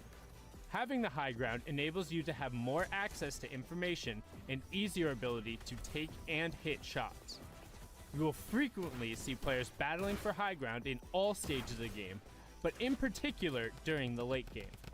The ultimate high ground is generally the player or team who controls the highest level during the final circles, and they have a number of advantages. They are typically the least threatened, can decide when to drop down and start taking fights, and also have great angles to punish opponents with AoE weapons or rifle fire. Low ground warrior. The next term is the opposite of the high ground. The low ground warrior is the player looking to sweep along the ground floor, taking close quarter combat fights and forcing opponents to make the first move. This can also be efficient because it often doesn't require as many materials or as much of a risk to gain control of, but can also lead to being in a lot more chaotic of an environment. Backside of the storm. Speaking of chaotic environments, our next term is possibly the most perfect embodiment of this. The backside of the storm is when the safe zone is closing in towards a new one and the players are clustered in towards one edge. Generally, it is very high density of competitors, and you will find a lot of interactions, engagements, disengagements, and eliminations occurring at this point, particularly for those low ground warriors we just talked about. 1x1s. 1x1s are the most basic proponent of building in competitive Fortnite. This is when a player boxes themselves in using their own builds, making them safe from outside fire. This technique can be expanded on to allow for players to take control of a space around them, but it all starts with the 4 walls around you, then a floor plus ceiling that each have a pyramid on them. Tunneling. Tunneling is the first basic expansion of the 1x1s. Tunneling is when players create a tunnel out of their own builds in order to rotate safely. This is typically done by putting out floors and ceilings in either a straight or diagonal path, then covering your sides with walls as you advance. This allows players without utility to rotate for maximum safety. 90s. 90s are when players utilize vertical 90-degree rotational building in order to build upwards as fast as possible, while also remaining covered. This enables players to try and gain high ground advantage or outplay their opponent to get a quick, different angle. You'll frequently see them used in mid-game build fights or in endgame scenarios where players have to build up very quickly. This has been a quick rundown of the common competitive terms that are frequently used on broadcast. If there are any other terms you are unfamiliar with, let us know using the hashtag Fortnite World Cup and asking for an explanation. We hope this helps you level up, and we'll see you all on the battle bus.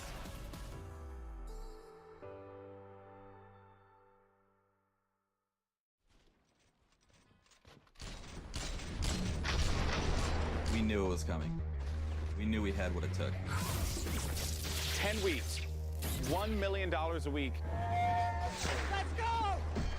I mean, in the end, I just want to win the World Cup. Welcome to the Fortnite World Cup and the grand final that culminates in New York City for $30 million.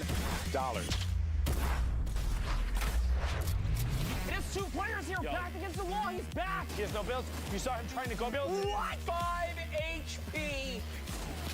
And into the box, follow. That was crazy. Brazil's definitely not one to be taken lightly. And it's through, dominates him.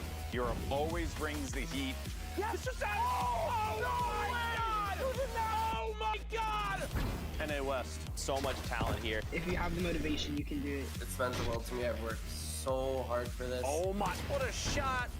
Oceania. These guys are phenomenal.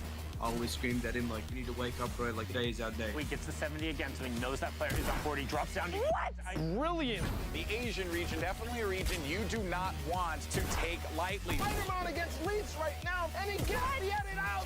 NA East, the most stressful and exciting time ever. You have to learn from every single mistake. You can't blame other people. Oh, almost. It's going to be so fun. It's awesome. Astonishing. This is a dream for us. Very impressive to me. Big moment of my life. Oh my God! Everything has led to this moment. Do not miss out.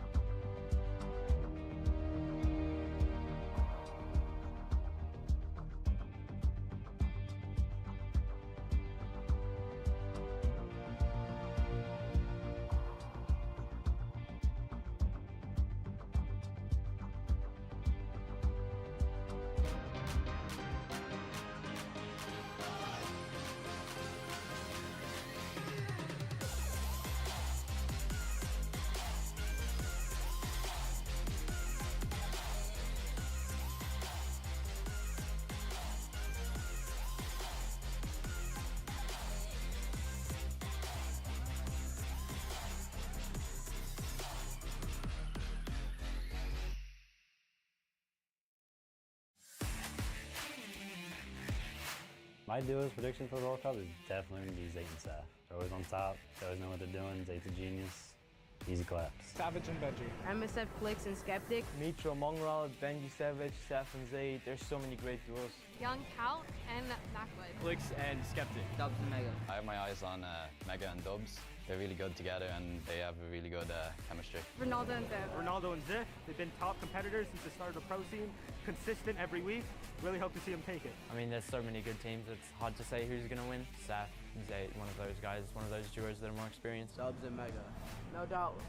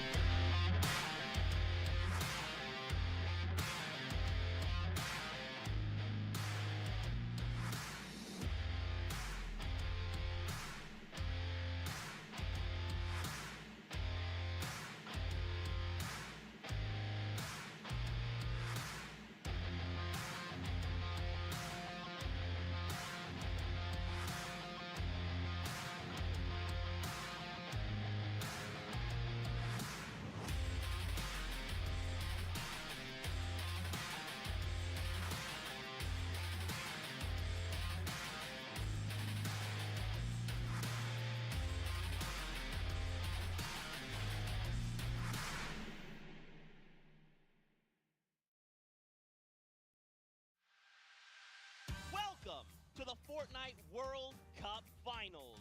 We're going to have some of the most awesome Fortnite action for you, starting with the Creative World Cup Final. What you'll be seeing will be 4 sets of 3 matches in 2 never-before-seen maps. Every match is for $55,000 for the winning team. Hey, Scissors is chilling. Yeah, Pumpernickel it up, man. Pumpernickel it up. Gotta Look at love he's looking around. He's telling him to let him know. And suddenly Llama Record takes the lead. Nope, Fishfan no longer have a free point. One more goes over, and that's it. Llama Record Co. All he has to do is step swipe out. just a couple of times. Can he win this trade? And he does not. No one's in there. Can he find it? And he does. That's it. His feet touch the ground. He's almost there. He is almost there. The first place can be his. Right now, he can take this lead, Sundown. But they got control at the same time. It's literally ticking over a half second away from each other. The shots are going. Cuddle Crew has the lead, though. Will the shot be able to go through? Yes! Cuddle Crew he gets goes taken down. down. And Raven's Revenge in the closest nail biter yet. And now we are going to go over the stage. We have the results, and your set 1 winner is the Funky Fighters. But we are about to have the world premiere of Junkyard Juke. There's just a level of ridiculousness that I enjoy so much. Just seeing somebody turn themselves into a literal dumpster and then try and weave their way past. It's a lot of fun. Towdog, that was sick. The Chicken Champions have done enough to round out the final match. So that confidence boost is going to help dramatically in this last normal set here. It is actually a race, the world run. It is similar to a death run with a bunch of obstacles. So there's actually 30 coins in the map. Whichever team gets all 30, the fastest or as many as possible until time runs out will be the victor. Jump. Got it. Last jump, and he's got the coin too. There you go. We have the winners of the set. It's gonna be Fish Fam. He just needs 1 more coin. Is it the one on this track? Or is it the one back behind? You can tell he lifted the finger. He said, we need 1 coin. Just grab this coin right down here. If he can do this without being eliminated. There it is. The win. Oh, he missed it, but gets it with the trap trigger. The Fish Fam. Zand clutches up. And the winner of the Fortnite Creative World Championship is the Fish Fam. So you got yourself $1 million off of a jump. How does that feel today, my man? It's unreal. Like, I don't know what to say, to be honest. Welcome to the Fortnite Pro-Am. All right, folks, the moment you've been waiting for. It is now time for the 3rd Fortnite Pro-Am. The players are loaded into the island. The battle bus is ready to go. It starts right now. King is going to be out. It is all up to Sinnoh here. Wildcat down low. He takes the shot, and it's Sinnoh with a victory royale. He loses the high ground. Jacob, look. Oh! The side shot of Cloaksy. He has to make something. Neither of them have the HP. No, you can't go on the storm. What's it going to happen? JT Brown has given up the positioning, and he actually connects right there. And JT Brown wraps up Aiden in the final moments of the Pro-Am. Your 2019 Pro-Am winner is Airwalks in RL Grime.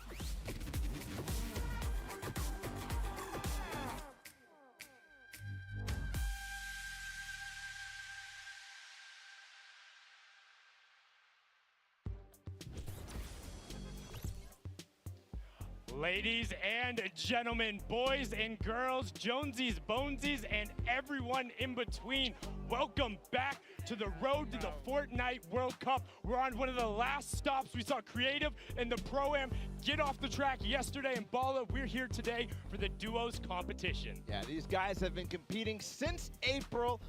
Just a number of months. It's been amazing. They have done so much qualifiers in the online opens. There's been heartbreaks and triumphs, close calls, landslides, and today we're about to have some of the most unforgettable Fortnite experience we've ever seen.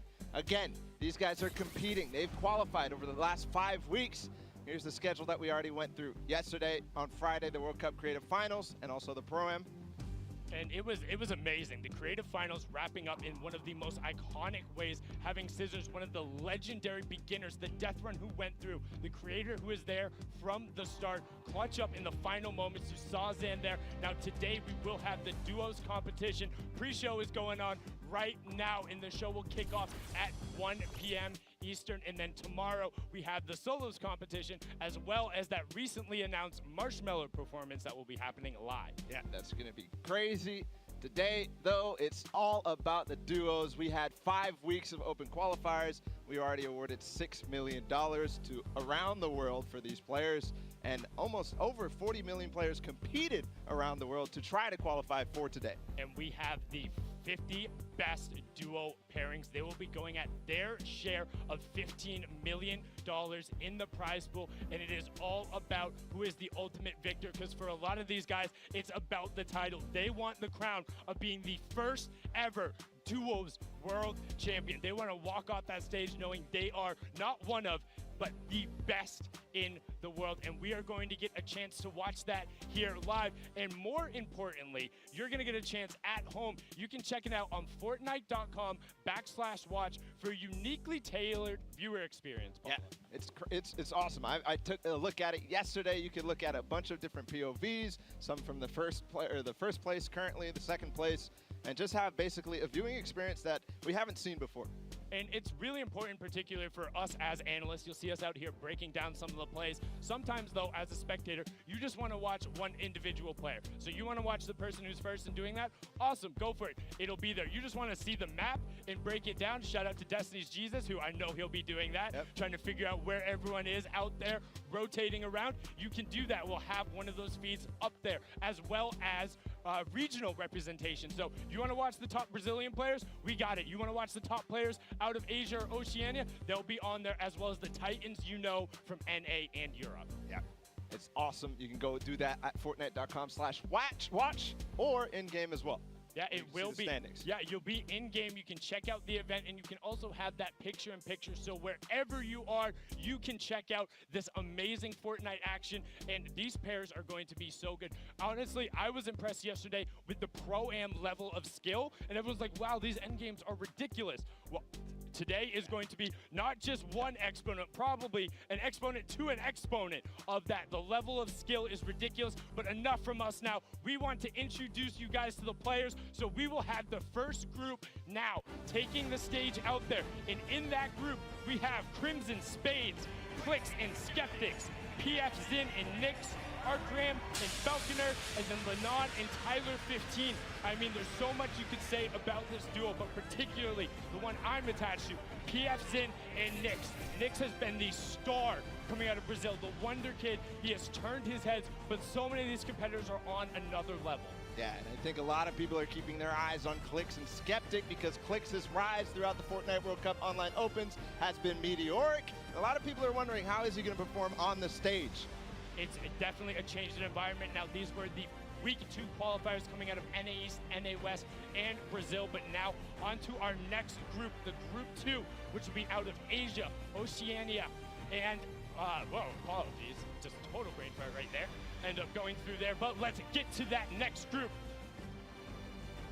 That group is Bell, Scarlet, it's Benji Fishy and Mr. Savage, and it's Mongrel and Mitro, and Shinken and Stompy. So this group is absolutely ridiculous. It has some of the biggest names in Fortnite.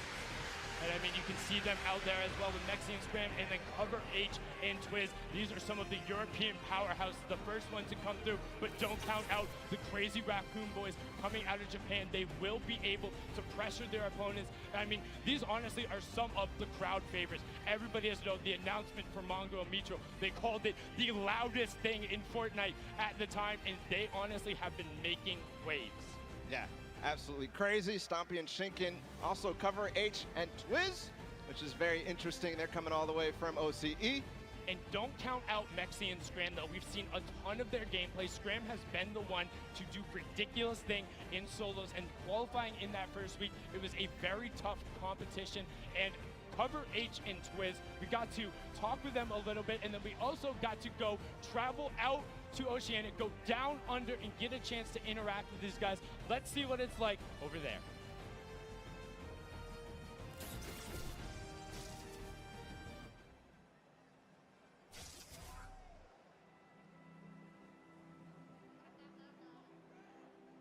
Zealand. I like the nature, the rivers, the parks, the people are really friendly and keen to have a conversation. Those are probably some of my favorite things.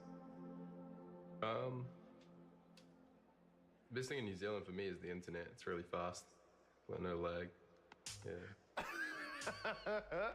Man's got his priorities.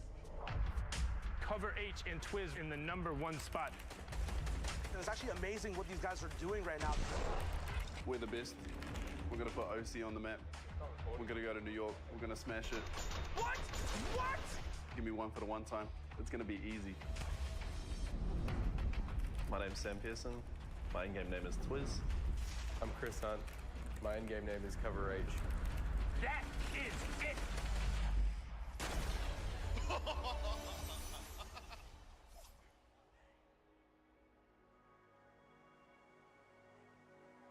Actually, what are we even doing? Ah, easy, man. Easy, step out of your comfort zone. Okay, now it gets steep. Good luck, have fun. You too, bro.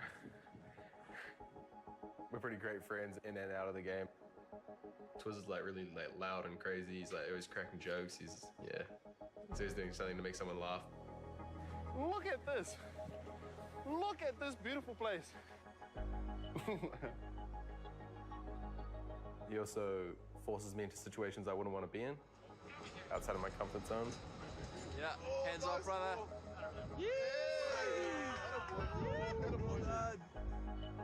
And I think it just makes me like, like a better person. Cover's a bit younger than me.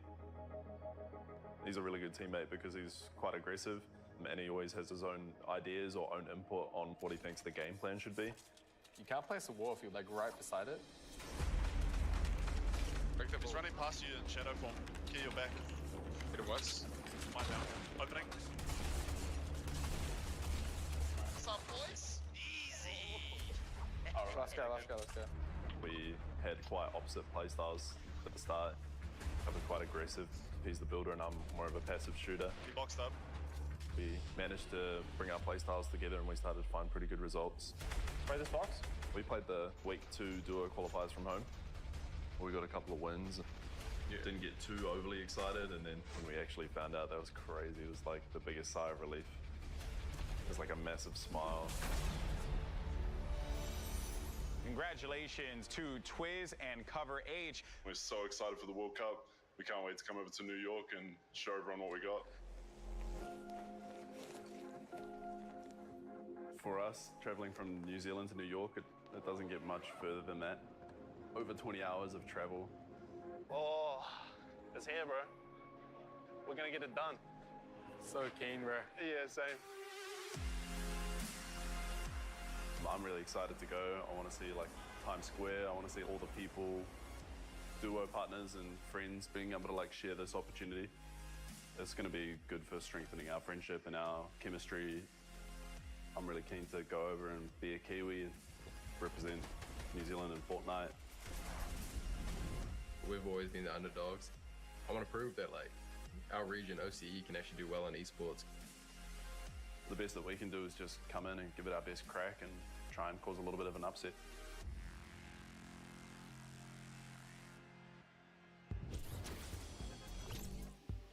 Love hearing from the boys down under. They're excited to be here. Recently signed by Warriors of the rugby organization, so they want to represent them proud on the stage, and more importantly, they want to represent for Oceania. They're saying, hey, we want to say we left it all on the stage and go with no regrets. Now, on to our next group. We have potentially one of the most veteran pairs in the game. It is Saf and Zayt. Brush and Sizz Lucky, Leno and Burl, and then Nate Hill and Funk Bob. And every single one of these pairs is dangerous in their own right. I mean, Zayt and Saf, they were thought to be the best of the best originally, back to back going on there. And I mean, ESL Katowice, first place going on, tons of online places, qualified for the Fortnite World Cup a number of times as the duo, and Brush and Sizz Lucky as well representing Tempo Storm, and they have been very strong in terms of their teamwork. Yeah, But I do want to say I think Leno and Barl are definitely an underrated pair. A lot of these teams coming out of NA West are so because they are so mechanically gifted and they're doing things faster than I think anybody has really ever seen on this sort of level. So Leno and Barl, somebody look out for it. And they say they want to put NA West on the map. And after that, the last pair, we have Nate Hill and Funk Bomb. They've been around for ages, second place at TwitchCon, been representing as a duo, and they work so well together. We're going to throw it down to the floor to hear what they have to say ahead of the competition. What's going on, guys? Jordan Fisher here, standing with Nate Hill and Funk. We've got two remarkably gifted duos here, which is fantastic. Nate, you are a bit of a multi-hyphenate. We can relate on that level. What I don't understand is how you've managed to balance training for something as high pressure as this while balancing the rest of your workload. What's that been like for you? I've kind of given that side of my life up for a minute just for this tournament. I've had absolutely no life except for training for Fortnite for the past 2-3 months. So I guess there is no balance in between the two. It's just been all in on Fortnite for this. Fantastic, thank you so much. And then the two of you have been competing together for quite some time. Have your strategies kind of shifted while you've been training for this? Yeah, I mean, we've gone over like routes and like strats and where teams are dropping. So we've been like studying everybody and seeing what our best like option is. So it definitely has changed since the qualifiers, and I feel confident for the finals. Fantastic. Well, we're all very excited to see you guys do your work. It's going to be fantastic. Get up there and slay out. Thanks, Jordan. Thank you so much there, Jordan. And you can tell they're ready to play. They've been on the stage and they're confident in their ability. Now, our next group has a number of players who you'll be seeing for the first time today, but you'll also be seeing tomorrow because they qualified for the solos competition. We'll kick it off with the Gambit boys, Flexi and Letwick, followed up with Crew and Chapix, Daedra and Miz of Gamers Origin, and then Nyrox and Aqua. Some of the best pairs coming out of Europe. The Gambit boys are known for being very aggressive, very pointed, and have fully qualified. So both of them playing not only together in the duos, but will be facing off in the solos competition. Crew qualified for solos as well. Chapix just barely missing it a number of times. The Valhalla Vikings duo is incredible together. They are honestly one of my favorites in terms of the duo side of the competition and deserve a lot more credit and notoriety than they get. Yeah, absolutely. And then Daedra and Miz as well. They played at ESO Katowice with Zayt and Saf that you mentioned before. They played incredibly well out of the French community. So we'll be looking out for them, the Gamers Origin boys. And then Nyrox and Aqua. More can you say about these guys? These guys have been on the rise, and a lot of people are starting to realize how good they are. They are incredibly consistent in one of the toughest regions, averaging one of the best placements. And additionally, we will see Aqua tomorrow as well, qualified in the solo competition. We have a chance to catch up with them right before they take the stage. Jordan, what do they have to say? What's up? We've got Nyrox and Aqua here. Nyrox, you guys have both been playing around with a bunch of different duos from quite some time. What is it about this duo, this pairing here, that you think has made it all the way to the finals for you? It's the skill of Aqua that's made it. He's really good in every single aspect of the game, and that's probably why we succeed that much. Fantastic. And Aqua, what do you think makes this the perfect match for you guys? Yeah, we're gonna win. Fantastic, great. Mechanically gifted, comms are fantastic. We're gonna see a lot of that here in just a bit. So that's exactly what you want to hear going into a duos competition, is your teammate having confidence, and he knows Aqua's already qualified for solos as well. He's going to play there tomorrow, so we'll see that pair going forward. We're going to continue down on the floor with our next group. It's Cease and Elevate, Landjock, Punisher, Wishy DP, and Gustavox, and then Little and Jay. And then finally, Mega and Doves, you can see on the left side of your screen right now. And I just want to say right away, Cease and Elevate don't get enough credit. There was a post on the competitive subreddit about it. Cease, across all of the skirmishes at the beginning, was the most consistent eliminator above every other one of the quote-unquote more popular or better players. Cease was above all of them, and he has dominated in the entire competition. He's also qualified for solos. Yeah, and then Landjock and Punisher right after them. This is a duo that, again, also doesn't get enough credit, but hey, there's 50 of them here today. Landjock, one of the people that a lot of the community thinks has the best creative 1v1 skills in honestly the pro community, so we'll see whether he can convert that today. It's another stage. It's a lot of differences. It's gonna go down to it. And then Wishy and Gustavox8 are known for being very aggressive and executing pinch maneuvers incredibly well. If you isolate from your teammate for a second, and we're talking one grid space, they will take advantage. And then Little and Jay, the original S2 boys coming out of NA West, who said, hey, we might be young, but we'll go against anyone. We don't care who it is. We'll push you. We'll take your wall. We'll take the high ground. We are going to beat you. And then talking about taking the walls, Vala. Yeah, talking about taking the walls, Mega and Dubs are in this group too, and there's so much to say about them, but we're just gonna sit down and find out more about Dubs.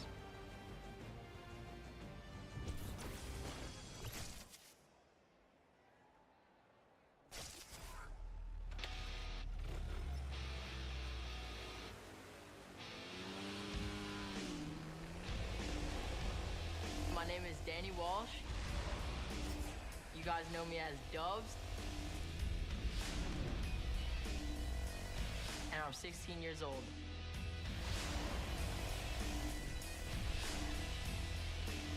What I love about dirt biking is the freedom you have.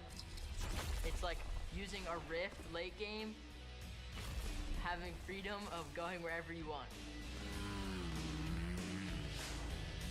Time to get back to grinding.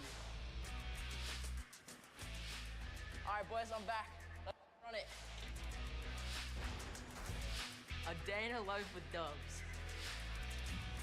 First thing I do is wake up at 12, hop in the shower, get some food. What time are you gonna start gaming now? Probably in like 10 minutes. All right. And then I'll do some aim training. This is one of the maps that I do. This helps with like AR aim. I hop in creative, warm up my builds, and then scrim for the rest of the day.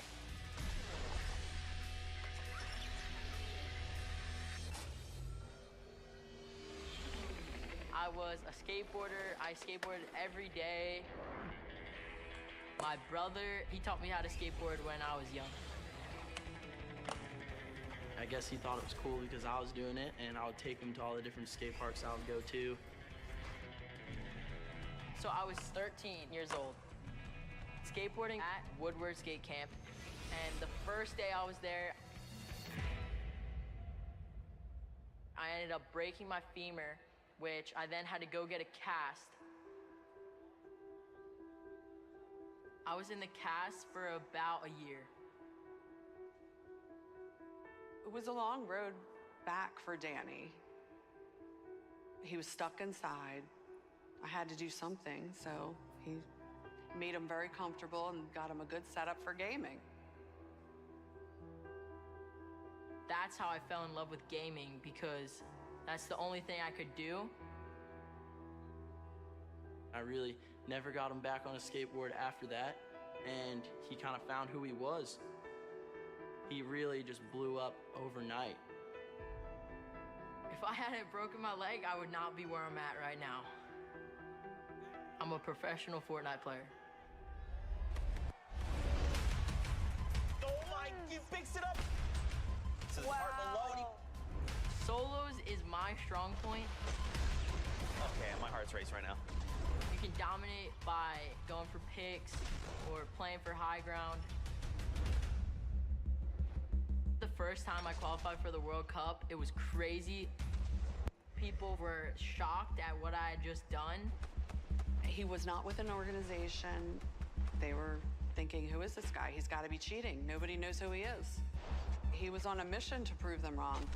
Dubs said, look, I've qualified. I'm just going to come back and just flex on literally the entire region. To prove them all wrong, I qualified 4 times for solos and once for duos and joined FaZe Clan. Dubs, consistently good.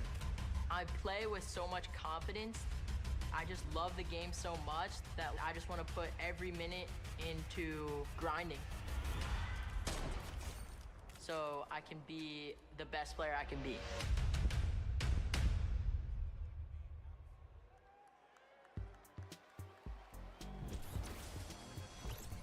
that honestly, in retrospective, I know it was stressful when it happened, but it has to be the biggest compliment that you are quite literally so good, averaging just inside 5th overall with the solo placings, that the entire community thinks you're cheating. That you are that much better, that everyone's there. There's no way, and you saw it there. Him and Mega had one of the most ridiculous performances, racking up close to 50 points in their last 2 matches to qualify. And I mean, it was nuts, but now time to get into the next group. Yeah, let's go ahead forward. The first pair is XXM and Mende out of China. And then following them up is Airwax and Nikov, Hunter and Kinstar, Leneuf and Kinton, SSK7 and Jamside, and then finally Volks and Parby on the right there. And XXM and Men were the only Chinese team to qualify through the open track, and then Airwalks and Nikov, and then Hunter and Keenstar. The Solari brothers, the group qualifying all within the same week, and Airwalks taking his repeat Pro-Am title yesterday with RL Grime, saying it was easy claps, 12 points clear of the South Korean duo, and then Leneuf and Quinton just recently being signed to Navi, representing them on the stage, looking to make a name for themselves, and they're hyper aggressive. One of the duos I think a lot of people need to look out for, though, is SSK7 and Jamside, known for their aggressive style of play, always fighting for high ground earlier than most people, and then not giving it up. Nobody is going to be able to contest them off high ground. They get tons of eliminations because of it, but we'll see if that might bite them here today. And you talk about insanely aggressive. Most people, you need to tag them and see shields broken or maybe white damage to go after them. Volks and Parpy, if you move and they see a pixel, they're going, they raise all kinds of chaos in NA East when playing in the Trios tournament, and now we're gonna get a chance to talk to the aggressive Oceania duo down on the floor. Jordan, what do you have for us? I've got Parby and Volks here, 2 of the most astonishing talents out of Oceania. You guys are coming all the way over from not only Australia, but New Zealand, facing off against some of the best talent, not only from your region, but the rest of the world. We've seen that there are different play styles from kind of everywhere. We all know this, but going into this, how do you prepare? How does one prepare up against these play styles? I just eat a fruit salad, just have a shower, get off, get some water, have a fruit salad, and then just try to get hyped. Love it, regardless of the region. That's great, fruit salad. You can take care of NA East and EU and everybody. Now, the most astonishing thing here is this record, this elim record of 102 that you guys had, the single most elims in 1 week. I don't think anybody would expect for either of you guys to be super W key today because of what you're up against, but what is your strategy going into this? Just play slow and just hopefully make it to endgame and just get high. That's basically it. Beautiful. Well, we're going to see it here very soon. We can't wait. I'm disappointed that that routine of 2 fruit salads in the morning isn't going to give them the confidence to continue what we know and love about them, the W key mentality. I honestly thought he was just going to turn and look at Jordan and be like, W key, holding forward the whole time, but they know when to play intelligently and play for height. Let's get into our next group. Again, is qualifiers from NA East and NA West. We have Tetra and Eclipse, Ronaldo and Ziff, Sean and Aiden and Rote, DW and Blue Tea. Now, want to give a quick shout out to Eclipse in particular. I've hopped into his backpack a number of times personally, and we had to do some tests, and they had a phenomenal qualifying week. And then Ronaldo and Ziff averaging some of the highest placements in the week they played. They popped off at TwitchCon, came out of nowhere with people like, who are you guys, qualifying through in the first run, going to look to make a run at it here today. And then what more can you say about Sean and Aiden? I mean, this is a duo that we've seen time and time again, a favorite out of NA West that week then they came out of. They clutched up and did amazing things. Both of them took part of our Pro-Am tourney yesterday. And then Rohit, DW and Blue Tea, one of my personal favorite duos. They came together after week 4 saying, hey, we need to do something different. Rohit came onto the scene during the Winter Royale, qualified through the open format, and looks to punish people's mistakes at all points of the game. You talk about hyper-aggressive players early, you can't stop him from going, but the one person who does is Blue Tea, known for his calm decision-making, kind of turning off all emotions and just making the right decisions. They have a fantastic pair in chemistry, and I mean, I'm excited to hear what they had to say leading into the competition. It's going to be just absolutely amazing. Fantastic. We've got Blue Tea and Rote DW here, 2 beyond incredibly mechanically gifted players here. Blue Tea, you've placed consistently in the top 15 over the last year from the Winter Royale qualifiers, the Secret Skirmish, and top 5 in the Share the Love event. How are the two of you together going to work to secure this #1 spot today? I'm just going to give this guy a bunch of call-outs, make sure he's safe and alive, and once we hit late game, he's just going to slay out. Slay out away. We can't wait. It's going to be so incredible to see if they can make that dynamic work on the stage. They have such great teamwork, and they have distinct play styles over the phases of the game, and if they can get rolling, they might be able to challenge towards that top. Now on to our next group, because we're excited to keep the introductions rolling. It's Item and Derox, Oslo and Bad Sniper, 4ZR and No Word, Red Rush and Snappy, and then Yu Wang and KBB. This is a bunch of guys out of Europe, and then the Chinese qualifiers coming out of the Tencent track. And I mean, some of these guys are incredibly skilled. Item and Derox with that ridiculous 41 elimination victory royale during the semifinals, and then they carried over the performance into the Sunday. Yeah, one of the only times we saw actually consistency from the semifinals carry over into the finals. But another team that actually started breaking through in the finals towards the end, which led them to qualify, is Oslo and Bad Sniper. And I think something very interesting about this group, or this duo in particular, they're going to be contesting at Tilted Towers, and they are very proficient at doing so. They will be in the fray, and if Bad Sniper gets a sniper in his hands, here's a joke. His name online is actually not Bad Sniper, because he hits all of those shots. Will be looking to make them pay. Now, 4ZR and Nord, also another very aggressive pair, but kind of just like to chill out at times. They like find themselves on the edge, take the rifles. If they know they have an advantage, they go. We've seen them before as well in the Winter Royale. Yeah. And then on the bottom right there, Yu Wang and KBB, they came out of the Tencent track, which was a competition that was hosted out in China. And so I think a lot of people didn't see those games and don't really know what these two are all about. Let's continue and find out more about them.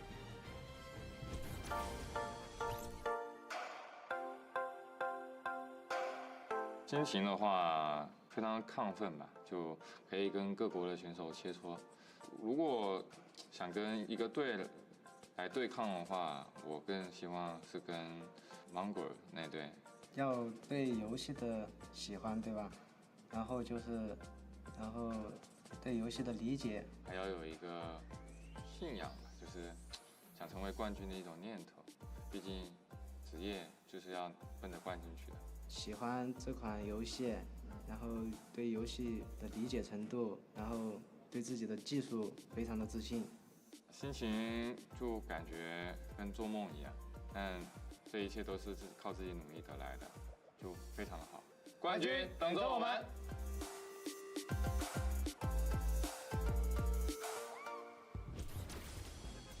So happy to see their level of excitement and to be here representing China through those Tencent track. It was amazing to watch them play in those games. A distinct different style, but also very built-in rifle-centric. Will be one of 2 Chinese teams representing. And now into our last section of qualifiers. These were the guys who ended up qualifying in the final week, the last chance to be there. It's Slacks and Keys, Calculator and Macwood, Zone and King, Epic Whale and 4DR Storm, and then Vinny and Zexro. And I mean, so many of these guys we could talk about right now, but the one I want to focus on, King and Zone, coming out of Argentina. They are ridiculously aggressive, know how to go full send, and I think people will be surprised. They're able to execute on a level where if they get rolling, it's going to be very hard to stop them.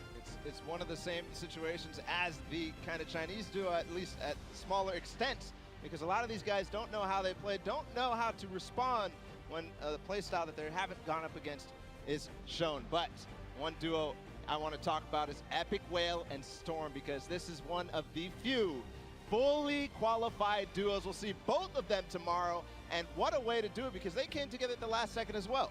They came together in the final week knowing it was their last opportunity, and they wanted to be there. They wanted 2 seats on the stage in each one of the competitions and have really separated themselves. But speaking of somebody who separated themselves, Zexro and Vinny. Zexro, the original pioneer of the My Wall now. I'm going at you. I will win the game with 16+ eliminations, and there's nothing you can do about it. Him and Vinny broke through everything, coming over not only Zexro's wrist issues, but a little bit of kind of turbulence between them. They're actually not even going to be doing after this competition, so this will be a last hurrah, and let's see what Zexro and Vinny have to say. We've got Vinny and Zexro here. Very excited to see you guys. I know that a lot of people are thrilled and excited to see what you guys have planned for today. And you both have been competing both very well in duos and solos over the course of the year. How do you think that the competition today is going to compare to the rest of the competitions that you've had leading up to the scrims, whatever the case may be? For sure, the competition's definitely going to be hard today. Probably the hardest competition yet, but I'm very confident for us to succeed today. So awesome. Well, we believe in you guys. Now, Zexro, you told us after qualifying for the last week of duos that you were suffering from some tendonitis. Preparing for a competition like this, especially at such a high caliber, there's got to be a lot of stress involved with that. How have you been physically preparing for today? So basically, I didn't really play much, and then I would just VOD review and everything. I would just play on the qualifier days, take a lot of a leave, you know, and then it started going away at the end, and then qualified, so we're chilling. Fantastic. Well, we're all really excited to see you guys. I know that a lot of people are, a lot of TSM fans here and all over the world. It's going to be a great day. There you have it. It's proof that it's not all about just grinding and playing all the way through. You got to do your VOD review. You got to take care of your body, get those wrist stretches in. That's Zexro's story there. We'll see how they perform today. We've got one final group of duos to let on the floor. It's going to be Serpent and Hype, Wolfies and Rojo, Skite and Vato, Vorwins and Tux, Kluja and Thomas HT, and then finally Puzz and Ming. I mean, there's so many players in here you can call out. Serpent and Hype were the original Can You Translate It to Sunday? They won so many of those semifinals, and in the last week, were able to do it. I got an opportunity to actually talk with Rojo in the practice room, and he says he's excited to be here, wants to play, wants to get on the stage, and knows he'll be able to enact their game plan. He wouldn't tell me what it was, and I wouldn't leak it anyway. Though the stream duo, kind of a little bit of parity there between Vinny and Zexro. Skype battling a ton of wrist issues and then able to overcome it, and I got to speak with him as well, and he's like, I'm just happy. I'm glad I'm here, man. And there was a fantastic post he did about it. Yeah, he had that Twit Longer where he basically went through how he lost his confidence because of his wrist issue and then gained it back because of the support of all you guys at home who supported Skype through his journey, and the French community doing so as well. Moving on forward, Vorwin and Tux, somebody I think is very interesting because they qualified and moved through the entire, they switched duos at the last second, so same thing. And then you have Kluja, a player who qualified as well for the solo competition, and Thomas, his partner from Singularity. And the final duo, Puzz and Ming, representing from South Korea. Unfortunately, there was an Asian team who was unable to make it.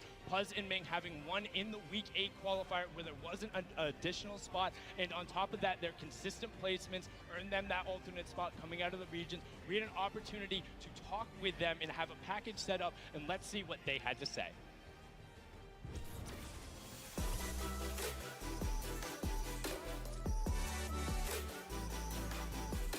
저는 밍이라고 하고 이제 아시아에서 진출하였습니다. 저는 퍼즈라고 하고 아시아에서 진출한 사람입니다. 가장 좋은 성적을 내서 대체 선수로 뽑혀서 왔더니 이제 아시아에서 듀오 한 팀이 진출을 못해서 저희가 이제 좋은 기회를 얻게 되어서 이렇게 진출하게 되었어요. 온라인에서 상금을 이렇게 받으면서 같이 경쟁하는 게 마음에 들었다. 유럽 선수들과 해보고 싶었어요.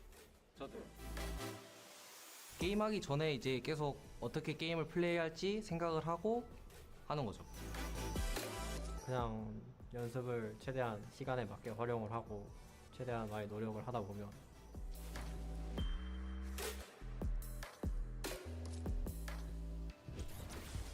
I mean, I can only imagine what is going through their heads. First, taking the top spot in a week where there wasn't a qualification spot, and then having one of the most consistently best placements, then being chosen as an alternate, and finding out you're going to be competing, having a chance to represent Asia and South Korea here, and they are very good. They're known for playing aggressively, trying to find a side of a zone, box themselves up, and get some shots towards the side of the rotation. If they can get that position, don't expect them to not be dangerous, because they will make some waves, and that's the competition competition. Those are all the players. Those are the 100 best Fortnite players in the world, the 50 best duos. And now there's a duo in particular. We talked about it. The loudest duo when they're announced. They want to be the loudest duo when all is said and done. We have Mitro and Mongrel down on the floor. Jordan, what do they have to say? We are all so excited to see these two play, and honestly, to hear their comms. It's one of my favorite things when I watch these guys play. Now, competing online and competing at a LAN is two very, very different things, obviously. What is the preparation like going into competing at a LAN together?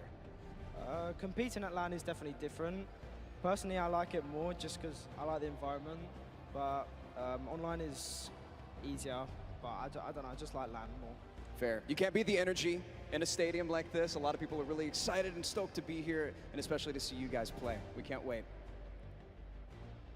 Thank you so much, Jordan. And now, just those guys, they sound excited, but that's it. Enough from us talking. The 50 best duos in the world are on the stage competing for their share of $15 million, Balla. And I mean, 6 games away from winning $3 million to the top duo. Just think about that. 6 games, and then we'll find out who is the best duo in the world. Hands down, no question about it, the best. 6 games. We're going to do that real soon. The duos world champions will be crowned, but that's it. The pre-show is over. Enough from us up here. We'll be breaking down gameplay later. We're going to toss it on inside to kick the show off. You guys have a good one.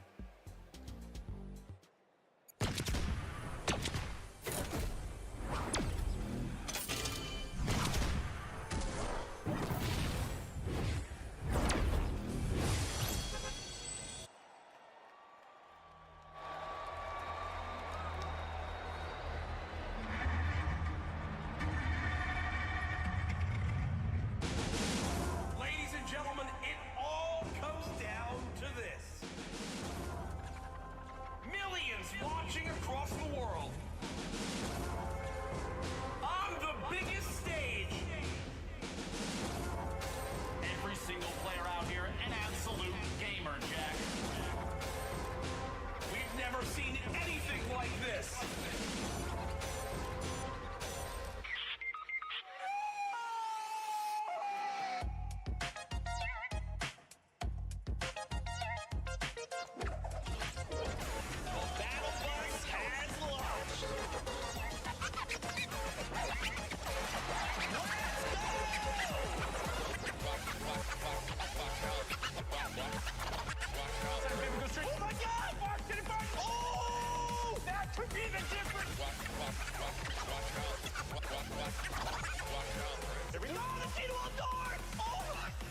Okay, I'm gonna lose my freaking voice. It's amazing.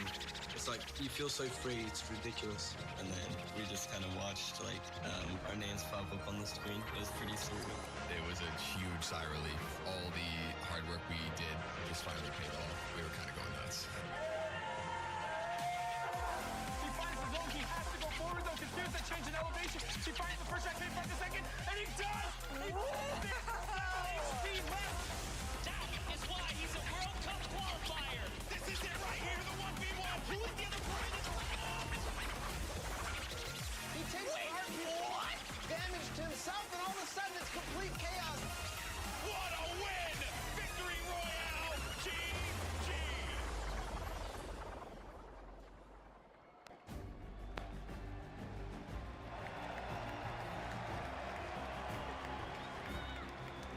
Ladies and gentlemen, this is the Fortnite World Cup Finals live from my hometown, baby, New York City. Where you at?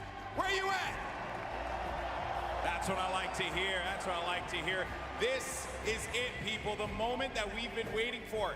10 weeks of competition leads to this. I'm your host, Golden Boy, and I couldn't be more pumped to be here because we're about to see the greatest Fortnite players in the world go up against each other in duos competition. Millions in prizing on the line, and most importantly, what's right behind me, the championship, the trophy, and the first ever Fortnite World Champion. We're gonna crown that today, and it's gonna be awesome. And I wanna know if everyone here in the Arthur Ashe Stadium, are you hyped? Are you ready? You know what? maybe I can't do the job. I think this will do some justice.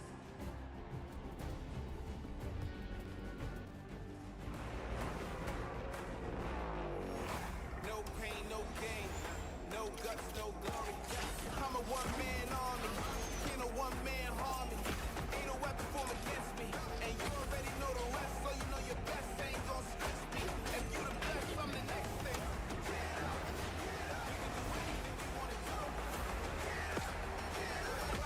You can do it too.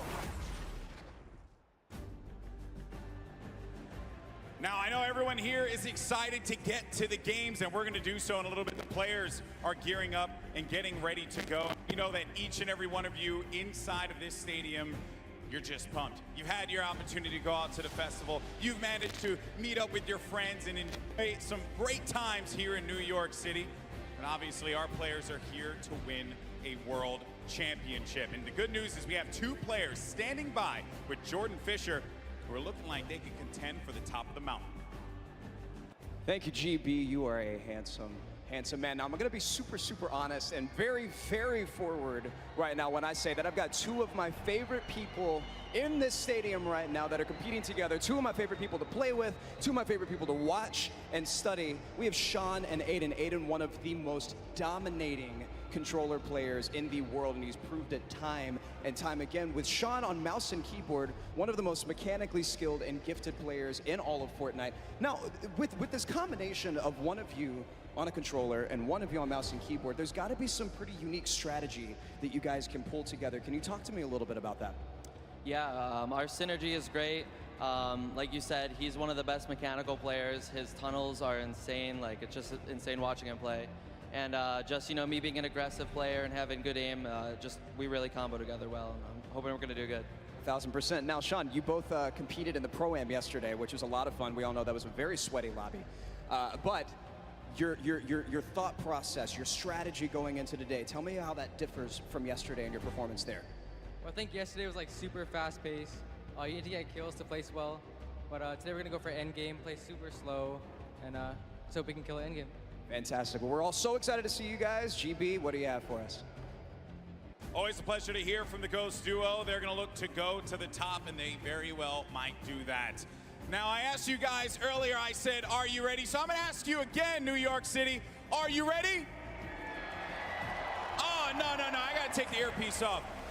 New York City, this is my hometown, and I know we can make some noise, so I'm going to ask you one more time. Are you ready? The Fortnite World Cup Finals start now. Let's send it over to your casters, Courage and Ninja. Ladies and gentlemen, it is time. The Fortnite World Cup Finals live from New York City. Everything on the line here today. My name is Jack Courage Dunlop. And well, guess what? I'm joined by a surprise guest appearance, Tyler Ninja Blevins. I am so excited for today's action. Ninja, dude, the emotion here is insane. You have no idea, man. These guys have been playing for months, practicing, doing nothing but thinking, eating, sleeping, breathing Fortnite. That's it, and it's all led to this. I know the nerves absolutely at an all-time high. I'm nervous here. right now. I'm just casting. I'm not even playing. Meanwhile, they're paying for $15 million, but it's not your normal Fortnite rules we're going to be playing today. Let's take a look at the format, catch everyone up to speed. I know a lot of new eyes will be on Fortnite competitive today. And Ninja, here's the format for points. So, this is duos. If you place in the top 15 duos in this game, they earn 3 points. Top 10, they earn 5 points. Top 5, they earn 7 points. And finally, the Victory Royale, they earn 10 points. Now, those points cannot stack, meaning in a game, you can only get a max of 10 placement points. Also, 1 point per elimination. So finding that good balance between elims and placements will be very key. Here's the prize money breakdown. And Ninja, you've been involved in competitive gaming for a long time. Have you ever seen anything like this? No, I mean, you're looking at first place, 3 million. I mean, heck, I'd even settle for third at 1.8. settle for 1.8. Settle, I'll settle. No, we've been playing, we've both been competing for a long time, and I've been competing for almost 10 years. Prize pool has never even come close to this. This is life-changing. Yeah, absolutely mind-blowing numbers right there. Again, everyone who made it this far, $50,000 in their pocket, but their eyes are on that top 10. They want to jump up that prize money ladder. Again, we are live right now from the Fortnite World Cup Finals.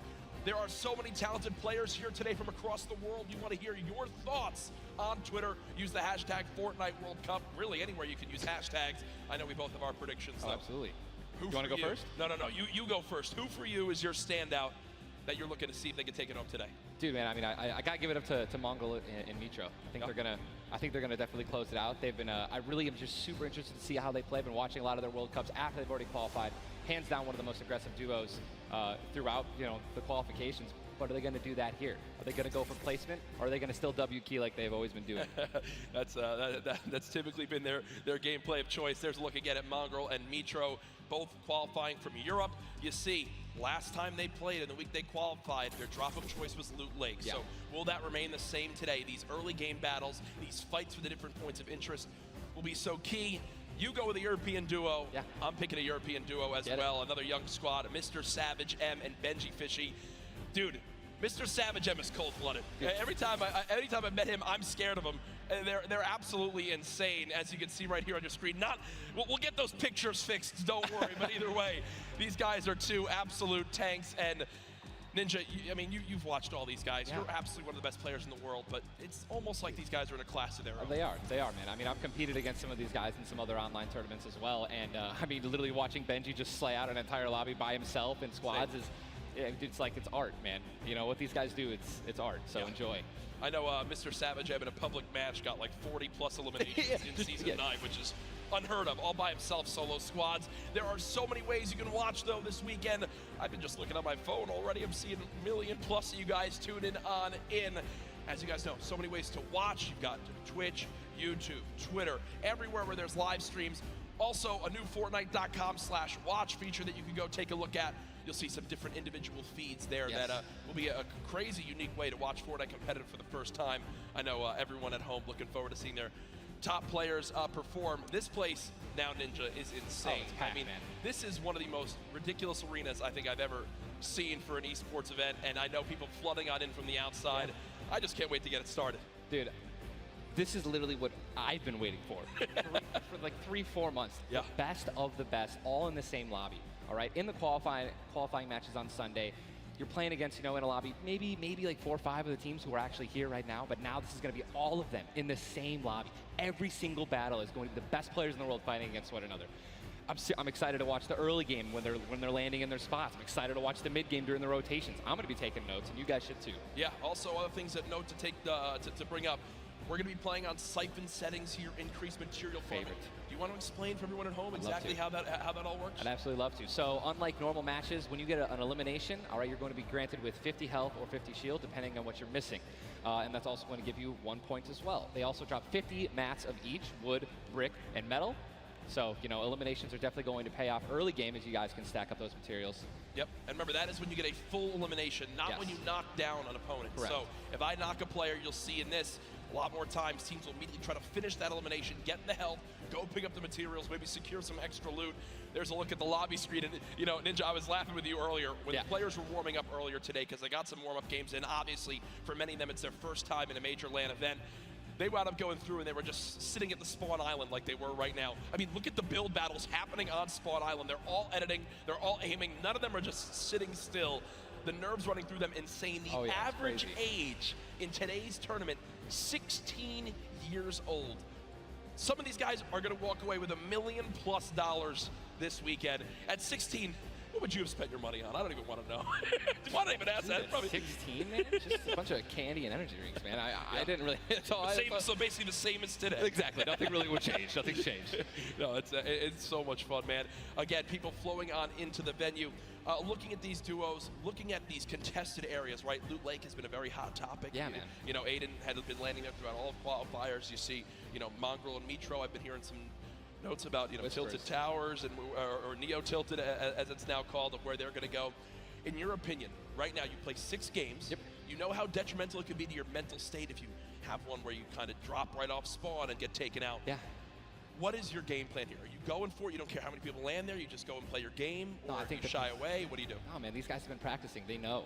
They know that they're going to be contested. Yeah. They know that, and they're not, if they're intelligent players, they're going to play exactly how they've been practicing the last 10 World Cup qualifiers. They're going to go exactly where they go. They're going to push where they're going to push, and they're not going to care who it's going to be. Now, me, honestly, I'd like to say that that's how I play, but dude, in a situation like this, I think that if I saw someone contesting my drop, I'd definitely defer and try to go somewhere else. Yeah. But you have one bad game, getting over that's going to be a huge mental obstacle, right? You get knocked first. Yeah.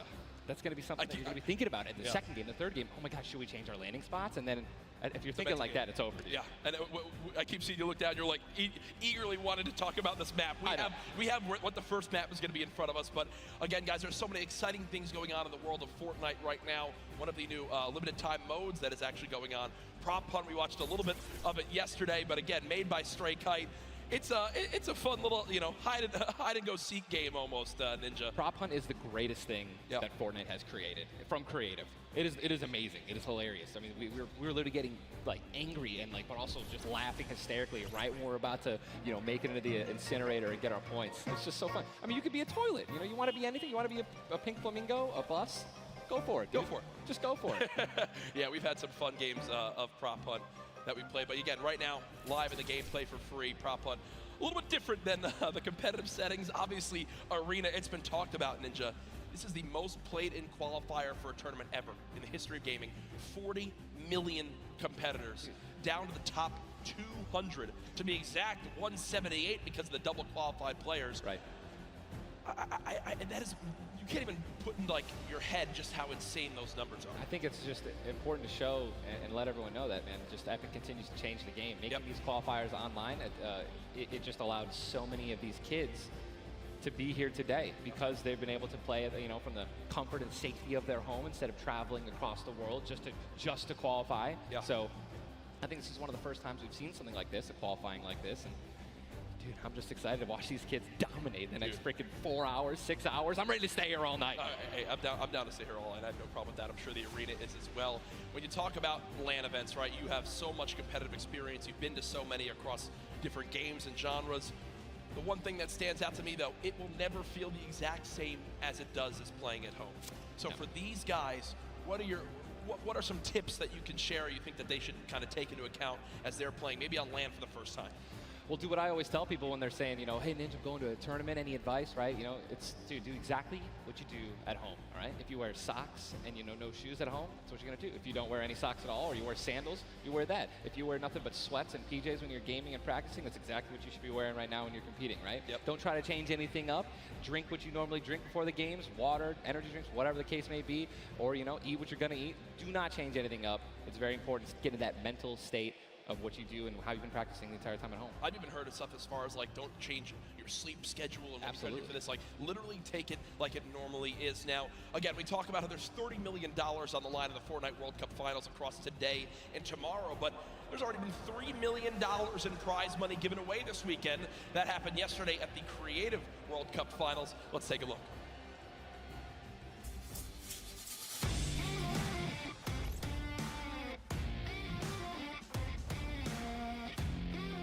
Kitty Plays, and we're here in the player lounge right now, joined by the winners of the Creative World Cup. First of all, congratulations. Now, Scissors, how does it feel now to solidify that title? It's kind of awesome considering I love creative mode. It's thriving, it's awesome, I love it. Now, Tyler, did you ever believe that you guys would secure the position here today? Yeah, I always knew we had it in the bag. We're the week 1 qualifiers. We're the most stacked team. There was no competition. Just when the last map was a death run, I knew we had that in the bag.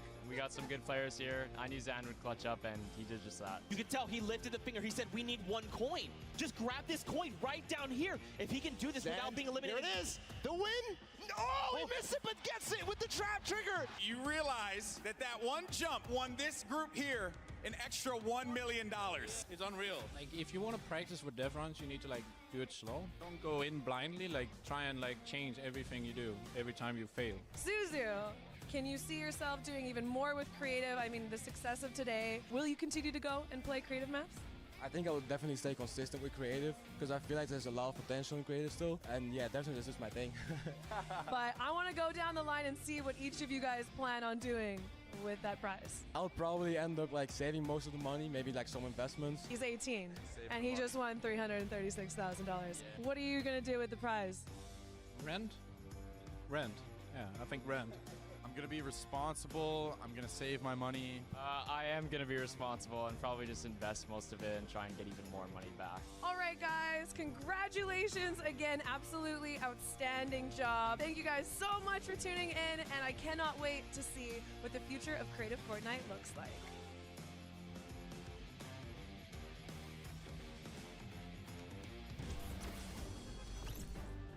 The Creative World Cup Finals, so much fun yesterday. Again, congratulations to Scissors and his team. $1.3 million won. I'm going to address the elephant in the room here, and it's not Tim the Tabman. You didn't win that, Tyler. That's correct. What exactly happened here? That's correct. No, we got 4th place, but you know, the crew that I picked out, man, Tal, Taco, Kaz, just a good bunch of kids, man. I mean, I think, and I also got to meet a lot of the creators, the ones who developed a lot of the maps. And just a lot of passion from these guys, man. And, you know, I was really happy that I was able to, not even me, together as a unit, we pulled in, you know, 300 or 295,000 as a team. Dude. I mean, little whips, man. You know, we were just killing it, little ice creams. But that event was so incredible. And just another thing that kind of came out of nowhere again, that Epic changed the game with creative. You know what I mean? It kind of popped up out of nowhere. All these people, so many people, there were hundreds of people here because of creative. Yeah. And again, I know I talked to Scissors about it too. He can't believe just how far it's gone from his original runs he made to now it kind of inspired one of the 3 maps yesterday for you. What was your favorite? Was it kind of the prop hunt mode? Was it the run? Junkyard Juke, bro. Okay. Hands down, Junkyard Juke is the most fun game I've ever played. I mean, if you're going to go in with a crew of like 32 people, if you can even muster up a crew of 32 people, like I want that to be a playlist where I can just go and play Junkyard Juke, and it just fills in 32 people. Hey. It's so much fun, man. I'm with that. What about, should we get the whole squad together or not? I'm down with. Oh, we totally should. We should get a massive content creation squad and just go into that. It'd be the most funny thing in the world. Hey, I mean, there's nothing greater when you're a little teddy bear and you're just walking around like trying to make it in. It's amazing, man. Hey, listen, it's all fun and games here. Obviously, the theme of this weekend. Things going on outside of the fan festival. There's also the Battle Pass redemption.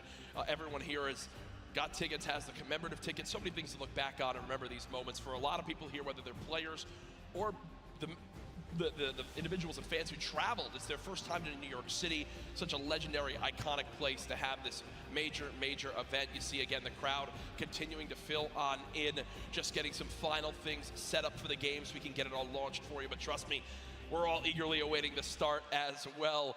So many organizations represented throughout the weekend, and I have just received the word that we want, Ninja. The game is ready to go. I'm ready. The first Vic Roy, man. Who's it gonna be, guys? All right, I want you guys to scream out your favorite duos right now, man. Let's make some noise. Who do you think's gonna win today? Scream it, I want to hear. Oh, it's gibberish. None of it makes sense. I think I hear Mongrel, Mitro. Here we go. Ladies and gentlemen, the Fortnite World Cup Finals duo competition begins right now. Jesus, this is going to be intense. I mean, there's nothing more, honestly, nerve-wracking than the initial launch.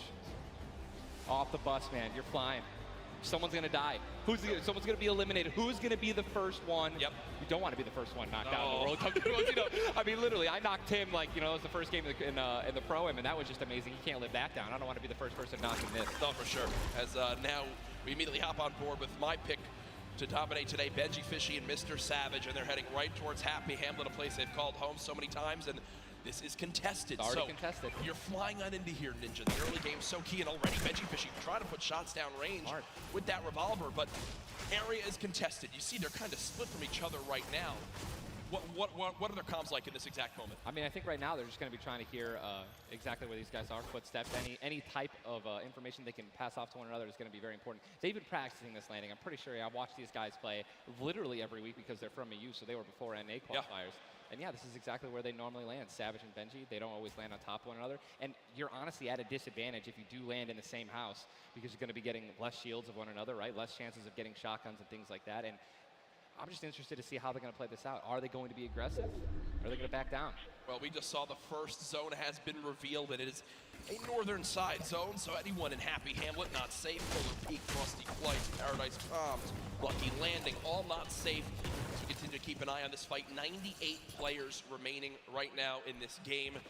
Now, we mentioned the increased material farming right now, so you're hitting a couple trees, you're getting 20, 30 materials like it's nothing. Let's shift our focus, though, towards the middle of the map here at Dusty Divot, and it looks like Landjock and Punisher go out very, very early in this first game to Tetra and, on the flip side, the new Rogue members. They're wasting a lot of material right now. You can already see it. You've got only 100 maps left. That's 10 builds. These early game fights are always so detrimental. You have to be very, very, very particular with how many mats you're going to use when you're trying to ramp rush somebody, because if you make it there and they shoot you out and you have no mats, I mean, you're left with literally nothing to protect yourself with. And look at the advantage that you now have. Tetra hasn't had any shields, but because 2 eliminations come on through, he gets both. That's 50 shield per elim, putting him at max HP, and now he can completely change how he takes this fight. It's not like the normal games where you're still stuck at 100 health and you might second guess what you want to do. You might play a little bit more passively. No, because of those early elims, they now have Dusty Divot to themselves. They pushed out the Asian duo, pushing towards that top Dusty Divot side of XXM and Mend, and now they're sitting pretty. Divot all to themselves. They've got metal galore here, as well as wood. The one material that really be lacking is going to be stone. Yeah, definitely going to be lacking stone. They can get a 500 metal, which is going to be their most valuable asset here, landing in Dusty. What I'm just interested to see is, you know, they have no rotation items when you're looking over there, so hopefully they find something that's going to help them rotate later. There are no balls that spawn in Dusty, so no ballers. It's going to be very difficult to make it to the late game if you guys don't have some sort of crazy rotation. Shadow bombs, anything like that. Here's another fight going on towards Fatal Fields, and with how little materials there are, you got to think these players down low who are already just on light HP are in a tough spot, and there it is. Scarlet and his duo, Bell, get the quick elimination onto Brush. And that's going to push back Brush's duo into Fatal Fields and try to hide for a brief moment. Another rough start right there. So much stone in Fatal Fields. I feel like Fatal Fields is a underrated landing spot. I think you can get everything at Fatal Fields. You definitely get wood and brick very quickly, and then there's definitely some metal that you can gather around. You know, there's a bunch of cars and things like that. Some tractors there in the sticks. But listen, man, I'm really curious as to why they're not pushing Sizz. Well, it's kind of a double-edged sword too, because yes, Sizz is by himself, but we've all experienced how easily you can hide in that brush there in the cornfields. And Sizz Lucky, these top players who land Fatal Fields know how to actually navigate the loot in the corn without breaking the corn. So I need to break the corn every time. Right, same.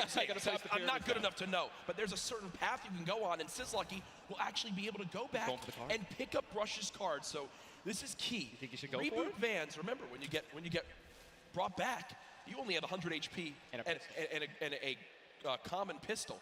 That will bring a lot of attention over. If you are Scarlet and Bell, are you sprinting back over that fight? I think so. Now across the map, though, an engagement going out between KBB, Yuang, and their duo up against Vinny and Zexro, and there's the knock right there, Ninja. Drum shotgun's very powerful. It's definitely underrated. You can get inside somebody's 1x1 right there. I mean, there's another knock with a drum shotgun, just absolutely wreaking havoc. Yuang trying to take this wall. I think his teammate is not going to be able to stay alive, so it's going to be Zex and Yu. He's got the shield advantage. All he has to do is play this patient. I'm going to be pretty sure that these guys don't have that many materials, so just needs to spray it out and hopefully find a chance to take him down, but he's healing up. Yeah, Zexro has minis as well as big shields, so we'll be able to get back to full shield. And Yuang now in a tough spot. Do I try to go? Zex definitely can interrupt this now. He took too long to start going with the res, but it looks like he's just going to be going for the reloads, taking his time, and he might be dipping out, maybe trying to. He's definitely staying aggressive, but he's going to get the revive off, and now it's a 2-on-1 again. Zexro staying confident though, knowing right now still at over 150 HP, the teammate has to be at 30 health.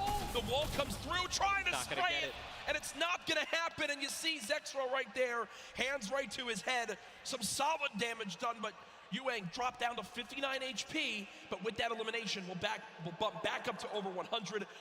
Very, very close right there, Ninja, with the drum shotgun. Very important is checking out the storm right now. A lot of these players, there's a lot, you guys can't see the screen, but there are plenty of people who are outside. They're gonna have to start their rotations in. And this is actually where a lot of very talented players with their aim can clean up a lot of kills. This is actually my teammate and I's reverse. Our strategy was to try to get in those spots where you can beam people who are gonna be flying throughout the sky using a lot of the slipstreams and just taking advantage of, you know, your incredible accuracy. A little update too on Sizz Lucky. they did get the reboot in Fatal, so they're both back in play. Look at how slow this lobby is going, folks. 92 players left, and a definite fan favorite here. Nate Hill and Funk of FaZe Clan currently set on up near Lazy Lagoon. And Ninja, this is your landing spot that you went to with your duo reverse. What are maybe some little tips and tricks for players at home who like to land here? Yeah, all right, so there's, if you go on the boat, on the ship, every single one of the masts is like worth 200 wood. So you definitely want to go for those and easily get max wood in arena in probably less than 10 seconds. And also there are some metal anchors in town that you can get for about 300 metal, which is, you know, like the most valuable material that you can get. I mean, I'm just 91 players. I mean, have we talked about Storm Surge? I mean, we haven't yet. I was going to let that be a bridge when we cross it, but because 91 people left. I mean, how soon is it going to be? We're going to have Storm Surge in every game. Yeah, I mean, it's going to like this is going to be nuts. If you guys don't know what Storm Surge is, basically the team that has done the least amount of damage is going to start taking damage until they get above the damage threshold. Yes, and it tells the players on their screen what the damage threshold is. If you're used to playing at home, you probably have never experienced Storm Surge in a normal game, but it is very common in competitive because everyone wants to last until late game, earn those extra points, and wind up getting those placement points to come on through. Watching Letwick and Flexi right now, it's so scrappy, Ninja. It's not your normal game where you get to loot up and freely grab everything you want. Here, I mean, look at the inventory. A common heavy assault rifle, 2 heavy bullets. Yeah, I mean, people are not going to be able to loot. They're not going to be able to loot normally. I mean, you have every single spot is definitely going to be contested or have talented players who are surrounding you. You got to be constantly worried about getting sniped from the side. All it takes is 2 seconds of being caught off guard, and you can get dinked twice with an infantry rifle, and boom, there goes 160 health, man, just like that. 89 players left now in the lobby as Twiz and Cover H, the duo, do get cut down. 45 duos remaining. The second zone has just been revealed, and again, Storm Surge will begin after that. I absolutely think it's going to happen. That will be for 70-plus players. So you keep that in mind as this goes on. Players who haven't really done any damage will know that they're going to be at a point where their hand is kind of be forced. They're going to have to put on a little bit of aggression. You're going to see the game pick up just a little bit here. There's Snappy and Red Rush already in the next zone. They're more than happy to just farm up this metal structure and claim it as their own.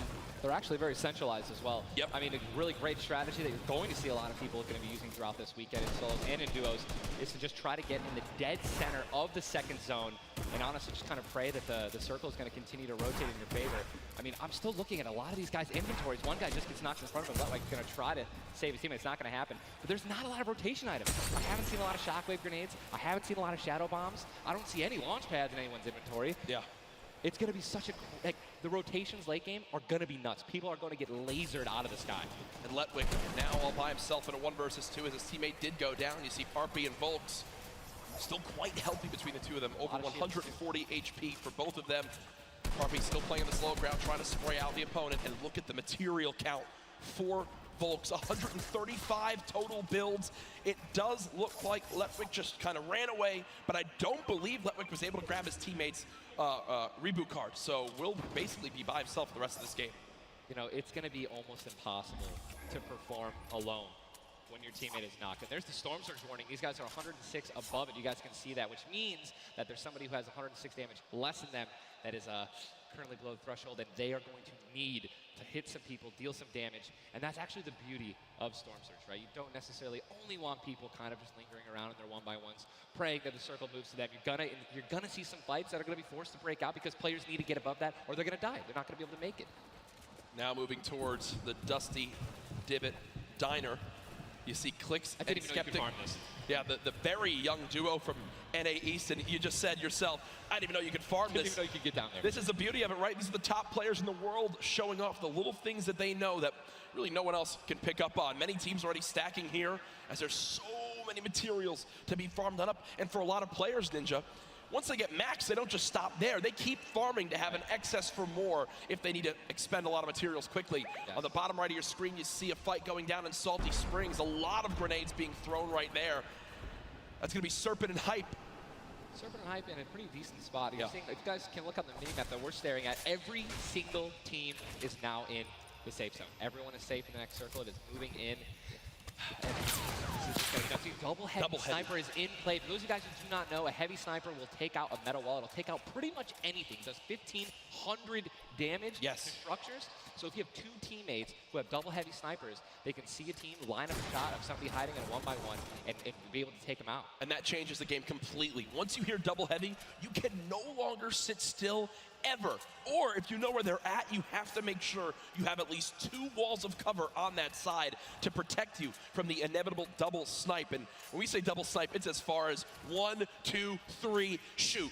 And they both fire at the same time and catch you off guard. There's absolutely 0 time to react. And one thing you guys we've talked about are the rotation items. We got 6 shadows for this guy, and they have a baller, so they're sitting pretty. I think these guys are in a great spot. Absolutely. And you see the zone did just update towards the northern side of this current storm. Storm Surge is now in play, so players beginning to drop. 80 players in total in this game. They will just rotate on out of here. Hype and Serpent don't want the fight. And that's Jay now quite weak. With Storm Surge beginning to tick in. Quentin and Lanouf now having to push a fight as Storm Surge is affecting them as well. And you see it just kind of smites them down from the heavens, and there they go, getting dropped by Storm Surge. Unfortunate for them, but again, with not enough damage done, they do fall below that threshold. Jeez, man, Storm Surge really does just force people into some pretty tricky situations. But again, man, it just goes to show a lot of aggressiveness is going to pay off for teams, man. You don't want to be put in that situation where, you know, you have to desperate and push. Maybe a duo that's better than you in combat. You know what I mean? And Airwax and Nikov That's a replay. Was that a replay? They just went down. Airwax and Nikov are winners. Well, Airwax at least are back-to-back winner of the Pro-Am. Does go down. Airwax double qualified as well. Tough first game for them as they do go out quite early on. 71 players left in this game, 38 duos. Again, it's a slow crawl as everyone begins to drop. Have you ever seen anything like this in competitive? No, I think that the only time that we saw numbers like this were when the circles they didn't really chunk that much and they were more centralized in the beginning of competitive. So really no one had to rotate that much and no one had to fight. So now that these circles are really just kind of moving around the map, you can't really predict them. I mean, you're getting these players who have, again, the great aim and they're just beaming people who are focusing on trying to rotate in the circle. Now look, there's so many people coming from the south right now. And it's just free kills if you guys are in a top position with solid aim, man. You're going to Texture right now, already getting beamed. He's spamming the spacebar, trying to make it as difficult as possible to hit. He sees a lot of, look at it, already trying to figure out right now, where's he going to land? Look at all these people who are already boxed up. They're already creating these tunnels. More shots coming down. And he's going to be able to make it. 8 grenades. So that's going to be, I mean, if he can get in a position where some players are already getting focused on the outside, 8 grenades, he might be able to clean up those kills too. Yep, that's right there. They do box up in time. Did take some shield damage, but thankfully they have some minis to replenish that in just a few brief moments as there's Eclipse now using them. He's got his teammate right next door as well. Medkit, looks like they're going to pop that too. Every little bit of HP matters. Saving the campfire for the late game, it appears. Definitely got to save the campfire. In the elimination feed right there. Here's a look at Mongrel earlier with his duo, Mitro. They're set up currently in this zone. 68 players left. Love watching this guy play, man. I'm serious. I mean, here's, you just check his inventory. Only got 2 guns right now, which is infantry rifle and a combat shotgun. So he has no spray guns. All right, spray guns are, you know, anything like to an SMG, tactical assault rifle, SCAR, anything like that. You know, we've got to have a gun that can shoot pretty quickly to kill players and hit players through their 1-bys. You know, very difficult. And look at that healing too, though. Yeah. 5 slurps, 2 slurps, 5 chug splashes. And they already have a slurp ticking. This is insane. They're super close to the zone as well. They don't have to move too far. Yep, and material-wise, look at that, 135 total builds. They're in a fantastic position to make some noise in game number 1. We'll definitely keep up to date with them. The slipstream slowly inching towards where it begins to shut down Ninja, but with so many slipstreams still available in this current zone, a lot of players are going to use that to rotate on in freely without using launch pads or the shadow bombs. There's your whole map right there. The eastern side of the zone. None of these players really going to be into play. They're going to have to inch a little bit more towards Loot Lake if they want to be safe. Some of the best, I mean, look at, these are the best players in the world, and look how close they are to one another, man. I'm so excited when they actually have to force into these fights. The Storm's going to start pushing them.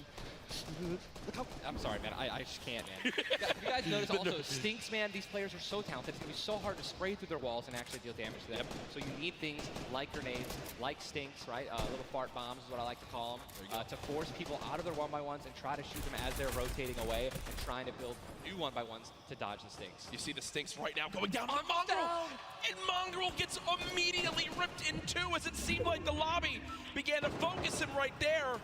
His duo still alive. With good rotation, luckily, hopefully. Definitely has a bunch to, you know, to be able to play with. The next Storm Surge has begun to kick on in. Mitro, 12 damage below, will have to begin to put shots down range. The zone pushing as well. So in this position, with the zone at their back, Mitro's goal, spray at players who have to push from the zone. They have one way they can go. They can't afford to take storm damage. They've got to push right out of it. Mitro knows that. Now begins the fire.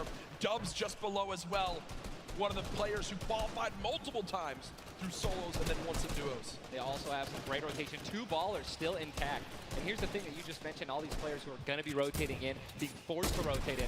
Everyone knows that. Very little ammo, though. Look, these are the last 9 assault rifle shots in Dubs' inventory. It is getting scrappy, folks. And there's the split. Still, though, only 80, meaning combined between the two, they really only have about 150 shots to work with. The zone still pushing. 61 players left. Reminder, folks, this is game number 1 of 6 today in the duos competition. Dubs does go down as a player got that back wall and he wasn't quite ready for it. Mega frantically backing on up, trying to create some space. Will he be able to go? He's going to be able to pop that slurp. He's got the storm surge on. He's trying to be aggressive. Oh, he's still below, right? He's going to need to be aggressive. He won't even have time to revive his teammate. His teammate got finished, actually, so he's got all the shields in the world. He can get back up to full health. Storm Surge is still ripping him apart. That slurp is barely keeping him alive. Hitting him for 25 damage every time it winds up ticking. There it is again, dropping on in. Mega's hand is forced. Some big damage right there, still below. As players are continuing to drop all around, but Mega doing a solid job of keeping himself alive right now through the Storm Surge. Fantastic composure, again, one of the young players on this stage looking to try to secure the title of Fortnite World Champion. No more Dubs. The duo still down, so now and now he's finally above. Finally above, and guess what? The most important thing to realize, guys, look at that rotation. Yes, he's alone. Yes, his teammate's down, but he has an incredible kit to not only make it to late game, but maybe even clutch this win out. He dropped the shotgun. Okay, there you go. Got the combat shotgun, one of the greatest shotguns to have late game. Does incredible damage, long range and close range. And all the guys, the circle just rotated now into the storm. Massive amounts of distance needs to be covered. This storm surge is insane. It's still going on. Finally taken out. 52 players left. And this is where things are about to get serious, guys. Thomas drops some ammo right there for his teammate, Inclusia. And you see Thomas, that epic infantry rifle, one of your favorite weapons, Ninja. What is so good about that assault rifle? It 100% rewards pinpoint accurate players, right? There's no bloom necessary. Your marker, your aim is right on their head. Boom, you're gonna get that headshot. You're gonna get 80 points of damage. And there's now the upgraded versions, the legendary and the epic, have 10 shots instead of 8. So I mean, it just packs a punch, man. It can really catch players off guard, and that's exactly what you're going to need when you're playing against these top players who will literally build and protect themselves when they get shot once. Folks, there are 45 players left in this very, very small zone. We are now on our 6th storm. You see it's about to begin to move, and players will frantically have to go across the map. Zayt and Saf right now discussing exactly what they should drop, pulling up their map, looking exactly where they have to go. 44 left in this one. We already got people using shockwave grenades, guys. This is a very far rotation for the second movement circle, so this is actually going to move very quickly. These people are going to potentially get stuck on their launch pads because there's so much frequent building. It's going to be nuts. And who's going to try to take the high ground? Because after this first circle goes, this is where people start to only try to use the high ground. And we know high ground is everything in competitive Fortnite late game. Everyone frantically moving away from the common enemy of everyone, which is that storm circle. Macwood taking zone damage. Daedra as well. King slowly bouncing on through with the shadow bomb, and does land. Yes, but taking no storm damage, just playing right on the edge of it. Yeah, right on the edge of the zone right now. Will just stay boxed up for a brief moment. As now there's 36 players remaining, stomping the elimination feed. Arkram now goes down as well. You can see the elimination feed on the top left to keep track of your favorite players. There's so much is going on. This is what tunneling is. When you hear players mention tunneling, this is it right here. You move with the zone, you tunnel your way in, give yourself cover, but not a lot of materials left. Only 22 builds, and this zone is stacked. But look who's on the high ground. It's Mr. Savage and Benji Fishing. That would be your 2 picks, so good for you. All right, I have to owe you a bet there, man. Watch that. All right. Mongo, unfortunately, do you still know if Mitro's still alive? I mean, listen, people are dying left and right, being eliminated. More Savage just used another shockwave grenade. He already had high ground, though. The question is, are people going to try to take it? You know that if you really want the chance to win this, you're going to have to try to take the high ground off them or have a rocket launcher to just take them out of it. This is so weakened. Mr. Savage just looks up and beams the player out of the air. It's all Benji, Fishy, and Mr. Savage in the elimination feed right now. 24 players left in this one. But almost 20 duos. There's almost no duos remaining, Ninja. Right, it's all solos, and this is kind of what's going to happen, man. Mr. Savage goes down. It's up to Benji, and listen, Benji's been in this position before. We know he can handle it. Nitro's still in the game as well. I just saw him. He looks incredibly healthy, but now taking some storm damage. Benji's just going to try it. Listen, look at the materials. Not a lot left. They're only using their shadows. I think he has one build left. Yep. That's it. That's all he has. He's got 10 total builds. 10 total builds. He's just trying to outlast as many players as possible. Remember these placement points. We've made it into our top 10 duos. Now into our top 8. Zayt and Saf now. Zayt and Saf now on the high ground. This game. One of the few, the only duo left. This has a Zayt and Saf win written all over it. Mitro, Mongrel's duo, was all by himself very early on, still alive in this one. 40R Storm now getting beamed. Can the North American duo of Zayt and Saf close this out? Raining down fire from up top. You see the frantic builds coming in. Benji Fishy goes down. Mega, Mitro, and Scarlet on the low ground. Shots still coming on in. Zayt and Saf just sitting pretty. God, Mitro just got a double, I think. Mitro 5 limbs. Tries to get it done, not enough. Zayt and Saf, 2 versus 1. Will they take game number 1? Yes, they will! Zayt and Saf had the high ground, and they used it the entire game. Rain fire from above. We're able to make up 5 limbs plus 10 placement points. That's going to be 15 points. Game 1. Talk about a monster game number 1. You saw the immediate reaction. They know how key that was. And I've watched so many games of competitive Fortnite, Ninja. They were the only duo left with still like 18 players remaining. Yeah. When they get the high ground like that, they send 1 player down to get close. Scarlet was already weak, and there's just no shot. In the end, the veteran players of Zayt and Saf take game number 1. And you know, Ninja, that was a big topic of conversation. Players with LAN experience, players who've been around the Fortnite competitive scene at these major events for a long time. Will they let the nerves get to them? Guess what? The answer is no. Zayt and Saf take game number 1.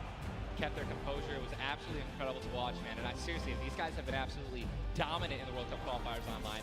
And it's only fair that they continue to show their dominance here at the actual World Cup stage. Brilliant performance. You know that their game plan is always last as long as possible. Absolutely. But the fact that they made it through those storm surges, even with them not getting very aggressive, they had 0 limbs down to those final few moments. Mr. Savage and Benji Fishy, we have to talk about them for a second as well. The European young duo, they were on the high ground. It was looking good, Ninja, but so many players focusing them, the shockwave grenades as well, and they had no healing left. It's unfortunate, man. We have a group full of these players who are literally the best in the world. They know exactly how to win, right? So if they don't have the high ground, they know that whenever there is a moment that they have to shoot the high ground out with rockets, shockwave grenades. I think that's actually what happened. I think someone shockwaved up and knocked them off the high ground. Yep. But when you have shield like Zayt and Nafted at the end there, and that high ground, I mean, it's over, man. What a sigh of relief Incredible, for those 2. Incredible first game. And we're only just getting started. We're only just getting started. Remember, 6 games being played today in the duos competition, in which $15 million will be rewarded. Tomorrow, we do it all over again, except with solos.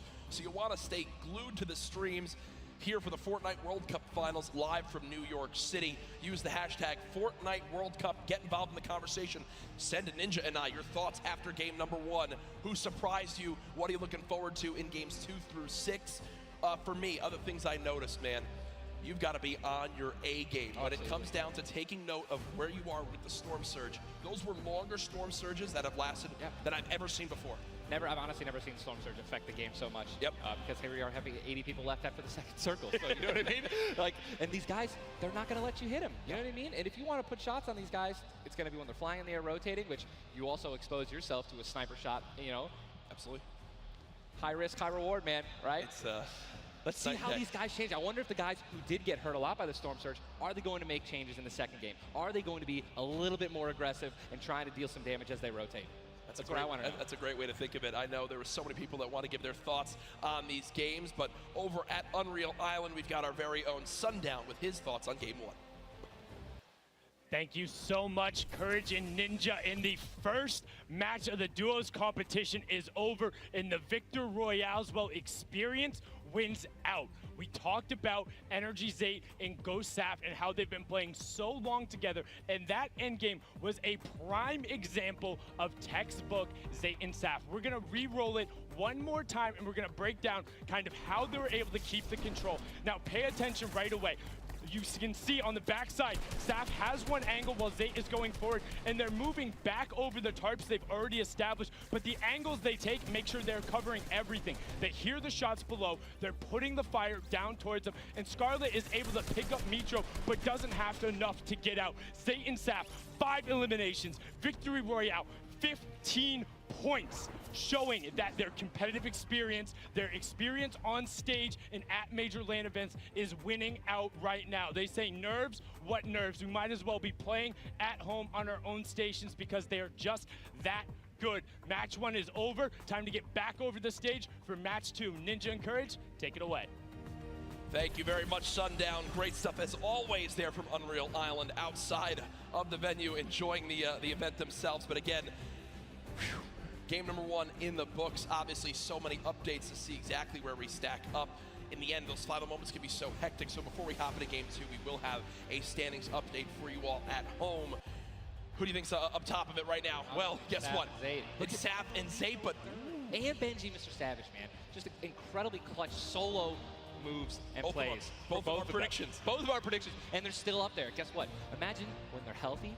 And when they actually get some good rotation items, I'd love to see how they're going to play in the late game, man. Placement points so key. You did a great job pointing out Mitro at the end. Not only does he stay alive, not only does he perfectly use his materials and his movement items, but he somehow finds 5 more limbs, putting his team from probably an abysmal game 1 to top 3 in our leaderboards. Again, here are your standings from game number 1. Dubs and Mega. They wind up making it through as well, and that's because of Mega staying alive too. Absolutely, incredibly talented duo, man. Honestly, I'm looking forward to seeing what Aiden can do, and Sean, so hopefully they step it up in this next game.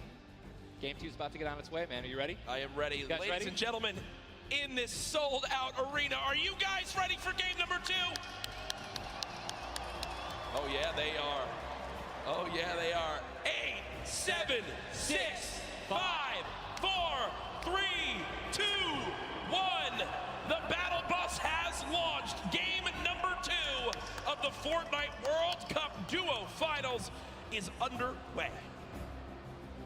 Again, I'm just going to keep saying it, the most nerve-wracking part of any competition, but definitely Fortnite for me, is the second you jump out of that bus. Yep. Right, once you hit the ground, once these players hit the ground, they're going to definitely have hopefully less nerves, going to get back into the flow, back into the farming mentality.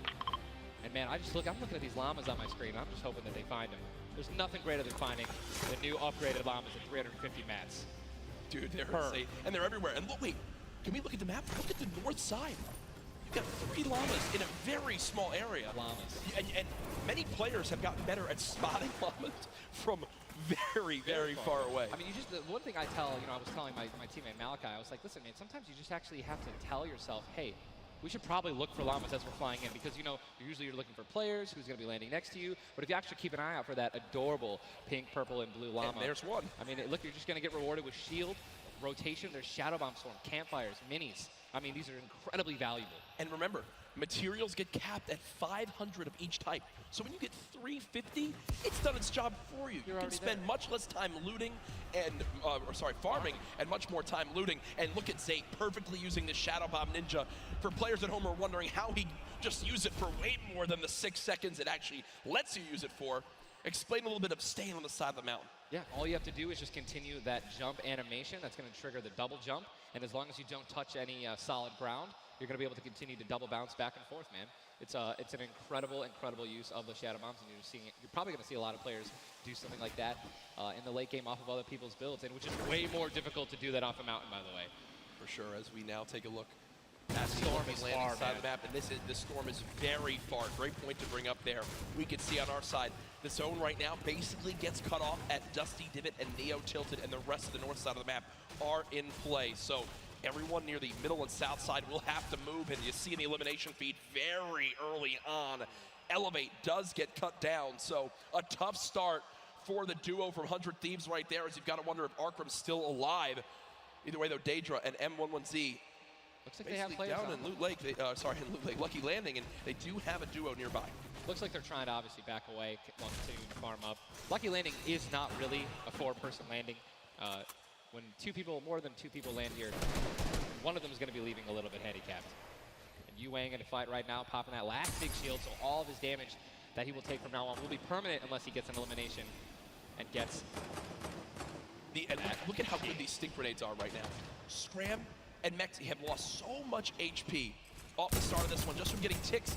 The spray does come on through. A third party, though, beginning to shoot down on a Yu Wang. So another player putting their attention towards this fight. Trying to line of sight at Snobby, but uh-oh. KBB does go down. It's now Yu Wang all by himself, and no materials left, Ninja. He can't even take a wall. They're really, this is an abysmal position to be in. Yu Wang knows that. Trying to fall back to his teammate to maybe sneak a revive, but I just don't see. A lot of these players really are kind of hesitant, you know what I mean? They don't necessarily want to push. There is a third party now. They don't have a lot of shield. Are they going to get off the right play? They're going to push forward. Yu Wang no shields, and he's going to get the double! He's going to get the double and the revive on KBB, and there was some delicious shockwave grenades that just slid down the ramp. Yu Wang takes them down. The 4 builds left. I believe there was some help. The shots that came in from that third team getting nearby, which weakened them at first. Yu Wang gets the cleanup on the last one right there. What a swing for the duo. Shot does come in onto Keys, though, as another fight going down just outside the desert side of the map. Keys and Slacks up against 2. Running out of materials already, and guess what? These guys are at the farthest point of the storm. Yep. So this is not, they can't afford this fight, right? The longer this takes, they're not going to be able to get materials. They're going to be burning all the materials in this fight right now. So they're definitely going to need these lift to make up for it. That was and he does get the knock on Landjock. And Landjock and Punisher went down early last game as well, and it looks like Landjock will suffer the same fate here. Upgraded combat shotgun, you know he's going to take that. Punisher trying to make some plays here. Still, now it is a 2-on-1 situation. Just need to play the numbers advantage. And again, Storm is about to start moving, so they're going to have to make some plays sooner rather than later. No ammunition. Very few builds. No shields. This spells disaster, and Punisher goes down, and there's the frustration in the player camera right there. Slacks and Keys, 2 quick eliminations. But you mentioned they can't afford to do that. It takes so much time in that fight. They've got to go very far still. Now over to Neo Tilted, Clicks and Skeptic. In a fight. Got some shield. Doesn't necessarily want to use this mini to only get a 10. And he looks like he's trying to obviously take some walls, help his teammate out. No, he's getting taken.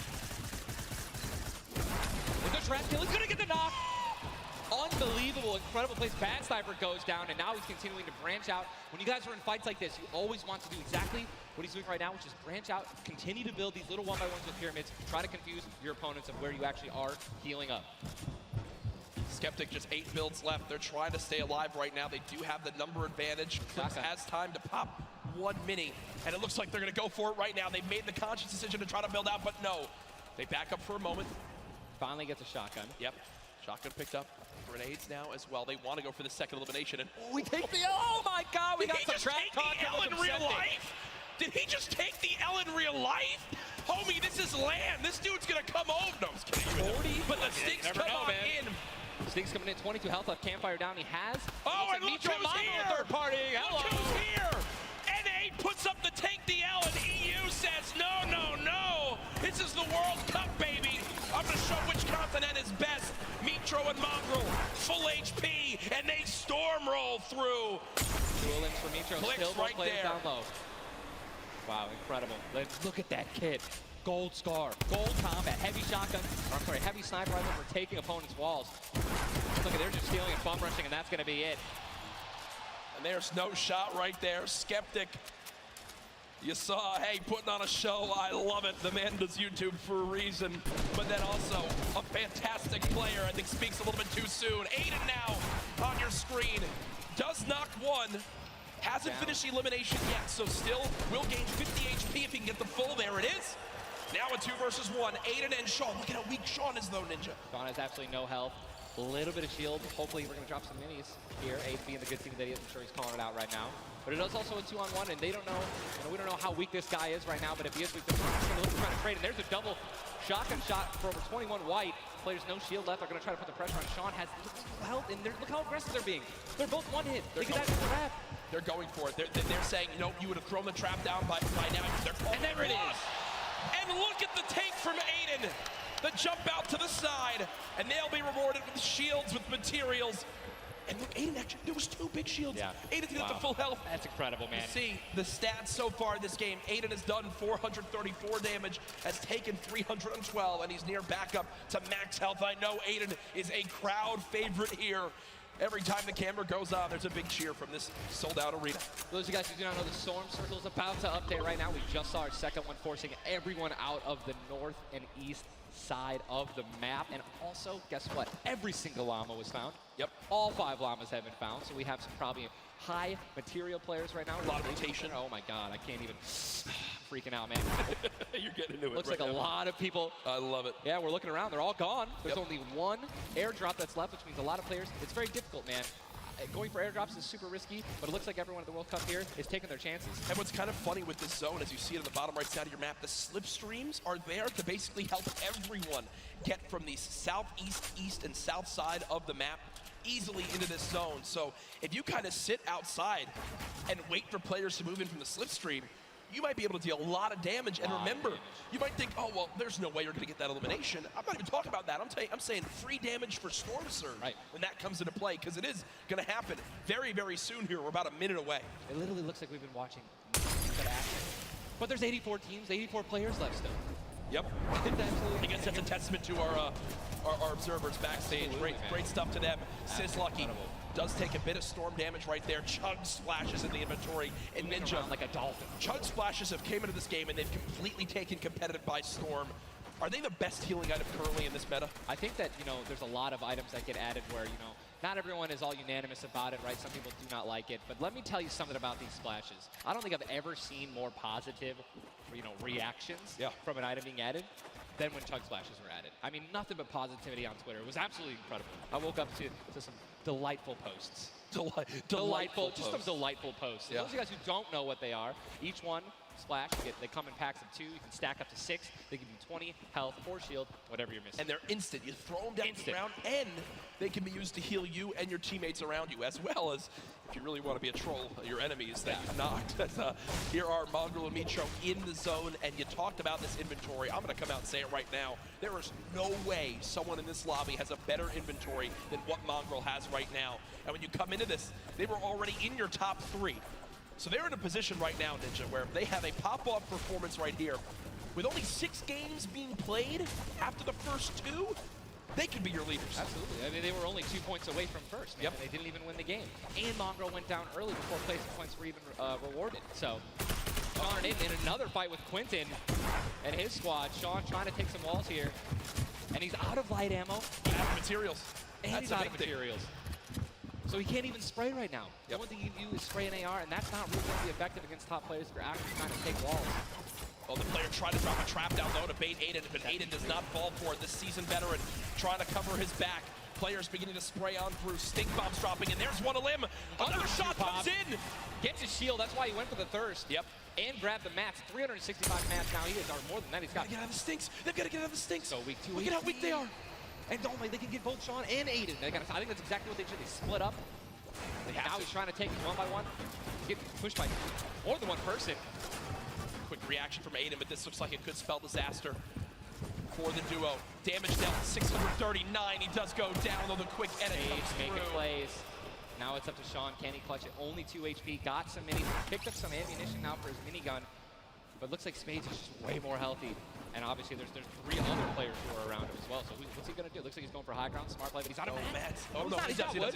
He's got wood. He's good. Yeah, we both freaked out. Going to put himself in a nice pyramid. For those of you guys who don't know, when a brick or a metal pyramid. Big thing to note. Look at his zone. He has to push. That's it. He has to push. He has 52 health, but the zone is right at his back. He's got to go. Don't even worry about Storm Surge. They're 446 above as well. Has a shot, this and is he's going to be taken down.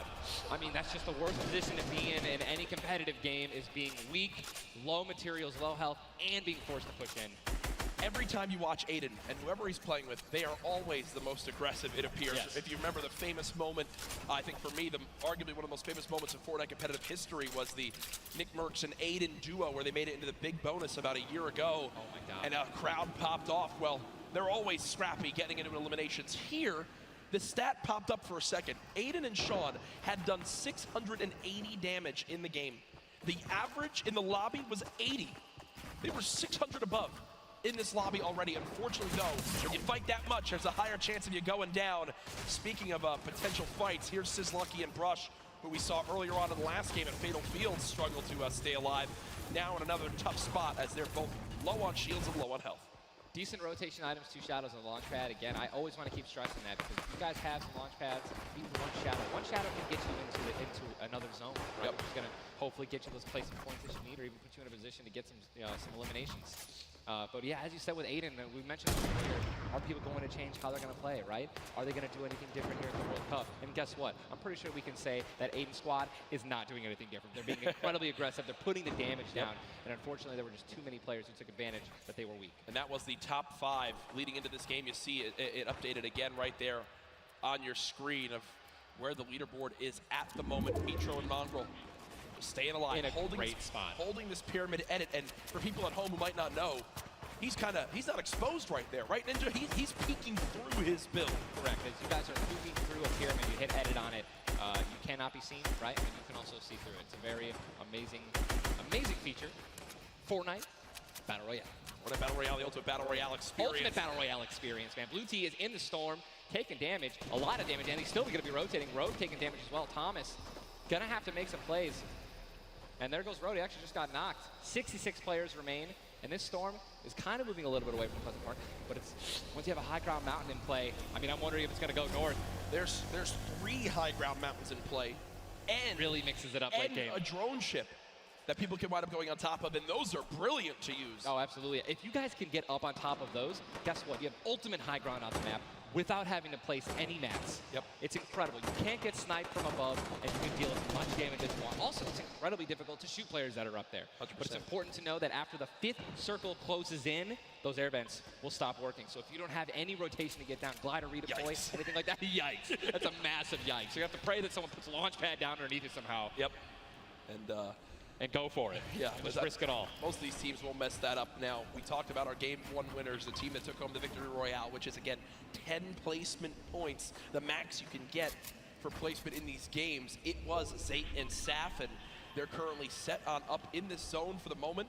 Did they just get the zone as well? Are they the yellow team in the minimap? I mean, they're close enough for sure, I can see. I think, no, actually, no, they got to rotate a little bit, but look, they got 4 shockwave grenades. Yep. And they'll be all right. They'll be able to make it happen. Airwax and Dehawk, man. Here we go. They have to rotate the farthest. Look how many stack players are on this side of the lobby right now, and they're all going to have to move very soon. Yeah.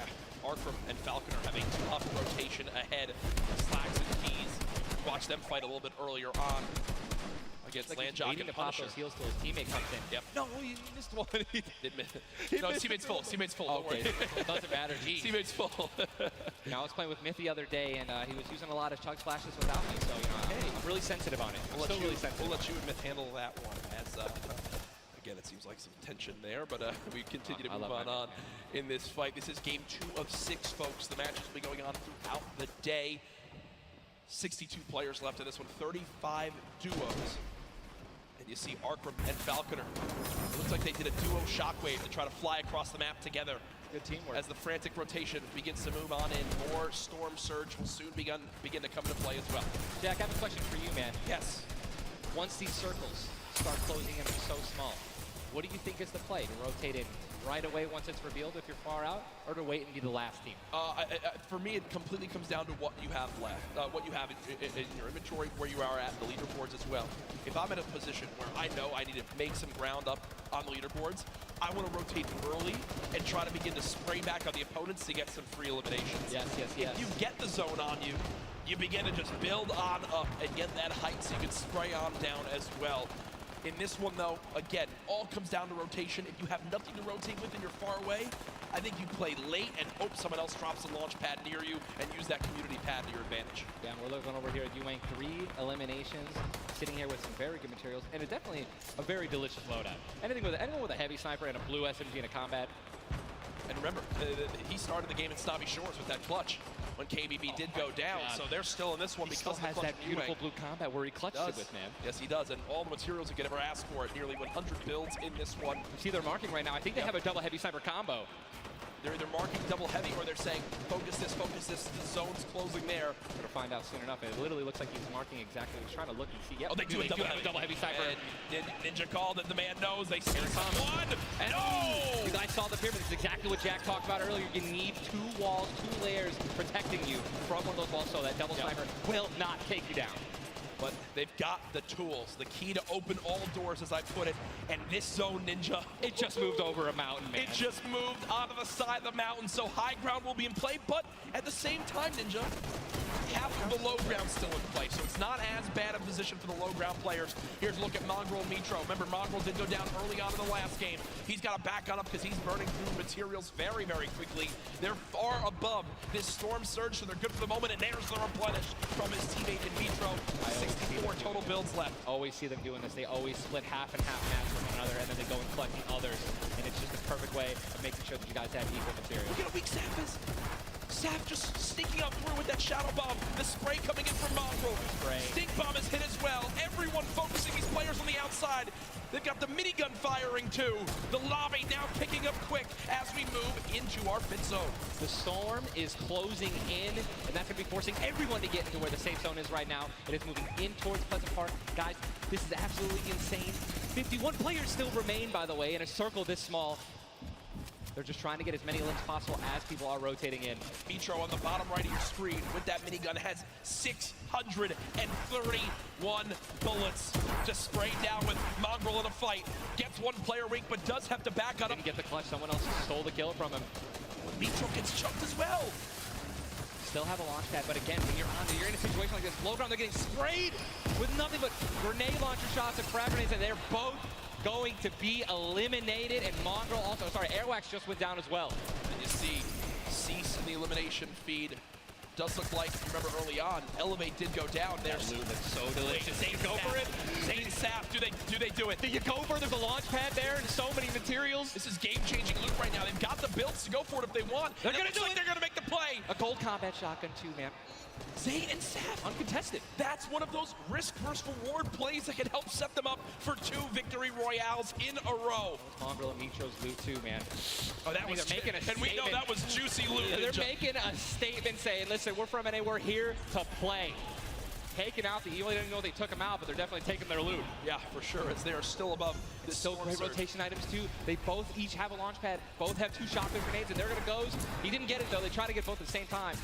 Gonna be flying, and this is it, another massive rotation going to be taken to the center of Pleasant Park. They're 167 damage above the threshold, so they're looking pretty good right now.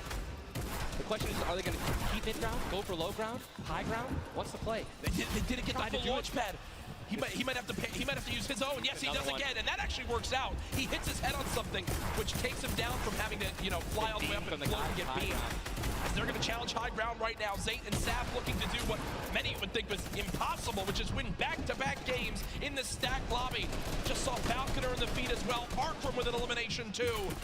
19 duos left as we're moving towards the placement points, Ninja, and these duos know exactly that. 3 points if you make it in the top 15, which could be the difference between first and dead last. What are they gonna do? Are they gonna prioritize rotation in and not taking damage, or are they gonna try to play it a little risky and go for the elims? If you're gonna be going for elims, definitely open up to a lot of spray, shotgun shots, AR shots, someone suddenly taking the high ground on you. So it all depends on how their play style can unfold, man. Many more duos remaining in this game, unlike the last one. Zayt with another elimination right there on a KBB. You got Snappy and Red Rush on the high ground, and Saf over the play. The high ground goes to the high ground. Take, will he get it? He's gonna get it. He has it. Zayt's got high ground. Zayt has high ground as they go to try to push for 2 victory royales in a row. Saf is there as well, but Snappy just appeared right behind Saf and shotgunned him down right there. Zayt right now is gonna have to concede to the high ground, giving it to Snappy.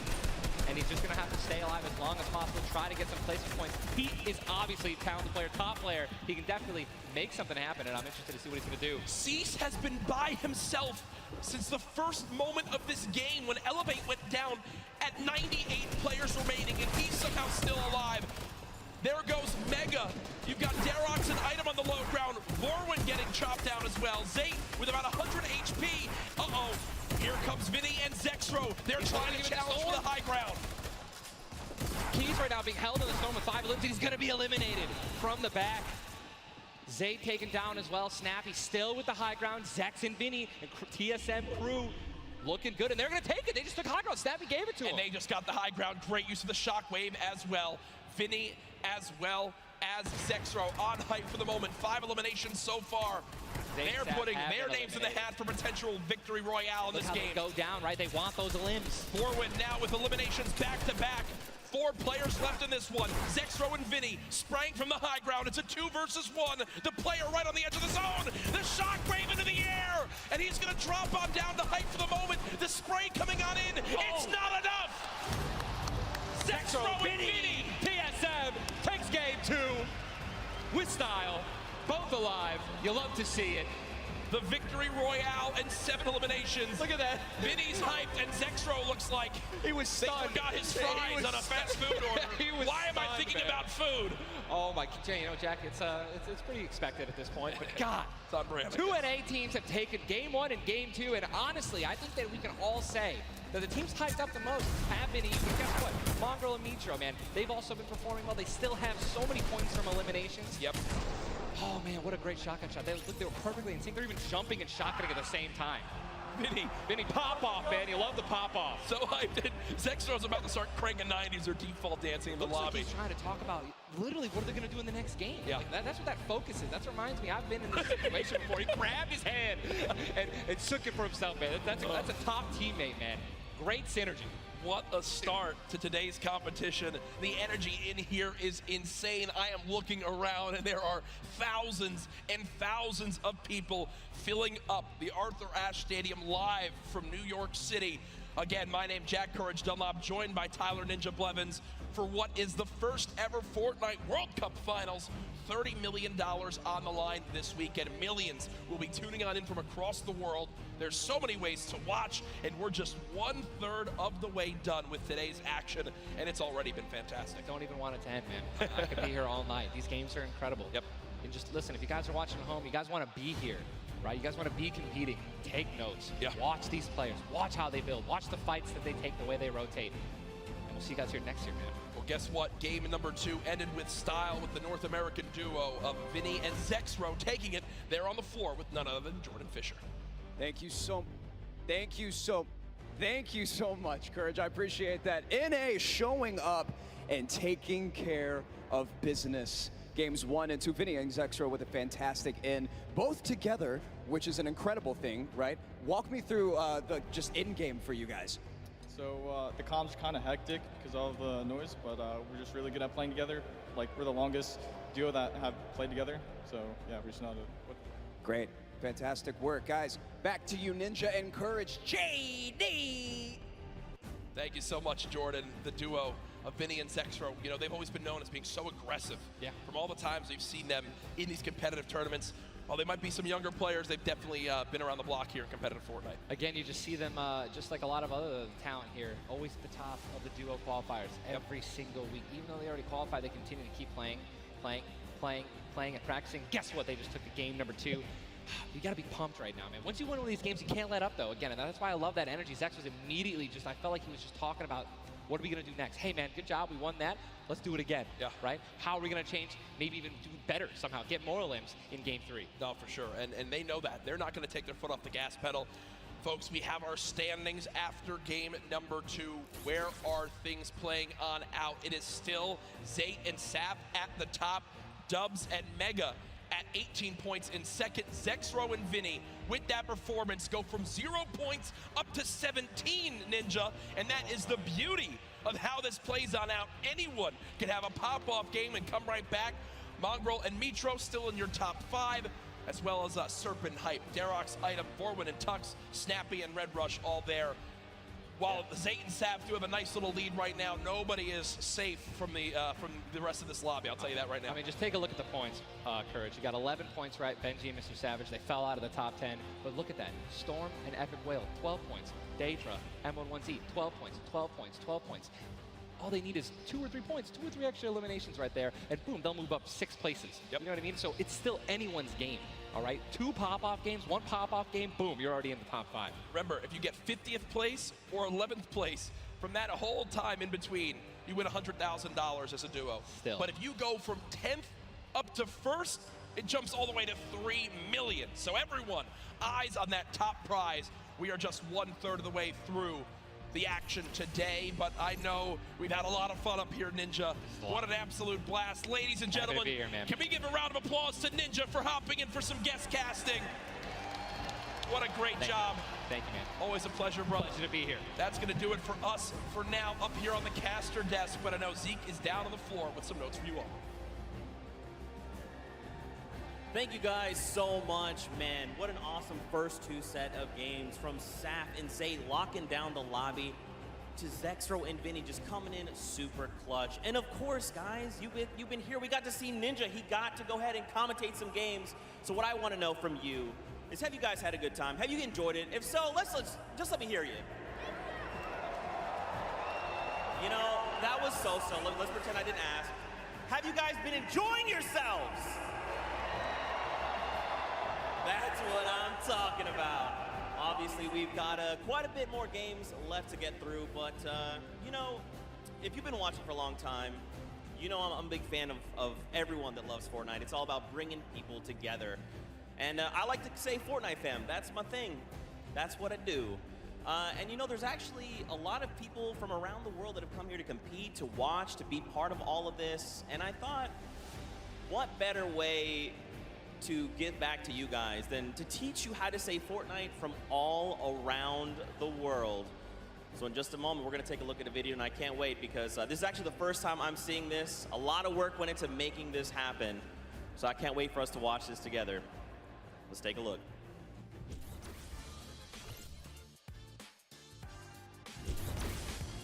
Hello Fortnite fam. 포트나이트 팬 여러분들 안녕하세요. Riyaz Fortnite team. Ni ho detto Rio. Vad kör Fortnite folk? Jag är fan nu Fortnite. What's up Fortnite fam? Fortnite 팬 여러분들. 안녕하세요. What's up Fortnite fam? Hey 저는 Fortnite fans. What's up Fortnite fam? Was geht Fortnite Freunde? Conjuring, don't go man. What's up Fortnite fam? Yo, what's up Fortnite fam? Are you trying to do the floss? Sorry, I'm texting. What's up Fortnite fam? What's up Fortnite fam? What's up Fortnite fam? What's up, Fortnite fam? E aí galera do Fortnite. What's up Fortnite fam? G'day Fortnite fam. Bonjour, comment ça va les fans de Fortnite? G'day, Fortnite fam. Cheer off Fortnite fam. What up boys?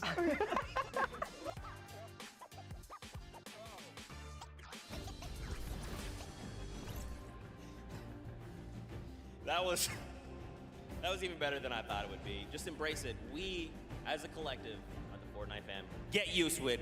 We're here to stay. Now, guys, you know, there's a few more things I want to take a look at before we hop back into the next game. One of the things to kind of do if you're here or if you're at home, you've been watching, Ninja actually had a pretty dope hoodie, a World Cup kind of exclusive hoodie. Would you like one of those things? Would you like one of the crazy World Cup shirts that we have? You can totally get your hands on one. Head on over, retailroad.com. Get yourself a nice shirt. We've got some hoodies. We've got hats. We've even got the little drone that's the battle bus. It looks amazing. The top balloon is actually the drone, so you've got the bus that's literally flying around. You best believe I'm going to pick one up and mess around with my family. They're not ready for it. But there you go. There's some on your screen. Also, that Drift shirt, by far, my favorite piece of merchandise ever. Those of you that really do know me, you know I love Drift. He's easily my favorite character. But just some cool things. If you're looking to get some World Cup exclusive thing, go ahead and take a look. Now, for those of you who have also been watching kind of all 10-week qualifiers long, you know we love Golden Boy. And there's actually one thing specifically he was kind of telling people as we were going through interviews. And that was, hey, when we get to New York, you're going to be in my hometown. Let's catch up and get a slice of pizza. Now, I know you're thinking, wait a minute, Zeke, what about like everyone else? Why is it just Golden Boy? Well, he's a Golden Boy and he's selfish and he wanted the pizza off for himself. Get called out. That's right, now the world knows.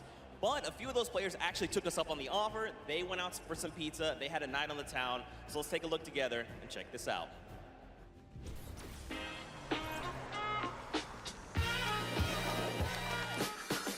New York City. We got the Statue of Liberty, Central Park, the Empire State Building, and the first ever Fortnite World Cup Finals.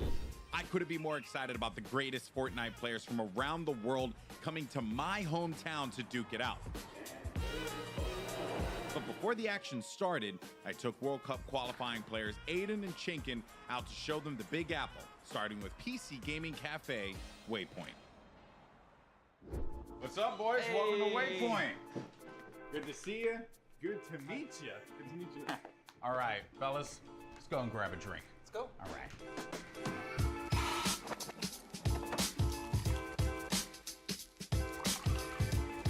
All right, gentlemen, thank you so much for joining me here in my hometown, New York City. Thoughts on it so far? Chinkin, we'll start with you. Hot, Okay. a lot of people. Yeah. Hot and a lot of people. I'm sorry, but also welcome to New York. That's kind of the way it is out here. Where are you from in Austria? Austria, like I'm near Salzburg.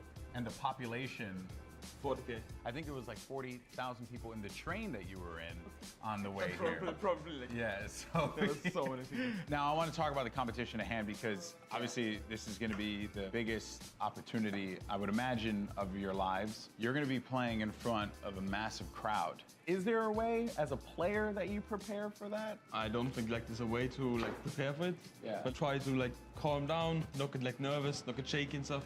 Yeah. And then we should be good. Like It's still crazy having like a live crowd. Yeah. I try not to take tournaments like too seriously. If I play relaxed, I feel like I do better. I remember when everyone's like, this guy looks like he's just chilling on his couch at home, the casters, and it was like, I was just relaxed, you know, and Yeah. just I feel like I played better. Okay, so gentlemen, we're going to be heading off to some different sites around the city. We're going to go to Washington Square Park, so let's go and check it out.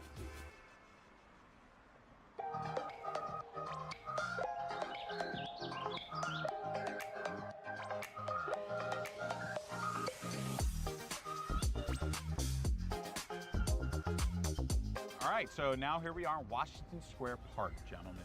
And I love the fact that we've conveniently set this up.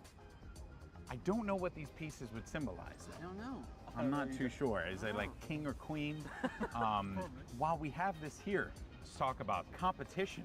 You guys are potentially going to be facing off against each other. Have you thought about that now? I don't know. I just don't want to feel the L2 spam like. Oh, you don't want to feel the L2 spam? I've watched them play a little bit. Him and Stompy, they're very like, I've seen them play aggro before. It's pretty scary. So if you have chemistry where you can play without even talking, you guys know what you're gonna do. That's like, a team like that's gonna win. So What you guys are going to experience this weekend, this is the first Fortnite World Cup. You're going to be playing for millions of dollars potentially. Has that even set with you guys yet? even if it's not me, I'm thinking there's gonna be millionaires after this tournament. There's Yeah. gonna be millionaires. Life-changing money. I try not to be, I'm not like greedy about it or anything. It's really nice to see like people that nobody know about and they could just blow up off of this. All right, I'm going to dive more into that, but I think it's time to get a slice of pizza.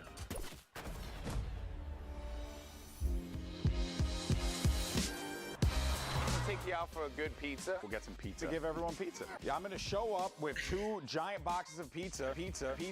Say I won't, Bala. Say I won't. And I kept telling people, hey, I want to get a slice of pizza with you, all the players, and they all ignored me, So thank you guys so much for coming out. I really appreciate it. Obviously, this has been an incredible journey for you all. You're now on the precipice of one of the biggest events in the history of all competitive gaming. I'm happy that it was a fair chance for everybody, open qualifiers. Yeah. You could have no exposure, but if you're good, you get in the tournament. So I'm just really thankful to be here and I'm gonna enjoy my time here. Yeah, we just try to like make our fans happy. I'm really looking forward to play on the stage in front of 100,000 people. Do you feel like the fans and how they've been supporting you all on this road to this, do you feel like that adds a little bit to this pressure? Honestly, it gives just more support for me. I feel more like happy to be here when there's all these people, whether they're rooting for me or other players. Fortnite's grown so much, and I just can't wait to see all like the crowd, and I know it's gonna get bigger and bigger every event, so. Fellas, best of luck at the Fortnite World Cup this weekend. Seriously, nothing but the best for you, but we're in the thick of things here in New York. So I think we gotta get some more pizza. You guys down? All right, let's do it. New York's got everything, and this weekend, most importantly, it's got the Fortnite World Cup. Now that these two have had their slice, let's see how they handle the competition.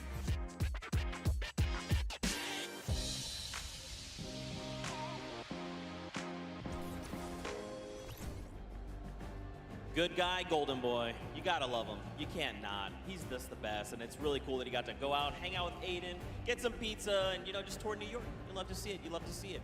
Now, guys, there is actually a dynamic duo that we want to talk to. We actually have Jordan Fisher standing by. He's going to be chatting with Nyx and PF Zin. These guys qualified back from the Brazilian region, and they've got some things to say. So, Jordan, let's go over to you. Thank you, my friend. I've got Nyx and PF Zin here. Nyx, you have been absolutely dominating in the last few weeks, especially where the solos and the duos are concerned, being the first Brazilian player to qualify for the World Cup. Can you talk to me a little bit about the dynamic that the two of you share as partners? Nyx, você estava dominando nas últimas semanas, principalmente para os qualifiers da World Cup. Você pode falar um pouco sobre a dinâmica de vocês? Eu e o PFzinho costuma jogar bem agressivo e tentar pegar o máximo de eliminações possível. PFZ and I, we try to play as aggressively as possible and get as many eliminations as we can. As you should in the name of Battle Royale. Right now, PF Zin, you seem to balance out the fiery kind of loose cannon nature of Nyx, who is obviously a dominant player, kind of helping him set up for a solid end game. What's it been like to work with such a young and fiery player like Nyx? PFzinho, você parece que você consegue contrabalançar o estilo bem incendiante do Nyx. Então, como é que é isso para você fazer esse lado mais balanceado da dupla? Basicamente eu tenho uma role de suporte, então eu meio que fico nas backlines e ele vai na frente.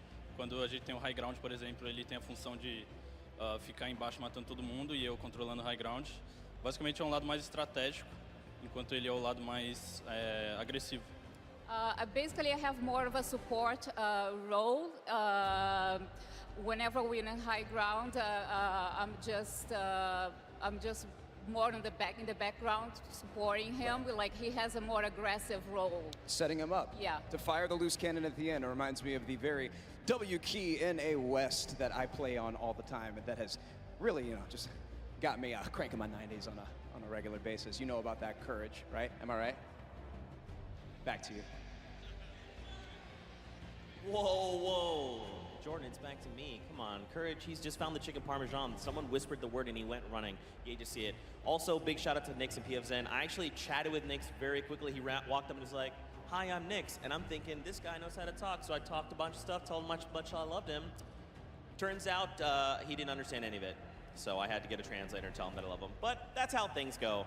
Now, of course, guys, I know what you want. You want more games. We have 4 more on deck. So I think for now, we're going to send it back up to Golden Boy and Monster. They're going to get us into these games. So how's CJ Mike Realm? Play us in.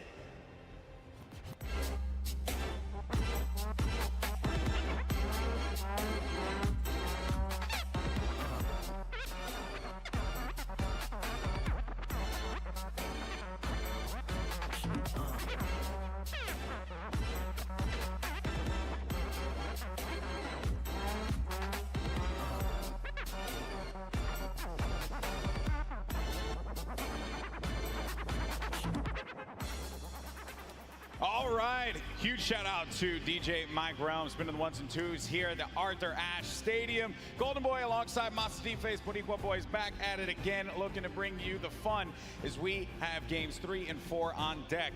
And so far, this has been one of the most exciting events I've ever been to. That game 1 was ridiculous. Game 2 did not disappoint as well, Monster. No, it didn't. I thought for a second there we're going to see back-to-back performances from Zayt and Sap. And I mean, we honestly did. Everyone that was in the top 10 contestant, even Miz and Daedra, they were performing. We saw them cut it all the way through. And it's that level of consistency that's going to cut the difference in making it all the way through the top 10 and being a World Cup winner. What I've loved seeing is that standings page, top 10. International through and through. You got the Japanese players popping off, European players popping off, players from New Zealand. Everyone's putting in every little bit they can. But folks, it's now time for game number 3. The players are all loaded up in the battle bus, and we are about to take off. Let's see who's going to get that much closer to raising the trophy and being your Fortnite World Champions of Duos. Here we go. Keep it going, Golden Boy, because we are jumping into game 3 as these cameras populate. Your favorite competitors are here. They've made it this far. It's the duo competition. If you were nervous before, hopefully they kicked the bucket over this little break here, and they're back, and they're recuperating. I know I practically kicked the bucket after Vinny and Zetro won game 2, man. I was feeling it, man. It was nuts. And there they are on your screen. So the drop for the bus here, it's going to be a north to south one going right over that ice biome. It's going to cut pretty much center of the map there. And Vinny and Zextro, I'm very happy that they're performing this well, Monster. This is a duo that had so much success. Even going into the World Cup qualifiers, we all were like, yeah, this is a duo that definitely should make it. This is a duo that, hey, they could even win the whole thing. Yeah. Then tragedy struck as Zextro had a few problems with you know, arthritis and different things with his hands. And I'm make sure I'm getting that right. And I'm just bummed out about that. Good to see them here showing up, man. That's huge. I mean, that's what you expect of our competitive veterans, specifically Zextro, Vinny. They go back to as many of the LAN tournaments that we've seen, as does Zayt and Sap. But anyways, look, in here we have UN KBB. He's gonna take down Mexi. Is Scram close by? Is he close enough? And this is a battle going down in Snobby Shores. So off the rip here, we have players getting dropped. That's actually gonna be our first elimination. Lucky for us to catch that one, but there's shots coming in from the Viking Island right up above, and he just kind of turns a corner, sweeps him up, catches that full elim there. So that's his now. You got a little toe-to-toe action here, Golden Boy. Very rough situation to be in here, but Zextro now looking to engage in this one. Potentially here is gonna have, we're gonna go over to his POV now. Kind of get, it's a little wild, man. It's like just getting the bearings all together here, I think, for the players as well. That moment where they can just have that conversation. What are they gonna do? How are they gonna just implement their strategy going into the next game? What is that strategy going to be? Do you mix it up? Do you change your drop spots? These are things that are going to be so important for these players. The time that they can take to just communicate with one another. Now Scram looking to be potentially in a world of hurt here. We heard from Nyx, PF Zin earlier on. This is the Brazilian duo. I don't think they know that. Yes, Scram, they're going to be on the hunt for him. So they know that he's around here. They're just trying to sniff him out. Yeah, and if you were in the players' lounge, you could feel the tension, specifically when we brought up the Brazilian duos, the Brazilian players. These guys qualified, and they qualified with heavy elimination. Nyx especially being one of our only players to, like, literally qualify as hard as you can in the, you know, for the weekend. He was at it each and every week. You constantly saw him at the top every single time. It was so impressive, and also qualified for solo, so we'll be seeing Nyx tomorrow. And then you got Scram. He's got 2 eliminations, but he's just hiding this one out. He hears them making all that ruckus, all the noise around him, and Scram just does not want to give up his position. Perhaps he grabbed his teammate's reboot card. He's maybe looking for that play. But Nyx and PF Zin, they have to have an idea of where he's going to be located here. Yeah, he does not want to give up his position here. He's actually just hiding in the basement right now, hoping that these guys just kind of blow by like dust in the wind right here. As Nyx and PF Zin, they think it's clear. They think it's all good because they came in and they just wrapped up one of the other players. They actually didn't initiate the battle against Mexi and Scram here. So Scram might just get lucky and be able to kind of sneak on by as he hears this powerhouse duo, this Brazilian duo, kind of loot their way through and make their way to the zone soon. And loot they definitely will, because they're getting a lot of resources out of this. Scram over in the distance, he's going to be out of there, but now we're making our way over to the action. It's happening with 7SSK7. Got Spades and Crims now looking to push on for this fight here, potentially. Got some shots going off. Crims is going to play that overlook position, getting challenged there, and trying to use that advantage from the download, a little bit of that right hand, right? Just see if he can get a peek in there. Does get tagged up, Crims. Guy does back away there, does manage to build out. And Spades is going to force him out. There you go. So they're just right now playing for that positioning, and I like the fact that they're using these, you know, the natural high grounds, right? Get to the top, hold it down. Don't really focus too much on just trying to get in their face quite yet. Give yourself that moment of opportunity and really get a lay of the land, and then going for the engagement. Yeah, absolutely. The best duos will try their best to isolate their opponents, really force them into, you know, very weird situations like this, force the 1v1s, and hopefully get those free shots and then pursue the push here. So again, look at how now they're split up again. So Spades and Crims are doing a great job here pressuring and isolating their opponents right now. And so far, they're definitely dictating the pace of battle here. Yeah, that's what they want to continue to do. They're suffocating them. Plain and simple, right? Not letting them get any kind of movement there. I mean, Jamside and 7SSK7, they're having a conversation of what the play is. What is the movement going to be? But Crims and Spades are not going to allow them that opportunity to breathe. That's going to be the down there. Crims managing to knock down Jamside. He's looking for 7SSK7 around the corner, and that's going to be the elimination registered. Both players are going to be out of there. And a big win there for Crimson Spades. What a clean push right there. Crimson Spades have so much to prove here because when they qualified, they were kind of looked down on like, wait a second, was it luck? Was it not? No, they're here to show it off and show why they're at the World Cup Finals. But now, hopping back with Miz and Daedra, we saw them have a great game one, came out top 10, and they're still in the running. They're in about the top 10 right now as well, based off of eliminations. Not necessarily picking up too many placement points. They're heavily dependent on just piping up these players at these points of interest. And looks like Lucky Landers is theirs right now. And they'll have that, but let's see. Miz and Daedra. They linger about it. I love the fact that you go to this hot spot here, so there is going to be a bunch of free items that you're going to be able to pick up on. Also, you're going to have that circle advantage. It's right there, so you don't got to worry too much. You can continue to focus on looting. High ground has been lost, though. Miz needs to be careful.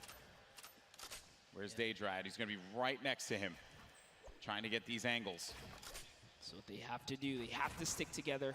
Looking for the sound cues right here. Can they find their opponent, catch a nice little low ground peek right here? Low ground is definitely underrated. If you can just kind of peek out, catch a big shot, you're almost guaranteed a headshot, which is a big multiplier. Yeah, players don't really think about that, right? Like you always see Fortnite players go after the high ground. That's the bread and butter for a lot of players that play this game. But you know better than most that the low ground can pay dividends for you if you know how to take advantage of that positioning, and maybe some overzealous players to try and get aggressive on you. You got Gustavo along with Wishy. I'm actually very interested to see if Gustavo's going to lead this push here, because specifically between these two players right here, this duo, this Brazilian duo, Gustavo doesn't necessarily lead the pushes. It's Wishy. Wishy's the aggressive one here. So he has the ultimate high. He's always looking for the shot. What are they going to do? It's just a nice standoff. Yeah, and that's this whole event, right?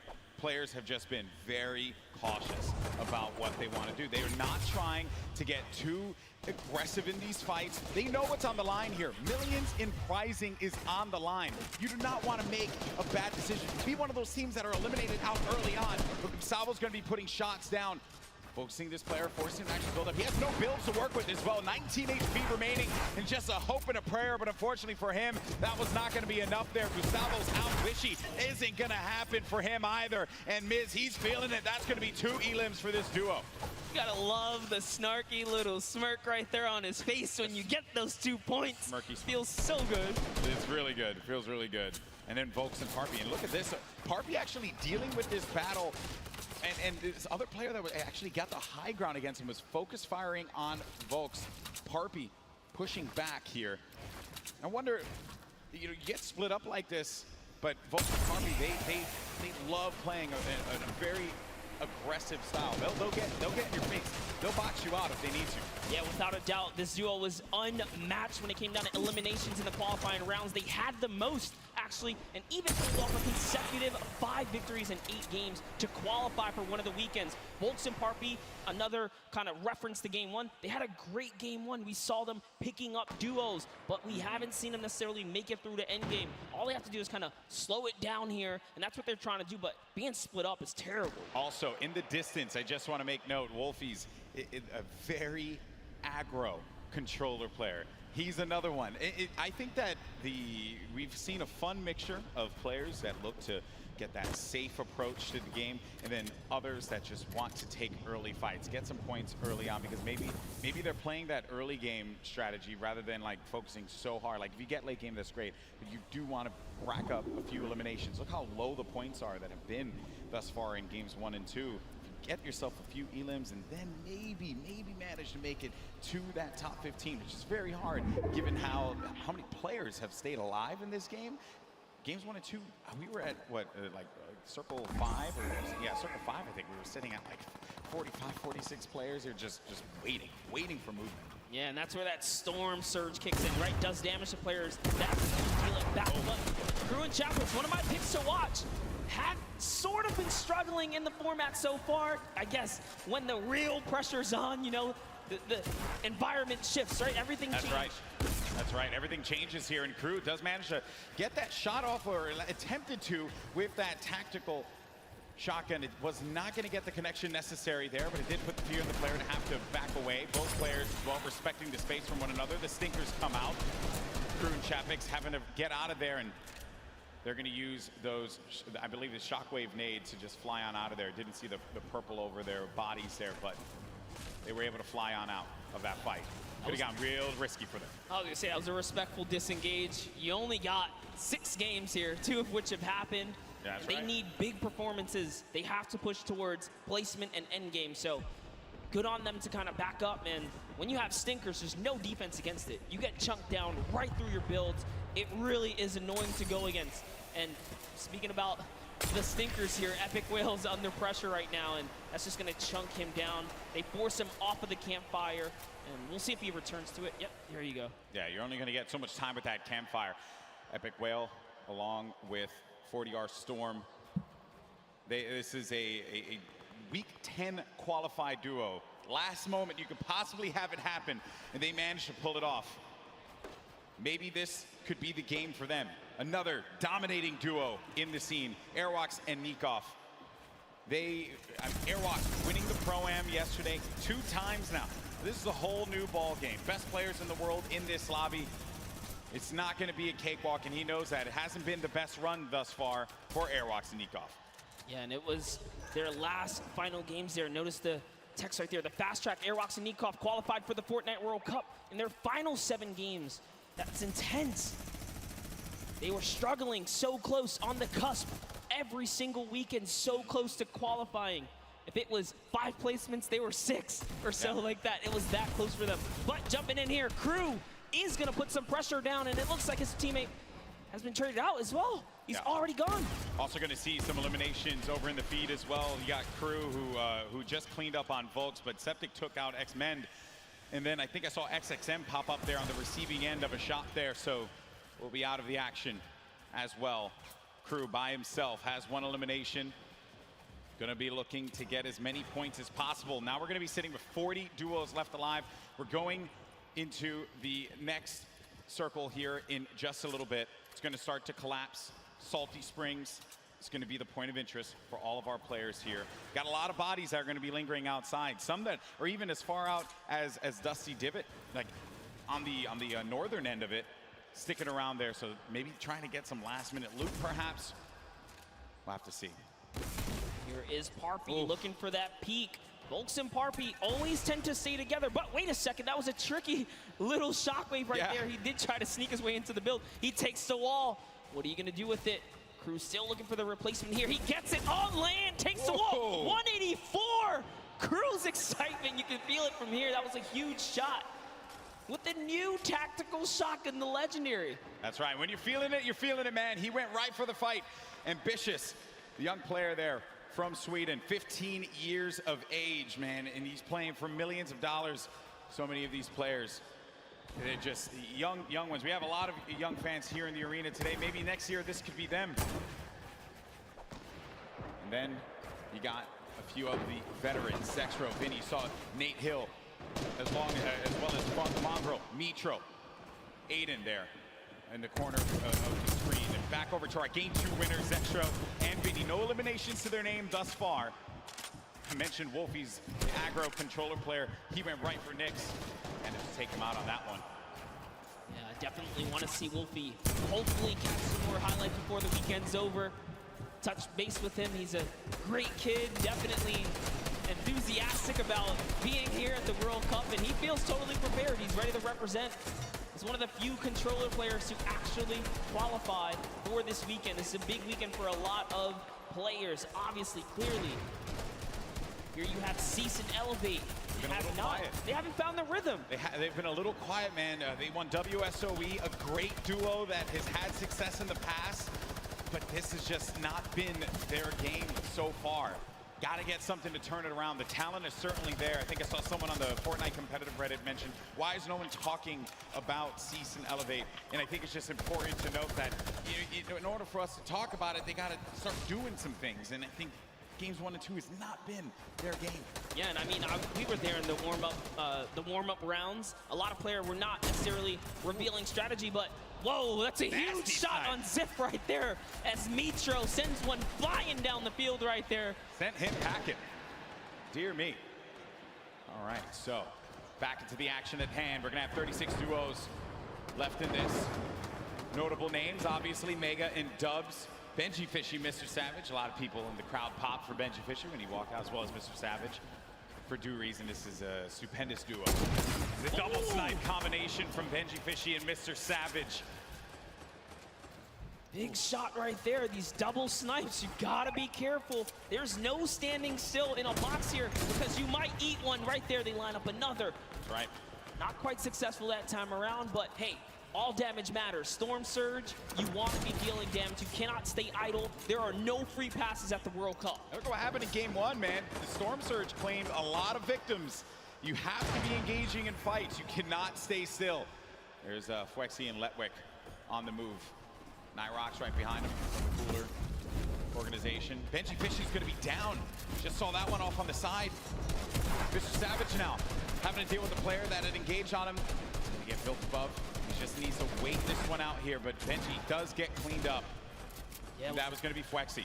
And that was such a sneaky ambush right there. He used his shadow bomb, pushed up. Notice Benji was kind of over-peeking, harassing players with that sniper. You cannot hold down scope right there. He ate a shotgun to the face, and that's why Benji goes down. And I love what Savage did here. He just went for high ground. He had to immediately get out of there and leave his duo behind. So what can Mr. Savage do? One of the best mechanical players here today. What can he do by himself? Not going to be easy, not with a lobby like this.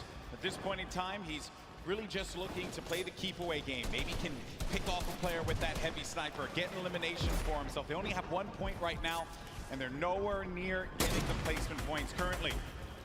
But he's still looking to harass some players. Put some pressure on them. Now you see that half in, half out circle. Only 2 duos are going to be inside of there. So everyone's going to have to start to move over to that east side. It's going to be a struggle for so many players. They're starting to make the moves right now. They want to try and gatekeep, prevent these players from getting inside. This is a team we want to watch right now during this rotation. Mongrel and Mitro, they are masters at executing, especially when they have mobility like this to cut across the field. They are on the hunt right now, and there's no reason for them to rush. Once they spot out someone, they're gonna pounce. They're gonna jump on that target. Yeah, they're gonna wait for you to make that mistake. And with the nerves at an all-time high here, players are certainly gonna make that error in judgment. Saw it happen in Scrims when we were looking at players just getting warmed up. So much at stake here, but there's the launch pad. It's going to go out now. Need to be wary of just getting beamed in the sky. So many times you think that you're just going to be sailing away with no problem, not a care in the world, and then you just end up losing all of your shields, all of your HP, and then that's it. You're done. I've seen it countless number of times. People tweet out, you know, you fly across, you get taken out the sky, but it's all about timing. Neither Mitro nor Mongrel were shot once on that rotation, and it was masterfully done right there. And whoa, it looks like they're tracking so beautifully. Catches someone trying to just kind of rotate on by in a shadow bomb, but that was not enough. You are not safe from the shadows there, buddy. Another thing, too, was that when they were out of position for a brief moment, the way that they were able to just get back together, right? That patience with one another, the communication, you need to have it when you're getting down to these final moments. 25 duos are going to still be standing here. You got Calculator and Macwood. They're going to have that high ground up above. They shouldn't be comfortable just yet, because anything can happen here.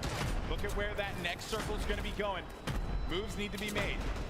With that RPG, I mean, they can basically take high ground at any given moment that they want nor choose.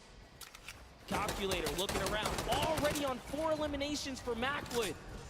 Macwood did say he's the fragger of the duo. We'll see if Calculator can keep up right now. I am just poking good fun because Calculator loves to talk a big game on the social medias. He really does, man. He's a character without a doubt. but right now there is no fun and games to be had. This is game 3 of the Fortnite World Cup Finals. It's time to put up or shut up for a lot of these players.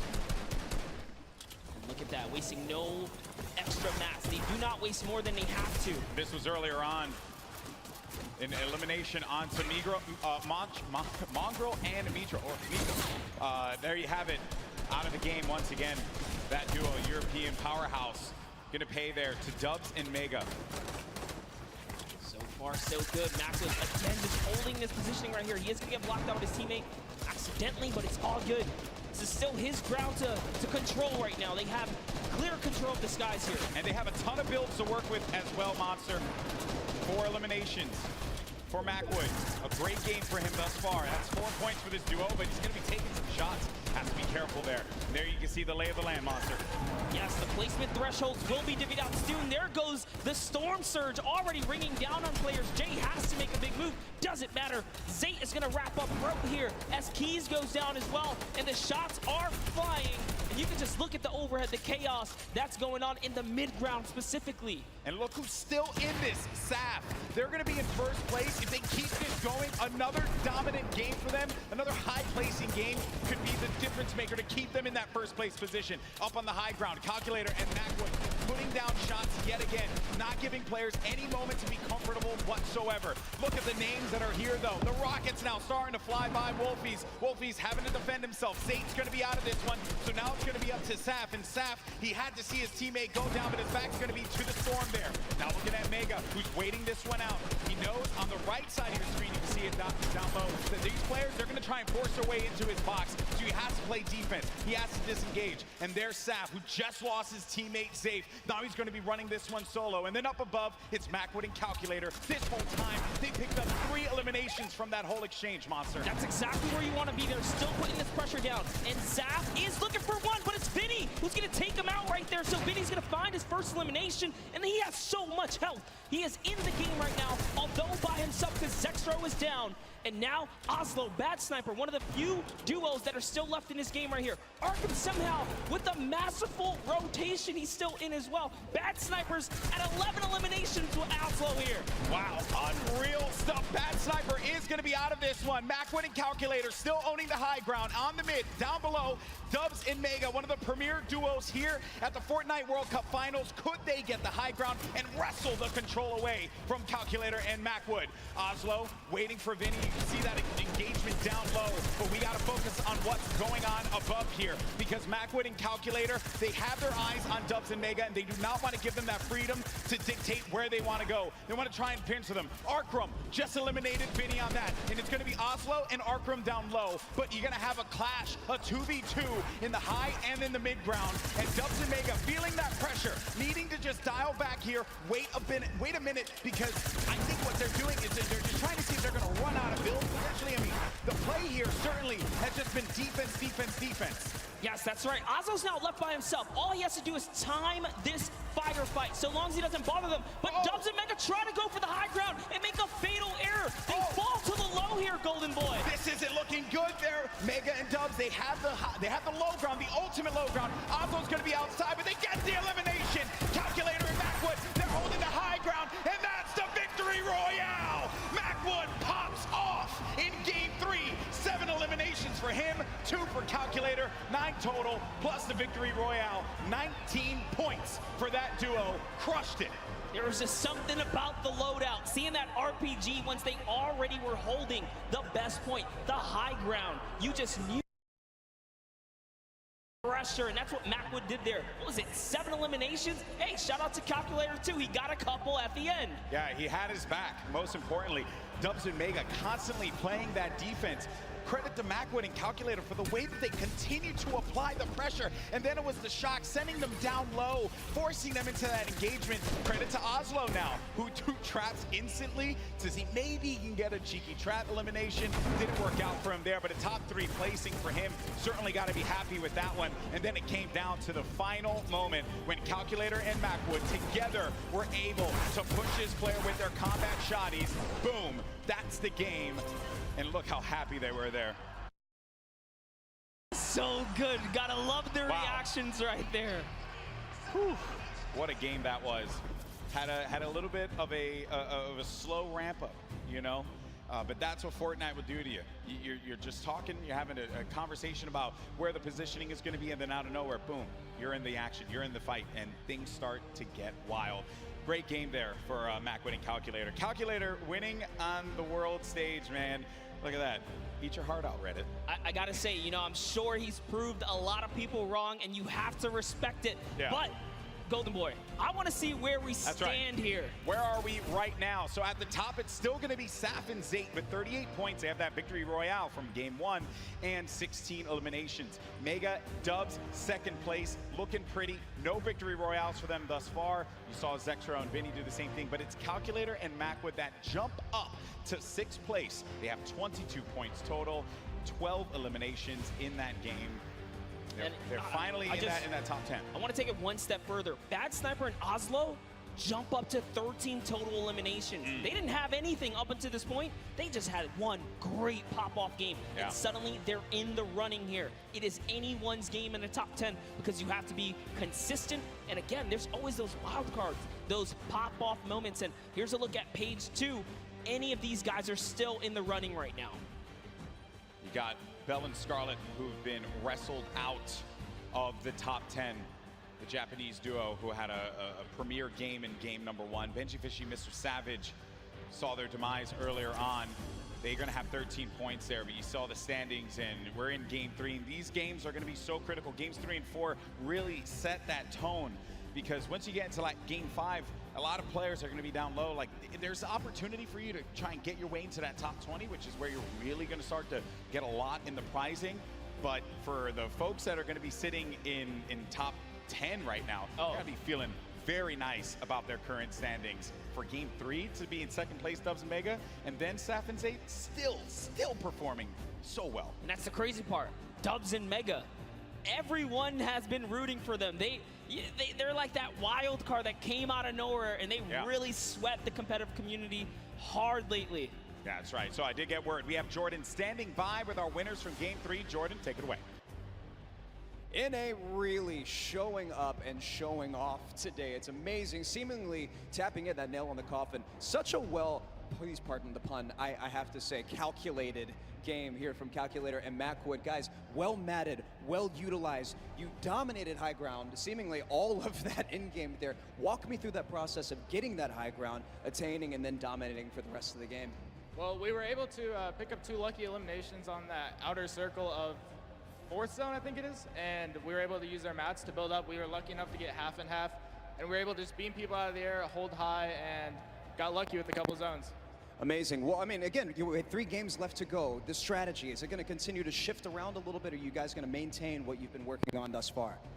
I didn't hear the question. Strategy, maintaining thus far. You guys have a very calculated and very patient game, seemingly leading all the way up to the end of the end game. Right, walk me through your strategy for the end of the next 3 games. Shoot them in the head. Shoot them in the head. You heard it here first. Back to you, GV and Monster.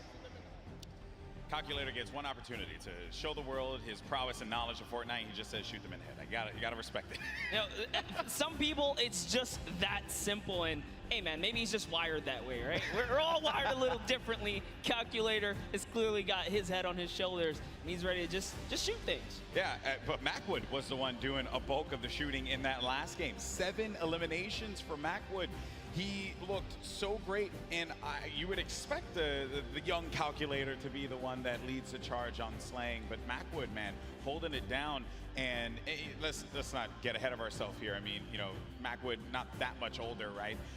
But I think it's just important to note that you have to have teammates at any point in time to just pop off. Like, you need that. It's so necessary. Got to trust in your teammate. That's what makes a lot of these duos so successful. Yes, I mean, we've seen it from the start of every round. Some teams are just more aggressive than others, and they know how to stick together. A lot of great moments in that game, and good news for us is that we got Sundown standing by to break it all down. Sundown, over to you.